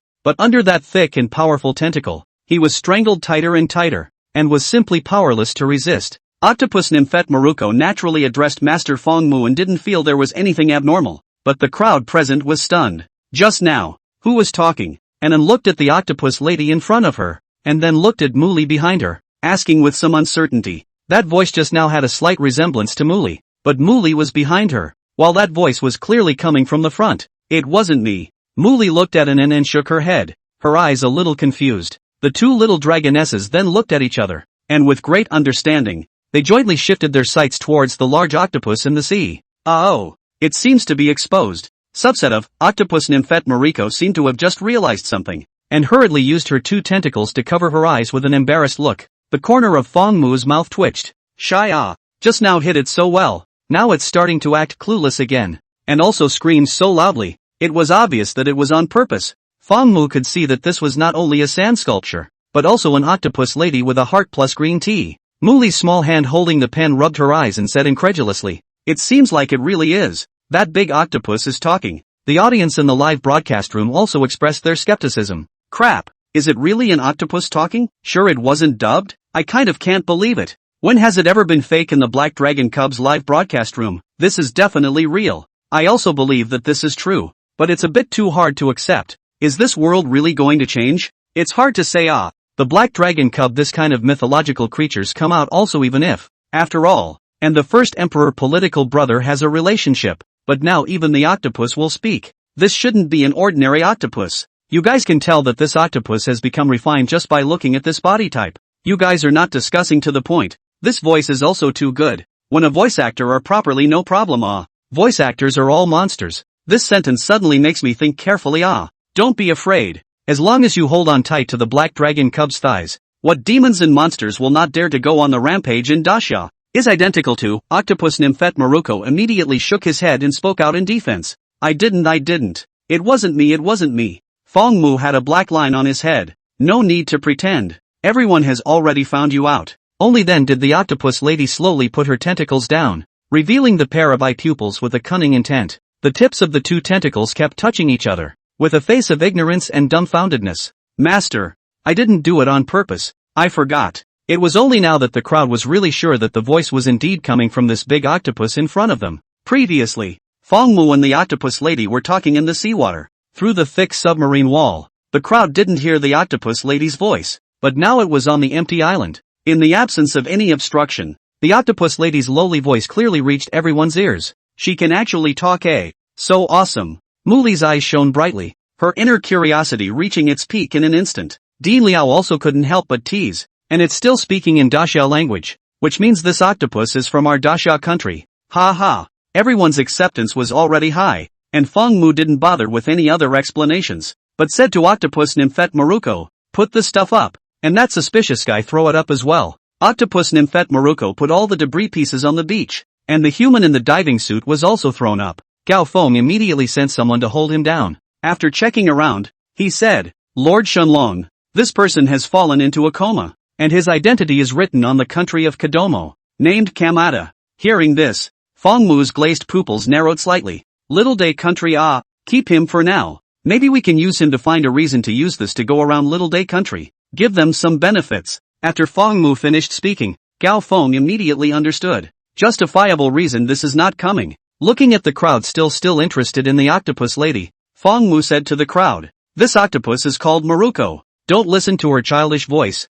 In fact, Maruko has already survived in the sea for a very long time, older than that sea turtle." Fishwoman Mariko weakly retorted, "Master is wrong. People are actually still little girls.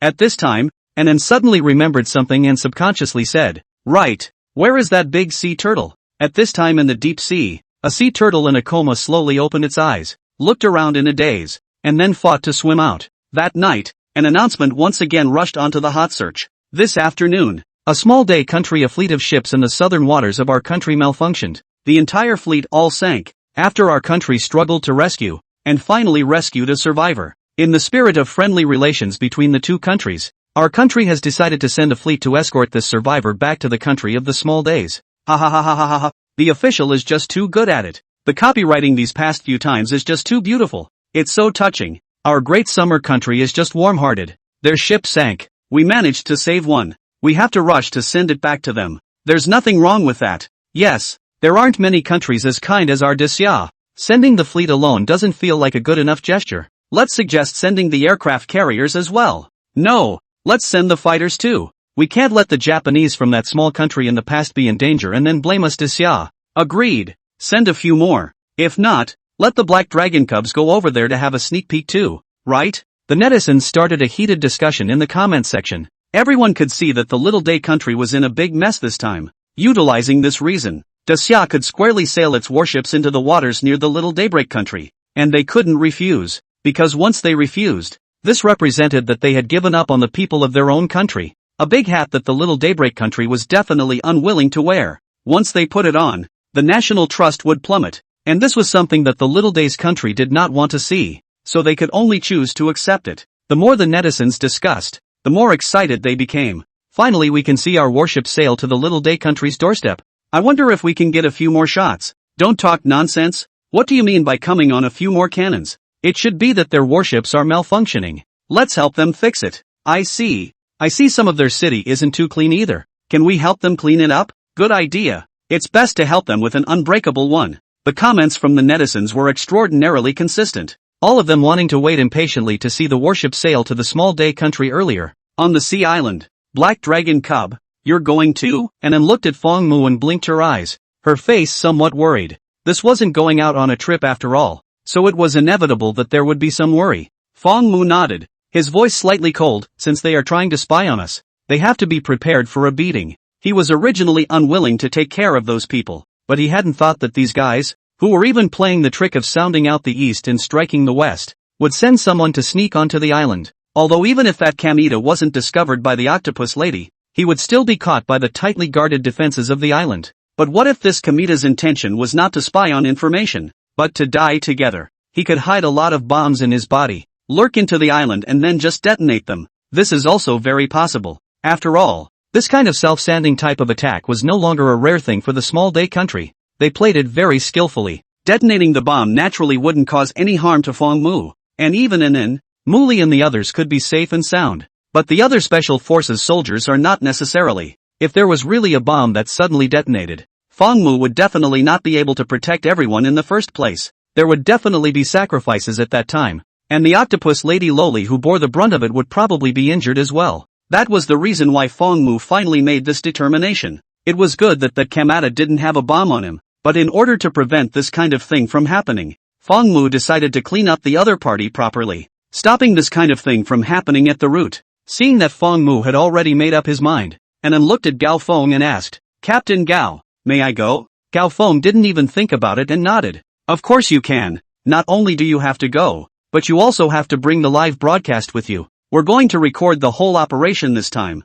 Obviously this was a decision that had been discussed long ago, and Anne's identity was the first dragon lady, and this significance could be extraordinary. Annan instantly showed a happy face. Muli also raised her hand at the side, and me. "You young people go ahead. Old man, I'm getting old, so I won't follow the toss." With so many people following, and still with the warship, I'm relieved. Dean Liao waved his hand and said with some fatigue, although his physical condition is already much better than before, but after all, his age and experience are still there, and his mentality can't return to youth in a moment. At this moment, a middle heavy voice resounded at the door. "Ha ha ha, old man Liao, you can't make it either. Right, then let me go." With a steady pace, Professor Liu opened the door and walked in. "Old Liu, you're finally back." Dean Liao stood up with an excited face and turned to look at this old friend of his. Professor Liu finally nodded and said with some sighs, "Yes, back. After dealing with those biologists from Pretty Country, Then those messy biologists from other countries. It's simply annoying. The people present were slightly stunned. Although Prof. Lu was just saying a few simple words, everyone could hear the tiredness in his words. Surrounding biologists from so many countries was definitely not a simple matter, and it must have taken a lot of words. The audience in the live broadcast room also expressed their heartache for Professor Lu. Professor Lu has really worked hard. Yeah, there's no such thing as quiet years. It's just that there are people carrying the weight for us in places we can't see. Although Prof. Lu is not a warrior, he is doing the same great thing. My heart aches for Prof. Lu. Prof. Lu has worked hard. Muli couldn't help her inner curiosity and asked, Professor Lu, where are those foreign biologists now? Lu Fangyi shook his head and said without any goodwill, those grandchildren actually formed a joint scientific research team to pressure us, thinking that we would compromise in this way. Hey, I'm not going to serve them. I hung them out to dry and just left. As for whether they've left now or not, I don't know. Dean Liao couldn't help but give a thumbs up. Well done. That's how they should be treated. A bunch of guys who don't know what they're talking about and still want to attempt to covet our divine dragon. Lu Fangyi also laughed. I heard that a lot of things happened in the past few days while I was away, and I even captured a guy from a small day country. Dean Liao frowned and retorted, what do you mean by arrest? Old Lu, don't get it wrong. We rescued him out of humanitarianism. We didn't capture him back. Lu Fangyi laughed out loud. Yes, that's right. Rescued, not captured back. Currently that little baka is being held. The warship intends to set sail tomorrow and send him back home, Dean Liao said. Lu Fangyi nodded and clapped his hands. Good, that's how it should be done. That group of little baka, they really think that my daxia is unoccupied. It's something they can just barge in. Breaking in this is even if it's not enough. They actually want to try to test the information. Is the Divine Dragon Lord not something they can covet? Fang Mu looked at this old scholar and was slightly touched inwardly. Although he didn't need all this protection. If he didn't want to, no one could force him. But since others had done it, this sentiment still couldn't be ignored. Fang Mu thought for a moment and stretched out his claw to gently point in the air. A light blossomed from Fang Mu's fingertips, then turned into a stream of light and disappeared into Lu Fangyi's brow. The body of Lu Fangyi, who was chatting, stiffened and couldn't help but close his eyes. Ha, Professor Lu he, Anan murmured softly and stopped making a sound before she finished her words, only to see Lu Fangyi body around the emergence of a huge vitality. Face wrinkles visible to the naked eye is abating. The original hair there are some white hair is also gradually turning black. Everyone understood that Lu Fangyi had received the gift of the divine dragon. There was envy in some people's eyes, and there were also people who yearned for it. But there was no one who was jealous, because this was what Lu Fangyi deserved. There was more admiration in everyone's eyes. Inside, there was an even stronger belief that they were resolutely guarding the divine dragon, and only in this way would they be able to receive more rewards in the future. In the next moment, Lu Fangyi slowly opened his eyes. He lowered his head and looked at his hands with some surprise. These hands were delicate and lustrous, not at all like the hands of an old man, but rather like a middle-aged man. Lu Fangyi didn't use too much time to marvel, but quickly bowed deeply to Fang Mu. Many thanks to Lord Divine Dragon. With superfluous words, he didn't know how to express himself, and could only respond to this reward with his most sincere thanks. Just a casual act. Fang Mu said indifferently, I will go along with the warship tomorrow, so release this news as well. Peek, who hadn't said anything all this time, froze slightly, and then without the slightest hesitation, respectfully said, okay, I'll go and do it now. Fang Mu nodded. The reason why he was announcing the news that he was also going, it was to show it to certain people. There was definitely nothing so simple behind the small day country sending a cargo ship to break in. There must be someone instructing them, and Fang Mu was to expose his whereabouts and see if anyone else dared to jump out. Another reason was that if the Little Days country didn't allow the Grand Xiao warships to enter their waters, but instead sent their own warships to come and meet them on the high seas, by way of a handover at sea, that Kamita little baka would be picked up and returned. Then Fang Mu would let them know what it means that the power of nature is endless. Once the warships of the Little Daybreak country sailed to the sea, it would be hard to say what accidents would happen. After all, the weather at sea is unpredictable, and human beings are insignificant in front of it. If the small day country did not dare to send warships, then it would be even better. Directly drive the warship to their doorstep. So no matter what, this warship of Disxia was going to skulk over to the Little Day nation. They had no choice. As long as they let Fang Mu get close to Little Day's country, then any tsunami or earthquake or whatever could logically appear. After Fang Mu thought about it and didn't have anything else that still needed to be added, he said, then it's decided. In fact, there was no need to prepare anything in the first place. He could have just gone on a trip to the Little Day country, but that kind wouldn't have much to do with him. After all, Feng couldn't possibly go and say that all those tsunamis and earthquakes were all his doing. He wouldn't want to do such stupid things as blowing himself up, but it would be very subtle if he went before this kind of situation. The world knew it was him, but there was no evidence to accuse him of doing it. It creates a deterrent effect, but also can completely get away with it. There was a similarity with pretty countries' tactics. After the crowd heard these words, they returned to their rooms to rest. Into the night. The stars were dotted and the moon was slightly cool. Inside an empty room in the sea island, Kamada slowly opened his eyes. There was still some lingering panic in the depths of his eyes. Monster! What a big monster! Recalling the last image in his memory, Kamada immediately looked around in panic. After seeing that there wasn't that horrible monster around, he then settled down slightly inside and kept gasping for air, cold sweat pouring out of him. He originally wanted Watanabe to attract the attention of the Dixia warships in front of him, and then he would use his diving suit to sneak into the island. After prying out the information, he would then use the lifeboat to quickly leave. As long as he could leave alive, he would definitely be the one with the most credit. The original plan went smoothly, and he was about to sneak into the vicinity of the island. But just as he was about to board the island, a huge object suddenly appeared, stretching out its huge tentacles and directly bound him firmly, unable to move.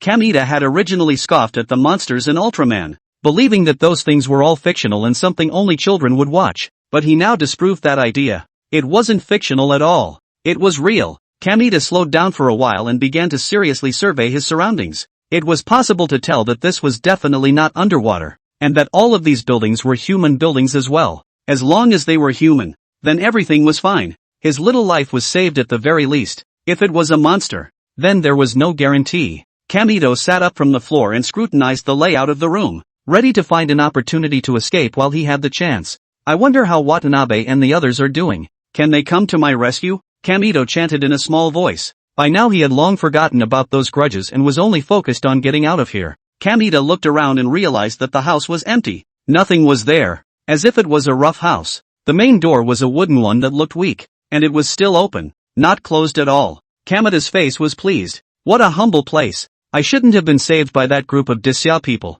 right? This kind of vigilance is also really bad. What a bunch of stupid guys. Kamita inwardly sneered with disdain. He then slowly opened the door and tiptoed around, preparing to leave the place. However, just taking the first step, the first thing he saw was a behemoth that was more than 10 stories tall, and it was the same monster that he was very familiar with. The next moment, a thick tentacle slapped down in the air. Kamita's eyes rounded. Seeing the shadow above his head, he was hard-pressed to say a word. Boom! Oh! The force was too much. It seems like I slapped it to death. Sigma, the octopus lady lowly froze. Dash, degree followed by a sob. It's over. Master is definitely going to punish me for wooing. The land of small days. In a magnificent building in Sakura City, a middle-aged man wearing a white samurai uniform sat on his knees, meticulously wiping the katana in his hand with a white rag. He stared intently at the sword in his hand, slowly wiping it upwards inch by inch, as if he was doing something very pious and important. In front of this man stood a group of short,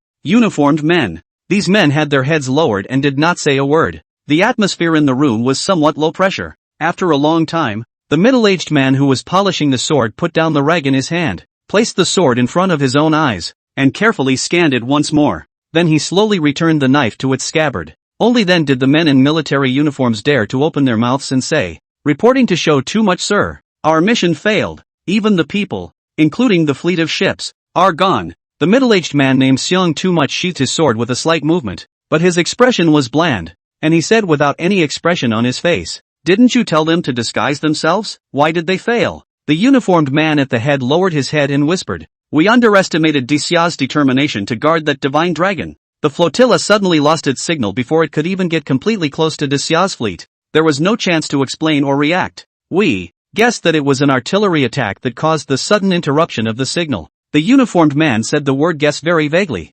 almost as a passing remark, and his voice clearly had some undercurrent of weakness. Shou frowned slightly too much. His thoughts were elsewhere at the moment, so he did not notice this one detail. To actually be so decisive, it seems that there is indeed a very important message on this divine dragon's body. For a while, he pondered a lot. Gradually, Xiang's too many eyes revealed a hint of fire. Although he was working for the pretty country, he had a selfishness. If they could be the first to obtain that divine dragon of the Grand Xia, they naturally wouldn't hand it over so easily, but rather, they would first study it themselves. Once they could be the first to obtain any mysterious messages, they might be able to get rid of the pretty country's control, or even counter-pressure it. This was also one of the reasons why Shotaro spared no expense to carry out this mission. If they die, they die. For the sake of our empire. They also died for a good cause. They are all true warriors, Shodera said indifferently, revealing a thinly veiled sense of coolness. The man in military uniform also did not have any change in expression, as if he had long been accustomed to it, but only showed fervor. Sacrificing for the empire is our honor. Xiang was too much satisfied with the uniformed man's performance. He nodded his head, and after thinking about it, he said in a deep voice to the uniformed man, "Then let's just implement the second set of plans directly. Directly call up the scene records, and start interceding with the Great Xia State, while utilizing the international public opinion to put pressure on them." Before that flotilla had even gone out, Xiang Too Much had already formulated two sets of plans. The first set of plans was naturally that the flotilla would be successful in its disguise and then return home after prying out enough information. And the second plan was that the flotilla would be exposed, the whole fleet would be destroyed, and public opinion would be utilized to go and put pressure on the Grand Xia State. In reality, even if the Xia warships didn't bombard that flotilla with missiles, as long as their identities were exposed, that flotilla would explode on its own, because at the very bottom of that ship, Xiang Too Much had long ago arranged enough explosives there in advance and sent his most trusted dead soldiers to lurk in the flotilla. Once the situation was not right, the dead soldiers would immediately detonate the explosives, creating the appearance that the ship was being bombed. And this news, which neither Watanabe nor Kamita knew, was a step in Shota's dark hand. He did not consider the lives of his men as a matter of fact. To him, these people are just tools, and if they fail to fulfill their mission, they will die. But death must also be worth dying for. Yes, the second program is already in preparation. But there is something not quite right about the situation, the uniformed man said with some hesitation. What situation is not quite right? Xiang Too Much frowned once again. He was now very dissatisfied with the other party's stammering. The uniformed man said hesitantly, "There is an unexpected situation. Daxia has rescued one person, and not all of the people in the flotilla are dead, and the counterattack of the Daxia warships was just too fast. We haven't had the time to get a record of the scene." Show Too Much froze when he heard these words. Didn't obtain the field records, and a person was saved back? Both of these pieces of information were very unfavorable to him, and could be completely described as bad news. And he somewhat couldn't believe what his ears were hearing. What kind of person could survive a shell attack? Kamita. The rumor is that he left the group early so he didn't get hit by the shelling, the man said weakly. Baka, Shodera yelled as he slammed the table in anger. The tabletop in front of him shook violently, and the basin of water placed on it splashed up, spilling onto Shodera's body and dripping all over the floor. Shoto Too Much stood up with unparalleled exasperation. What a bunch of pigs. It's not even a matter of failing the mission. There's not even a record of the scene, and they're actually being taken back. Wastes, all a bunch of wastes. If there were no field records, his second set of plans would not have been so easy to execute. Without the on-site records, he wouldn't have had enough evidence to prove that it was the Great Xia warships that had bombed and sunk their ships. Moreover, the Daxia officials claimed that it was our fleet that malfunctioned, and they went to the front to rescue them, and ended up saving a person. And now they are preparing to send a warship over to send Kamata back. The uniformed man continued to whisper. This time Xiang Too Much completely collapsed. Shameless Daxia people. I want to expose them. It was clearly their warships that opened fire, and they actually said that it was our fleet that malfunctioned. In this way, his second program had completely fizzled out. Not only was he now unable to utilize public opinion to pressure Daxia anymore, but instead, he had to thank Daxia. Not only that, but at the same time, he would have to endure the shame of Daxia's warships coming to violate him. The more Xiang Too Much thought about it, the more angry he became, and he couldn't help but shout, "Go now, and give me an international complaint against them." He no longer cared if there was evidence or not. If he didn't control public opinion at this time, it would be too late when the Great Xia's warships really came. The uniformed man immediately said back respectfully, "Hi." After saying this, he immediately retreated, and the other uniformed men also followed and hurriedly left, not daring to stay in this room for one more minute. Xiang Too Much gloomy face, eyes constantly flickering, thinking about what else can be sought. It didn't take long for Little Day to release an international complaint that caught people's attention. Great summer warships maliciously attacked our cargo ships in need of assistance, and tried to distort the facts and hide the truth, seriously damaging the relationship between the two countries. Once this complaint was posted, it instantly sparked a lot of discussion. It can't be, can it? Although I've never been to Daxia, I've long heard that it's one of the nicest countries. How could it be possible that it would actively attack a cargo ship?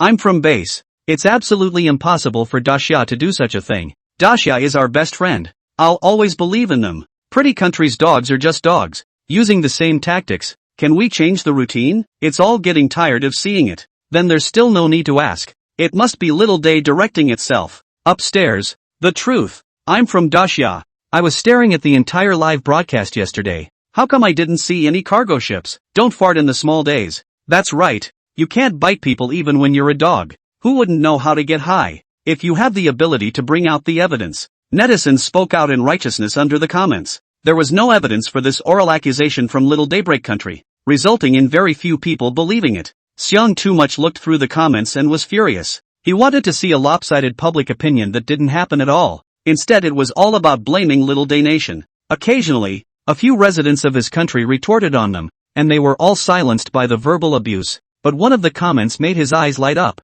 Live streaming. Yeah, Daxia has been broadcasting live on that divine dragon. It's sure to leave traces behind. As long as we can find a little evidence, we can immediately flip it. Shotaro mumbled with excitement on his face. At this time, the uniformed man walked in again, with a face of shame, and said weakly, "Sir, we don't have substantial evidence." Xiang thought too much and directly said, "Don't they have a live broadcast? The video they took is our evidence. Check it out for me." They couldn't watch the live broadcast in the country of the Little Days, but Xiang Too Much had also seen some of the live broadcast clips that had been streamed internationally, and he knew that there were some netizens from Daxia who would send out these videos. The uniformed man immediately nodded. "Hi." After saying that, he immediately retreated again. Xiang Too Much sat down and continued to swipe that accusatory post. This time his mood was much more relaxed, and there was even some anticipation. "We'll see. As long as I find out the evidence, I'll be able to ruthlessly punch you people in the face." The corners of Xiang's mouth lifted up a hint of mockery too much. The thought that he could later use the video sent out by the people of Daxia themselves, find out the evidence, and then punch these people in the face, made him secretly happy inside. There's an old saying in Daxia called lifting a stone and stoning your own feet, so I guess that's what this situation is about. Xiang Too Much smiled faintly. He continued to brush through the posts when suddenly a statement from Daxia appeared in the first column. The Little Day Country is slandering other countries out of thin air without any evidence. This is a very unfriendly manifestation. I hope the Little Day Country will behave well and not bring about its own demise. Xiang Too Much looked at this post and couldn't help but sneer. Evidence? I'll find it for you guys right away. He was old and calm, patiently waiting for his men to get the evidence back to him. However, time passed by minute. The man in military uniform still did not appear. Xiang Too Much had gradually lost his patience as he stood up and paced back and forth in the room. Bastard! Why hasn't he come back yet? It wasn't until tens of minutes had passed. Only then did the uniformed man appear again. Seeing this, Xiang Too Much immediately greeted him. He couldn't care less about punishing the other party and eagerly asked, "How is it? Is there any evidence?" The uniformed man's face showed helplessness. "Sir, we used all our power to look for yesterday's live clip video, but there is no relevant video circulating at all." "No," Sho gave too much of a cry of shocked anger. The uniformed man nodded stiffly. "Indeed there is none." "Baka," Sho Too Much roared, striding to his own katana, drawing it out and slashing it hard into the air. Fuming impotently, Shota was a million times more confused. With so many Daxia people tuning in to watch the live broadcast, how could it be possible that not a single clip could have gotten out? At this point, he could never understand. The entire netizens of the entirety of Daxia were exceptionally united and consistent. Not only was the video of that day not screenshotted down, it was not even passed on verbally. No matter which hot search post you clicked on, the comments were all amazingly consistent. Not a single person mentioned the matter of the sinking of the cargo ship. And this was all because the people of Daxia spontaneously followed the announcement after seeing it, and were not given any orders or tasks. This was the cohesion and unity of Daxia. It was a power that the small day country would never be able to understand. The uniformed man gulped, and there was fear in his eyes, but he still faithfully reported the situation. "Sir, there's another piece of bad news. The other side's warships have already departed. Send out our carriers as well. Intercept Daxia outside. We can't let them get close to our waters." Xiang Too Much gasped for air and shouted angrily. This was his last dignity and bottom line. However, the uniformed man risked his life by taking out his cell phone and tapping on a video. It was the video of Fong Mu resolving the pretty country fleet that day. The other videos were not found, but this one was shot very clearly. "Sir, if this Shenlong also follows over, then it's very likely that our carriers sent out won't be able to come back." The uniformed man's voice trembled a little. His pupils tightly shrunk together. Xiang Too Much. He was directly caught in a dilemma. Feng Mu's existence was like placing a movable superweapon on Xia. It could strike wherever it wanted to, and no one could stop it, nor could they go to stop it. Xiang was too silent for a long time. Finally, he said breathlessly, "Forget it. Keep the carriers far away. Don't ever come close. Also, set up defenses at the coast. Don't let that divine dragon show off." The uniformed man let out a sigh of relief and immediately replied, "Hi, on the sea island." Feng Mu looked at the mess-like mess on the ground, then looked at the octopus lady on the shore with an innocent face. "A head of black lines, letting you keep an eye on the prisoner, and as a result, you directly slapped the giver to death?" "Oh 3-0, the octopus lady tilted her head, whistling carelessly on one side, and immediately changed to an aggrieved face after hearing Feng Mu's words. "Master, you can't blame me. It's him who wanted to escape. That's why I patted him. Who knows, he's so weak. Me. One gentle pat and he became like this." Feng Mu gently took a mouthful of dragon flame and completely turned this one called Kamada into flying ash. "Forget it. Dead is dead. There's no use in having him anyway. The purpose had been achieved. There was no use in keeping this bastard. It was also a waste of food." At this time, Gao Feng walked over and said softly, "Lord Divine Dragon, it's time to go." Feng Mu nodded and looked at the octopus lady. "You go along for the ride too?" The octopus nymphette was pleasantly surprised. "Yes." Feng Mu was about to walk onto the ship. The shallow part of the sea at the shoreline suddenly emitted several gurgling sounds. Gao Feng was the first to wake up and immediately drew his gun and pointed it that way. And all the special forces soldiers on the shore moved at almost the same time, surrounding the place. The black holes of the gun muzzles were silently pointing towards that shore. "No matter what happens, they will make the quickest reaction. No need to be nervous. It's our old acquaintance." With a slight sense, Feng Mu knew who was under the sea. Creatures that could be in the ocean enough to evade his senses. Aside from the octopus lady who had the jade piece before, Feng Mu had not encountered a second creature. Without any hesitation, Gao Feng put his gun down and ordered all the other special forces soldiers to put their guns down. Not long after, a large smooth turtle shell surfaced up. Seeing this turtle shell, the Peak immediately suddenly realized that it is indeed an old acquaintance. No, it should be an old familiar turtle. Then a turtle head slowly poked out in the turtle shell, very cautiously observing the surrounding situation, and after seeing Feng Mu, he immediately took a big step towards this place in surprise. "Ha, it's that big turtle. So it's not dead. I thought it was dead." Mu Li let out a light eep, somewhat surprised. The last time the big sea turtle directly collapsed in a coma, everyone was too lazy to care about it, so they didn't bother to deliberately look for it. This thing was just too wimpy and it was easy for people to ignore it. The big sea turtle ran all the way over with a speed that surpassed its own race. The first thing it did after running over was to first stick out its head and pay a deep obeisance to Feng Mu, and then only then did it look blearily at Anan. "So it's the turtle prime minister. I almost thought he had slipped away.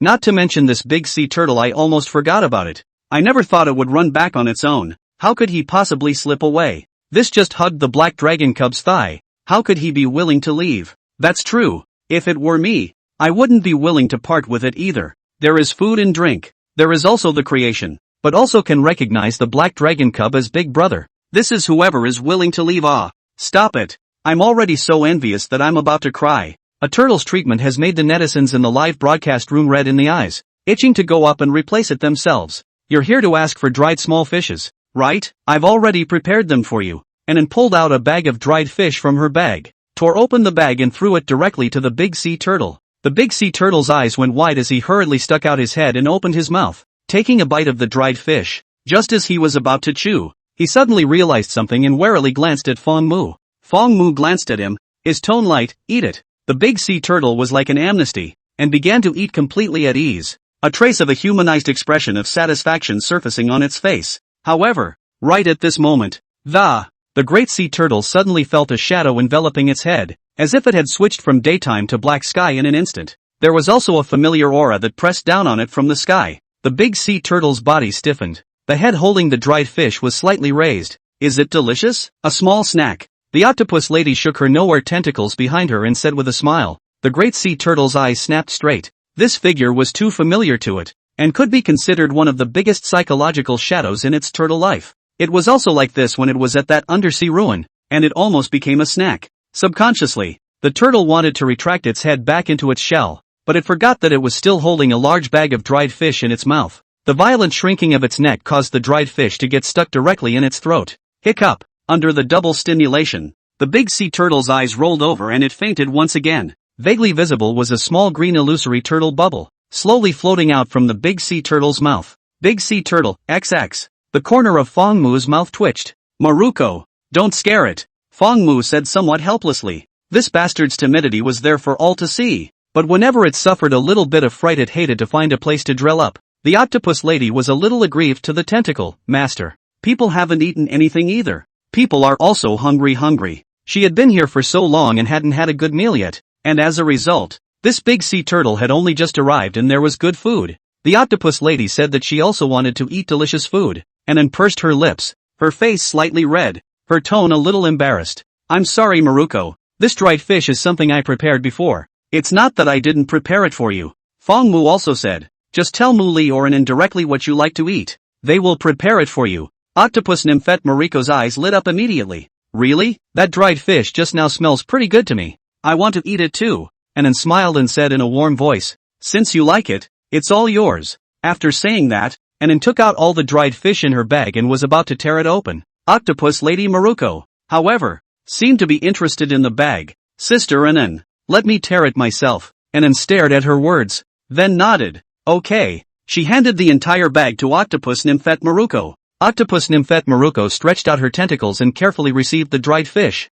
then used the suction cups on her tentacles to tightly suck on the bag and forcefully yanked it outwards. Boo! Perhaps it was the inexperience of the first time that caused the force to not be used enough. The suction cups came off the bag with a crisp sound, like the sound of a red wine cork being pulled out of the mouth of a red wine bottle. First time ripping open the package. Failure. Octopus Lady Maruko looked at the packaging on her tentacles with dull resignation. That pitifully dopey look instantly amused the crowd. Although the octopus lady's appearance appeared to be a behemoth of great size, her mind was the same as a little girl's in every aspect. There was absolutely no threat to speak of, and after familiarizing herself with her, she even felt that she was a million times cuter. Mariko, you should follow the teeth of this and then tear it downwards, and pointed at the bag and demonstrated to the octopus lady Maruko. Muli also came up to help her. With the help of the two women, Octopus Nymphette Maru quickly understood the principle. So it's like this, you humans are so smart. Octopus Lady Marble praised from the bottom of her heart, and then shook her hand somewhat embarrassedly. No la, Mariko, you're very smart too. You'll understand it as soon as you learn it. Yeah, you try again. Muli also cheered and encouraged her. Octopus Nymphette Maruko nodded confidently. She once again stretched out her tentacles, and with the tips of her slender tentacles, she grabbed the teeth of the bag, and then controlled her force, slowly tearing it downwards. Subla. With a crisp and pleasant sound, the packaging bag was slowly torn open. Asterisk operator Octopus Nymphette Mariko's eyes sparkled brightly, as she brought the torn open dried minnow to the tip of her own nose, and gently sniffed it. Woohoo, it smells so good. Octopus Lady Mariko let out a heartfelt exclamation, and smiled and said, taste it. Octopus Lady Mariko brought the dried fish inside to her mouth. In the next instant, two large eyes emerged with a happy loving look. Octopus Lady Mariko, wavy dash. No sea creature could resist the temptation of dried human small fish. In 3 tries, Octopus Lady Maruko swallowed this dried fish all the way into her mouth. After eating it, she even licked her mouth with great interest. She now felt like the food she had eaten before was just like garbage. There was no comparison. I have a lot more here. And pulled out many small dried fishes from her bag again like a magic trick. Wow! Octopus Lady Mariko felt like she was the happiest octopus in the world right now. I have it here too. Muli also took out many snacks from somewhere. I have to say, teenage girls' bags are indeed amazing. Comparable to Doraemon's pockets now. You never knew what they would take out from there. Octopus Maiden Maruko was both surprised and touched in her heart, and hurriedly thanked her in succession. Thank you, Sister Anan. Thank you, Sister Muli. You're welcome. There's still a lot on the island. I'll go get it for you then. Anan smiled cheekily and said softly, aha! Octopus Lady Mariko nodded her head vigorously. Fong Mu was a little speechless inside. How does this bastard call out sister to everyone he meets? What age is he not clear ah? However, Octopus Nymphette Maruko seemed to have a great yearning for taking on the form of a human being, and just now imitated like a human being, almost treating himself as a human being. It seemed that this aspect could be studied a bit more. Although he could turn a human into a dragon lady, that was based on the dragon ambergris water, allowing the human physique to evolve. This belonged to a natural evolution, only that he had used dragon saliva to accelerate this evolutionary process. But to turn an octopus woman into a human being, whether ambergris had this ability or not, Fong Mu didn't know at the moment. He could try it when he had time, but not now. When this octopus lady's dependence and reverence was a little deeper, it would be possible to consider the matter of helping her transform into a human. Rewards of this kind, naturally, could not be rushed. It should be done after the other party needs it the most, or after it has made a merit, in order to get a greater admiration from the other party. Although Fang Mu had never been a capitalist, he now had the initial qualities of a capitalist. Although Fang Mu is also very curious about what the octopus lady looks like after transforming. It should be pretty good, right? Fang Mu looked at the octopus lady who was happily eating dried fish on the side and couldn't help but fantasize about it. The live broadcast room had also been talking about the octopus nymphette. This octopus lady is too cute. My heart melted when I heard her voice. The voice is indeed very nice. It has the feeling of an online lowly voice. It's too okay. It's clearly much better than those clip sounds online. That said, if you don't look at the size and close your eyes, you can barely punch it. Upstairs, take me one. You guys have gone too far. Be careful of the black dragon cub's mouthful of dragon's breath to send you to Buddha. The big sea turtle woke up leisurely. The top of his head was blue sky and white clouds, and the ground was soft sand. The great sea turtle suddenly remembered something. It hastily stretched out its head and looked at its body. After realizing that everything was intact, it was relieved. Fortunately, it was not eaten. Suddenly, it shrugged its nose. It was the smell of dried fish. With a downward thrust of its head, the large turtle skillfully turned itself over, following the smell to find his dried fish. Finally the great turtle reached the end of the smell and looked up, only to see its turtle-born shadow, using countless tentacles, eating small dried fish with relish. That gorging made the big sea turtle gulp. Forgetting its fear for a moment, the octopus lady also noticed the big sea turtle. She stretched out a tentacle and placed the dried fish in front of the big sea turtle, smilingly saying, "Want to eat?" The big sea turtle was busy nodding. In front of the small dried fish, what was life worth? Not for you to eat. Slightly octopus lady Mariko instantly retracted her tentacles. Big sea turtle. Fang Mu saw the helplessness and said, "Alright Mariko, don't tease it, let's go." The warship had been waiting for a long time. Although they no longer had that little baka named Kamita, but they already had their division in this operation. It didn't matter if they had that little baka or not. "Okay," said Mariko, the octopus lady. Sweetly, the vast and infinite sea. A majestic fleet broke through the ocean currents, riding the waves all the way. Strange to say, the original churning sea water immediately became calm after encountering this fleet, as if there was something on board that made them feel incomparably fearful, not daring to set off any waves. And the most peculiar thing was that behind this fleet, there was also a behemoth following. This magical image was naturally the warship that Fang Mu was traveling on, while the behemoth behind him was the octopus lady. Fang Mu had asked the octopus lady to follow along, firstly, to fulfill the promise he had made to her earlier, and secondly, he wanted to let the octopus lady show off her prowess as well, cultivate it properly, and in the future, this would be the henchman that could charge into battle. The way of creation, the method of transformation. Fang Mu's face revealed a slight contemplation, and his eyes closed. The jade piece hovered above Fang Mu's head, shedding a silver-white light, and faintly complicated austere words surfaced in the jade piece. The jade piece didn't contain much law information, and it was all broken. But Fang Mu was able to innovate quite a few new means by combining the astral texts in his mind.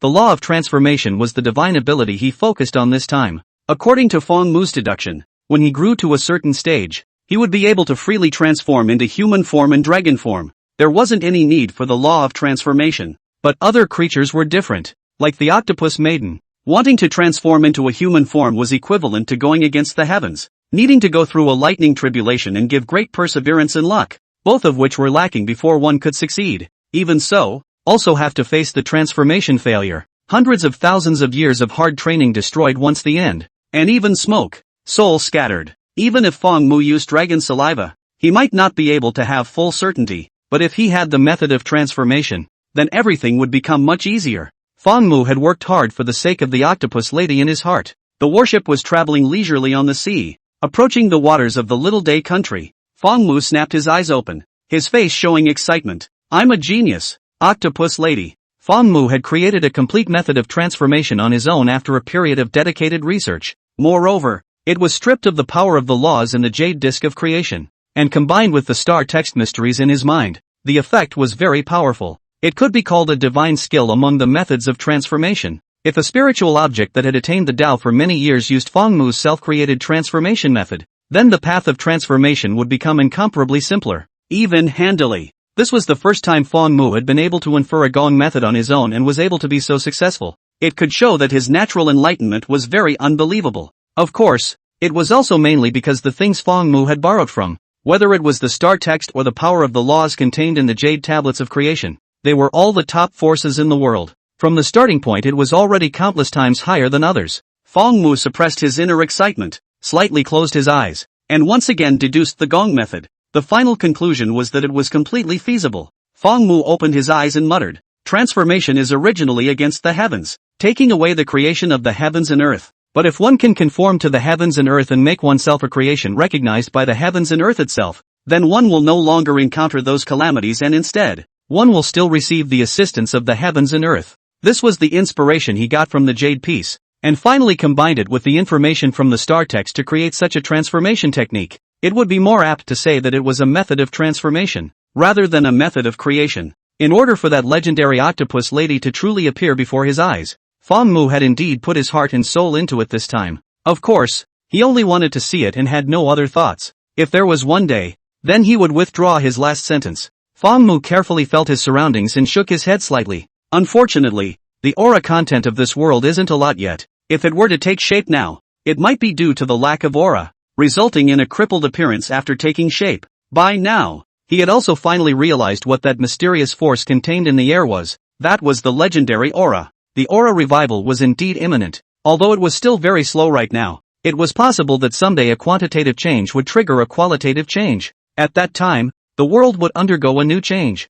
creating a new pattern. There would even be a revival of some unpredictable and terrifying existences. Fong Mu also began to feel a trace of tension within his heart. He had never forgotten the shattered images he saw that day. If those terrifying existences appeared in this world, Fong Mu knew clearly that he definitely did not have the strength to resist the other side. After all, he was still only a juvenile dragon. However, this worry might just be an excess of worry. It was Fong Mu's worst thought. Those terrifying existences were still nowhere to be found right now. They might have completely fallen long ago. Fong Mu shook his head and came back to his senses. However, the dragon's saliva can make up for the lack of aura. This time manifested the importance of dragon saliva. Regardless of whether it was at the beginning of the revival of aura or in its heyday, ambergris water belonged to the top tier of elixirs, and anyone who obtained it could lay down a foundation, allowing the road to go a little longer in the future. Let's see how well the octopus lady accomplishes this mission. If it's still okay, let's help her transform when this is over. Fong Mu stood up and made a decision inwardly.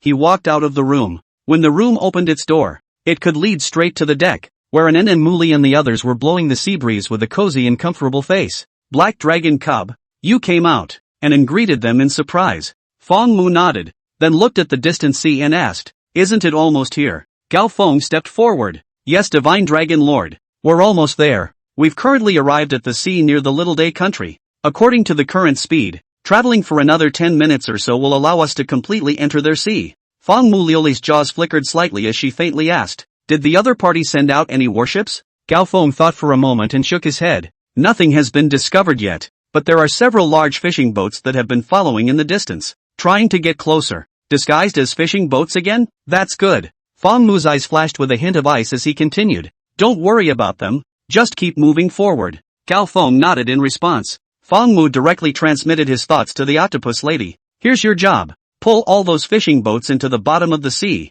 Don't leave a single one behind." "Okay." The Master Octopus Nymphet Maruko immediately responded with a brittle voice. Subsequently, the giant octopus that had been following closely behind the fleet quietly dived down and disappeared, going nowhere. At this moment, Shou Too Much was pacing back and forth in the room with an anxious face. Soon, a short man in military uniform pushed the door and walked in. Xiang Too Much immediately asked, "How is the situation?" "Reporting, sir. The great summer warships have sailed into our waters. According to the previous plan, our warships did not deploy, but sent a few large fishing boats to follow from afar. So far, we have not found anything unusual." Shou Too Much grimaced. "Bastard. They really dared to come. Should we notify Pretty Country?" The uniformed man lowered his head and asked in a low voice. Xiang Too Much shook his head with a sneer on his face. "There's no need to notify. Do you think they don't know?" The uniformed man lowered his head even deeper. "Hey! Inform the pavement strike force to keep a tight lid on that Shenlong coming to wreak havoc." Shou's eyes glared too much. "As soon as you spot a suspicious target, open fire immediately. If you can't catch a live one, a dead one will do." "Hi, take a day off from work. It's been raining for the past 2 days and the temperature has plummeted. I went out to pick up a delivery in the morning and came back with a headache all day. I'm groggy, so everyone remember to keep warm. I feel so excited. Are we about to witness history again? That must be Not to mention, even if our warships don't use a single gun or soldier, this kind of deterrence is a first. Don't say that. What's deterrent or not? Our warships have a serious business to attend to. We're escorting that little baka. Yes. Don't get confused. Our Dacia is a hospitable country, and would never do anything to deter by force. I can only say that Dacia is bullish. This time, we must let those little Japanese know how powerful we are. How much longer will it take to arrive? I can't wait to see that scene. Soon.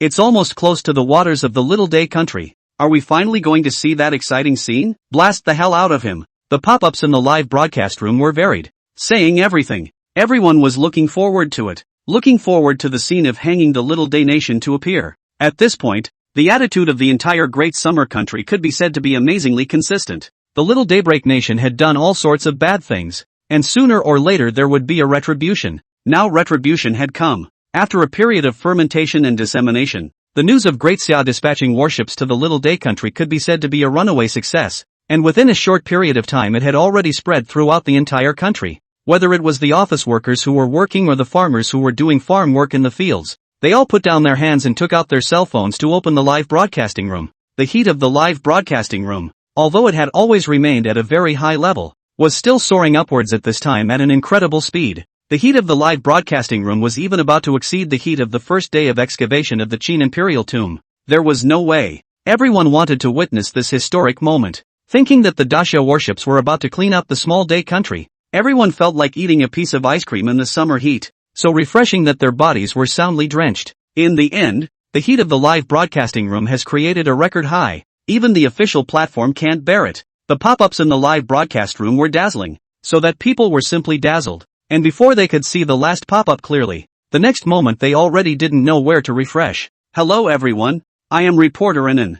I know that the audience and friends in the live broadcast room are very concerned about the progress of this warship's mission. Please don't be anxious. We are about to arrive at the waters of the Small Day country, and we will soon be able to send the people there. Anan stood in front of the camera and fell to introducing the current situation, exerting her professionalism. Miss Anan, where is the Black Dragon Cub? We want to see the Black Dragon Cubs. Yeah, where is the Black Dragon Cub? Did he not come along this time? May I ask when we can also touch the Black Dragon Cub? Does the one upstairs have an ulterior motive? Anan didn't bother with the questions on the pop-up screen, mainly because there were just too many to answer them all. If everyone had to be answered once, I'm afraid it would take until next week. This kind of large number of live hosts must have their own rhythm. Cannot be live pop-ups to the rhythm? Otherwise the probability will collapse. Cannot find their own hosting rhythm. Anan walked to the side of the deck, and the camera followed. Anan lifted her veiled hand lightly, pointing to a small black spot in the distance and said, everyone should be able to see through the camera that not far from this side of the sea,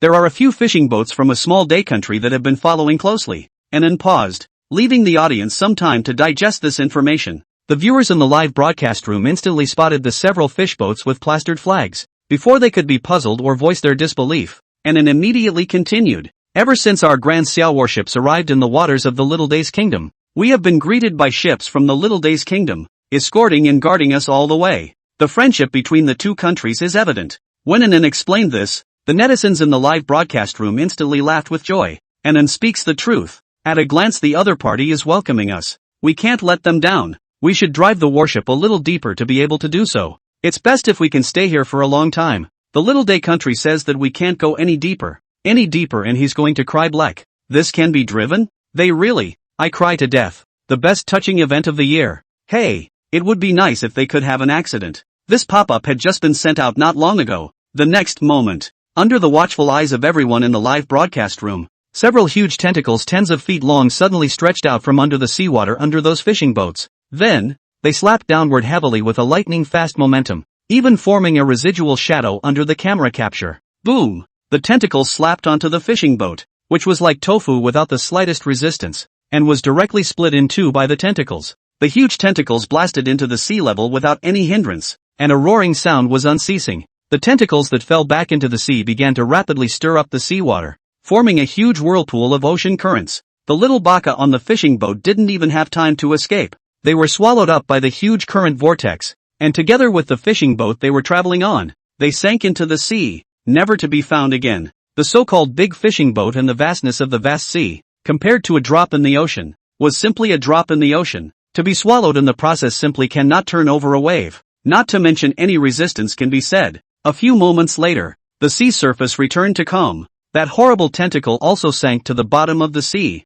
don't know where to go. And this monster with tentacles hadn't revealed its full form since the beginning, and with just a few tentacles, it had massacred a fleet of fishing boats that had the ability to sail far. Live streaming room, what did I just say? To say that something happened just as it happened. This efficiency, too, is just too. It made people want to give a nod of approval, and then coughed lightly. As you can see, just now a monster appeared and attacked that flotilla, and it was too late for us to try to rescue it. There was also a sound of regret in the live broadcast room. Alas, indeed we also did our best. Miss Anan, I don't blame you guys. I'm sure the people of the Little Day country will choose to understand after seeing this. People are dead. The atmosphere is all here. Let's open the banquet? Wow. They actually have monsters at the bottom of the sea. We have black dragon cubs in Dacia. It's normal for there to be monsters in the country of small days. Maybe there's even Ultraman. Pretend not to recognize the octopus lady. Pretend not to recognize +1. I hope the ship is okay.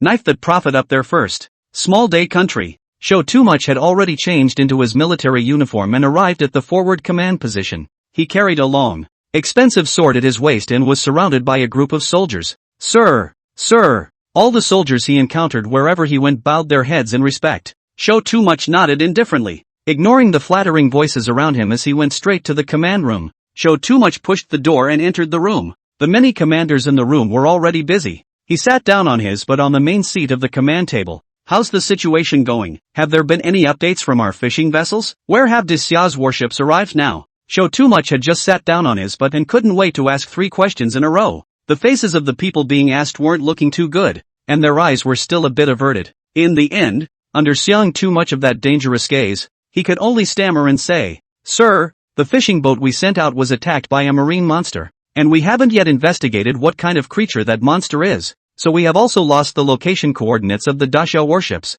What? Seong Too Much immediately stared and staggered, slammed the table and said angrily, how can there be a monster in this world? You think you're filming Ultraman? He was now truly incomparably angry. Show was too much to even wonder if his men had betrayed him, to pull out such a ridiculous reason. Sir, times have changed. The divine dragons have already come out. Why wouldn't monsters come out? The man weakly retorted. Show was too much for a slight stare. It seemed to make sense. Creatures like divine dragons that defied the principles of science had already appeared. So what would happen if a monster came out? But he couldn't act too stupid in front of his men. So he had to continue to maintain a skeptical attitude and asked, are you sure that you've investigated clearly? And that it was really a monster rather than a Dacia warship that fired the missile that sank the fishing boat? If it was a Dacia warship that sank the fishing boat, then he would have new evidence to go on an international crusade against Dacia. However, the uniformed man shook his head firmly. This time, we used the whole real-time attention, and indeed we didn't find any shells.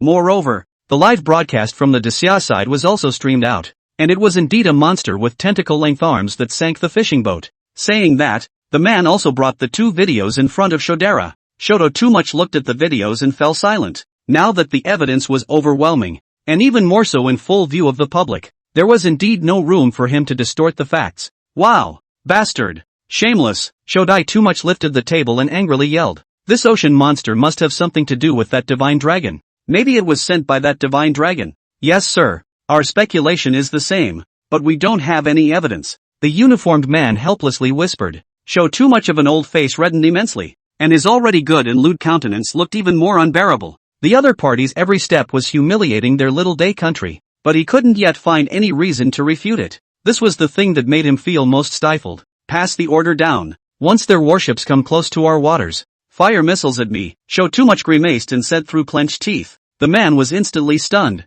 Sir, I'm afraid this isn't quite right. After all, Dacia is here on the grounds of a friendly send-off. Once we attack them, will it provoke a war between the 2 countries? Seong Too Much eyes flashed a trace of ice cold. You guys find a way to transport the missile car to the pretty country base nearby, and then launch the missile against Dacia there. After that, no matter whether it succeeds or fails, return immediately. The bottom of the uniformed man's eyes seemed to be enlightened. Sir, you are trying to blame, for the launching of the missiles, The man did not finish the sentence, but the implication was already obvious. The corner of Xiang's mouth pulled up a cold smile. Too much. That's right. Why should our country fight to the death and sell their lives in the front, while they, the pretty country, sit back and enjoy themselves? The man nodded silently, his eyes firm. Sir, you say what should be done. I promise to complete the mission. Show Too Much face was calm, whispering, later on, I will personally go to the door to visit the pretty country's military base, pulling their sight and attention. You guys take the opportunity to infiltrate.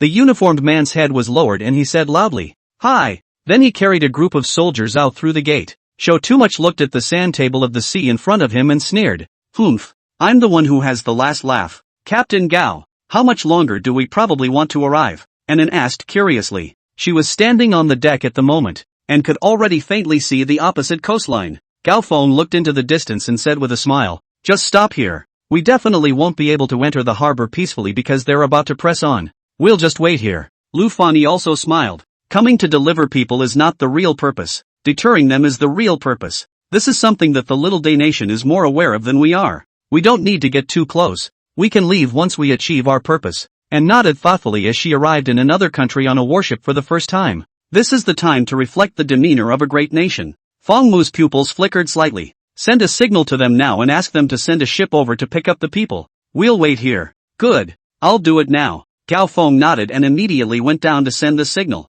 It didn't take long for the Little Day country to give a response. A fishing boat that wasn't equipped with any weapons or equipment then slowly sailed out from the harbor, heading towards Feng Mu and the others. At this time, Anan whispered to Feng Mu, But Black Dragon Cub, people are dead. How do we give them? Anan's voice was very small, and deliberately avoided the camera, not letting the live broadcast hear it. Feng Mu smiled mysteriously. You will know later. The handover ceremony went smoothly, with a single spiritual shock from Feng Mu. The Little Day Nation soldiers who came to pick up the people returned back in a daze, holding a dummy for burning paper. Paper man. The corner of Anne's mouth twitched slightly. This paper man was still of that very cheap mold. The workmanship was very rough. It was just glued on very casually. However, it was just right for burning paper for the small day country. Feng Mu faintly said, You guys go first, I'll go and return. After the words fell, his figure disappeared on the deck. At the same time, the sun was buried by the gray-white clouds that were gradually piling up,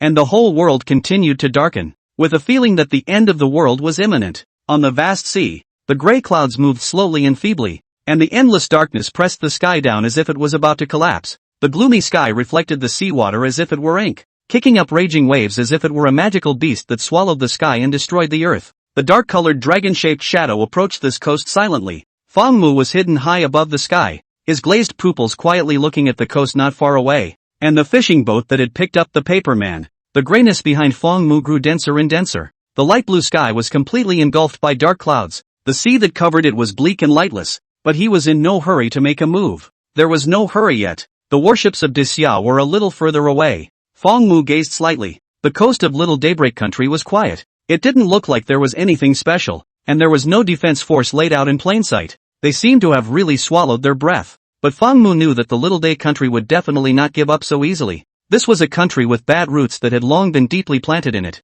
Even if they can't do anything about you, as long as they can disgust you, they will do whatever they can to go up and tear madly. It's like a vicious dog. Feng Mu could vaguely sense that there were faint electromagnetic waves constantly coming from the coastline of the Little Day country, seemingly searching for something. I've wanted to do this for a long time, and now I finally have this opportunity to properly clean up after you guys. Feng Mu sneered. In his previous life, he didn't have this opportunity, not to mention this strength, but now that he had become a true mythical creature and possessed absolute power, of course, he had to go ahead and realize what he had thought back then. Don't say that mythological creatures should be indifferent and look at the world with a cold eye. Although Feng Mu was a mythological creature, he was firstly a person of the Grand Xia Kingdom, possessing the true 7 emotions and 6 desires, and secondly he was a mythological creature, and as long as one was a person of the Great Xia country, one would never forget that shame. Now that he was reborn as a dragon, he could already transcend all the rules of the world, so if he couldn't act recklessly again,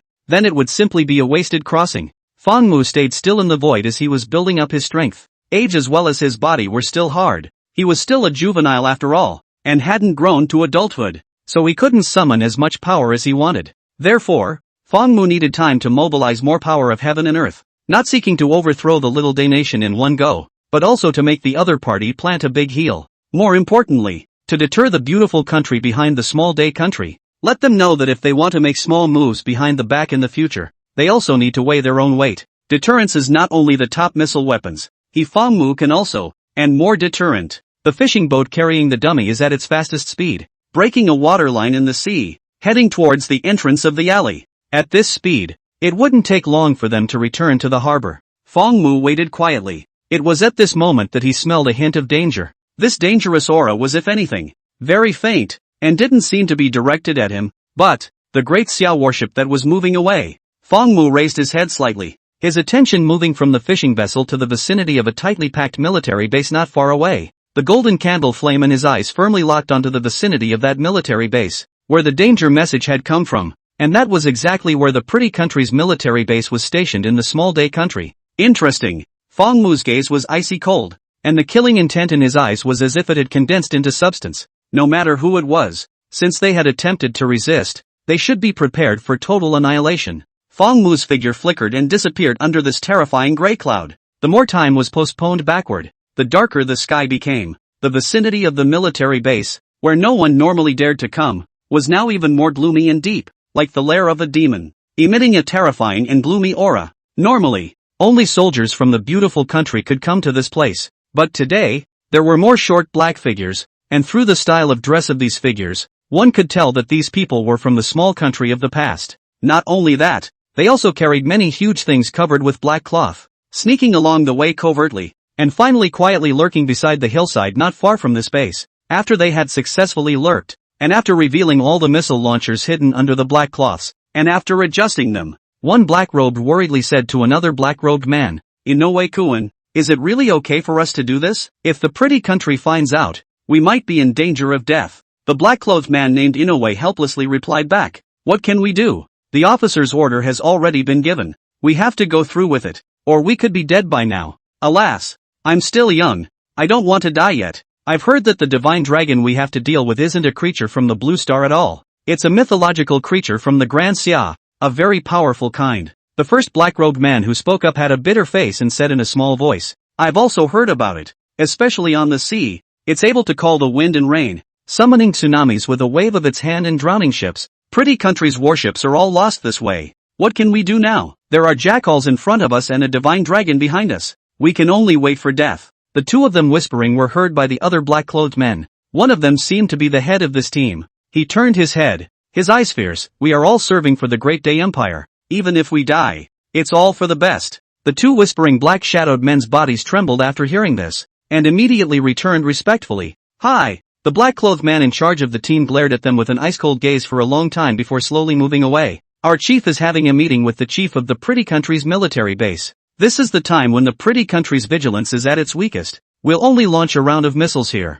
and afterwards, regardless of whether or not we bombarded our target, we'll immediately withdraw and won't leave behind any evidence for others. So don't worry about being discovered. And all of you will become a credit to the Empire and be remembered by the Empire forever." Once these few words came out, the team's morale was instantly boosted, and their eyes were all wildly enthusiastic. It had to be said that the Dark Shadow man in charge of the team was very good at controlling people's hearts, and was even an expert at drawing cakes. With just a few words, he mobilized the team's morale. The black-robed man in charge of the team looked at the crowd and nodded in satisfaction. He continued to strike while the iron was hot. In this world, there is no creature that can block the power of a missile, and these weapons from our Great Day Empire are capable of beating that legendary divine dragon into a sieve, leaving it without a single intact scale on its entire body. As the words fell, everyone suddenly shouted in a low, frenzied voice, "For the Great Day Empire!" The intense atmosphere diluted the original atmosphere of despair, and everyone's confidence became unprecedentedly strong.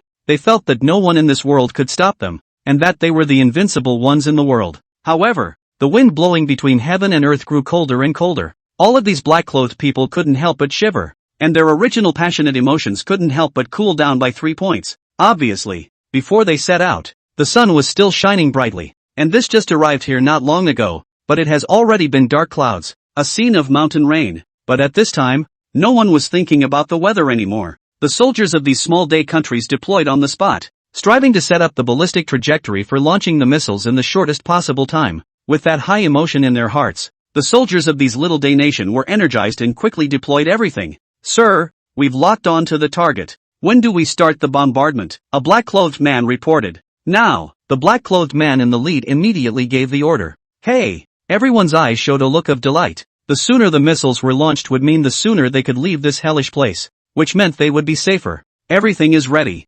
Missiles ready to launch. After an order was given, the missiles whistled out from the trajectory. The muffled thunderous sound resounded in this heaven and earth, cutting out one firelight after another, rushing towards the dark sky covered with dark clouds. Boom boom boom. The black-clothed man in the lead obviously breathed a sigh of relief. The missile had been successfully launched, and his mission was halfway accomplished. Quickly pack up. Let's leave here immediately. The black-clothed man in the lead gave the order loudly. Hey! However, right at this moment, the black-clothed man named Inoue suddenly stared dazedly at the top of his head and cried out in horror. Sir, those missiles were not launched. They're still above our heads. Inoue's voice was horrified to the extreme, and it was already close to breaking the tone. The officer frowned slightly, his heart stuttering as he immediately looked up. In the next moment, the scene in front of him left him completely stunned, his mouth wide open and completely frozen in place, only to see that the missile they had just fired out had strangely stayed in mid-air, and had not been fired out according to the ballistic trajectory they had stipulated before.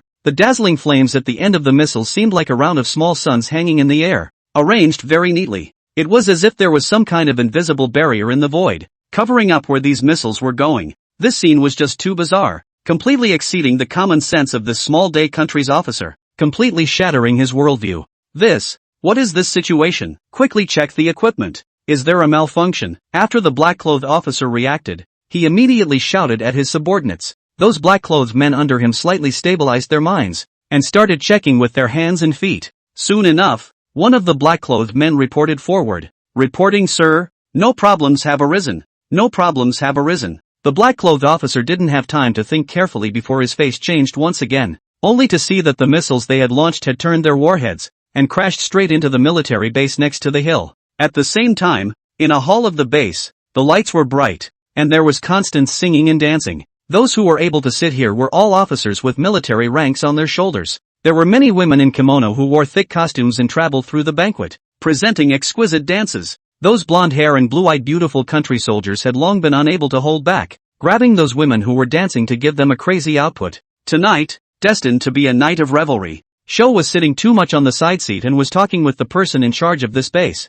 Officer Bruce, that Daxia worship is really too arrogant. In the future we must work closely together to suppress Daxia's arrogance. Sho was smiling too much, but his tone was one of indignation. He picked up his wine glass and toasted to the blonde-haired man sitting on the main seat. Bruce had two small-day women in kimono sitting in his arms. He was busy non-stop at the moment, and seeing this, he had no choice but to spare a hand, pick up the wine glass, let out a laugh and said very cheerfully, "That's for sure. These small-day women you brought are very flavorful. We will definitely be the closest partners. It is their honor," Sho said with too much of a smile still on his face. He had brought an extremely large number of women this time, almost allowing these pretty country GIs to have one in each hand. So much so that these pretty country GIs didn't even have the heart to guard the base right now. These pretty country GIs were already accustomed to being comfortable, and because their country was powerful and no one dared to provoke them, so their vigilance was extremely low. Heavy drumming and melodious music filled this room, blocking out all the noisy sounds from the outside world. Only the sounds of revelry remained in this room. Sho squinted his eyes too much and looked meaningfully at the scene in front of him. In his heart, he thought to himself that even Elysium would be nothing more than that. Shodera turned his head to look at Bruce again and realized that the tall, beautiful country officer had already begun to fight 1 against 2, bringing his gun to the battlefield. The corners of his mouth pulled up in a mocking arc, counting the time. It should be about time now. Shotaro picked up a glass of wine, with a stance of victory and the world under control. He was about to drink it all in one go. A missile that came whizzing and made a beautiful arc and plunged into the room, followed by a second, a third.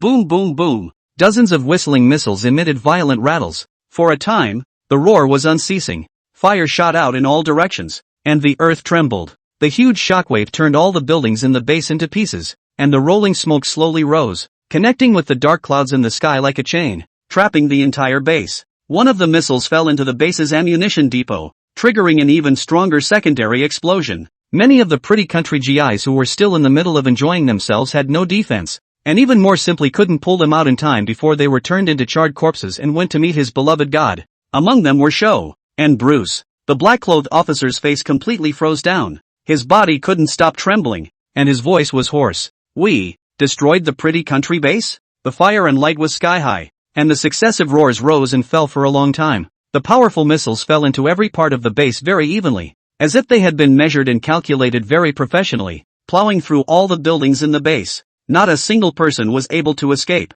This beautiful country's military base, which had been established for decades, had completely turned into a sea of fire, reflected in the dark and dusky sky, as if a new sun had risen. The black-clothed officer had completely frozen in place, and even the shockwave of the missiles had not been able to interrupt his daze. The officer of this small-day country stared dumbfounded at the base in front of him, his mind blank. They had actually bombed the base of the pretty country, whose military power was several times stronger than theirs, without even realizing it? The black-clad officer's throat welled up and he swallowed a mouthful of spit with great difficulty. He was clearly recognizing that he was in trouble. This black-clothed man officer unconsciously associated himself with the moment decades ago when they sent their death squads to bomb pretty country's alleyway and ended up paying a terrible price. Today's situation is simply too similar to that time. No, it's still not the same. It's not like they're a death squad and it has nothing to do with them. Those missiles, even though they had fired them, had nothing to do with them. The black-clothed officer's face was incredibly pale.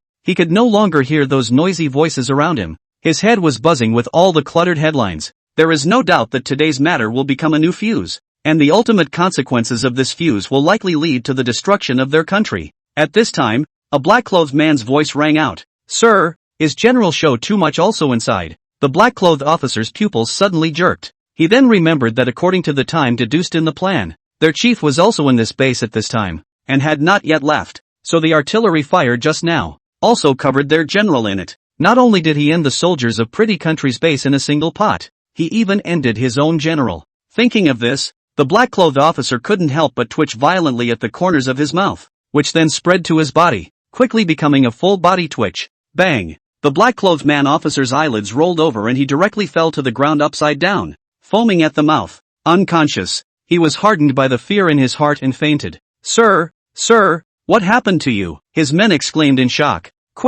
Quickly save the people. Save what save? Hurry up and run while no one has noticed yet. Run, the officer is dead. The general is dead. If we don't run, it'll be too late. Run. The fall of that officer in charge of this team of black-clothed men caused this team, which had sneaked into the military base, to instantly go into disarray and lose its military spirit. The scene was instantly in chaos. All the black-clothed soldiers of the small-day country threw down the weapons and equipment in their hands, fleeing around in panic, and no one dared to stay here any longer. They all knew very well in their hearts what kind of judgment they would face if this matter was exposed, but what these people never knew was that all of their images were captured by a drone, including the scene when they launched the missiles. These black-clothed soldiers quickly fled and dispersed into thin air. The scene was in shambles, and not far away, the pretty country's military base was like a ruin after the baptism of artillery fire. Rumble! With a dull clap of thunder, the dark clouds gathering in the sky became thicker and thicker, as if someone had used ink to paint a layer of black on the canopy. Azure-colored lightning was faintly visible brewing in the clouds, and the world became even more dreary. A dragon-shaped figure that was deeper and darker than the clouds slowly appeared in the void. This figure was naturally Fong Mu, and everything just now was of course done by Fong Mu.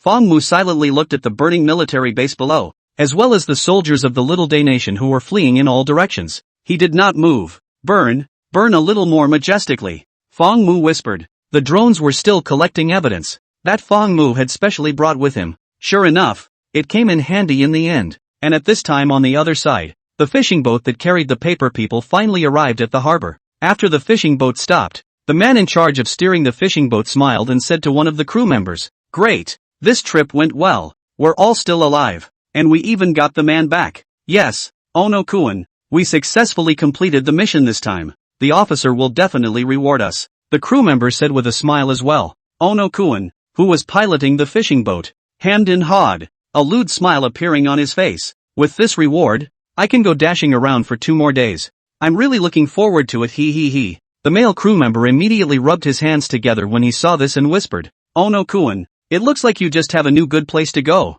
Recommend it to me as well. I haven't been there in a long time." Ono-kun waved his hand and said very boldly, "No problem. It just so happens that Kamita-kun also came back from the dead. So let's go together as a treat for him." "That's great." The male crew member licked his lips. His face was filled with a lewd smile as he hurriedly turned around and yelled, "Kamita-kun, come out. We'll receive you tonight and have a good time." He couldn't wait. However, after yelling for half a day, no one paid any attention to him. The male crew member frowned with some confusion. Strange, where did Kamada-kun go? Ono-kun was a bit uneasy in his heart, so he instructed, otherwise, why don't you go out and take a look? He might be on the deck. The male crew member nodded and walked out of the cockpit. As soon as he went out, he saw a white figure. He smiled and walked straight over. Kamada-kun, why are you still here? Hurry up and go. When we get off the ship, you go to the general and report. Then we'll go to. This male crew member said as he reached out his hand to pat the white figure's shoulder. But when he said this, his voice suddenly interrupted for a moment, and the young male crewman stared dazedly at this figure under him. Where was this a person? This was clearly a paper man made of paper. Paper man. The male crew member stared straight in disbelief, completely unable to believe what he was seeing in front of him. He remembered that what he clearly received was a real person. How could it suddenly become a paper man? It couldn't be. Seeing ghosts. Looking at this pale-faced paper person, the male crew member's face turned even paler. He felt a cool air from the bottom of his feet going straight to his head. At this moment, boom! A muffled thunder crashed down, and thousands of tons of rainwater poured down from the sky, like a 10,000-foot waterfall. The male crew member subconsciously looked up at the sky. The pouring rain instantly blurred his vision. Sky, it's raining. The rain joined together, and from afar, it looked as if a pool of water had been stored in the sky and someone had pulled the sluice gate open. The heavy rain fell on the paper man, drenching it all over, and its body turned into pulp and dissolved in the water. What a heavy rain! The male crew member muttered. But not only was he not afraid, he relaxed a little inside. The fact that that paper man was all drenched meant that it wasn't a legendary ghost. The cold rainwater hit his body, but it gave him a different sense of security. However, in the next moment, his eyeballs widened in horror as he looked ahead of himself. The heart that had just been relaxed snapped back up again and throbbed wildly. Inside the cockpit, Ono-kun was surprised to see the rain outside, and couldn't help but curse. Damn weather. Why is it raining so heavily when it says it's raining? It's inconvenient to go out at night. Feeling much more relieved in his heart after cursing, he turned his head again to look at the stagnant figure on the deck and bellowed. Ito-kun, it's raining heavily. What are you still doing outside? Hurry up and come in with Kamada-kun to take shelter from the rain. No one on the deck responded to him. Could it be that the rain was so loud that it obscured his voice? Ono-kun frowned and turned around, ready to go and tell the bastard to come back faster. The very moment he was just approaching the deck, his footsteps came to a violent halt. His eyes widened, almost glaring his eyeballs out. Hi, see, tsunami. Ono-kun subconsciously let out a loud roar, so loud that it was almost able to drown out the sound of the heavy rain, only to see a huge wall of unfathomably high seawater lifting up in the sea ahead of him. He had sailed ships for so many years, but he had never formed a tsunami that reached such a large scale at such a fast speed and without any signs at all. From his current angle, he couldn't even see just how high this giant wall of seawater was. He could only see the seawater waves that covered the sky, silently pressing towards this harbor as well as the coastline. Ono-kun's body froze in place, and under this unrivaled sense of oppression, he couldn't even raise the slightest thought of escaping. Perhaps his biological instincts told him that even running away would not be of any use. In other words, he was just as dumbfounded as the crew member of the small Japanese nation called Ito. This kind of scene, he had only seen in those disaster movies, but at the end of those disaster movies, there was always a savior hero who appeared and came to save the world. For example, their light. In the midst of this life and death situation, Ono-kun was surprisingly the first to think of their country's light. But will light come? Wow! There was no turn of events, not to mention the legendary light that came to their rescue, but a tsunami of 10,000 fathoms, of unknown magnitude, slammed heavily into the mouth of this alleyway. In a moment, many of the ships in the harbor were all torn apart by the giant wave, leaving only wreckage. The huge wave continued to beat forward, and all the buildings, pedestrians and vehicles on the coastline were swallowed up by the endless seawater. Under this force, human power was as small as dust. A roar even duller than a missile blast rippled out in all directions, and huge waves as high as tens of stories surged, connecting with the rain that poured down from the sky, converging into a more majestic form. Run! It's a tsunami! Run! The streets in the coastal cities were filled with panicked people,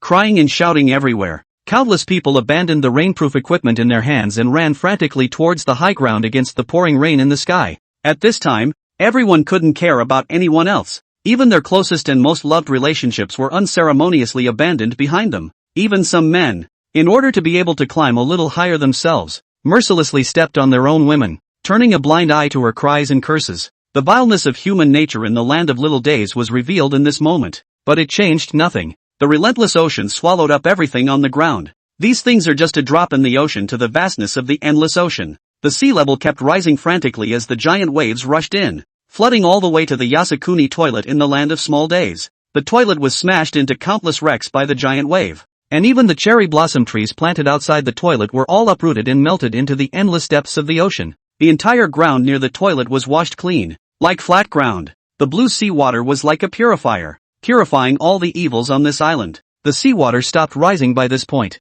The huge waves gradually stopped, and the rain in the sky slowly weakened. Feng Mu above the clouds let out a light breath. His breath was a bit weak. Although he was the body of a true dragon and the overlord of the sea, the power consumed by summoning so much seawater was not small. Flooding that toilet would be enough. Let's spare this entire island for now. If this happened next time, then he wouldn't mind making a return trip. Not to mention that he still had a video in his hands of the Little Day Nation bombing the US base. And that video alone would be enough for the Little Day Nation to drink a pot of water. Feng Mu fell from the air and crashed into the sea. At that moment, a huge thing suddenly appeared on the surface of the sea and steadily caught Feng Mu. Good job. There will be a reward when we go back, Feng Mu said with a smile. Octopus Lady Mariko's eyes instantly lit up. She happily waved her tentacles happily. Master is so good. I love Master. Feng Mu looked around. As far as the eye could see, it was all a vast ocean. Only a few relatively tall buildings could still sprout a tip, but it was only a tip. Go back.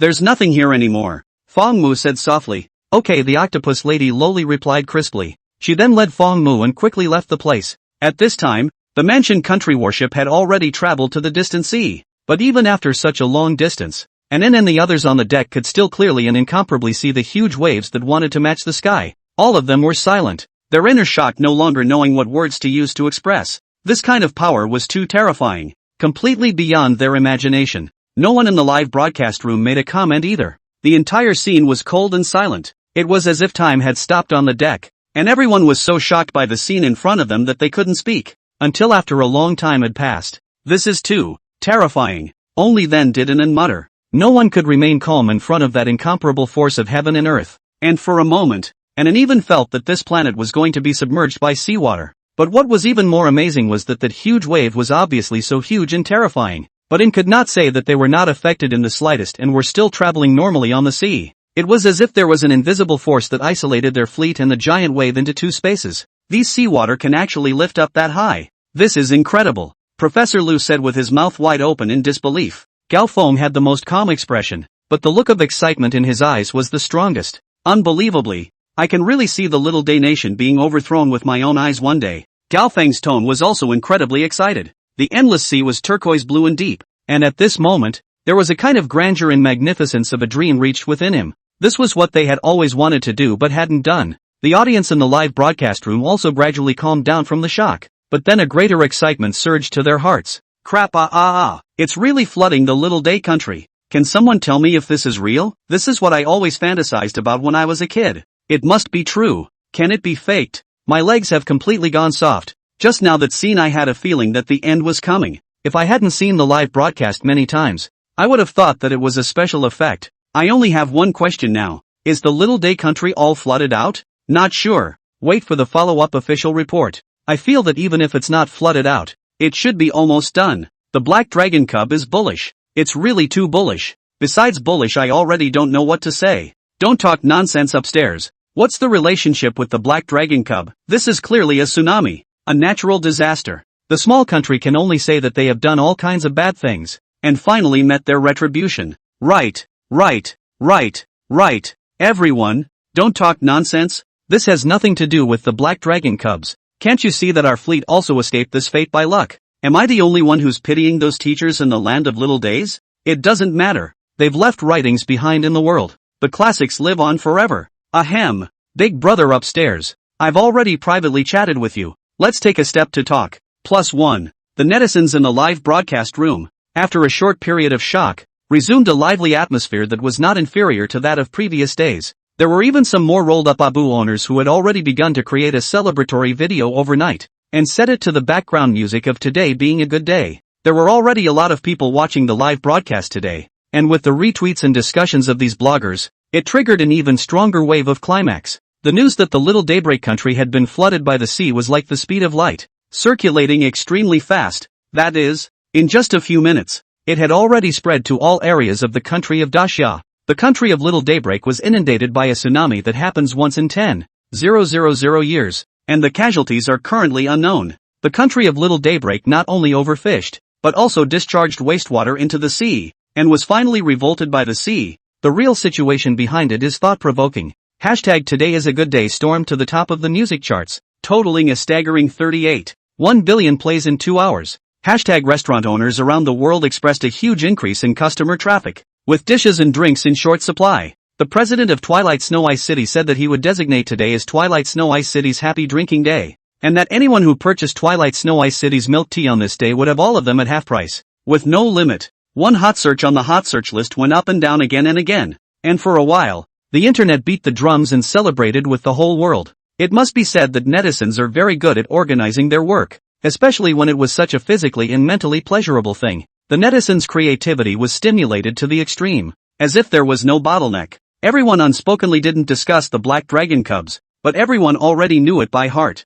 Such a big battle. Except for the Black Dragon Cub, there was no second person who could pull it off. Even nature wouldn't be able to do it, because it had completely violated the common sense of nature. Perhaps it could be said that there was no common sense at all. The appearance of any storm or tsunami would have some omens, which people could detect through scientific instruments as well as methods to make a good advance prediction. But this tsunami had no signs, but was able to pick up 100 meters high, which is simply against science. However, there is a saying that the end of science is theology. This belongs to the power of the gods through and through, a forbidden realm that mankind is currently unable to touch. For a time, the worship and belief of the people of the Great Summer Country in the Divine Dragon rose even one level higher, almost reaching the realm of fanaticism. The people who went to Buddhist temples became more and more rare, until now it was almost impossible to see the figures of the incense burners. No one believed in those so-called Buddhas anymore. Buddhism within Daxia became unprecedentedly low, and even many great monks grew their hair out in anxiety over this.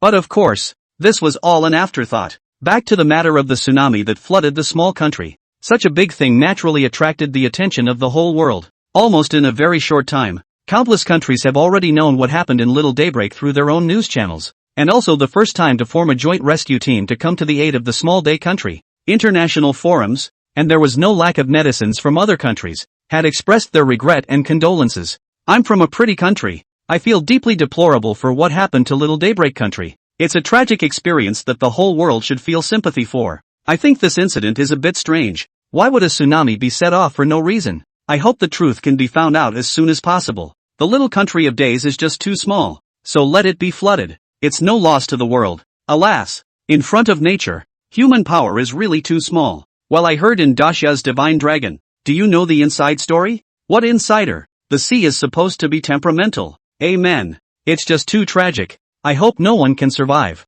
A LP address from the Qin Shi country's small west bar said so. On the international forums, there were those who gloated, those who expressed sympathy, those who lamented, and those who cast stones. But no matter what these netizens say, their countries have sent their own aid teams at the first time. After all, no matter what, the first thing to do was to make an appearance of being friendly to others on the surface. Grand Xia also sent an aid team, and it quickly arrived in the Little Daybreak country, because that aid team was none other than the warship that Feng Mu was traveling on. It just so happened that this warship hadn't sailed out far, and now the rescue could arrive at the scene within the first hour. Received orders. We are now as a rescue team about to head to the Little Day country to start the rescue, Gao Feng said to the crowd. After the words fell, the warship began to turn its rudder and resail to the Little Day country. Black Dragon's Sunny Boy hasn't returned yet. Something couldn't have happened to him, right? Anne said with some concern as she stood on the deck looking into the distance. Lu Fanyi shook his head. It won't be. Lord Shenlong might just. Before the words were finished, Muli suddenly exclaimed, pointing to the distance. Look guys, there seems to be a black dragon cub there. Seems to be and Anne's eyes also lit up. As that ink-colored figure got closer and closer, the crowd on the deck finally breathed a sigh of relief. They could now be certain that that figure was indeed the black dragon cub, and the creature riding at his feet was already familiar to everyone. It was none other than the octopus lady. Black dragon pup. Maruko, we're over here, and waved from the deck. The octopus lady rose up and launched herself, her tentacles spinning frantically behind her, acting as propellers, and in a few moments she had arrived under the warship. Feng Mu walked down to the ship. His breath had recovered a lot at this point, thanks to that huge power of faith. Although Feng Mu, as the only true dragon, didn't need the power of faith, Generally only pseudogods needed the power of faith to maintain their existence. But this power of faith still belonged to a very pure energy that had a very powerful effect and could help him recover his strength faster. I'm fine. Why are you guys heading back again? Feng Mu asked curiously. And then said what Gao Feng had just said again. Feng Mu nodded thoughtfully. He thought for a moment and said,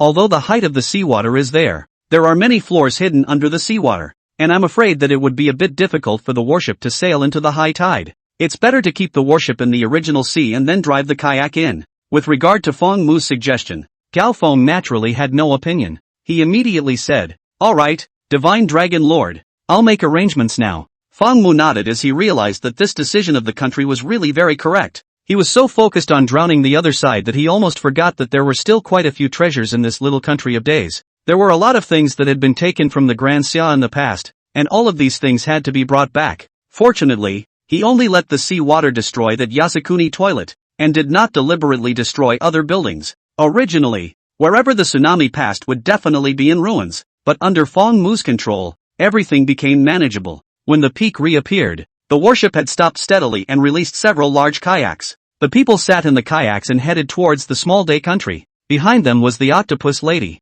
At this time, there were many household items floating on the seawater, as well as some grass-cultivated greenery. The crowd watched as the tops of tall buildings, which they used to look up at the bottom of, were now within their reach. This kind of personal experience makes the sense of shock even more intense. This time the Little Day Kingdom will no longer have the chance to sneak things up behind their backs, Lu Fangyi said with a smile. After such an unprecedented natural disaster, even if the Little Day country wasn't completely destroyed and could still be rebuilt, their economy as well as the country's strength would regress to an unimaginable level. And at this time when other countries were developing at a high speed, regressing meant that they would be eliminated. Having said that, none of the people present felt sympathy. The small day country deserved this. There were no Little Day's country people seen floating on the surface of the sea, probably all swept under the ocean by the waves. But the crowd hadn't come to save anyone in the first place. Feng Mu commanded the bearings and drove the boat all the way to the vicinity of the Little Day Nation's museum. There were about 10,000 pieces in this museum that were artifacts from Xia, and they were all still in the top tier. And this museum was just one of them. The Little Day's kingdom had stolen as many as 3.6 million pieces of artifacts from the mansion. These 3.6 million pieces are not clothes, not toys, but artifacts that represent the top level of culture and spirit of Daxia. But now they are shamelessly branding them as their own national treasures. Just the thought of it was incomparably infuriating. Feng Mu reached out and waved his hand. It's a museum down here, and the artifacts inside are one of the important substances we're rescuing. We can't let these precious artifacts be damaged because of natural or man-made disasters. Gao Feng immediately gave the order. Team 1 and Team 2, immediately follow me down and take out all the artifacts below. Feng Mu said indifferently. No need to be so troublesome. He reached out and waved his hand. The calm sea surface suddenly gurgled with many bubbles, and in the next moment, countless valuable artifacts automatically emerged from the seawater. Wow! And then let out a cry of surprise. Seeing this, Gao Feng immediately ordered salvage. The team members in the few kayaks behind began to carefully salvage. There were quite a few viewers in the live broadcast room who knew what they were doing, and after seeing these antiques, they instantly recognized their age and style. There was no way. These antiques were all really too famous. In ancient times they were all used by the royal family and belonged to the national treasure level. Crap! That item is a fierce tiger cannibal wine container from the Shang dynasty, and a coiled she dragon spade from the Warring States period. That's our Tang dynasty sea inkstone pattern bronze mirror. Grass! All this time this treasure has been listed as a national treasure by the small day country. I really want to slap them hard in the face. Warring States colored glazed pot. It's so exquisite, and it's still so well preserved after so many years. An absolute heirloom treasure. Crap! That scroll is the Xiaoxiang reclining tour scroll by Li Sheng of the Southern Song dynasty. I didn't expect the paper to be salvaged without a single bit of water on it. Of course, the dragon has a lot of tricks up its sleeve. Great! These treasures have finally returned home. I'm so touched to see them. My heart is just pounding. The audience in the live broadcast room counted the artifacts as if they were their own. Looking at those exquisite looks of them, a sense of pride came to their hearts. Sir, should we fish for the artifacts of this little country of the past? One of the team members held a rare artifact in his hand and suddenly asked. Gao Feng thought about it before he could answer. Feng Mu raised his voice and said, Take, of course take. Not a single needle or thread should be left behind. We will keep it well for them. As soon as Feng Mu's words came out, the crowd was instantly demoralized. Don't leave a single needle or thread behind? That's a good idea. The eyes of the special warriors lit up. The Little Day country is now incapable of salvaging these artifacts. So let's all work a little harder and help them salvage them. Fang Mu said to the crowd. There were a lot of artifacts from Daxia in this museum, but there were equally a lot of artifacts that were native to Little Day country. The corrosiveness of seawater was very strong, and if they weren't salvaged as soon as possible, it was possible that these artifacts would rot in the seawater as a result. So in line with the fine tradition of being helpful, Fang Mu decided to salvage these artifacts of the Little Days country as well. To preserve the artifacts for the Little Days, Cao Feng immediately ordered, salvage all the artifacts and transport them back to the warship. Yes, the many special warriors returned in unison. They had originally planned to distinguish them, but now there was no need at all. As long as the artifacts were floating above the seawater, all of them were salvaged onto the kayak. The crowd's atmosphere was high. Their movements were swift and skillful. In terms of rescue, they were definitely professionals. Move gently. Don't touch these artifacts. Gao Feng stood at the front and commanded. The kayak transported back one trip at a time. The Special Forces team members worked very seriously, following Fang Mu's orders, not leaving a single thread. The viewers in the live broadcast room watched with excitement. Right, that's how it should be. Don't leave anything behind with them. It's so cool to watch. Upstairs. You can't say that. The Little Day country is about to be destroyed. Our Grand Xia as a neighbor. Of course we should help them protect these precious cultural relics. That's right. Our Daxia is not as shameless as the Little Day country. We definitely won't claim their artifacts as our own national treasures. We're just helping them keep it. Upstairs. Just don't be so subtle. In fact, the main thing is that their artifacts are all too trashy. They don't deserve to be called national treasures in our Daxia at all. They're not in the same class at all. Ha ha ha. Would it be too direct to say that? Let's reluctantly help them to keep it. And then we can return it to them one day after the country is rebuilt. Yes. Except that it might be a bit difficult for them to rebuild it, unless they have evolved the ability to live underwater. I think that not only cultural relics, but also gold and diamonds and those precious resources. Let's also help Little Day Nation to keep them. Yes. And those scientific research reports, precision instruments, and weapons and equipment should all be taken away as well. We can't let them get dusty. Can you fish out a few women from Little Day Nation? I can take care of them for their husbands. The netizens spoke one sentence after another within the live broadcast, and in just a few moments they had already made a list of the resources within the entire Little Days country. Hey, this scene is the long-cherished wish that how many forefathers have wanted to accomplish, and in our generation is finally realized. The national treasure can finally go home. Lu Fangyi sat on the kayak, his tone full of emotion. Gao Feng nodded and let out a slight sigh. Yes, they have been wandering outside for too many hours, and now they can finally go home. The crowd was filled with relief as they looked at these cultural treasures that belonged to Daxia. These exquisite artifacts all represented the top craftsmanship of the time and the wisdom of the ancient people of Daxia, and had a very high research value. When we go back, Dean Liao will definitely be ecstatic when he sees these artifacts, and said with a smile. Lu Fangyi laughed.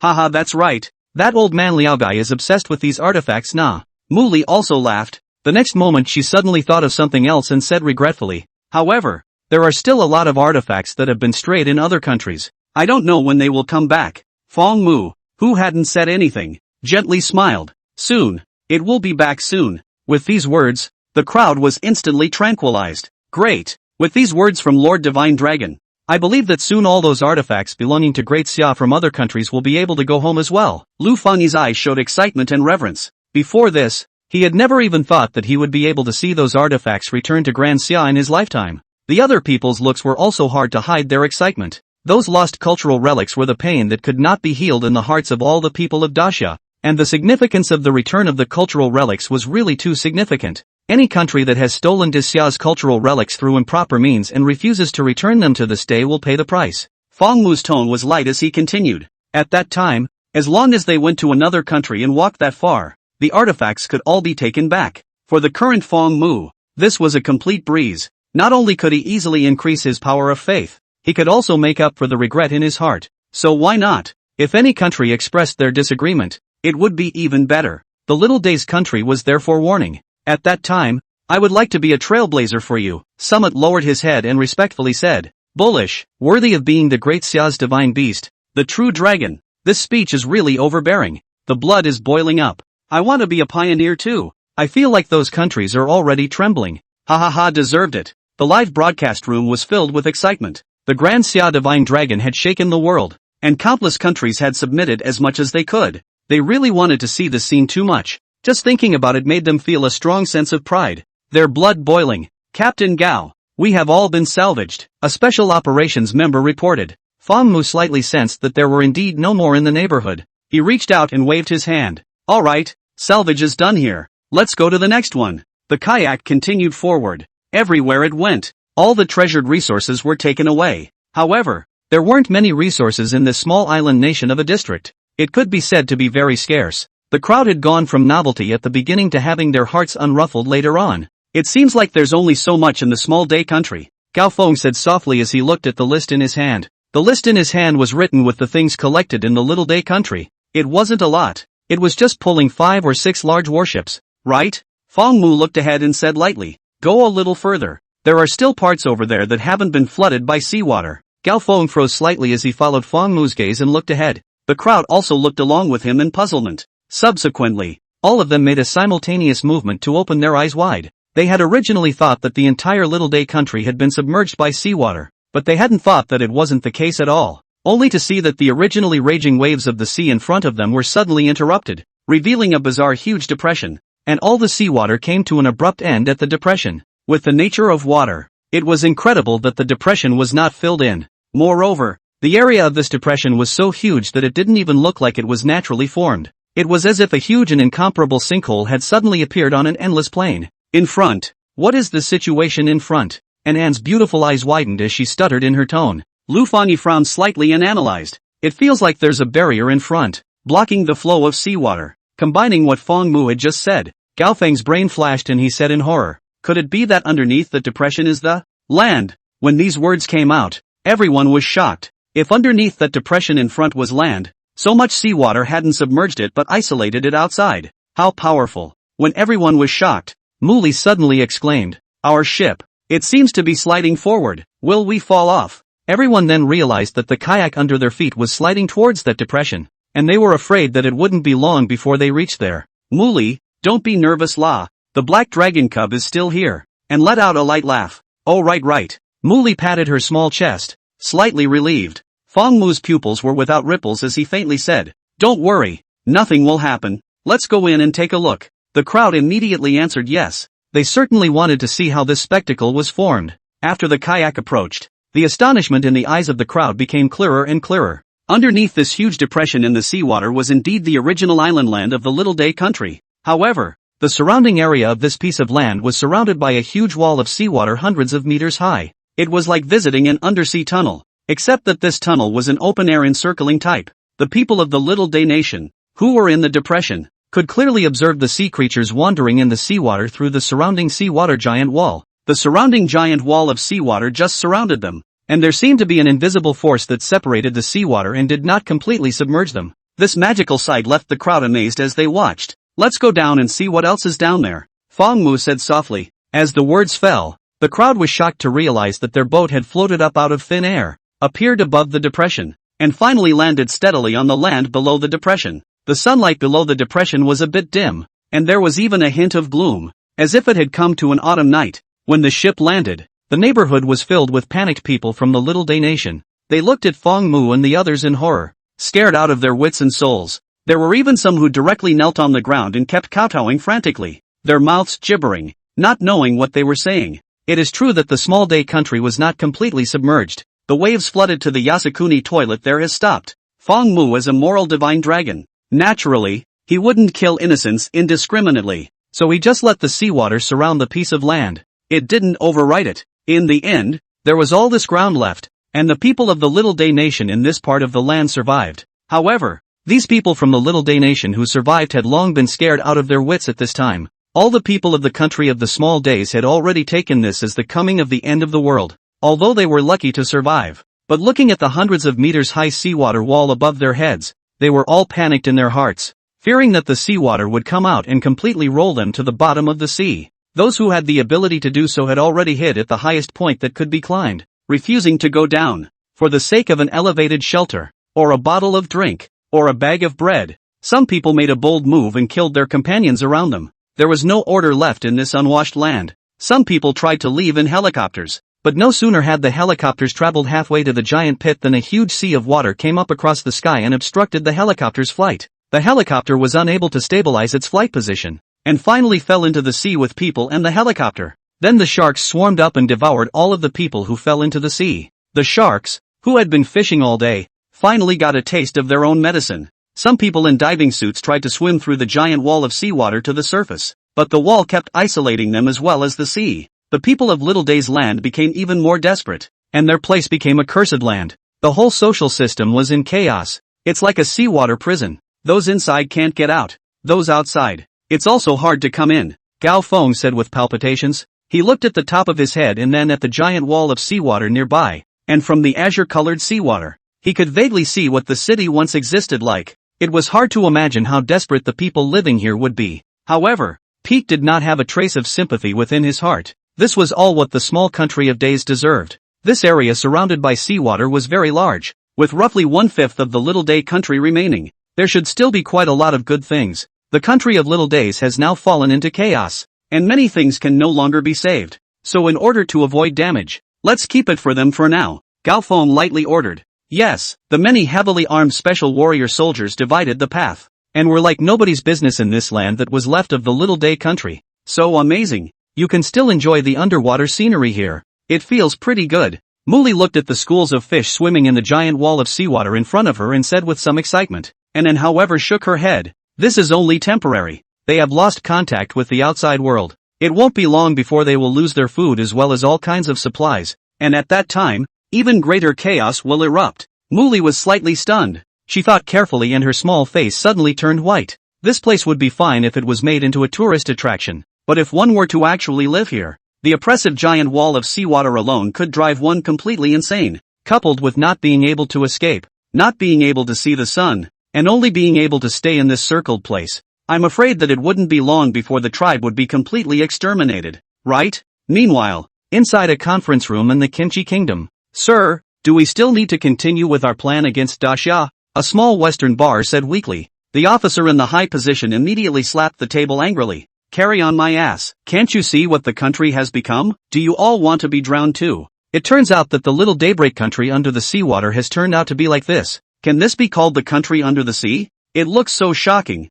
That barrier formed by the seawater feels like a cage, trapping people underneath to death. This is too terrifying. If it was me living in this place, I would probably go crazy. But compared to those people from the small day country who have already been drowned in the sea, they are already considered very lucky. At least they can still survive. Anyway, let them repent here for all those things their ancestors once did. That's right. That's right. The people of the Little Day Nation don't deserve any sympathy. It's better for them to properly repent underneath this water dungeon. There seems to be another robbery over there. Hell, it doesn't seem to be a normal robbery. It's really interesting. The camera don't turn off. I still want to watch live for a while longer. The photographer's box lunch tonight has no chicken legs. Is there any expert to explain a wave? How is this formed? Don't ask. Ask is the magnetic field reason. The netizens happily discussed. For this result, everyone expressed their satisfaction. After all, directly exterminating the country and dying was too cheap for these small-day countrymen. They should be allowed to all be locked up in a water prison, to feel despair properly, and slowly perish in endless repentance. After 4 hours of searching, the resources as well as artifacts within the country of Little Daybreak were all sorted out. Although the resources of Little Day country were scarce, it was at least a country, and all the things added up weren't too little. For this reason, Peak urgently transferred over a dozen more large cargo ships before loading all of these things onto the ship. Fang Mu looked at this boatload of stuff and couldn't help but sigh with emotion. It's true that it's still this way to get money fast. No wonder the pretty country was so keen on making things happen all over the world. After all, who would have a problem with money? Even the richest person wouldn't mind his own money. But they didn't take the basic supplies, merely took some rare things away. After all, the small day country can't be used in this situation at the moment. Maybe it will even be given to waste. It's better to help them keep it first. Fang Mu did not have waves in his heart. He could only say that in the same way as his own people. It is also his own people. Little Daybreak Nation didn't deserve pity. Reporting, sir. The artifacts as well as other resources within the Little Day Nation have all been loaded onto the ship, ready to sail back at any time. A member of the Special Operations team came in front of Gao Feng and reported respectfully. Gao Feng nodded. Good. Then bring them all back. These people from the Little Day Nation weren't attacked by the waves and didn't suffer much damage, so there's no need to save them. Let's go. Yes. This special warrior immediately turned around and conveyed the order down. The various troops began to count their numbers and move in an orderly fashion to leave this land surrounded by seawater.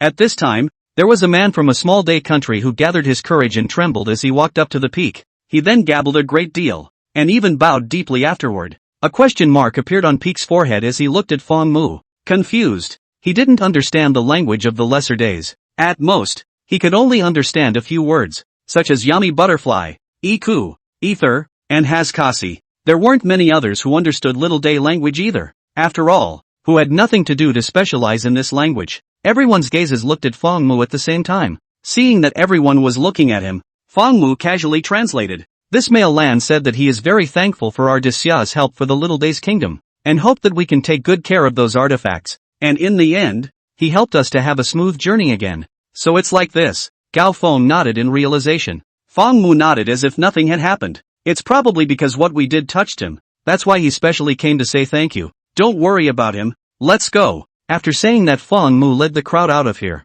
There was nothing good left here. And by the time the other countries figured out how to get here, there was only a mess and garbage left. As the crowd lifted up and left, the man raised his head and looked around in disbelief, the color of despair once again returning to the bottom of his eyes. Ha ha ha ha ha ha ha ha. Laugh me to death. I'll give this wave of translation by Black Dragon's Sunny Boy a perfect score. It's just too perfect for people to pick out a single fault. Since everyone else has asked for this, then we have no choice but to oblige them. Didn't even ask them for a custodial fee. There aren't many helpful countries like our Disya. With the atmosphere all the way here, I feel that just bowing isn't enough at all. How about kowtowing again? Lord Shenlong. After testing, it was found that rescue teams from other countries have also arrived in droves. Should we avoid them? Gao Feng stood on the deck and said to Fong Mu. Their fleet was simply too large and loaded with a lot of goods that were also very precious. So Gao Feng was worried that it would cause unnecessary trouble when they met up with the fleets of other countries at that time. Fong Mu looked at the sea surface and said indifferently, no need.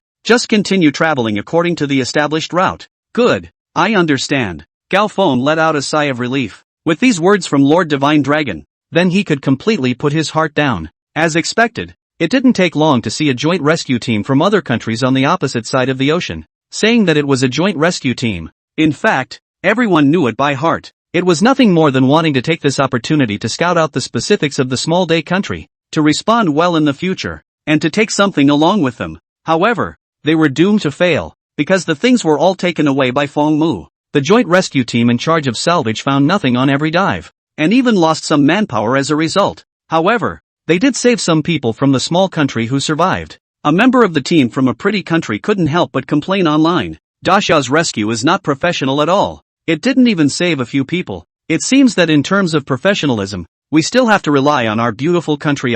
But right after this post was sent out, a video suddenly circulated online. It was the video of the people from the Little Day Nation bombing the pretty country's base. Once the video was sent out, the world was in an uproar. They didn't expect that besides Dacia, there were people who dared to directly attack the pretty country's military base. At one time, the people of pretty country were filled with righteous indignation. And after the pretty country team member who saved a few surviving Little Day Nation people saw the video, he cursed and kicked those Little Day Nation people back down into the sea, not forgetting to spit. Fark, die you disgusting worms. Pretty country. In a tightly guarded military base. Inside the base, all the weapons and equipment were in operation, and there were many heavily armed soldiers patrolling back and forth. The entire base looked as if it was on the verge of being attacked by the enemy. This kind of state is not only this military base. The entire beautiful country, hundreds of military bases have been fully operated. After seeing the tragic consequences of the small country, the beautiful country could be said to be completely cowed.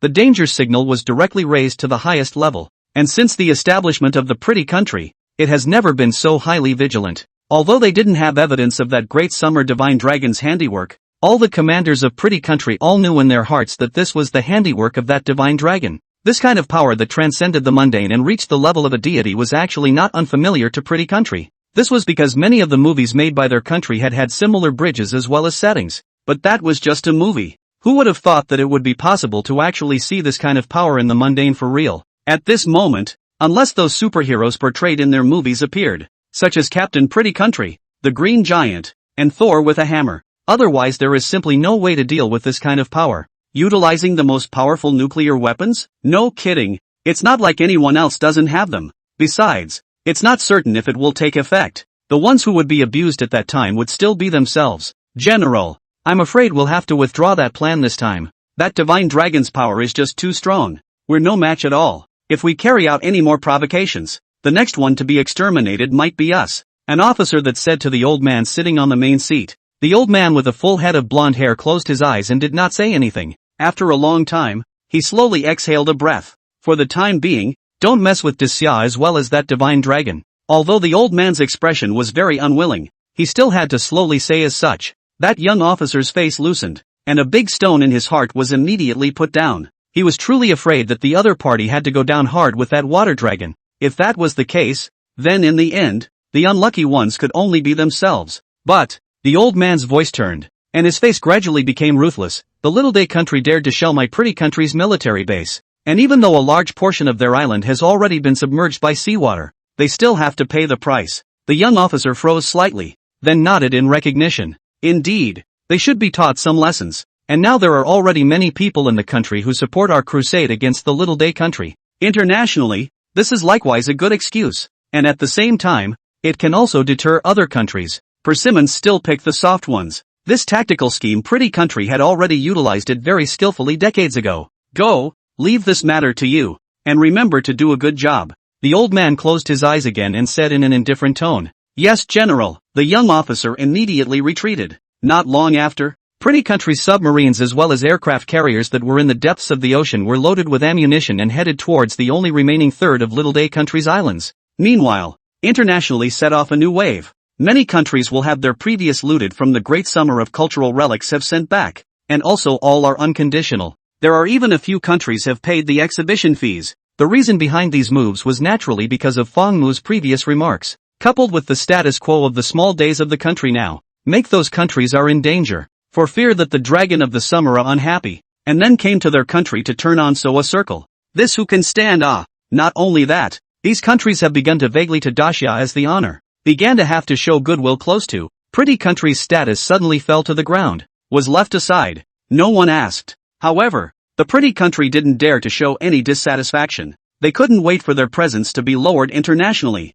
After all, they didn't want to follow in the footsteps of the little day country either. The divine dragon, a mythical creature that surpassed human imagination, had already vaguely begun to change the world pattern. And this was still just the beginning. After Fong Mu returned to the island, he took the octopus lady into seclusion. The method of transformation had already been researched, but after all, it hadn't been experimented with, and Fong Mu wasn't sure if he would encounter some unexpected situations during the process. So he decided to personally help Octopus Nyang protect the method. This was after all Fong Mu's first guinea pig, so naturally he had to be a little more attentive. But the octopus nymphette did not know the real situation, and after hearing that Fong Mu was going to help her, she was so happy that she almost flew straight up. In the wide hall at the center of the island. Don't be so nervous, transforming into a form is actually very easy. Fong Mu looked at the nervous octopus lady in front of him and said helplessly, "But master, transforming into form. It seems like it's really hard." "QAQ, said the little octopus maiden weakly.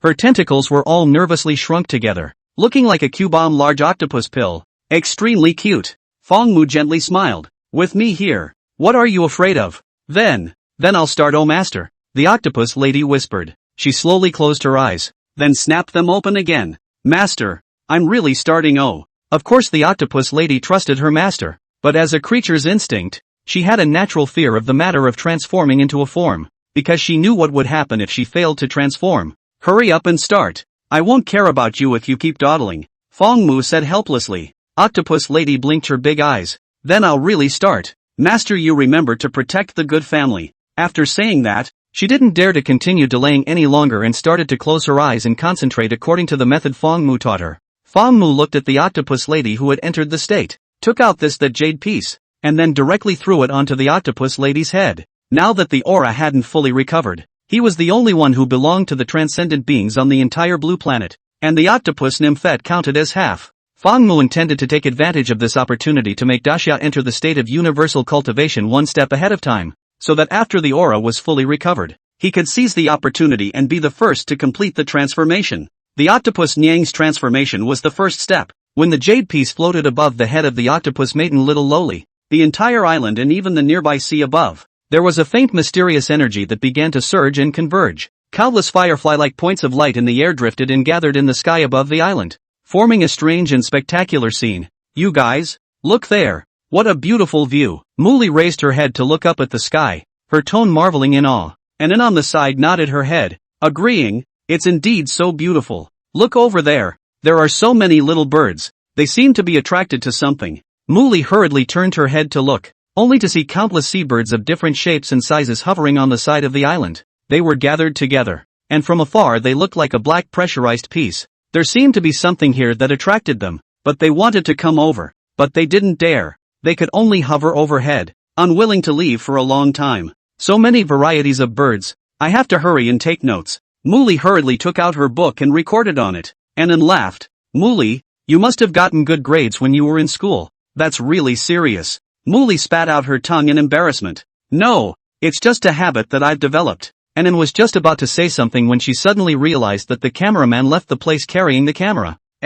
Why did the photographer leave? Annan blinked, also a little puzzled. Muli shook her head. There was also surprise in her eyes. I don't know. Let's follow up and take a look. Although the black dragon cubs were not around at this time and there wasn't a lot of traffic, the two of them were currently considered to be top stream. Usually when black dragon cub was not around, it was the two of them who were in charge of the live content. The term little dragon lady itself represented a kind of spectacle. So generally, the cameras on this island were all pointed at them for the live broadcast. Just what was it that drew the cameraman all the way over? The two little dragon ladies hurriedly followed, and within a few steps, they realized that the cameraman was holding back his laughter as he was filming ahead, and looked up and realized that the camera was aimed at the exact direction of the large sea turtle, and beside the large sea turtle, there were several smaller sea turtles surrounding it. Only the situation seems to be a bit different from those sea turtles that buckled the barnacles before. These smaller sea turtles don't have barnacles on their bodies, and the shells of the turtles are very bright and look very beautiful.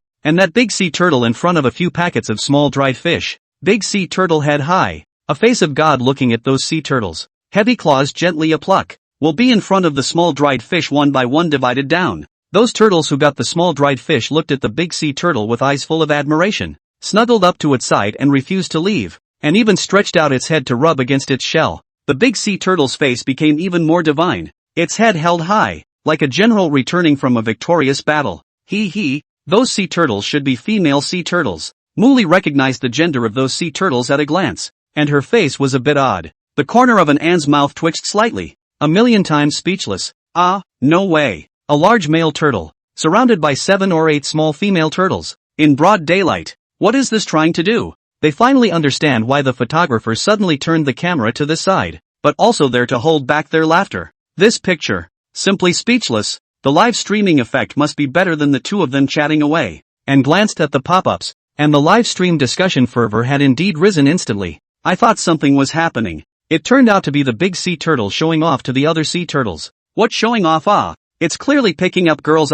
Didn't you hear Miss Muli say that those few sea turtles are all females? Obviously those female sea turtles have already been mesmerized by it with the small dried fish. Laughed me to death. This guy's operation is also 2-6 right. Even take the small dried fish given to him by Dean Liao to pick up girls. No, it's picking up turtles. 66,666. Kawa. The original turtle also want to choose a consort. So why are you all laughing? Shouldn't you express envy? A big sea turtle is living all so moist. We are not even as good as a sea turtle. Solid old iron. In terms of life expectancy we can't live up to it. In terms of fate we can't compare to it. In terms of emotional intelligence we still can't compare to it. And we can't even compare to it in terms of finding a wife. Stop it. I'm already autistic. The netizens were initially amused to see this scene and were even flirting with playing with the terrier. But after reacting, they said they were autistic, and then looked at the pop-up screen and couldn't help but smile gently. No matter what time it was, it seemed like these netizens were the ones who got hurt every time.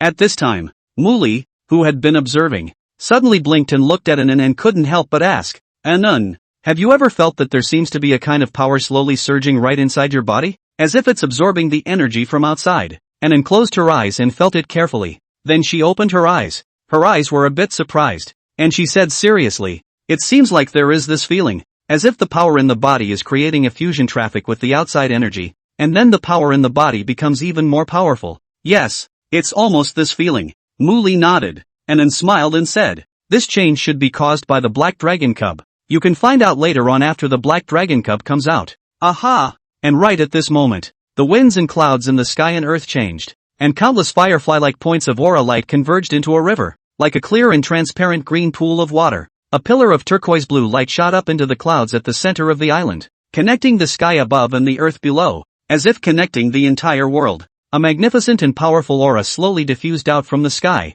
The sea water churned and the dome of the sky changed. That pillar of azure-colored light became even thicker and brighter, almost overshadowing the light of the sun. This process didn't last long, and soon dissipated as much as it could. The peak that had been responsible for guarding the center of the island's face twitched, turning his head to look at the gate behind him. The gate slowly opened. A figure with a petite figure, wearing a white shirt with a pleated skirt, bounced out of the room. It was already late at night in the beautiful country across the ocean. A busy city. The neon rainbow glittered and the lights filled the streets. But other than that, there was not a single light to be seen in the sky. The entire sky was dark, and the stars were all swallowed up by dark clouds, as if they had been dyed black by ink. But that didn't stop these pretty countrymen from partying. Outside a famous bar, a broadly dressed middle-aged man drunkenly stood in the dark alley next to the bar, a streak of filth on the ground, obviously just vomited. In his arms, he was also holding a tall rabbit girl. Bunny girl chest hangs a work plate. Looks like it should be the service personnel of this bar.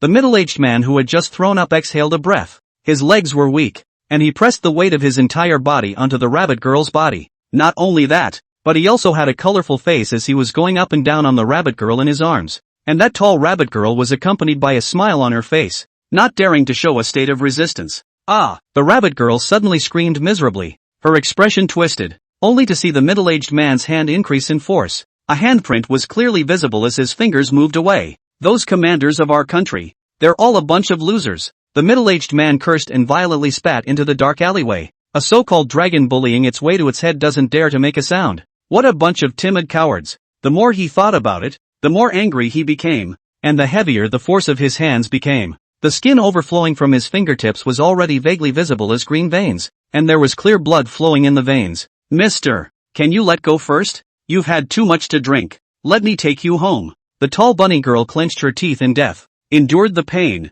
and squeezed out a sentence from between her teeth. The middle-aged man's eyes widened. His expression was hideous, and the movement of his hands was even harder, and he said fiercely, "Fark, you're the one who drank too much. Do you think I'm a coward?" The bunny girl grabbed his hand with her hand, attempting to get rid of the other party, while shaking her head and crying, "No, no sir." Her most vulnerable and soft place was being held by the other party in a death grip, and she felt like she was going to explode in the next second. The immense pain flooded her mind, even her pupils filled with a blood color. Paired with that bunny girl outfit, there was indeed something fitting about it. At this moment, this rabbit girl incomparably wished that she could have the strength to surpass the man in front of her, and then dry him out on the ground with a single punch, letting him understand what was called despair. "Fark, you just think I'm a coward.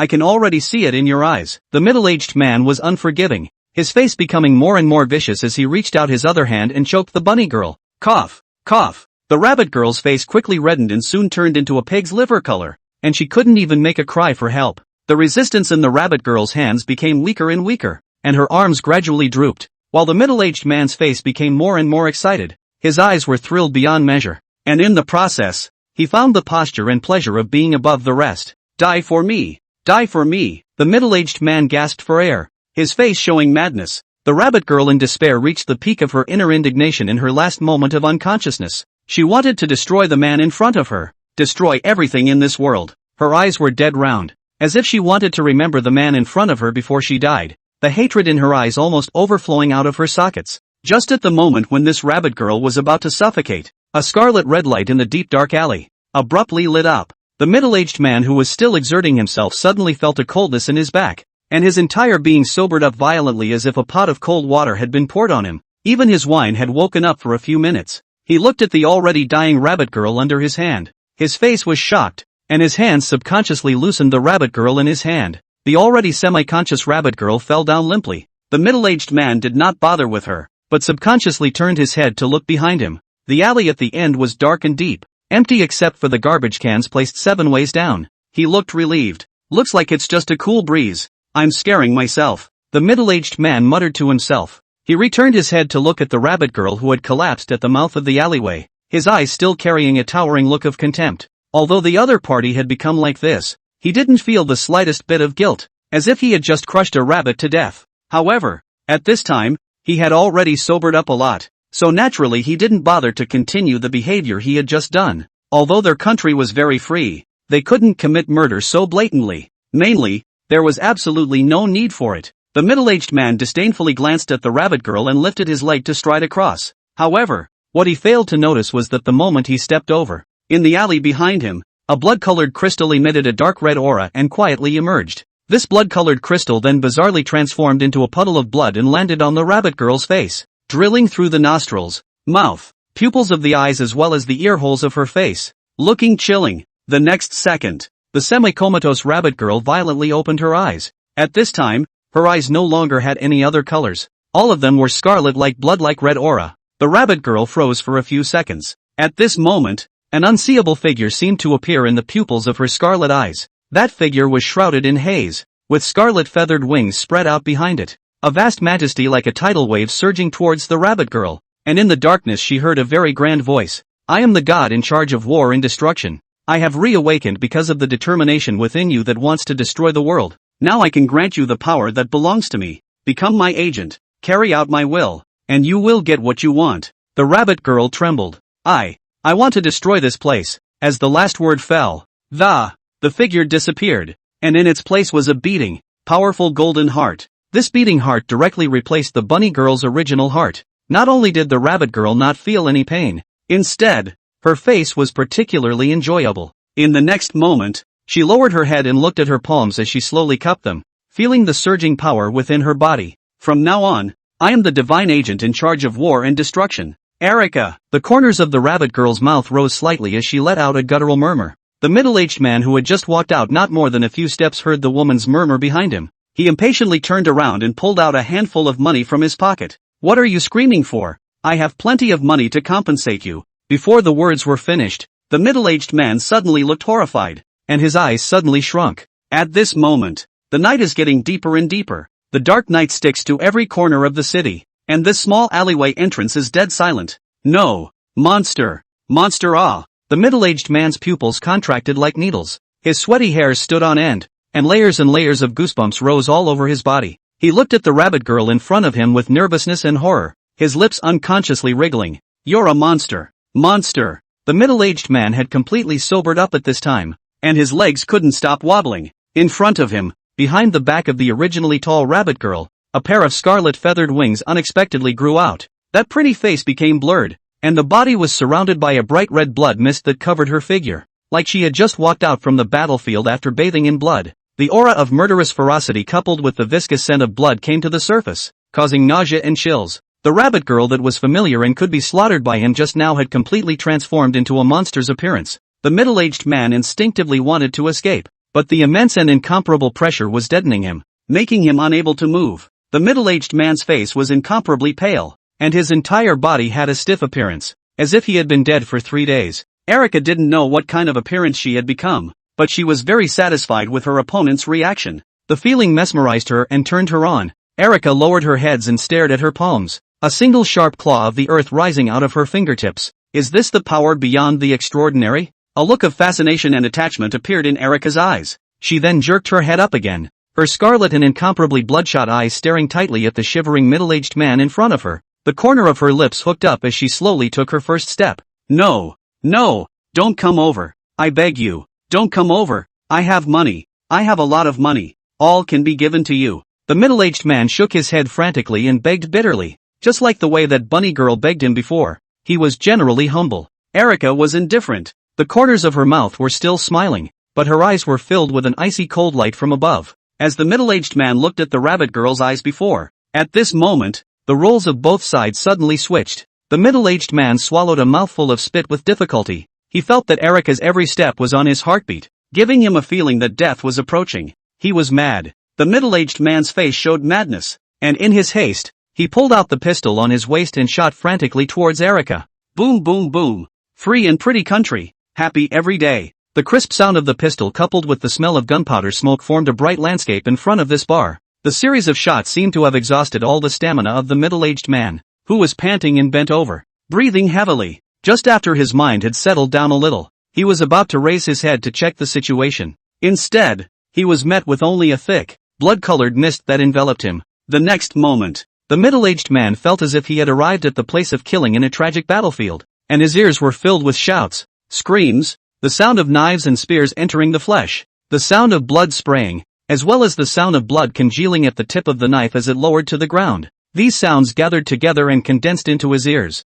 filling his brain. In just an instant, the middle-aged man's eyes filled with red blood, his mouth emitted unconscious ho-oh sounds, and large streams of blood spilled outward from the 7 orifices of his face. However, this blood did not flow onto the ground in this way, but eventually drifted into the air and dissolved in the blood mist. Erica walked in the blood mist and sneered sorrowfully, "Die for me!" Boom! As the words fell, the middle-aged man's entire body directly exploded into the air, turning into roiling blood and water, becoming part of the blood mist. The blood mist that lingered around Erica solidified a few more points. After the middle-aged man exploded, Erica still didn't stop herself. She turned her gaze towards the overcrowded bar. "I still need more destruction and killing so that I can make people fear me, worship me, and believe in me. That way I can become even more powerful, so that the gods can truly be revived on earth." Erica's eyes showed fervor, as if she had become the most faithful servant of the faithful. She slowly raised her steps and walked into the bar that had once brought her endless pain. At this moment, the people in the bar were still drunk, singing and dancing, and countless men and women were exerting their exuberant hormones here. The gunshots at the entrance of the alley were completely suppressed by the noisy music, and were not noticed by anyone, and they had been doomed to never hear the outside world again. What's wrong with that Jessic guy? Why did he go out for so long and not come back? The same obese and greasy middle-aged pretty countryman, with his arms around 2 rabbit girls, was asking loudly to his companions. "I don't know. Maybe he drank too much and fell down outside." The other man was red in the face, and was struggling to fight off a rabbit girl. The rest of them burst out laughing. "That useless guy, he's the first one to pass out every time he drinks. He's just like a limp noodle. Ha ha ha ha ha ha ha. Forget it, forget him, let's continue." The lights inside the bar kept hitting them. The extravagance in them was hidden. Just by looking at them, it would make people's blood spurt and their desires increase greatly. And this kind of scene could be seen everywhere within this bar. They wouldn't know that death was already approaching step by step. Erica walked into the familiar bar, and she gently closed the door behind her. The blood-colored mist looked sparse inside the bar with countless flickering lights. Instead it was more like a mist that created an atmosphere. Erica looked calm. "The footprints of the gods will start from here and illuminate the world." The blood-colored mist filled in silently, filling every corner of the bar. The next moment, boom boom boom boom, the bodies of everyone in the bar all exploded like firecrackers, and drop by drop, the blood gathered into a majestic river, bloody and pungent. And this scene was just the beginning within the pretty country, the other side of the ocean. The wind and sunshine on the island was gentle and sunny. The door to the hall in the center of the island was opened. Octopus Lady Mariko's pretty face was full of excitement as she bounced out. Slightly red eyes, delicate pink moist face, the jumping exaggerated arc, the temperament that did not stain a trace of mortal dust, the skin as delicate as snow. Everything was as if a young girl came out from anime, so beautiful that it was unbelievable. What Octopus Lady Maruko was wearing was the clothes that Fong Mu had picked out for her early on. From the clean and cute white shirt, to the black pleated skirt that only reached a little above the knee, and the cute calf socks with floral edges. Finally, to the black shoes with exquisite bows, they were all carefully selected by Fong Mu. The octopus loli really fit well. Paired with a pair of cute double ponytails, she was like a well-dressed Barbie doll. Fong Mu was satisfied with his vision. Although the octopus maiden's original form was very huge, after she transformed into her form, she belonged to that kind of extraordinarily petite and delicate appearance. Of course, it might not have been like this originally. Only after Fong Mu's intervention, it became the current appearance. It was in line with his XP style, but there shouldn't be too much difference from the original form. The small only appearance is the most adorable, well, especially the child face giant asterisk. That is more let people. I can't get enough of it. Clean and not lose cute. Pure and not lose temptation. Most importantly, the thought that this was still an octopus lady made it even more points. Wow. This is the human perspective before the octopus maiden little Loli even walked out of the gate. She kept looking left and right, looking at everything with a look of novelty. Fong Mu looked at octopus nymphette Maru stagnant. Couldn't help but urge, keep walking the scenery outside is better. Octopus nymphette Lolita embarrassedly spat out her tongue. Her pretty face slightly red, but master, there are so many people outside. I'm a bit shy. The corner of Fong Mu's mouth twitched slightly. You're shy? When he had just transformed over, he didn't even have any clothes. He was just happily spinning around in a crazy circle, and he could see clearly how many hairs he had on his body. Why could Fong Mu see it so clearly? Of course it was because, other than the hair, There wasn't a single hair anywhere else. When you were in front of me just now, I didn't see you so shy, Fong Mu said indifferently. Octopus Nymphette Maruko blinked her big red-pink eyes and said bluntly, that's because the master isn't a human being. Ah, no, I said it wrong. Halfway through the words, suddenly froze. Octopus Maiden Little Loli fearfully lowered her head, weakly to the finger. Fong Mu. It was true that he hadn't changed back to his humanoid form yet, and there was nothing wrong with saying that, because he would be able to automate into human form when he became an adult. Fong Mu didn't want to interfere with that process, and there was no need for him to just immediately morph over right now. The dragon body was still quite useful. When Octopus Nymphette Maruko saw that Fong Mu didn't say anything, her heart kept beating the drums even more. She raised her head slightly and softly said, Master, what I meant to say just now, you are my master. I belong to you. Of course I won't feel shy towards you. Well, yes, that's it. The more Octopus Nymphette Maruko said, the more she said, and soon lifted her head up completely, her gaze sincere and pure. Fong Mu rolled his eyes. I didn't expect that after becoming a human, your ass-kissing skills have also grown. Seeing that Fong Mu did not get angry, the Octopus Maiden Maruko breathed a sigh of relief and smiled cheekily. Which is not true. I was originally the master's. The young girl slightly pampered. The body under the skirt was slim and incomparable, but very well proportioned. The roundness of the round, the bigness of the big, presenting a perfect beauty without a single flaw. The skin from the calf to the ankle was bare, fine and tender like snow, and the rounded knee was even a little bit light pink, like it had been smeared with pearl powder. It was very cute. Fong Mu shivered inwardly. The lethality of this octopus lady's cute and petulant behavior after her transformation. With his Taoist heart, he almost didn't carry it. Fortunately, Fong Mu's surface remained ancient and unperturbed, sort of stabilizing his compulsion. Okay, don't be pampered. Let's go. Outside are our own people. No need to be too shy. Okay. Octopus Lady Maruko nodded her head vigorously. Following that, she continued to walk outside with a bounce. This was not being cute. It was just that the first time she walked with a human body, she obviously wasn't very skillful yet, like she had just borrowed a limb, and could only use a bounce to alleviate this embarrassment. After completely walking out of the room, the sunlight shone down, haloing her cheeks into a golden color. The Octopus Maiden lowly greeted the sunlight and slightly raised her head. Large eyes like red-pink astral diamonds looked distantly at the sea level in the distance, feeling the freshness brought by the human perspective. I never thought before that the original seawater was so blue and the sky was so beautiful. The young girl tilted her small face, like a kitten seeing the sea for the first time, her eyes clear and incomparable, full of love for the world. Fong Mu looked at the Octopus Maiden Maruko and faintly said, I've honored my promise. How does it feel? Buzz, ***, thank you master. I feel good now. Very good. Unprecedentedly good. 3 good in a row expressed the excitement within the Octopus Lady Loli. Fong Mu gently smiled, his voice softening down. Then go and say hello to everyone. Good. Octopus Nymphette Mariko smiled sweetly, and at this time, Nen and Mu Li, who had been feeling the changes within their bodies, also noticed the situation over here. Without any hesitation, the 2 young girls hurriedly ran all the way over. The photographer also decisively gave up on the flirtatious big sea turtle and went to photograph Fong Mu instead. A mere big sea turtle,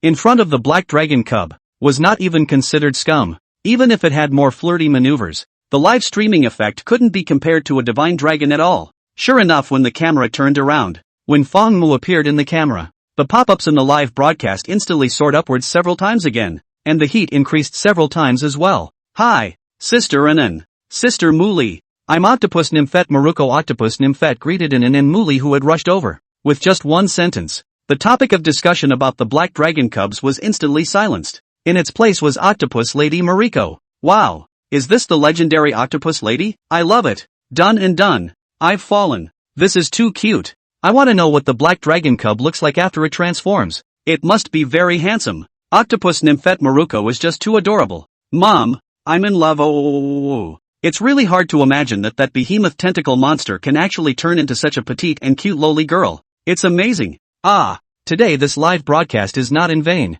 Really long knowledge. In that case, that rabbit lady, cat lady, and little dodgy can all be real too? It shouldn't be that simple. There must still be some restrictions or breed requirements, right?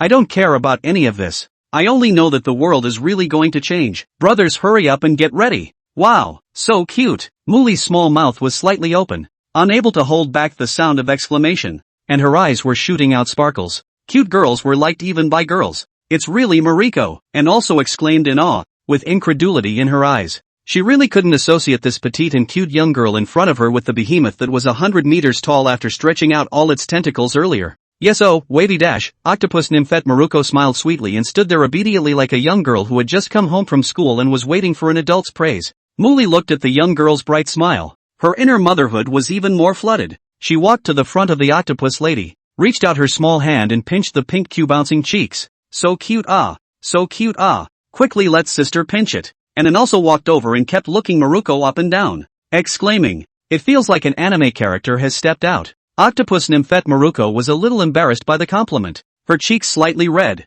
She lowered her head and shyly said, "It's not that cute." This kind of cute appearance of lowering her head and blushing once again killed the audience in the live broadcast room. Whether they were men or women, young or old, they were all mesmerized by the octopus lady Loli after her transformation. Aha, I'm out of it. Octopus Nymphette is just too cute. I love it too much ah. Who can understand my feelings right now? It's really hard to imagine that an octopus lady can actually transform into a human. Just like in the anime. It's so unscientific. Upstairs. What are you talking about science at this time? The small life is flooded. Is this also something that science can do? Although this is the case, it still feels super magical when I think about it. An authoritative research organization said that the cosmic galaxy has begun to change, and it is likely that it is a sign that the world is changing. Nyo wow. Is not the future week and also Imperial sword flight? Should I say no? I'm still looking forward to it. I've already started to feed the stray cat every day now, just waiting for her to return the favor later. Am I the only one who feels that this might be the beginning of a disaster to come?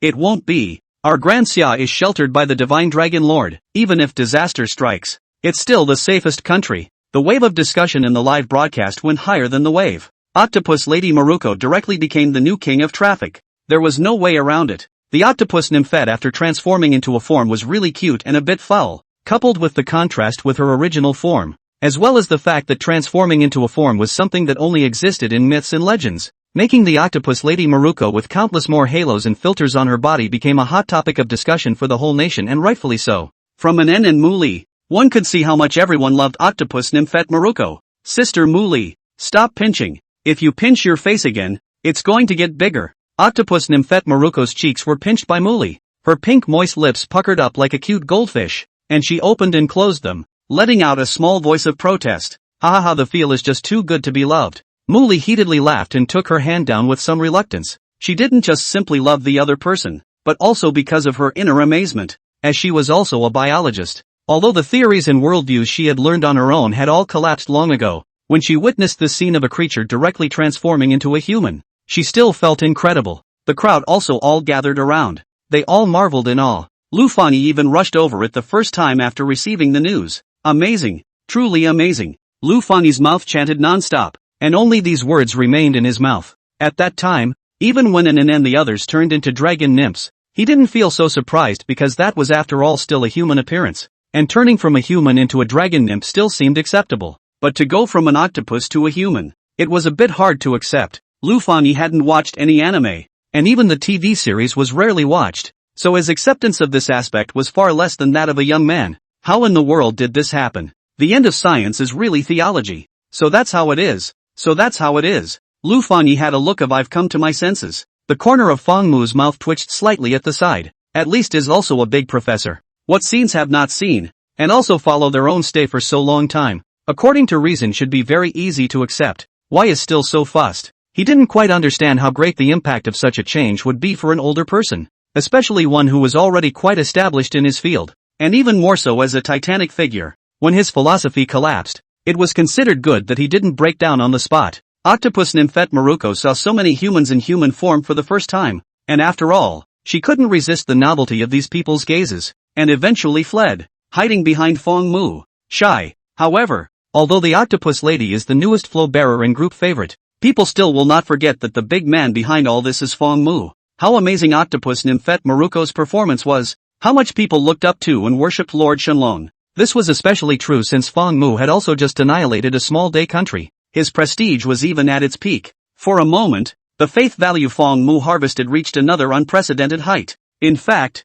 there had been a steady stream of faith values converging on him all this time. Only today there were extraordinarily many. Fang Mu slightly raised his head and looked at the dots of white light that only he himself could see. These powers of faith had always been very mysterious and unfathomable powers in Feng Mu's previous impression. But when he truly obtained the power of faith, he realized that it was nothing more than that. True gods were exalted because of their power and looked up to because of their wisdom, but they definitely did not exist because of their faith. True gods did not need faith because they already existed. The gods that needed faith were all man-made, and that was why they needed the power of faith to maintain their power and sustain their existence. However, as far as he was concerned, it wasn't of much substantial help, and could only be used as a reserve power, the icing on the cake. In other words, Feng Mu's power did not come from the power of faith, but those other so-called gods, perhaps not so much. Feng Mu gazed slightly, looking out across the ocean. The aura is reviving, and all those pseudo-gods are starting to come out and move around. So it looks like we need to help Dixia complete its transformation as soon as possible.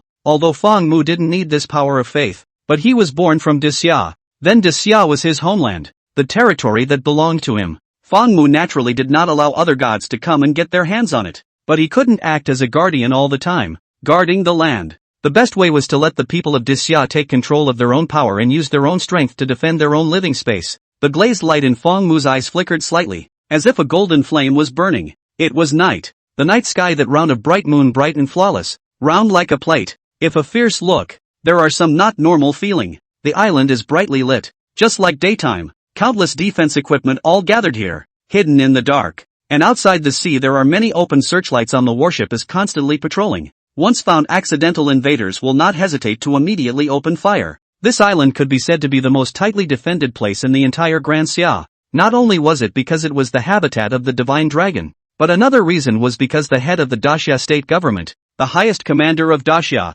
had also come to this place. Inside the central hall in the center of the island, rows and rows of heavily armed special warriors looked solemn and guarded the hall's surroundings with upright postures. And in the center of the hall, there sat an old man who had never appeared before, but was not unfamiliar to the crowd. This is our great summer's housemaster, Kong Bershan, Dean Liao introduced. The old man had kind brows and eyes that were extremely gentle. Not the slightest bit of majesty could be seen. Instead, he was like an old grandpa from a neighboring family, which made him approachable. He smiled, looked at Feng Mu, and said with extreme humility, "I've long wanted to come and pay a visit to our divine dragon lord, but I'm just too busy with my affairs. That's why I've been late for all these days. Please forgive me, divine dragon lord. No harm done." Feng Mu nodded slightly and asked softly, "Have there been a lot of changes recently?" Kong Bershan was slightly stunned, seemingly a little surprised, but quickly flashed a hint of clarity. Lord Divine Dragon is indeed knowledgeable about all things. There have indeed been many inexplicable changes recently.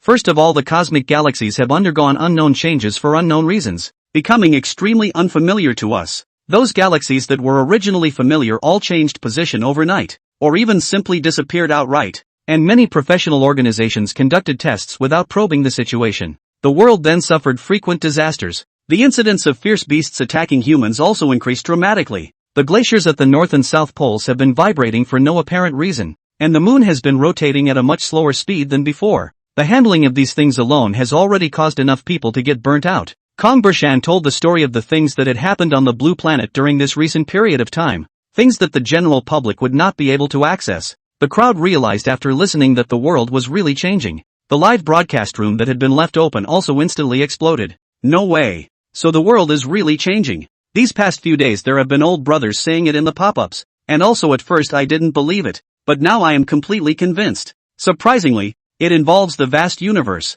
It sounds very bullish. Could it be a dimensional ascension, or perhaps an alien civilization has invaded? It's very likely that it's an alien civilization.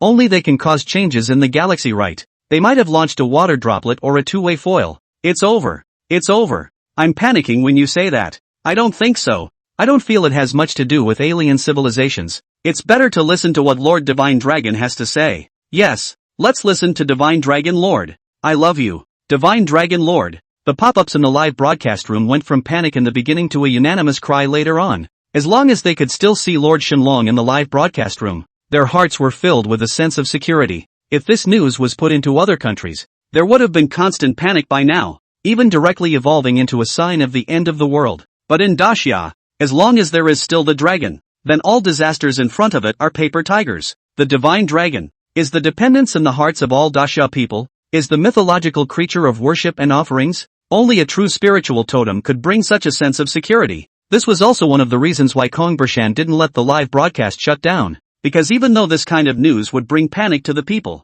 he knew that as long as there was a divine dragon, the soul and spirit of Huaxiao wouldn't be dispersed. Inside the center hall, they all fell into a deep meditation after Kong Basan finished speaking. Even the octopus lady Maruko, who had just transformed into a human and was lively and active, sat in her seat in a well-behaved and incomparable manner, with only a pair of big, soulful eyes that dripped and turned, flashing with wisecracking colors. Fong Mu looked at the crowd and said seriously, "The aura is going to recover." "What? The aura is going to recover?" Dean Liao let out a cry of surprise and couldn't help repeating it. Everyone else was also shaken in spirit. Although there were many people who had been speculating nonstop during this period of time and already had their own ideas in their hearts, no one dared to truly confirm it. It was only after they heard Fong Mu's words with their own ears that they finally received an accurate answer within their hearts. The aura was really going to recover. Actually, the aura recovery has already started a long time ago, only it's still very weak and you guys can't feel it at the moment. Fong Mu glanced at the crowd and said indifferently, "But it won't be long before it completely recovers, and at that time the world will completely change." Fully recovered. What kind of changes will happen then? Anan asked with some astonishment. Fong Mu's glazed pupils flickered slightly as he slowly said, "The gods have descended, and a great calamity is imminent." The moment these words came out, the crowd immediately shook in spirit and their expressions were grave. If another person were to say these words to them, then everyone would definitely disbelieve 10,000 times in their hearts. But when Fong Mu said these words, no one dared to disbelieve them. It was because Fong Mu himself represented a myth. Gods? So there really are gods in this world? Nonsense. Is there any need to doubt that? How else would the existence of the divine dragon lord be explained? I thought of it long ago. I just didn't expect it to actually come so soon. Heavens, the great calamity is coming. Then aren't we in danger? I'm not ready for it yet. Don't panic. Don't panic. We have Lord Divine Dragon for everything. The live broadcast audience only panicked slightly and quickly regained their composure. This matter sounded terrifying, but when everyone saw Fong Mu's bashful appearance, their hearts inexplicably settled down. The next moment, Fong Mu's words made the crowd look even more energized. "Don't worry, I'll make a move. I'll also pass on your cultivation methods, so that you'll be able to get a head start on your cultivation at the time of the revival of the spiritual qi, and thus ward off this disaster." Fong Mu's sentence was tantamount to a C-pin, causing Daxia's hearts to suddenly calm down. Panic, agitation, and uneasiness all dissipated at this moment. Fong Mu's means and power had already penetrated the hearts of the people through the live broadcast during this period of time. Even now, there are very few other beliefs in the entire country of Daxia, and all of them have changed their beliefs to the divine dragon. No matter what industry they were in, no matter what age group they were in, the hearts of the whole of Daxia were united, completely condensed into a single force. Even if there were some ill-intentioned people spreading rumors or panic messages on the internet, they would immediately be disdained. There would be no waves at all. All of this was the confidence that the divine dragon brought to the people of Daxia. Sun Baoshan's eyes were slightly moist, and he felt a hot blood flowing within him. This feeling gave him an inexplicable resonance, and he seemed to suddenly feel the gesture of the ancient sages who had risen up in defiance during the invasion of foreign enemies. At that time, they must have been led by a legendary figure like the divine dragon before they established their own homeland step by step. The live broadcast room also began to boil. "See, I told you that we don't need to be nervous or worried. Lord Divine Dragon will definitely protect us. Lord Divine Dragon is my god. Ah, it's really going to be an aura recovery. Will we be able to cultivate in the future? A new era is coming. It's so exciting. We'll be witnessing history and may even become the founders of history. I suggest deporting all foreigners in the country who have dissenting views, in addition to summoning back all the Daxia people abroad. I just want to know if I still need to do my homework after the aura recovery. Is there no need to go to school as well? Damn. The question upstairs has reached my heart. If there's no need to go to school, then is there no need to go to work as well? Not sure. Look again. The crowd in the center hall didn't have the work to pay attention to the message in the live broadcast for the time being. Even Anan had given up hosting for the time being. After all, this was still a very serious occasion, not very suitable to host. After the crowd had finished receiving this message, Divine Dragon Lord, other than that, do we need to do some other responses? Sun Bo-shan asked. Although Lord Divine Dragon said that he would step in, Sun Bo-shan still wanted to do some more things that he could do to share some of the pressure. After all, sitting back and waiting for death was never the style of Daxia. Fong Mu thought for a moment and said, "After the cultivation method is announced, at that time, you can select some people with better cultivation talent to form an organization that will be specifically responsible for dealing with the mysterious events that will arise after the recovery of aura." After a pause, Fong Mu continued, I can personally guide this team, so that this team can become the town capital of the Great Summer Dragon Kingdom. Even if the aura was revived, everyone could cultivate. However, in the matter of cultivation, the most important thing was talent, and it was destined that some people would have good talent and some would have poor talent. Fong Mu then planned to personally bring out a team with strong talent for dealing with the invasion of foreign gods and guarding Daxia. After all, he couldn't do everything himself. That would consume too much energy. Some small things that could be easily solved, he could let this team go forward to solve. Fong Mu only needed to sit at the rear. Sun Bo Shan's eyes also lit up immediately after hearing this. There were too many people in Daxia, and the Divine Dragon would definitely not be able to take care of all of them. But if an elite unit was formed, not only would it greatly save energy, but it would also be able to train this team in a more targeted manner, so that this team could maintain an extremely high fighting strength. Divine Dragon Lord, then I'll trouble you to take more care of it when the time comes. Sun Bo Shan was in a mood that could not hide his excitement. Fong Mu nodded. Don't worry, it's just that I still need to deduce this cultivation method a bit more, and it might take some time before I can announce it to the world.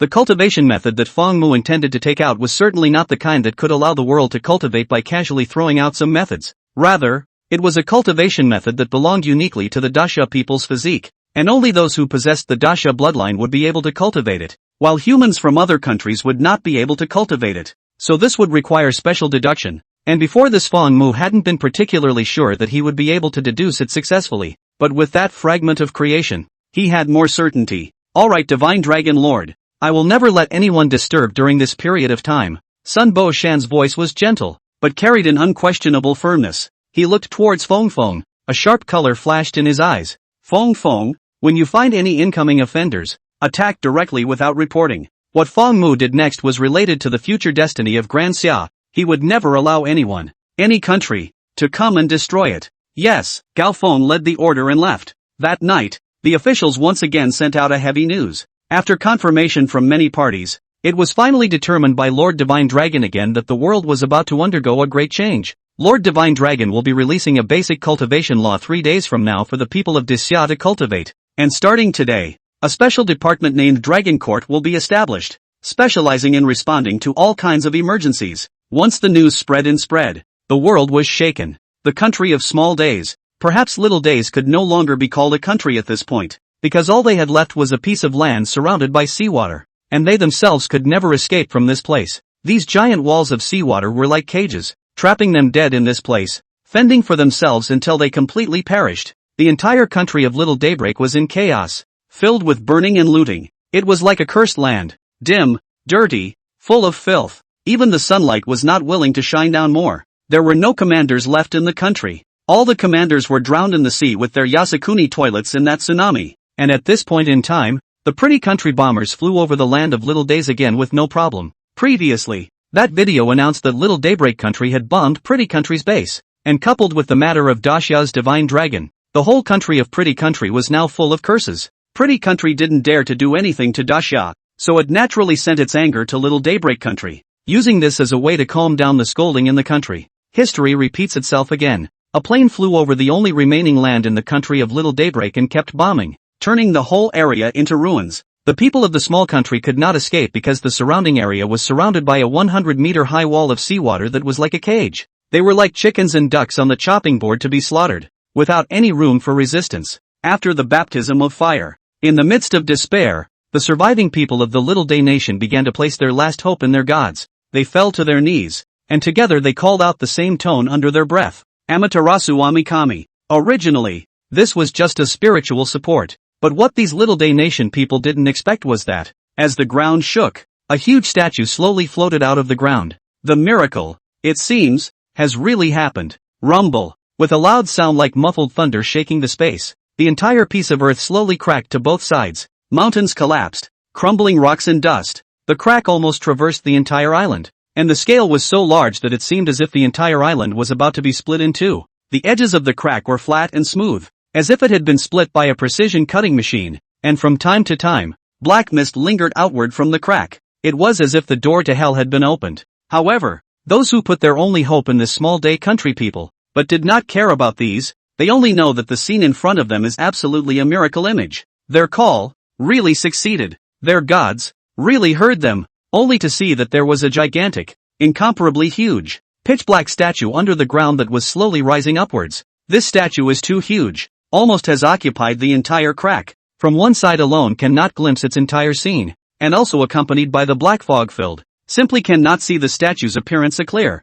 submissive majesty and cold breath from the statue above the emanation. As the statue continues to rise, but also with a fishy smell of blood, people shudder. There seemed to be something not quite normal about the situation. However, at this time, the people of the Little Sun Country who had already been swept away by the fervor and hatred in their hearts didn't care at all, and they waved their hands excitedly. The gods have heard our call. The gods have heard our call. God has not abandoned us. Great! We are saved. We are saved. Our Big Day Kingdom has a protector too. The Big Day Nation will definitely recast its divine light. Strike back at all those countries that bullied us. Right, that's right. The pretty country as well as the pretty country. Just prepare to bear the wrath of our Great Day Country's gods. I implore Lord God to take action. All the surviving people of the Little Day Country all looked at the statue that was slowly rising from the ground with wild and incomparable gazes, shouting excitedly. They cheered frantically, their heads raised high and knocked heavily on the ground, their figures prostrated deeply on the ground, respectful and incomparable.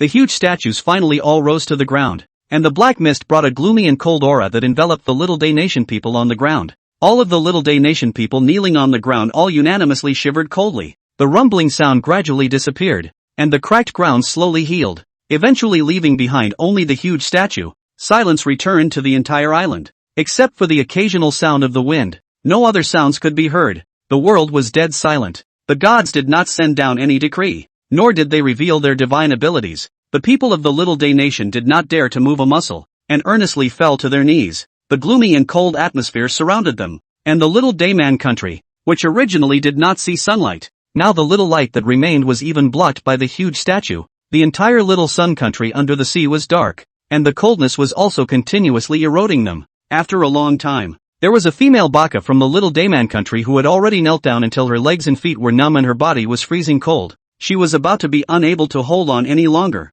so she boldly tried to move around a bit. Only just after moving a little, she could no longer maintain her balance and fell to the side. The female baka's face turned white, and she was terrified in her heart, fearing that she had angered the gods. She hurriedly kneeled again, only following the posture of her fall. She saw in her afterglow that there was a tall altar at the very bottom of the statue. The base of the altar as a whole took on a bizarre dark red color, as if it was long-dried blood, which was frighteningly chilling. Everything revealed itself to be unusual. This female baka merely took such a glance, and in the next moment, blood flowed out of her eyes, and a line of bloody tears flowed down her cheeks and onto the ground, quickly seeping into the ground and disappearing. Only that altar seemed to be a few shades more vivid. Immediately afterward, the entire 7 orifices were bleeding, and the picture was very frightening. But even so, the female baka was still staring at that altar with a deadpan stare, her face revealing a bizarre and fanatical look of adoration. It was like a brainwashed fan looking at his own vomit statue. Gigi,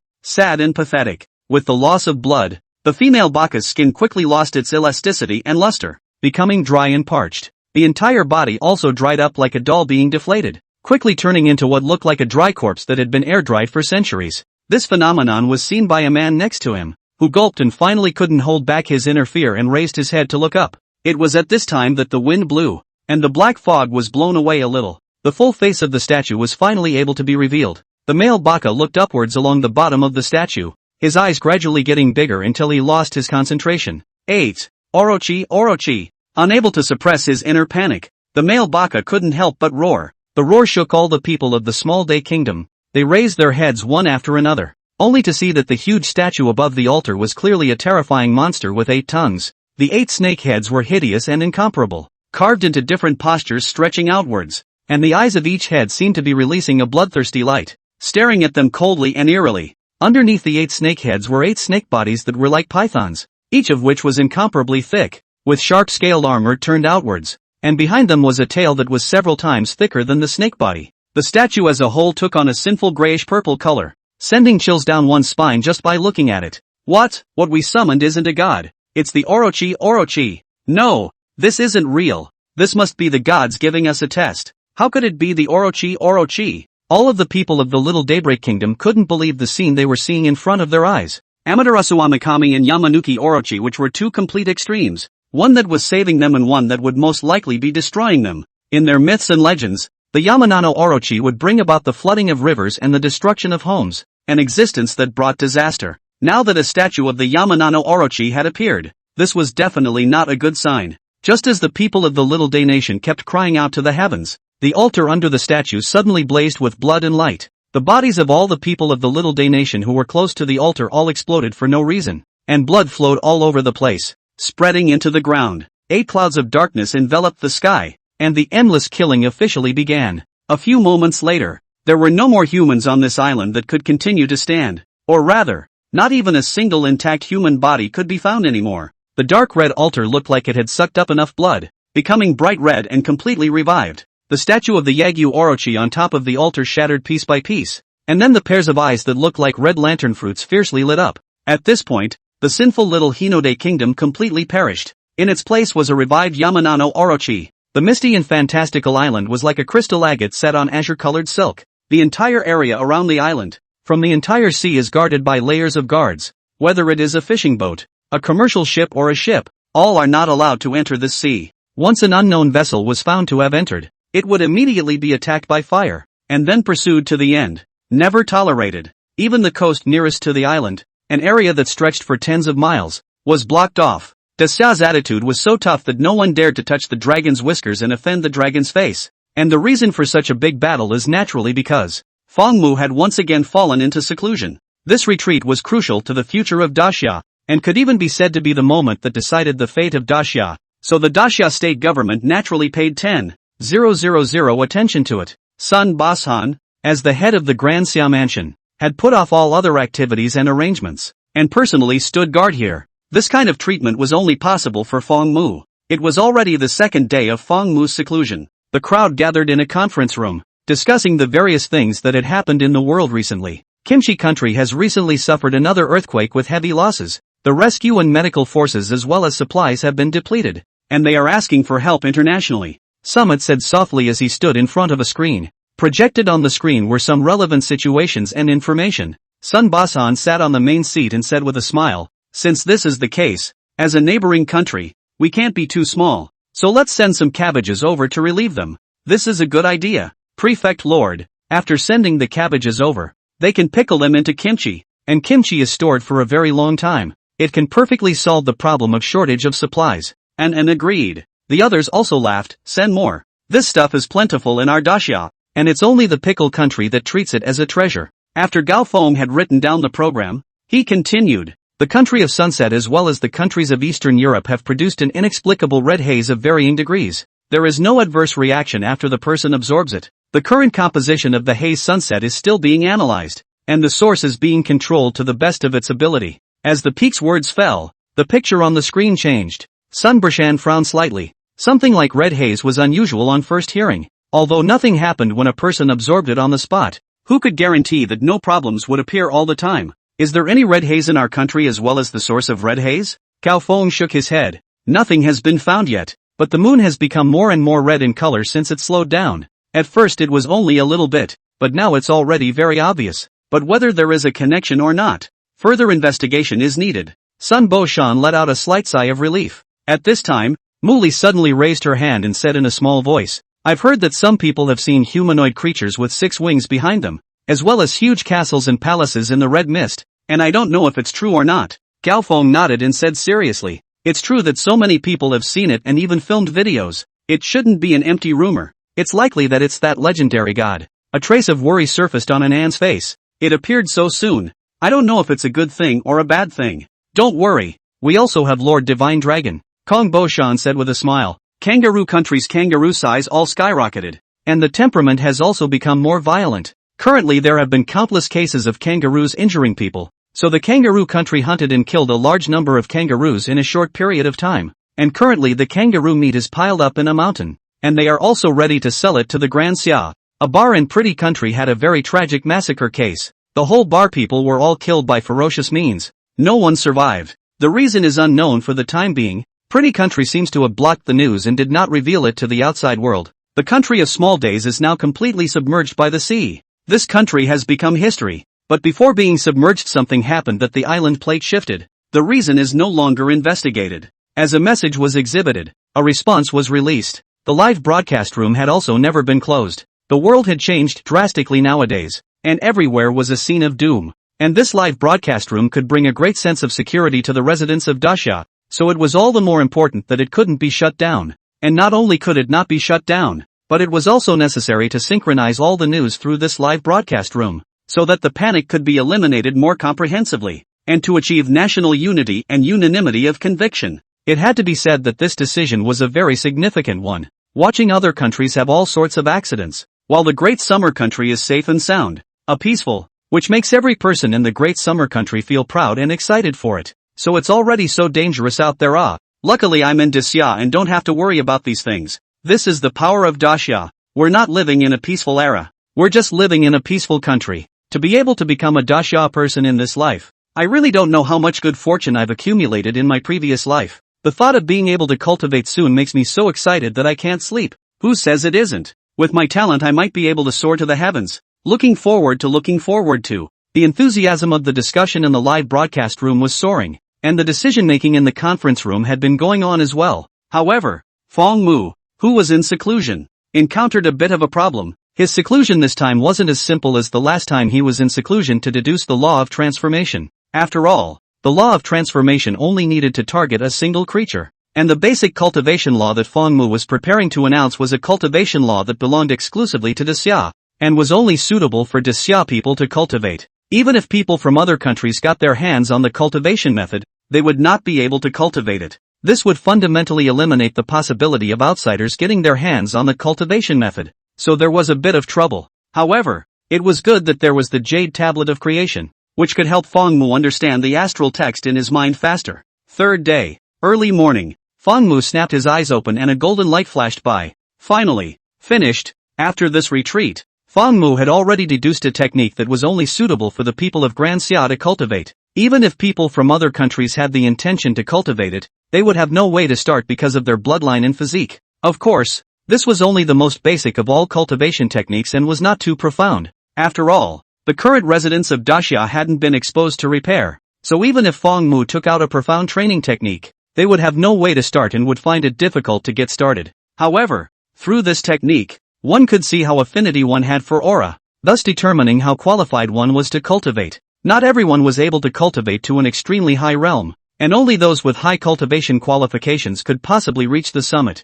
Cultivation qualifications were especially important in the matter of cultivation. It can be said that the level of cultivation qualifications almost determines the upper limit of the future realm. Of course, there are also some cultivators with strong luck who can change their destiny against the heavens by virtue of a unique chance. But those were a very small minority, and often only the sons of heaven's destiny could have this kind of chance. But no matter what, this gong method that Fong Mu had deduced could still allow countless Daxia people to step into the threshold of cultivation, thus opening up their own path of cultivation. This was definitely a great merit. If it was in ancient times, it would have been the act of a sage. It was early in the morning, and the sky still retained a dark blue canopy. But the moment Fong Mu opened his eyes, the eastern part of the island lit up with the red light of a rising sun, crashing through the night curtain that hadn't completely faded, sending out countless dazzling beams of light that suddenly rushed out over the sea horizon. The light shone on the sea of clouds, as brilliant as brocade. Along with the golden light, there were countless colorful feathers constantly flying, sprinkling all over the sky and the ground, incomparably magnificent. A golden light burst out from the sky and descended onto the island. The various grasses and flowers on the island looked like they had gone crazy, growing splendidly, and the rich fragrance overflowed into the air, mesmerizing people. This scene was as if a cultivator with heavenly cultivation was about to become immortal here. Fong Mu bathed in the golden light, his eyes slightly surprised. He hadn't thought that he had gained such great merit because of this matter. This power of merit and virtue could be described as incomparably vast, and for him it was considered to be some kind of creation. However, Fong Mu's original intention at the beginning was not to go for this merit. He simply wanted to help this country that had once nurtured him. Perhaps it was because of this that the power of merit and virtue appeared in the world. Fong Mu didn't have too much to dwell on. He frankly accepted the baptism of the power of merit. And at this time, all the people in the conference room also noticed the scene outside the window. They stopped talking and walked to the window. This is happening? Muli blinked her big eyes and asked with some confusion. Sisters, look. There's a golden light descending. Octopus Lady Mariko pointed at the golden light not far away and said excitedly. She was able to sense that the dazzling golden light had a very powerful and holy power in it, yet it did not allow a single blasphemous thought to rise. And also noticed the golden light. She looked to where the golden light fell and her face changed slightly. That direction. It seems to be Lord Divine Dragon's place of retreat. The golden light descended for no apparent reason, and from this angle of hers alone, she was not able to discern exactly what it was. Combined with the mysterious events happening around the world, and Xin inevitably had a sense of worry in her heart. Everyone present also did not recognize what the power of merit was. I'll go take a look. Summit made a snap decision and immediately walked out of the room with quick steps. The others followed suit and walked out together. The viewers in the live broadcast room were also curious about this. What's happening? There shouldn't be a god descending here, right? I don't think so. Which god is so ungrateful to descend here? That's right. The Divine Dragon Lord would have flung him away with his tail. There's no need to fling his tail. A single look would make those gods piss their pants. Ha ha ha ha ha ha. You guys save some face for the foreign gods. I have a feeling that it's because Lord Divine Dragon made another breakthrough, and that's what caused this vision to arise. Makes sense. I agree with this guess. I look forward to Lord Divine Dragon's strength going even further. Hang all the foreign gods. The viewers in the live broadcast room were all excited, and they didn't have much worry in their hearts because they had absolute confidence in Divine Dragon. In the hearts of all the people of Grand Xia, the Divine Dragon was the most powerful existence in the world. Even if all the gods abroad were combined, they would not be a one-trick pony for Lord Divine Dragon. This could be seen from the fact that mysterious events occurred everywhere abroad, while the Grand Xia had been safe and sound. Those foreign gods were all intimidated by the Divine Dragon and did not dare to come to Daxia to cause trouble. After Summit and the others walked out of the conference room, they were completely shocked by the scene in front of them. Previously, they couldn't see clearly in the room, but now after they came out, they finally got a clear view. Just see this island around the sea fell full of colorful flying feathers, stacked on the ground. Dense breath curled around it, as if the heavenly fairy palace. This is heavenly auspiciousness. Ah, could it be that the Divine Dragon Lord has done something earth-shattering again? Dean Liao muttered. Just as the crowd was puzzled, Feng Mu's dragon body was suspended out of thin air on the island, overlooking 10,000 miles of mountains and rivers. He was still bathed in golden light, and his scales and armor like ink and jade reflected the light of stars. Lord Divine Dragon is getting stronger. And then looked at Feng Mu in the sky and murmured, what a magical light. It's obviously so bright, but it's not blinding at all. Could this be the legendary light of merit? The crowd was all speculating, their minds shaken and in a trance by it. That night, the officials first announced the grades of the martial realm, as well as the cultivation qualification grades. Cultivation qualification grades were divided into 4 levels from high to low, which were A, B, C, D, and each level was further subdivided into upper, middle, and lower grades. The martial realm, on the other hand, was divided into 9 stages. 1 stage of the hidden Yuan realm, 2 stages of the Dongming realm, 3 stages of the Yaoguang realm, 4 stages of the Kaiyang realm, 5 stages of the Yuhong realm, 6 stages of the Tianquan realm, 7 stages of the Tiangui realm, 8 stages of the Tianxian realm, and 9 stages of the Tianshu realm. Each segment was further subdivided into 9 stages. In total, there were 9 major realms and 81 minor realms. It was very much in line with the mythological system of the Grand Xia and had the unique elegance of the Grand Xia. Then even more weighty news was announced. After Lord Divine Dragon's closed-door deduction, a technique suitable for Great Xia's cultivation has been successfully deduced, and from now on, everyone in Great Xia is like a dragon, and everyone can cultivate. When this news came out, the world shook. Everyone can cultivate. This was a very big gesture, and it also showed the attitude of the Grand Xia. From now on, everyone will stand at the same starting point. There will be no more so-called wealth hierarchies, and there will be no more upper-class distinctions. Fair and just, every resident of the Grand Xia has the right to cultivate. Everyone can rely on their own efforts, rely on their own talent, with the cultivation of a road, with real strength, to get what they want. Perhaps in 1,000 years, the division of the world would take shape again. But right now, it was the easiest opportunity to change one's fate. As long as one was able to seize this opportunity and use one's talent and hard work, one would be able to soar to the heavens. And from then on, becoming a human being would no longer be a dream.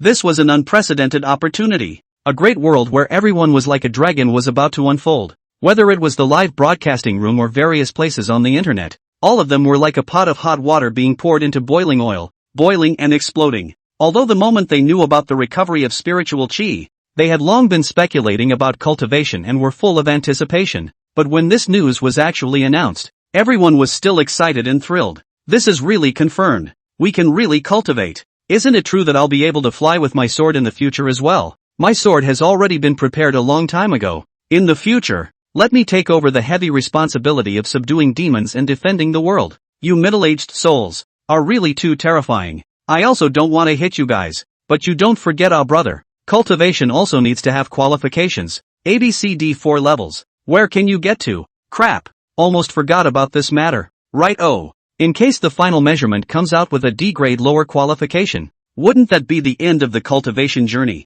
I don't care. I'm sure I'm a grade A upper grade qualification. A cultivation genius that's hard to find in 1,000 years. Who pisses yellow? Come over and bear him. It's still unclear what the grade ratio of cultivation qualifications is. I don't know if one grade A qualification can come out of 1,000 people. If so, then our chances are still very high. I don't think we should hold too much hope, but anyone who has read the novels knows that a top qualification is very rare. Looking forward to the moment when the cultivation method is actually announced. The heat of discussion on the internet could simply be said to be unprecedented. No one could remain calm with this news. At the thought of being able to cultivate in the future, everyone was mesmerized by it. Since the news was only announced online, the specific contents of the Gong method were not publicized, so more and more people flocked to the live broadcast room, wanting to be the first to see this cultivation technique. The heat of the live broadcast room skyrocketed upwards at a rocket blowout speed. In the conference room, Sun Bo Shan asked, Lord Divine Dragon, what do you think is the best way to choose to publicize this cultivation merit law?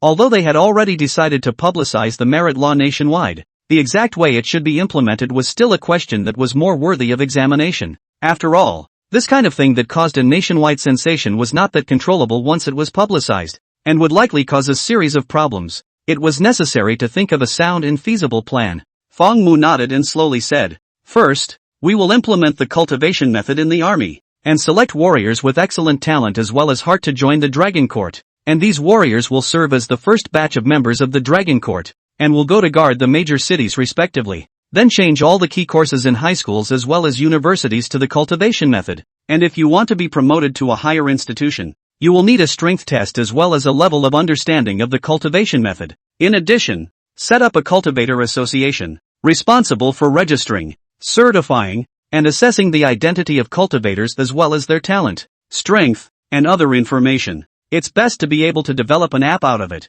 and include all the information in the app information base. Fong Mu finished quickly. It was obvious that he had already thought of these things long ago, so there wasn't much hesitation when he said it. Good. In this way a more complete system has been formed. Sun Bo Shan's eyes lit up and his tone was incomparably agreeable. Only a complete system would be able to better manage the cultivators. Otherwise it would become a scattered sand, and even if the cultivation was opened in advance, it would eventually fail to gel together. There will definitely be more nuances to the specific implementation, which will require you to deal with. Fong Mu said softly. He was only responsible for deducing the Gong method as well as providing a general direction. The specifics of how to implement and develop it would also depend on these people. Fong Mu already had a premonition within his heart that he had laid the foundation for the beginning of a new era. Currently everything was still in its infancy. The aura had not yet completely recovered, and even the cultivation method was only a basic one. But after a number of years of development, the future would definitely be a prosperous and incomparable heyday.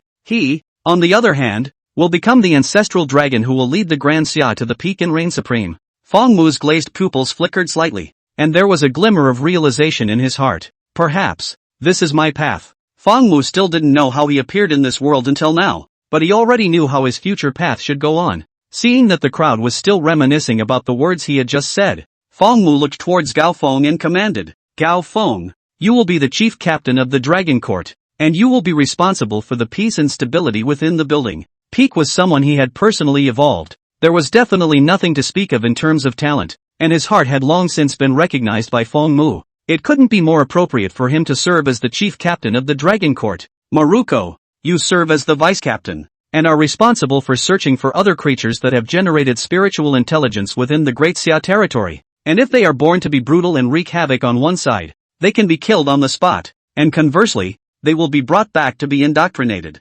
Fong Mu then proceeded to appoint the octopus Lady Marbles. After the recovery of aura, there would definitely be many creatures born with spiritual intelligence, which would also be a very big problem for the survival of human beings, and if it was not solved in time, it caused a lot of unnecessary losses. Okay, Master. Octopus Nymphette Maruko returned crisply. Fong Mu looked at Anin and Muli again. The two young girls had bright eyes and looked at Fong Mu with an expectant face. Fong Mu pondered slightly and said, You two, stay by my side for the time being and cultivate seriously. The identity of the Dragon Maiden would definitely attract a lot of attention in the next world where the aura was revived, drawing the prying eyes of many people with good intentions. It was better to let their power strengthen a bit beforehand. Not only the two of them, Peak and Octopus Lady Mariko's strength had to become stronger in order to hold down the scene. Good and Anne's face didn't show the slightest bit of dissatisfaction.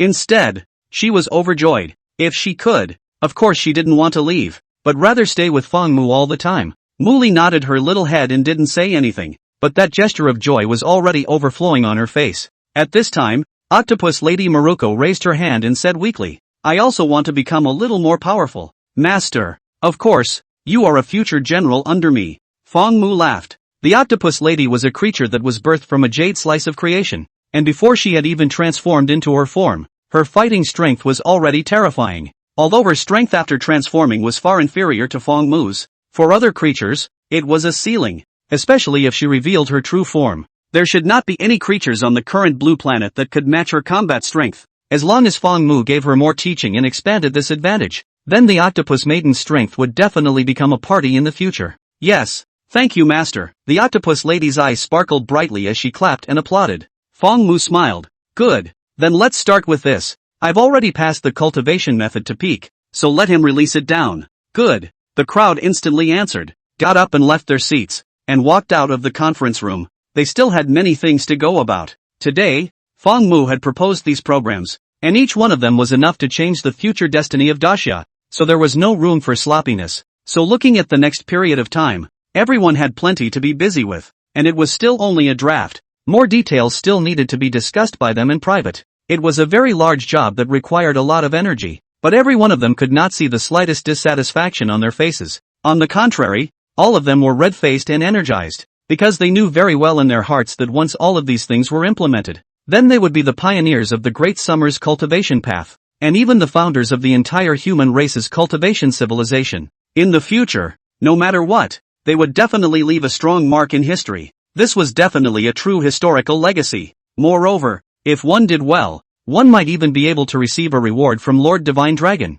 thus embarking on a path of transcendence. Metamorphosing into an immortal might also be possible. At the thought of this, no one could still suppress their inner excitement. After everyone had left, Fong Mu looked at Anan, Muli, and Octopus Nymphet Maruko and said, your physique is more special, so tonight I will pass on your solitary cultivation method. Follow me. After saying that, Fong Mu walked to the front alone. The three girls hurriedly followed. Muli whispered, Anan, do you think Lord Divine Dragon is going to give us a small cooking stove? Anan smiled gently. It should be. Or it could be that our physique is special and that basic cultivation method isn't useful to us. Muli nodded thoughtfully. Octopus Nymphet Maruko obediently followed Fong Mu and said crisply, Master, I want to train my tentacles to be thicker and harder, and preferably longer. Fong Mu froze, and in the end, a few black lines gradually climbed on his brain. Quite a lot of requests. Octopus Nymphet Maruko spat out her little tongue in embarrassment. So that I can become even stronger. An image suddenly appeared in Fong Mu's mind.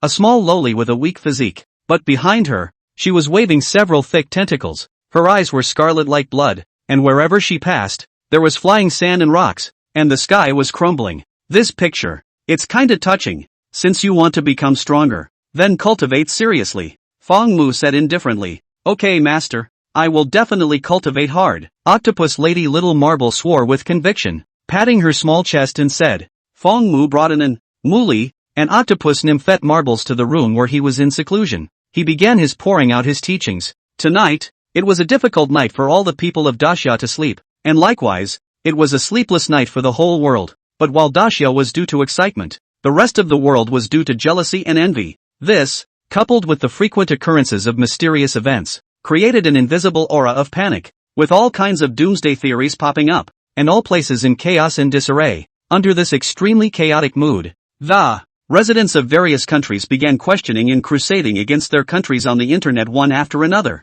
Why doesn't our country have a cultivation method? We want to cultivate too. The end of the world is coming. Daxia will be the only place to survive. Don't worry everyone. When the cultivation method is announced by Great Xia, we can just take it over and use it. It's easy to think. People have said that only Great Xia people can cultivate. I don't believe it. What else is there to believe or not believe? The world has developed like this. Could there be anything more outrageous than this? Please prepare our country as well. Destroy it. Tired. The international voices were all wailing and complaining, and all of their countries chose to remain silent at this moment. It was because those countries simply couldn't take out the cultivation method. At this moment, Grand Xia became the most envied one by all the country's residents, bar none. While the foreign countries were sad and everyone was in danger, there was a peaceful scene within Grand Xia, and it had already started to establish its own cultivation system without any panic. And at this time, Feng Mu, also in the process of pouring out, experienced a different kind of fun. On the island,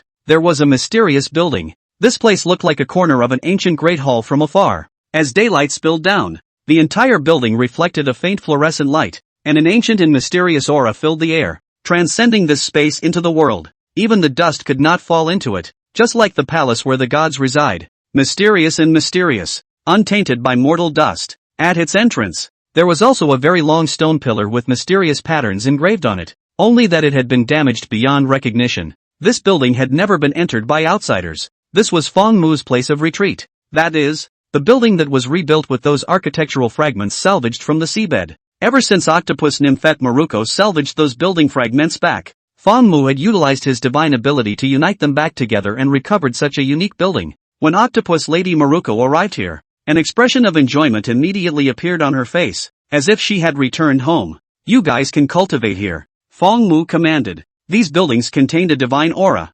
Cultivating here had great benefits both for an Enmuli and for Octopus Nymphet Maruko. Good day, Master. Octopus Nymphet Maruko returned in a brittle voice. Good. And Enmuli softly responded as well. The two of them had been maintaining a very excited state. To be able to be taught by a divine dragon alone, what a great honor and good fortune it would be. One must know that those people in the outside world couldn't even see a divine dragon if they wanted to. Yet, they were not only able to receive the divine dragon's teaching, but they had also already been given the divine dragon's bestowed physique, which was simply a blessed creation that would be hard to cultivate in 10,000 lifetimes. Let's start now. I will first pass on a cultivation method to you. Feng Mu's fingertips gently tapped over Muli and An's foreheads, and a copy of the arcane cultivation method was already transmitted into their minds. An and Muli first slightly closed their eyes to receive this cultivation method that was difficult to understand and arcane for them. After a long time, the two women opened their eyes one after the other. There was still a trace of confusion in the bottom of their eyes, but they quickly came to their senses,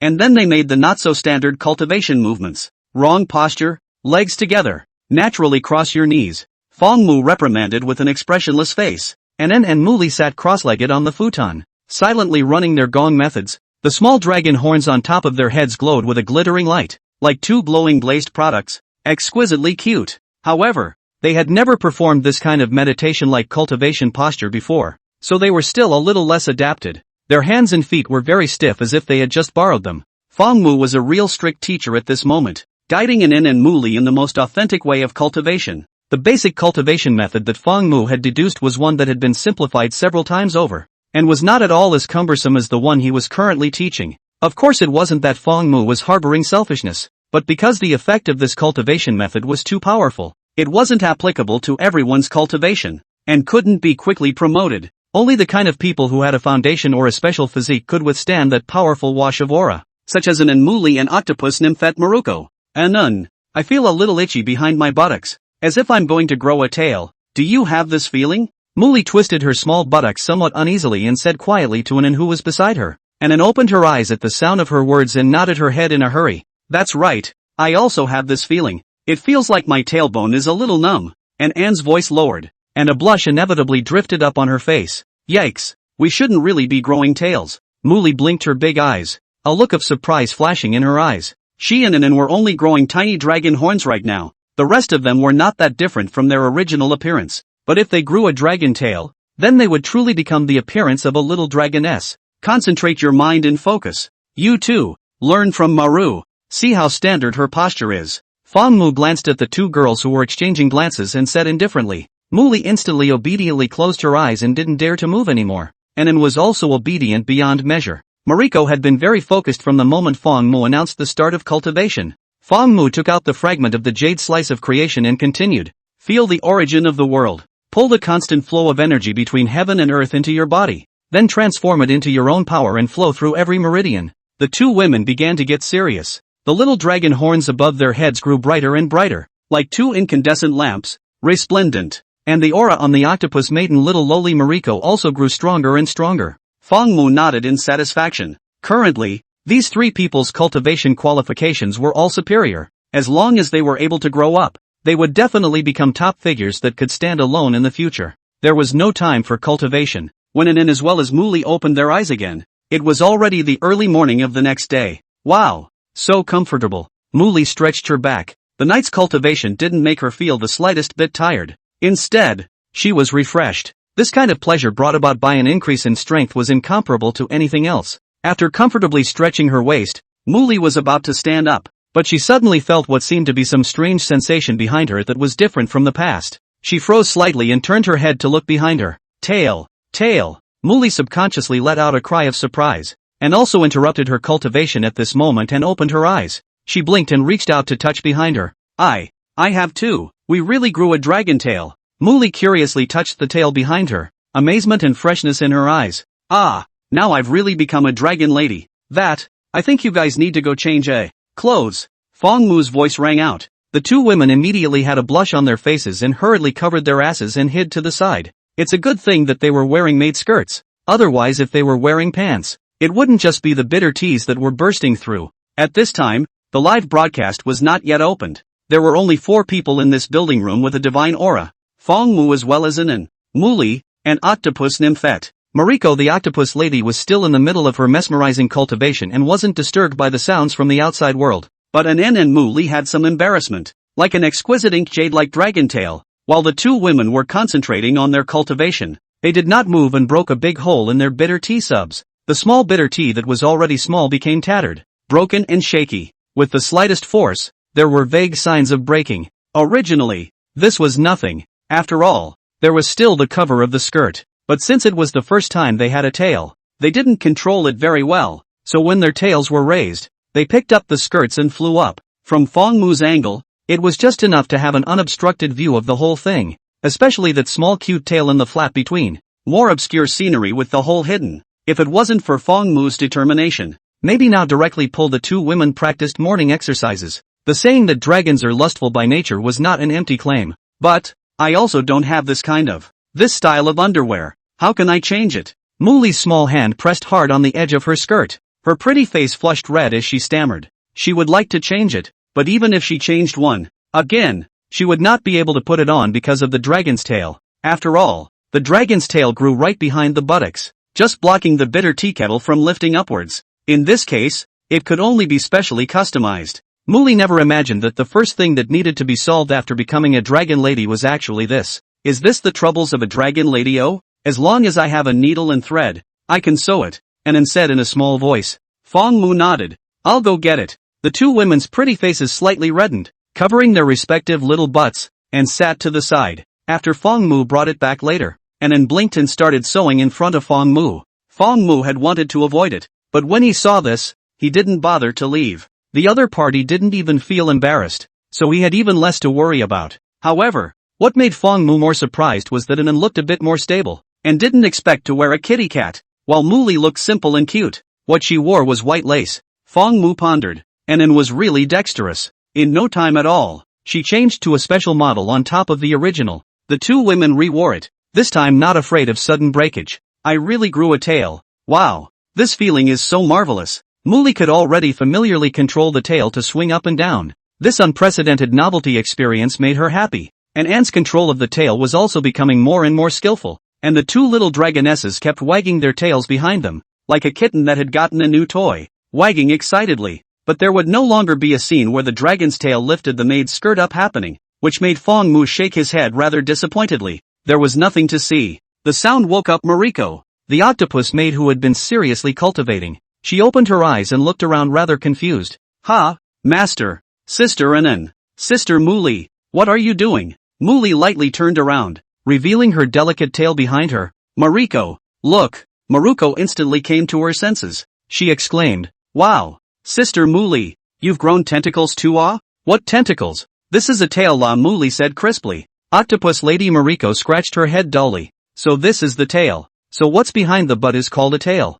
Then can I also call my tentacles tails? Just as I was thinking this, the octopus lady Mariko's eyes flashed red, and a few pink-colored thick tentacles appeared behind her. Tentacles open teeth and claws to reach around. If you ignore those pink suckers, from a distance, It looks like a nine-tailed fox revealing itself. Master, I also have a tail. Hee octopus Lady Mariko said with a smile. Fong Mu's gaze flickered. He was able to feel that after a night of cultivation, octopus nymphette Maruko's aura had become even stronger, and if it was divided according to the strength of the human realm, perhaps she had now reached the third stage of the Yaoguang realm, and N and Mu Li, on the other hand, were probably at the second stage of the Dongming realm, and at this point in time, the cultivators of Grand Xia hadn't even started at the one-segment hidden Yuan realm yet. Worthy of being the first creature to transform into a form, just one night of cultivation was able to enter the third stage of the Yaoguang realm in one fell swoop. This talent alone was already far beyond that of an ordinary human, and An also felt that far superior pressure from Mariko,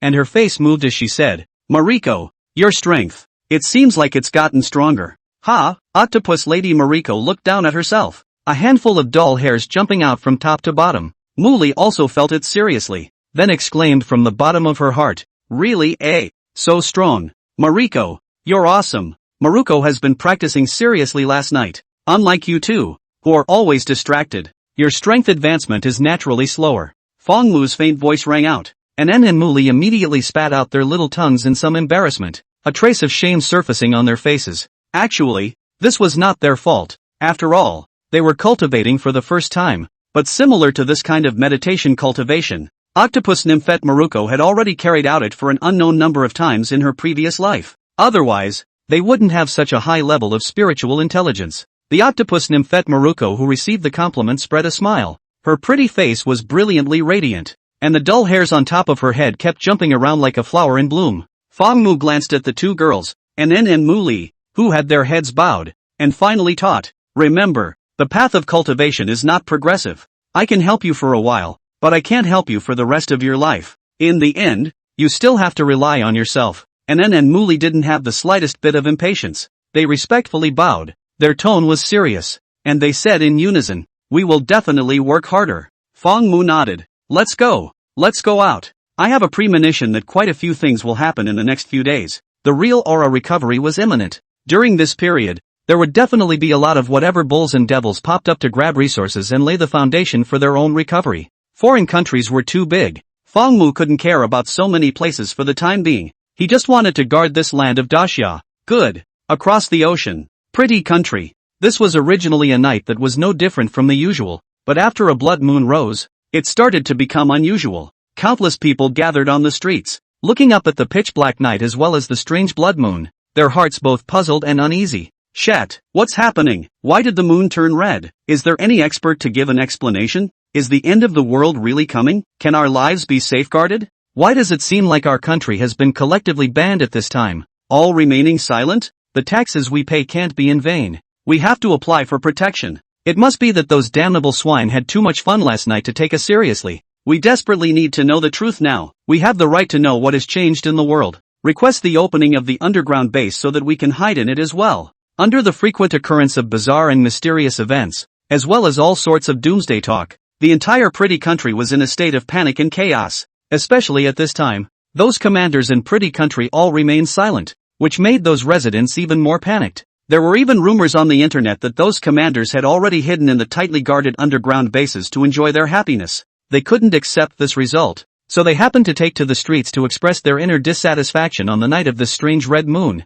The words on the streets became more and more heated, and the crowd that gathered grew larger and larger, and it looked like it was about to turn into a grand late-night parade. These residents of the pretty country gathered under the neon lights of the night, holding glowing lighted signs emblazoned with truth and shouting loudly. The blood moon shed scarlet light, shining in the city, reflecting the city as if it was in a sea of blood, and the residents of the pretty country in the city, their eyes were glowing red and their emotions were high as they waved their hands, venting their dissatisfaction. Under the reflection of the bloodlight, their physique became more and more hideous, like a group of severe ghosts walking in the sea of blood. This kind of parade was not unfamiliar to the residents of pretty country, and had even become very skillful. After all, this all belonged to the old traditional craft. Pretty country commanders for this kind of situation has long been seen strange. They have already had a whole set of coping program. One police car after another soon appeared on the street, and then these pretty country police officers armed with real guns and bullets, wearing bulletproof vests and holding heavy blast shields,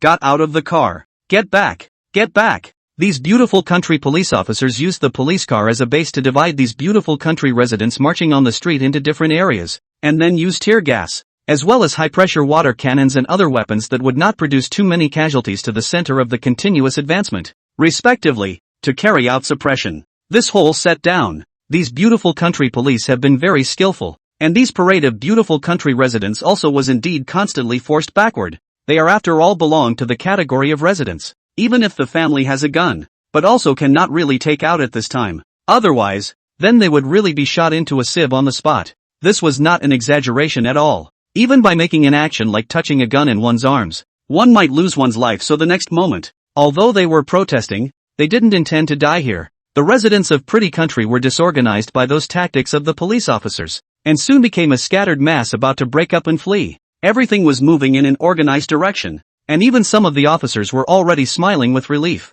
According to this development, it wouldn't be long before they could drive all of these mobs away from here, successfully completing their mission. But what they didn't notice was that in the sewer opening under their feet, wisps of red mist suddenly overflowed. At first they thought that it was just ordinary white mist that only turned red under the light of the blood moon, but when the officers smelled a scent of blood, that's when they realized that something was wrong. "Hey, Jace, do you smell a very strong odor of blood?" A male officer with a riot shield poked his partner next to him with his elbow and asked in some confusion. Jace nodded his head, his eyebrows furrowed tightly. "I smell it. What a strange odor. And why do I feel like there's a fire in my heart?" The male police officer holding the riot shield looked at the blood moon above his head, shivered, and bared his teeth. "It's really getting weirder and weirder lately. I really don't know when this damn situation will end." Jace was about to say something, but suddenly felt a headache, and the scent of blood that kept spilling into his nostrils stimulated his brain. He felt his blood burning, and an uncontrollable urge arose in his soul.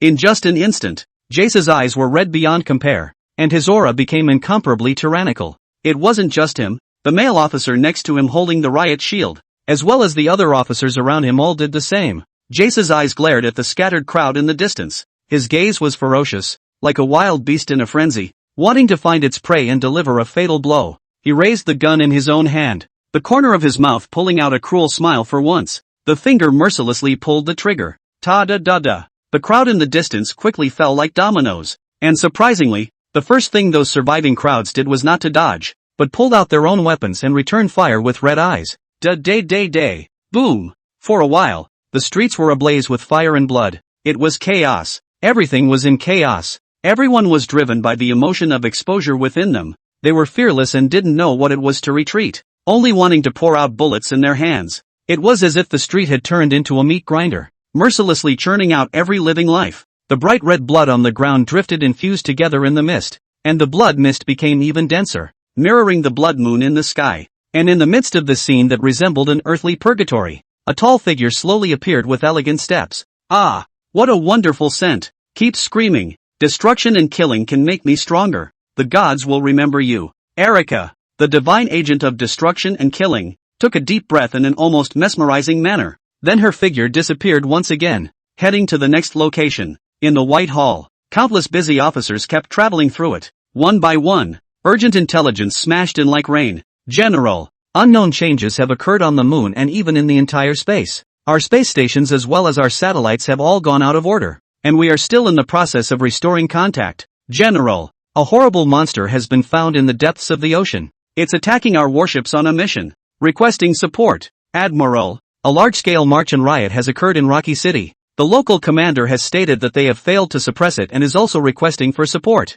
The Pretty Country's commander-in-chief trembled his hands as he hammered his fist hard on the table. A sentence was squeezed out from between his teeth. "Speed up the ARC program. I've had enough of these days." On the sea island of Dasha, in a conference room, other things can be put aside for now. The Martial Arts Association and the formation of the Dragon Court must be prioritized and completed as soon as possible. Sun Bo Shan sat on the main seat and said to the group of generals below, "These two things were the foundation of Great Xiao's future, and were the current top priority. The cultivation method has already been transmitted to the army. The following only needs to wait for the results and then screen and select." Gao Feng returned. Sun Basan nodded and mused. "It's fine to leave this kind of work like screening to us, but for the selection of the first batch of Dragon Court members was the root of the roots. Not only did they have to have excellent qualifications, they also had to pass in terms of heart before they could do so. After all, what they were responsible for was the guardianship of the Grand Xia, representing the highest level of power in the Grand Xia,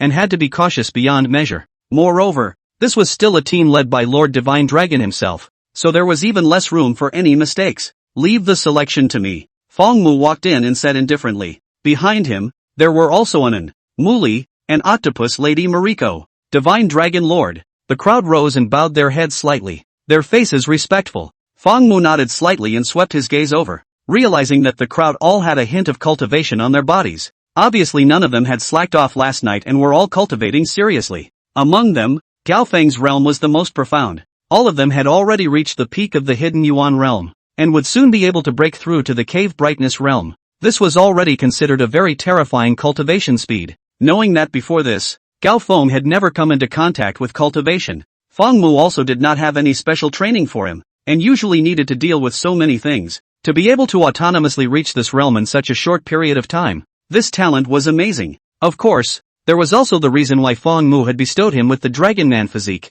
Once you have screened the people out, you can bring them here, and I will select them, Fong Mu said indifferently. Although Gao Feng and the others could judge a person's talent level based on the speed of running their gong methods and absorbing aura, they were unable to judge the person's heart and how his or her character was. Their current strength was still too low to be omniscient. Therefore, Fong Mu decided to personally select a wave of people first, and when the strength of Gao Feng and the others was a bit stronger later, Fong Mu would be able to completely dispense with them. Alright Divine Dragon Lord, if you can personally select them, then we will be completely relieved. Sun Bo-shan let out a sigh of relief and said respectfully. In this way, one of his biggest worries was solved, and the rest was not a problem. Fong Mu nodded and casually found a seat and sat down, then asked, have there been any new changes in the world recently? Now that the great summer countryside had basically been set up properly, it only needed to develop steadily, and then it would be able to take a big step ahead of the world at the moment when the aura truly recovered. That's why Fong Mu planned to go out for a walk and take a look at other places abroad.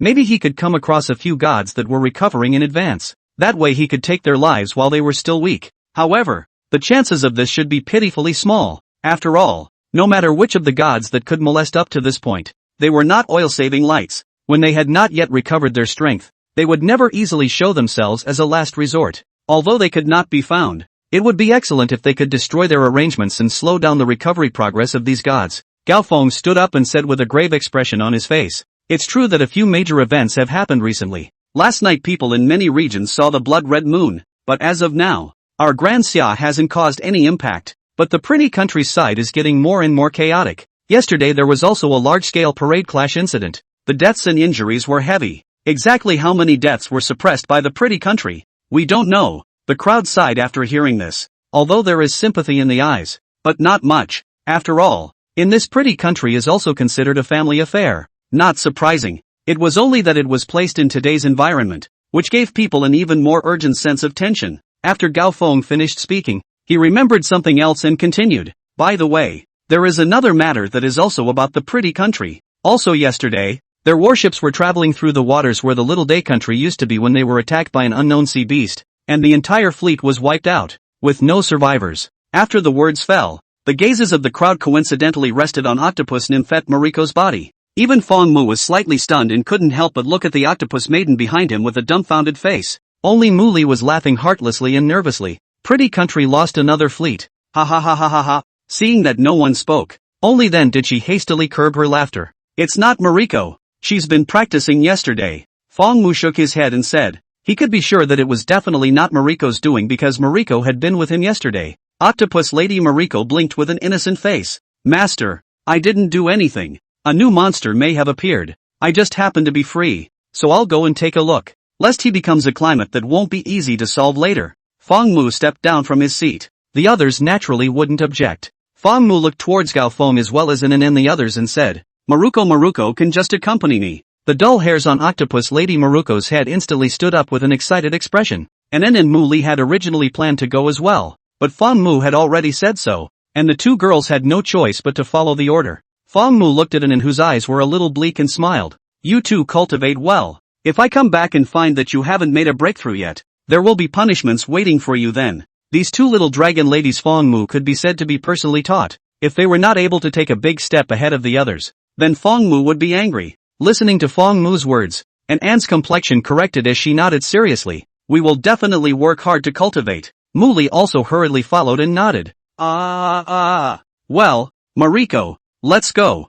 Fong Mu looked towards Mariko, the octopus lady. Muli blinked and said weakly, "Yeah, in such a hurry? You haven't eaten yet." The others all looked at Fong Mu as well. In their impression, every time the divine dragon went out, it would cause something that would stir up the world. Then this time would definitely be no exception. "Divine Dragon Lord, do we need to send a fleet to accompany you out?" Gao Feng inquired. Fong Mu shook his head. "No need. Maru and I are sufficient." Peak nodded and stopped talking. In his mind, Divine Dragon's orders must be carried out unconditionally without any arguments. Fong Mu took the octopus lady Mariko with an excited face and directly left the island, her figure disappearing into the vast ocean. Mysterious sea beasts appearing and attacking the pretty country fleet. This matter sounded very relieving, but behind the scenes it wasn't that simple. Not to mention, as long as they didn't run into Fong Mu, Octopus Maruko and Dasha's fleet, then Pretty Country's fleet was definitely a dominating presence in the sea, and the strength of the sea beasts that were able to attack and destroy them must have been very powerful. But according to Fong Mu's prediction,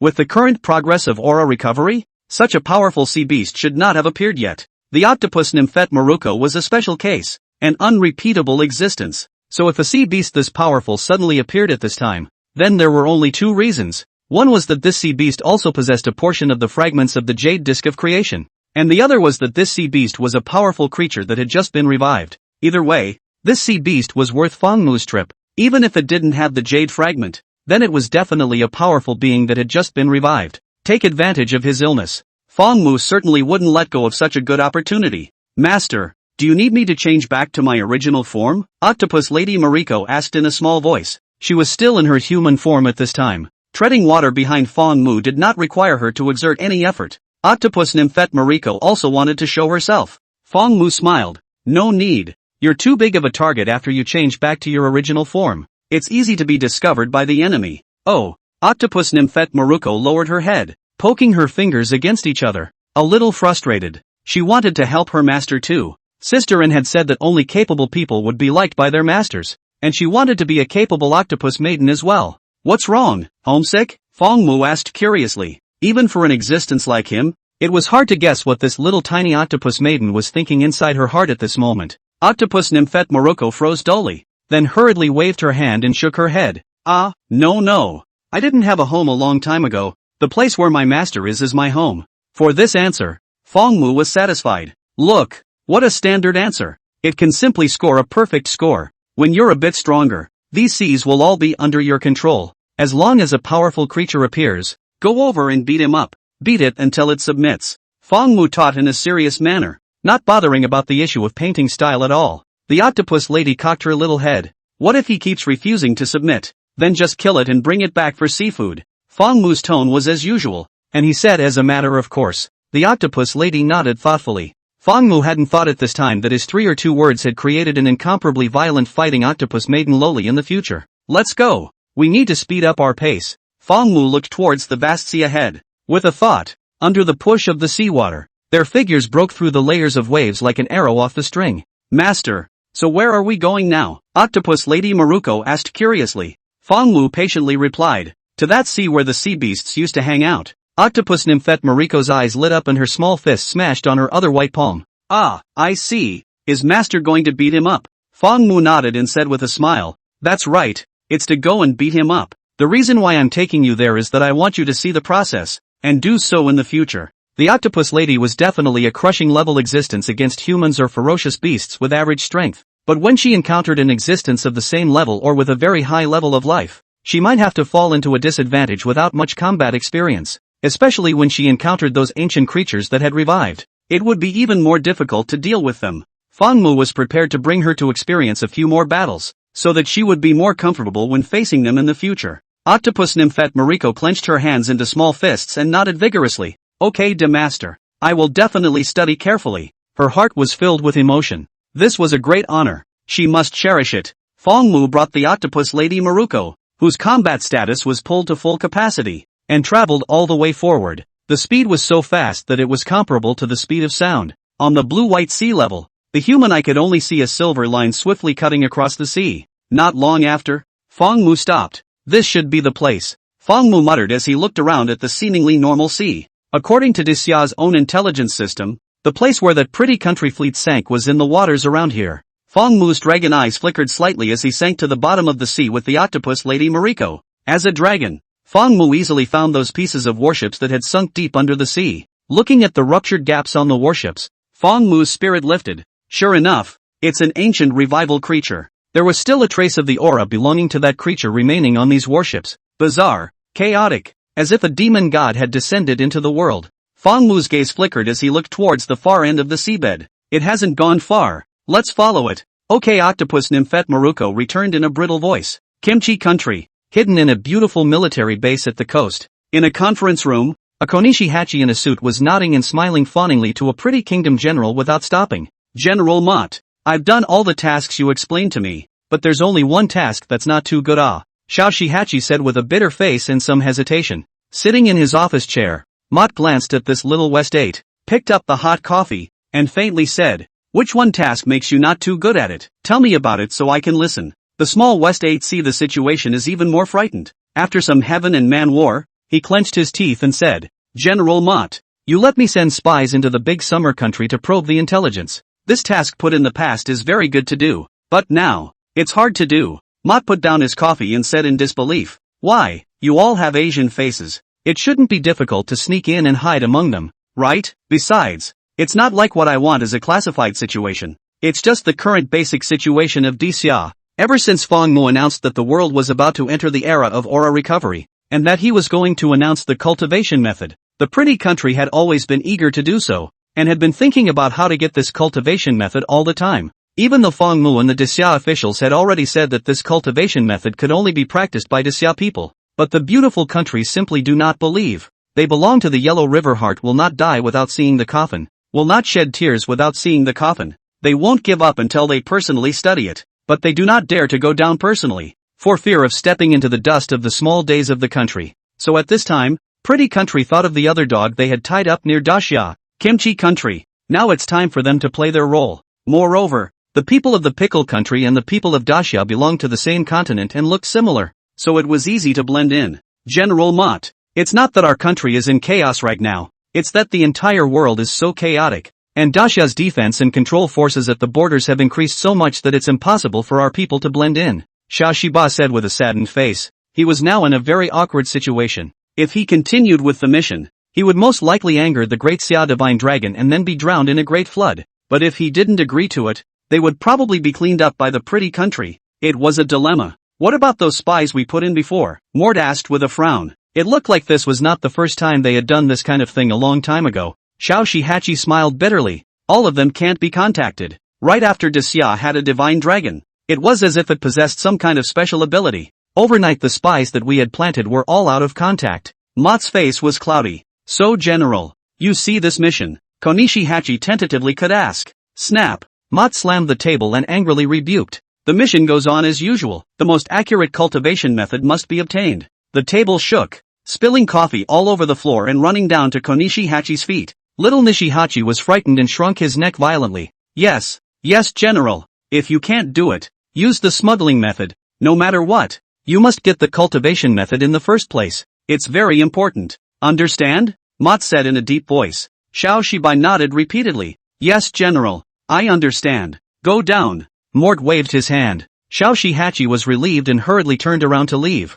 unwilling to stay here for a moment longer. Mott sat down on the office chair and took out the phone and dialed. And after leaving, Xiao Shihachi didn't dare to be half-hearted, immediately organizing a boat, ready to sneak into the great summer country to obtain first-hand intelligence. On the pier, dozens of little West 8s in civilian clothes were quickly assembling, waiting for orders to prepare for departure. Hey, how come we can't even see a single sea creature here? Octopus nymphette Mariko's brows were furrowed tightly, her heart filled with puzzlement. Fong Mu's face was as usual, but his eyes took on a tinge of gravity. He had brought Maruko to track all the way from the place where the shipwreck was and traveled at least hundreds of miles, but in the depths of such a vast and boundless ocean, yet not a single marine creature was seen, not even a single small fish. This was simply unreasonable. It was as if he had arrived in a dead zone, filled with the aura of death everywhere, and the bizarre aura in the seawater was getting thicker and thicker, making this place a complete and utter sea of death. This should be an ancient creature that hasn't been revived for long, and it's constantly devouring life to restore its power. Fong Mu judged. This trip had really come to the right place. If it was allowed to develop by devouring like this, It would definitely become a giant beast with terrifying strength after it recovered to its peak strength in the future. Master, then can I beat it? Octopus Lady Marble blinked and asked uncertainly. Fong Mu laughed. You're not even close. Just don't move around later and carefully learn how I'll beat him up. Oh. Octopus Nymphette Maruko lowered her small head with some loss. Fong Mu rubbed Octopus Nymphette Maruko's small head. Don't be discouraged. You will be very strong in the future. Really, Master? Octopus Nymphette Maruko instantly regained her vigor when she heard this, her big eyes fluttering. Fong Mu nodded. Of course it's true. Yeah. Looking at the octopus lady who was so happy that she was spinning in circles, Fong Mu also couldn't help but shake his head and lose his smile. How come it felt like the octopus lady after transforming into a form was more like a little loli? Before it was only the voice that resembled it, now it was both the form and the mindset. Maybe this was the reason for the high talent. Fong Mu withdrew his mind and continued to identify the direction of that mysterious beast. He suddenly froze for a moment. Oh, surprisingly, it has already arrived in the sea near Qin Shi country. I didn't expect the other party to come here. It seems like it should be preparing to devour the humans here. Fong Mu gave a smile. Then let's not rush out and wait and see what happens first. That ancient monster, after devouring so many sea creatures, perhaps it found that it still tasted better to devour humans and recovered more strength. So it chose another land to disembark. It just so happened that the country on this land was none other than Qin Shi country. Fong Mu originally wanted to go out and hunt this mysterious monster, but seeing this situation, he immediately decided to wait a little longer. Pickle country, a rather shameless and self-important country. There were countless black histories, one of the most unsportsmanlike countries, bar none. Staying in this world would serve no other purpose than to disgust people. Fong Mu took Octopus Nymphette Maruko and rose to a high altitude, overlooking the peninsula below. Night was gradually falling. One of the docks in Qin Shi country was brightly lit, and many kashihachi gathered here, seemingly preparing for something. However, what none of them noticed was that behind them, 8 whirlpools appeared strangely in that dark ocean.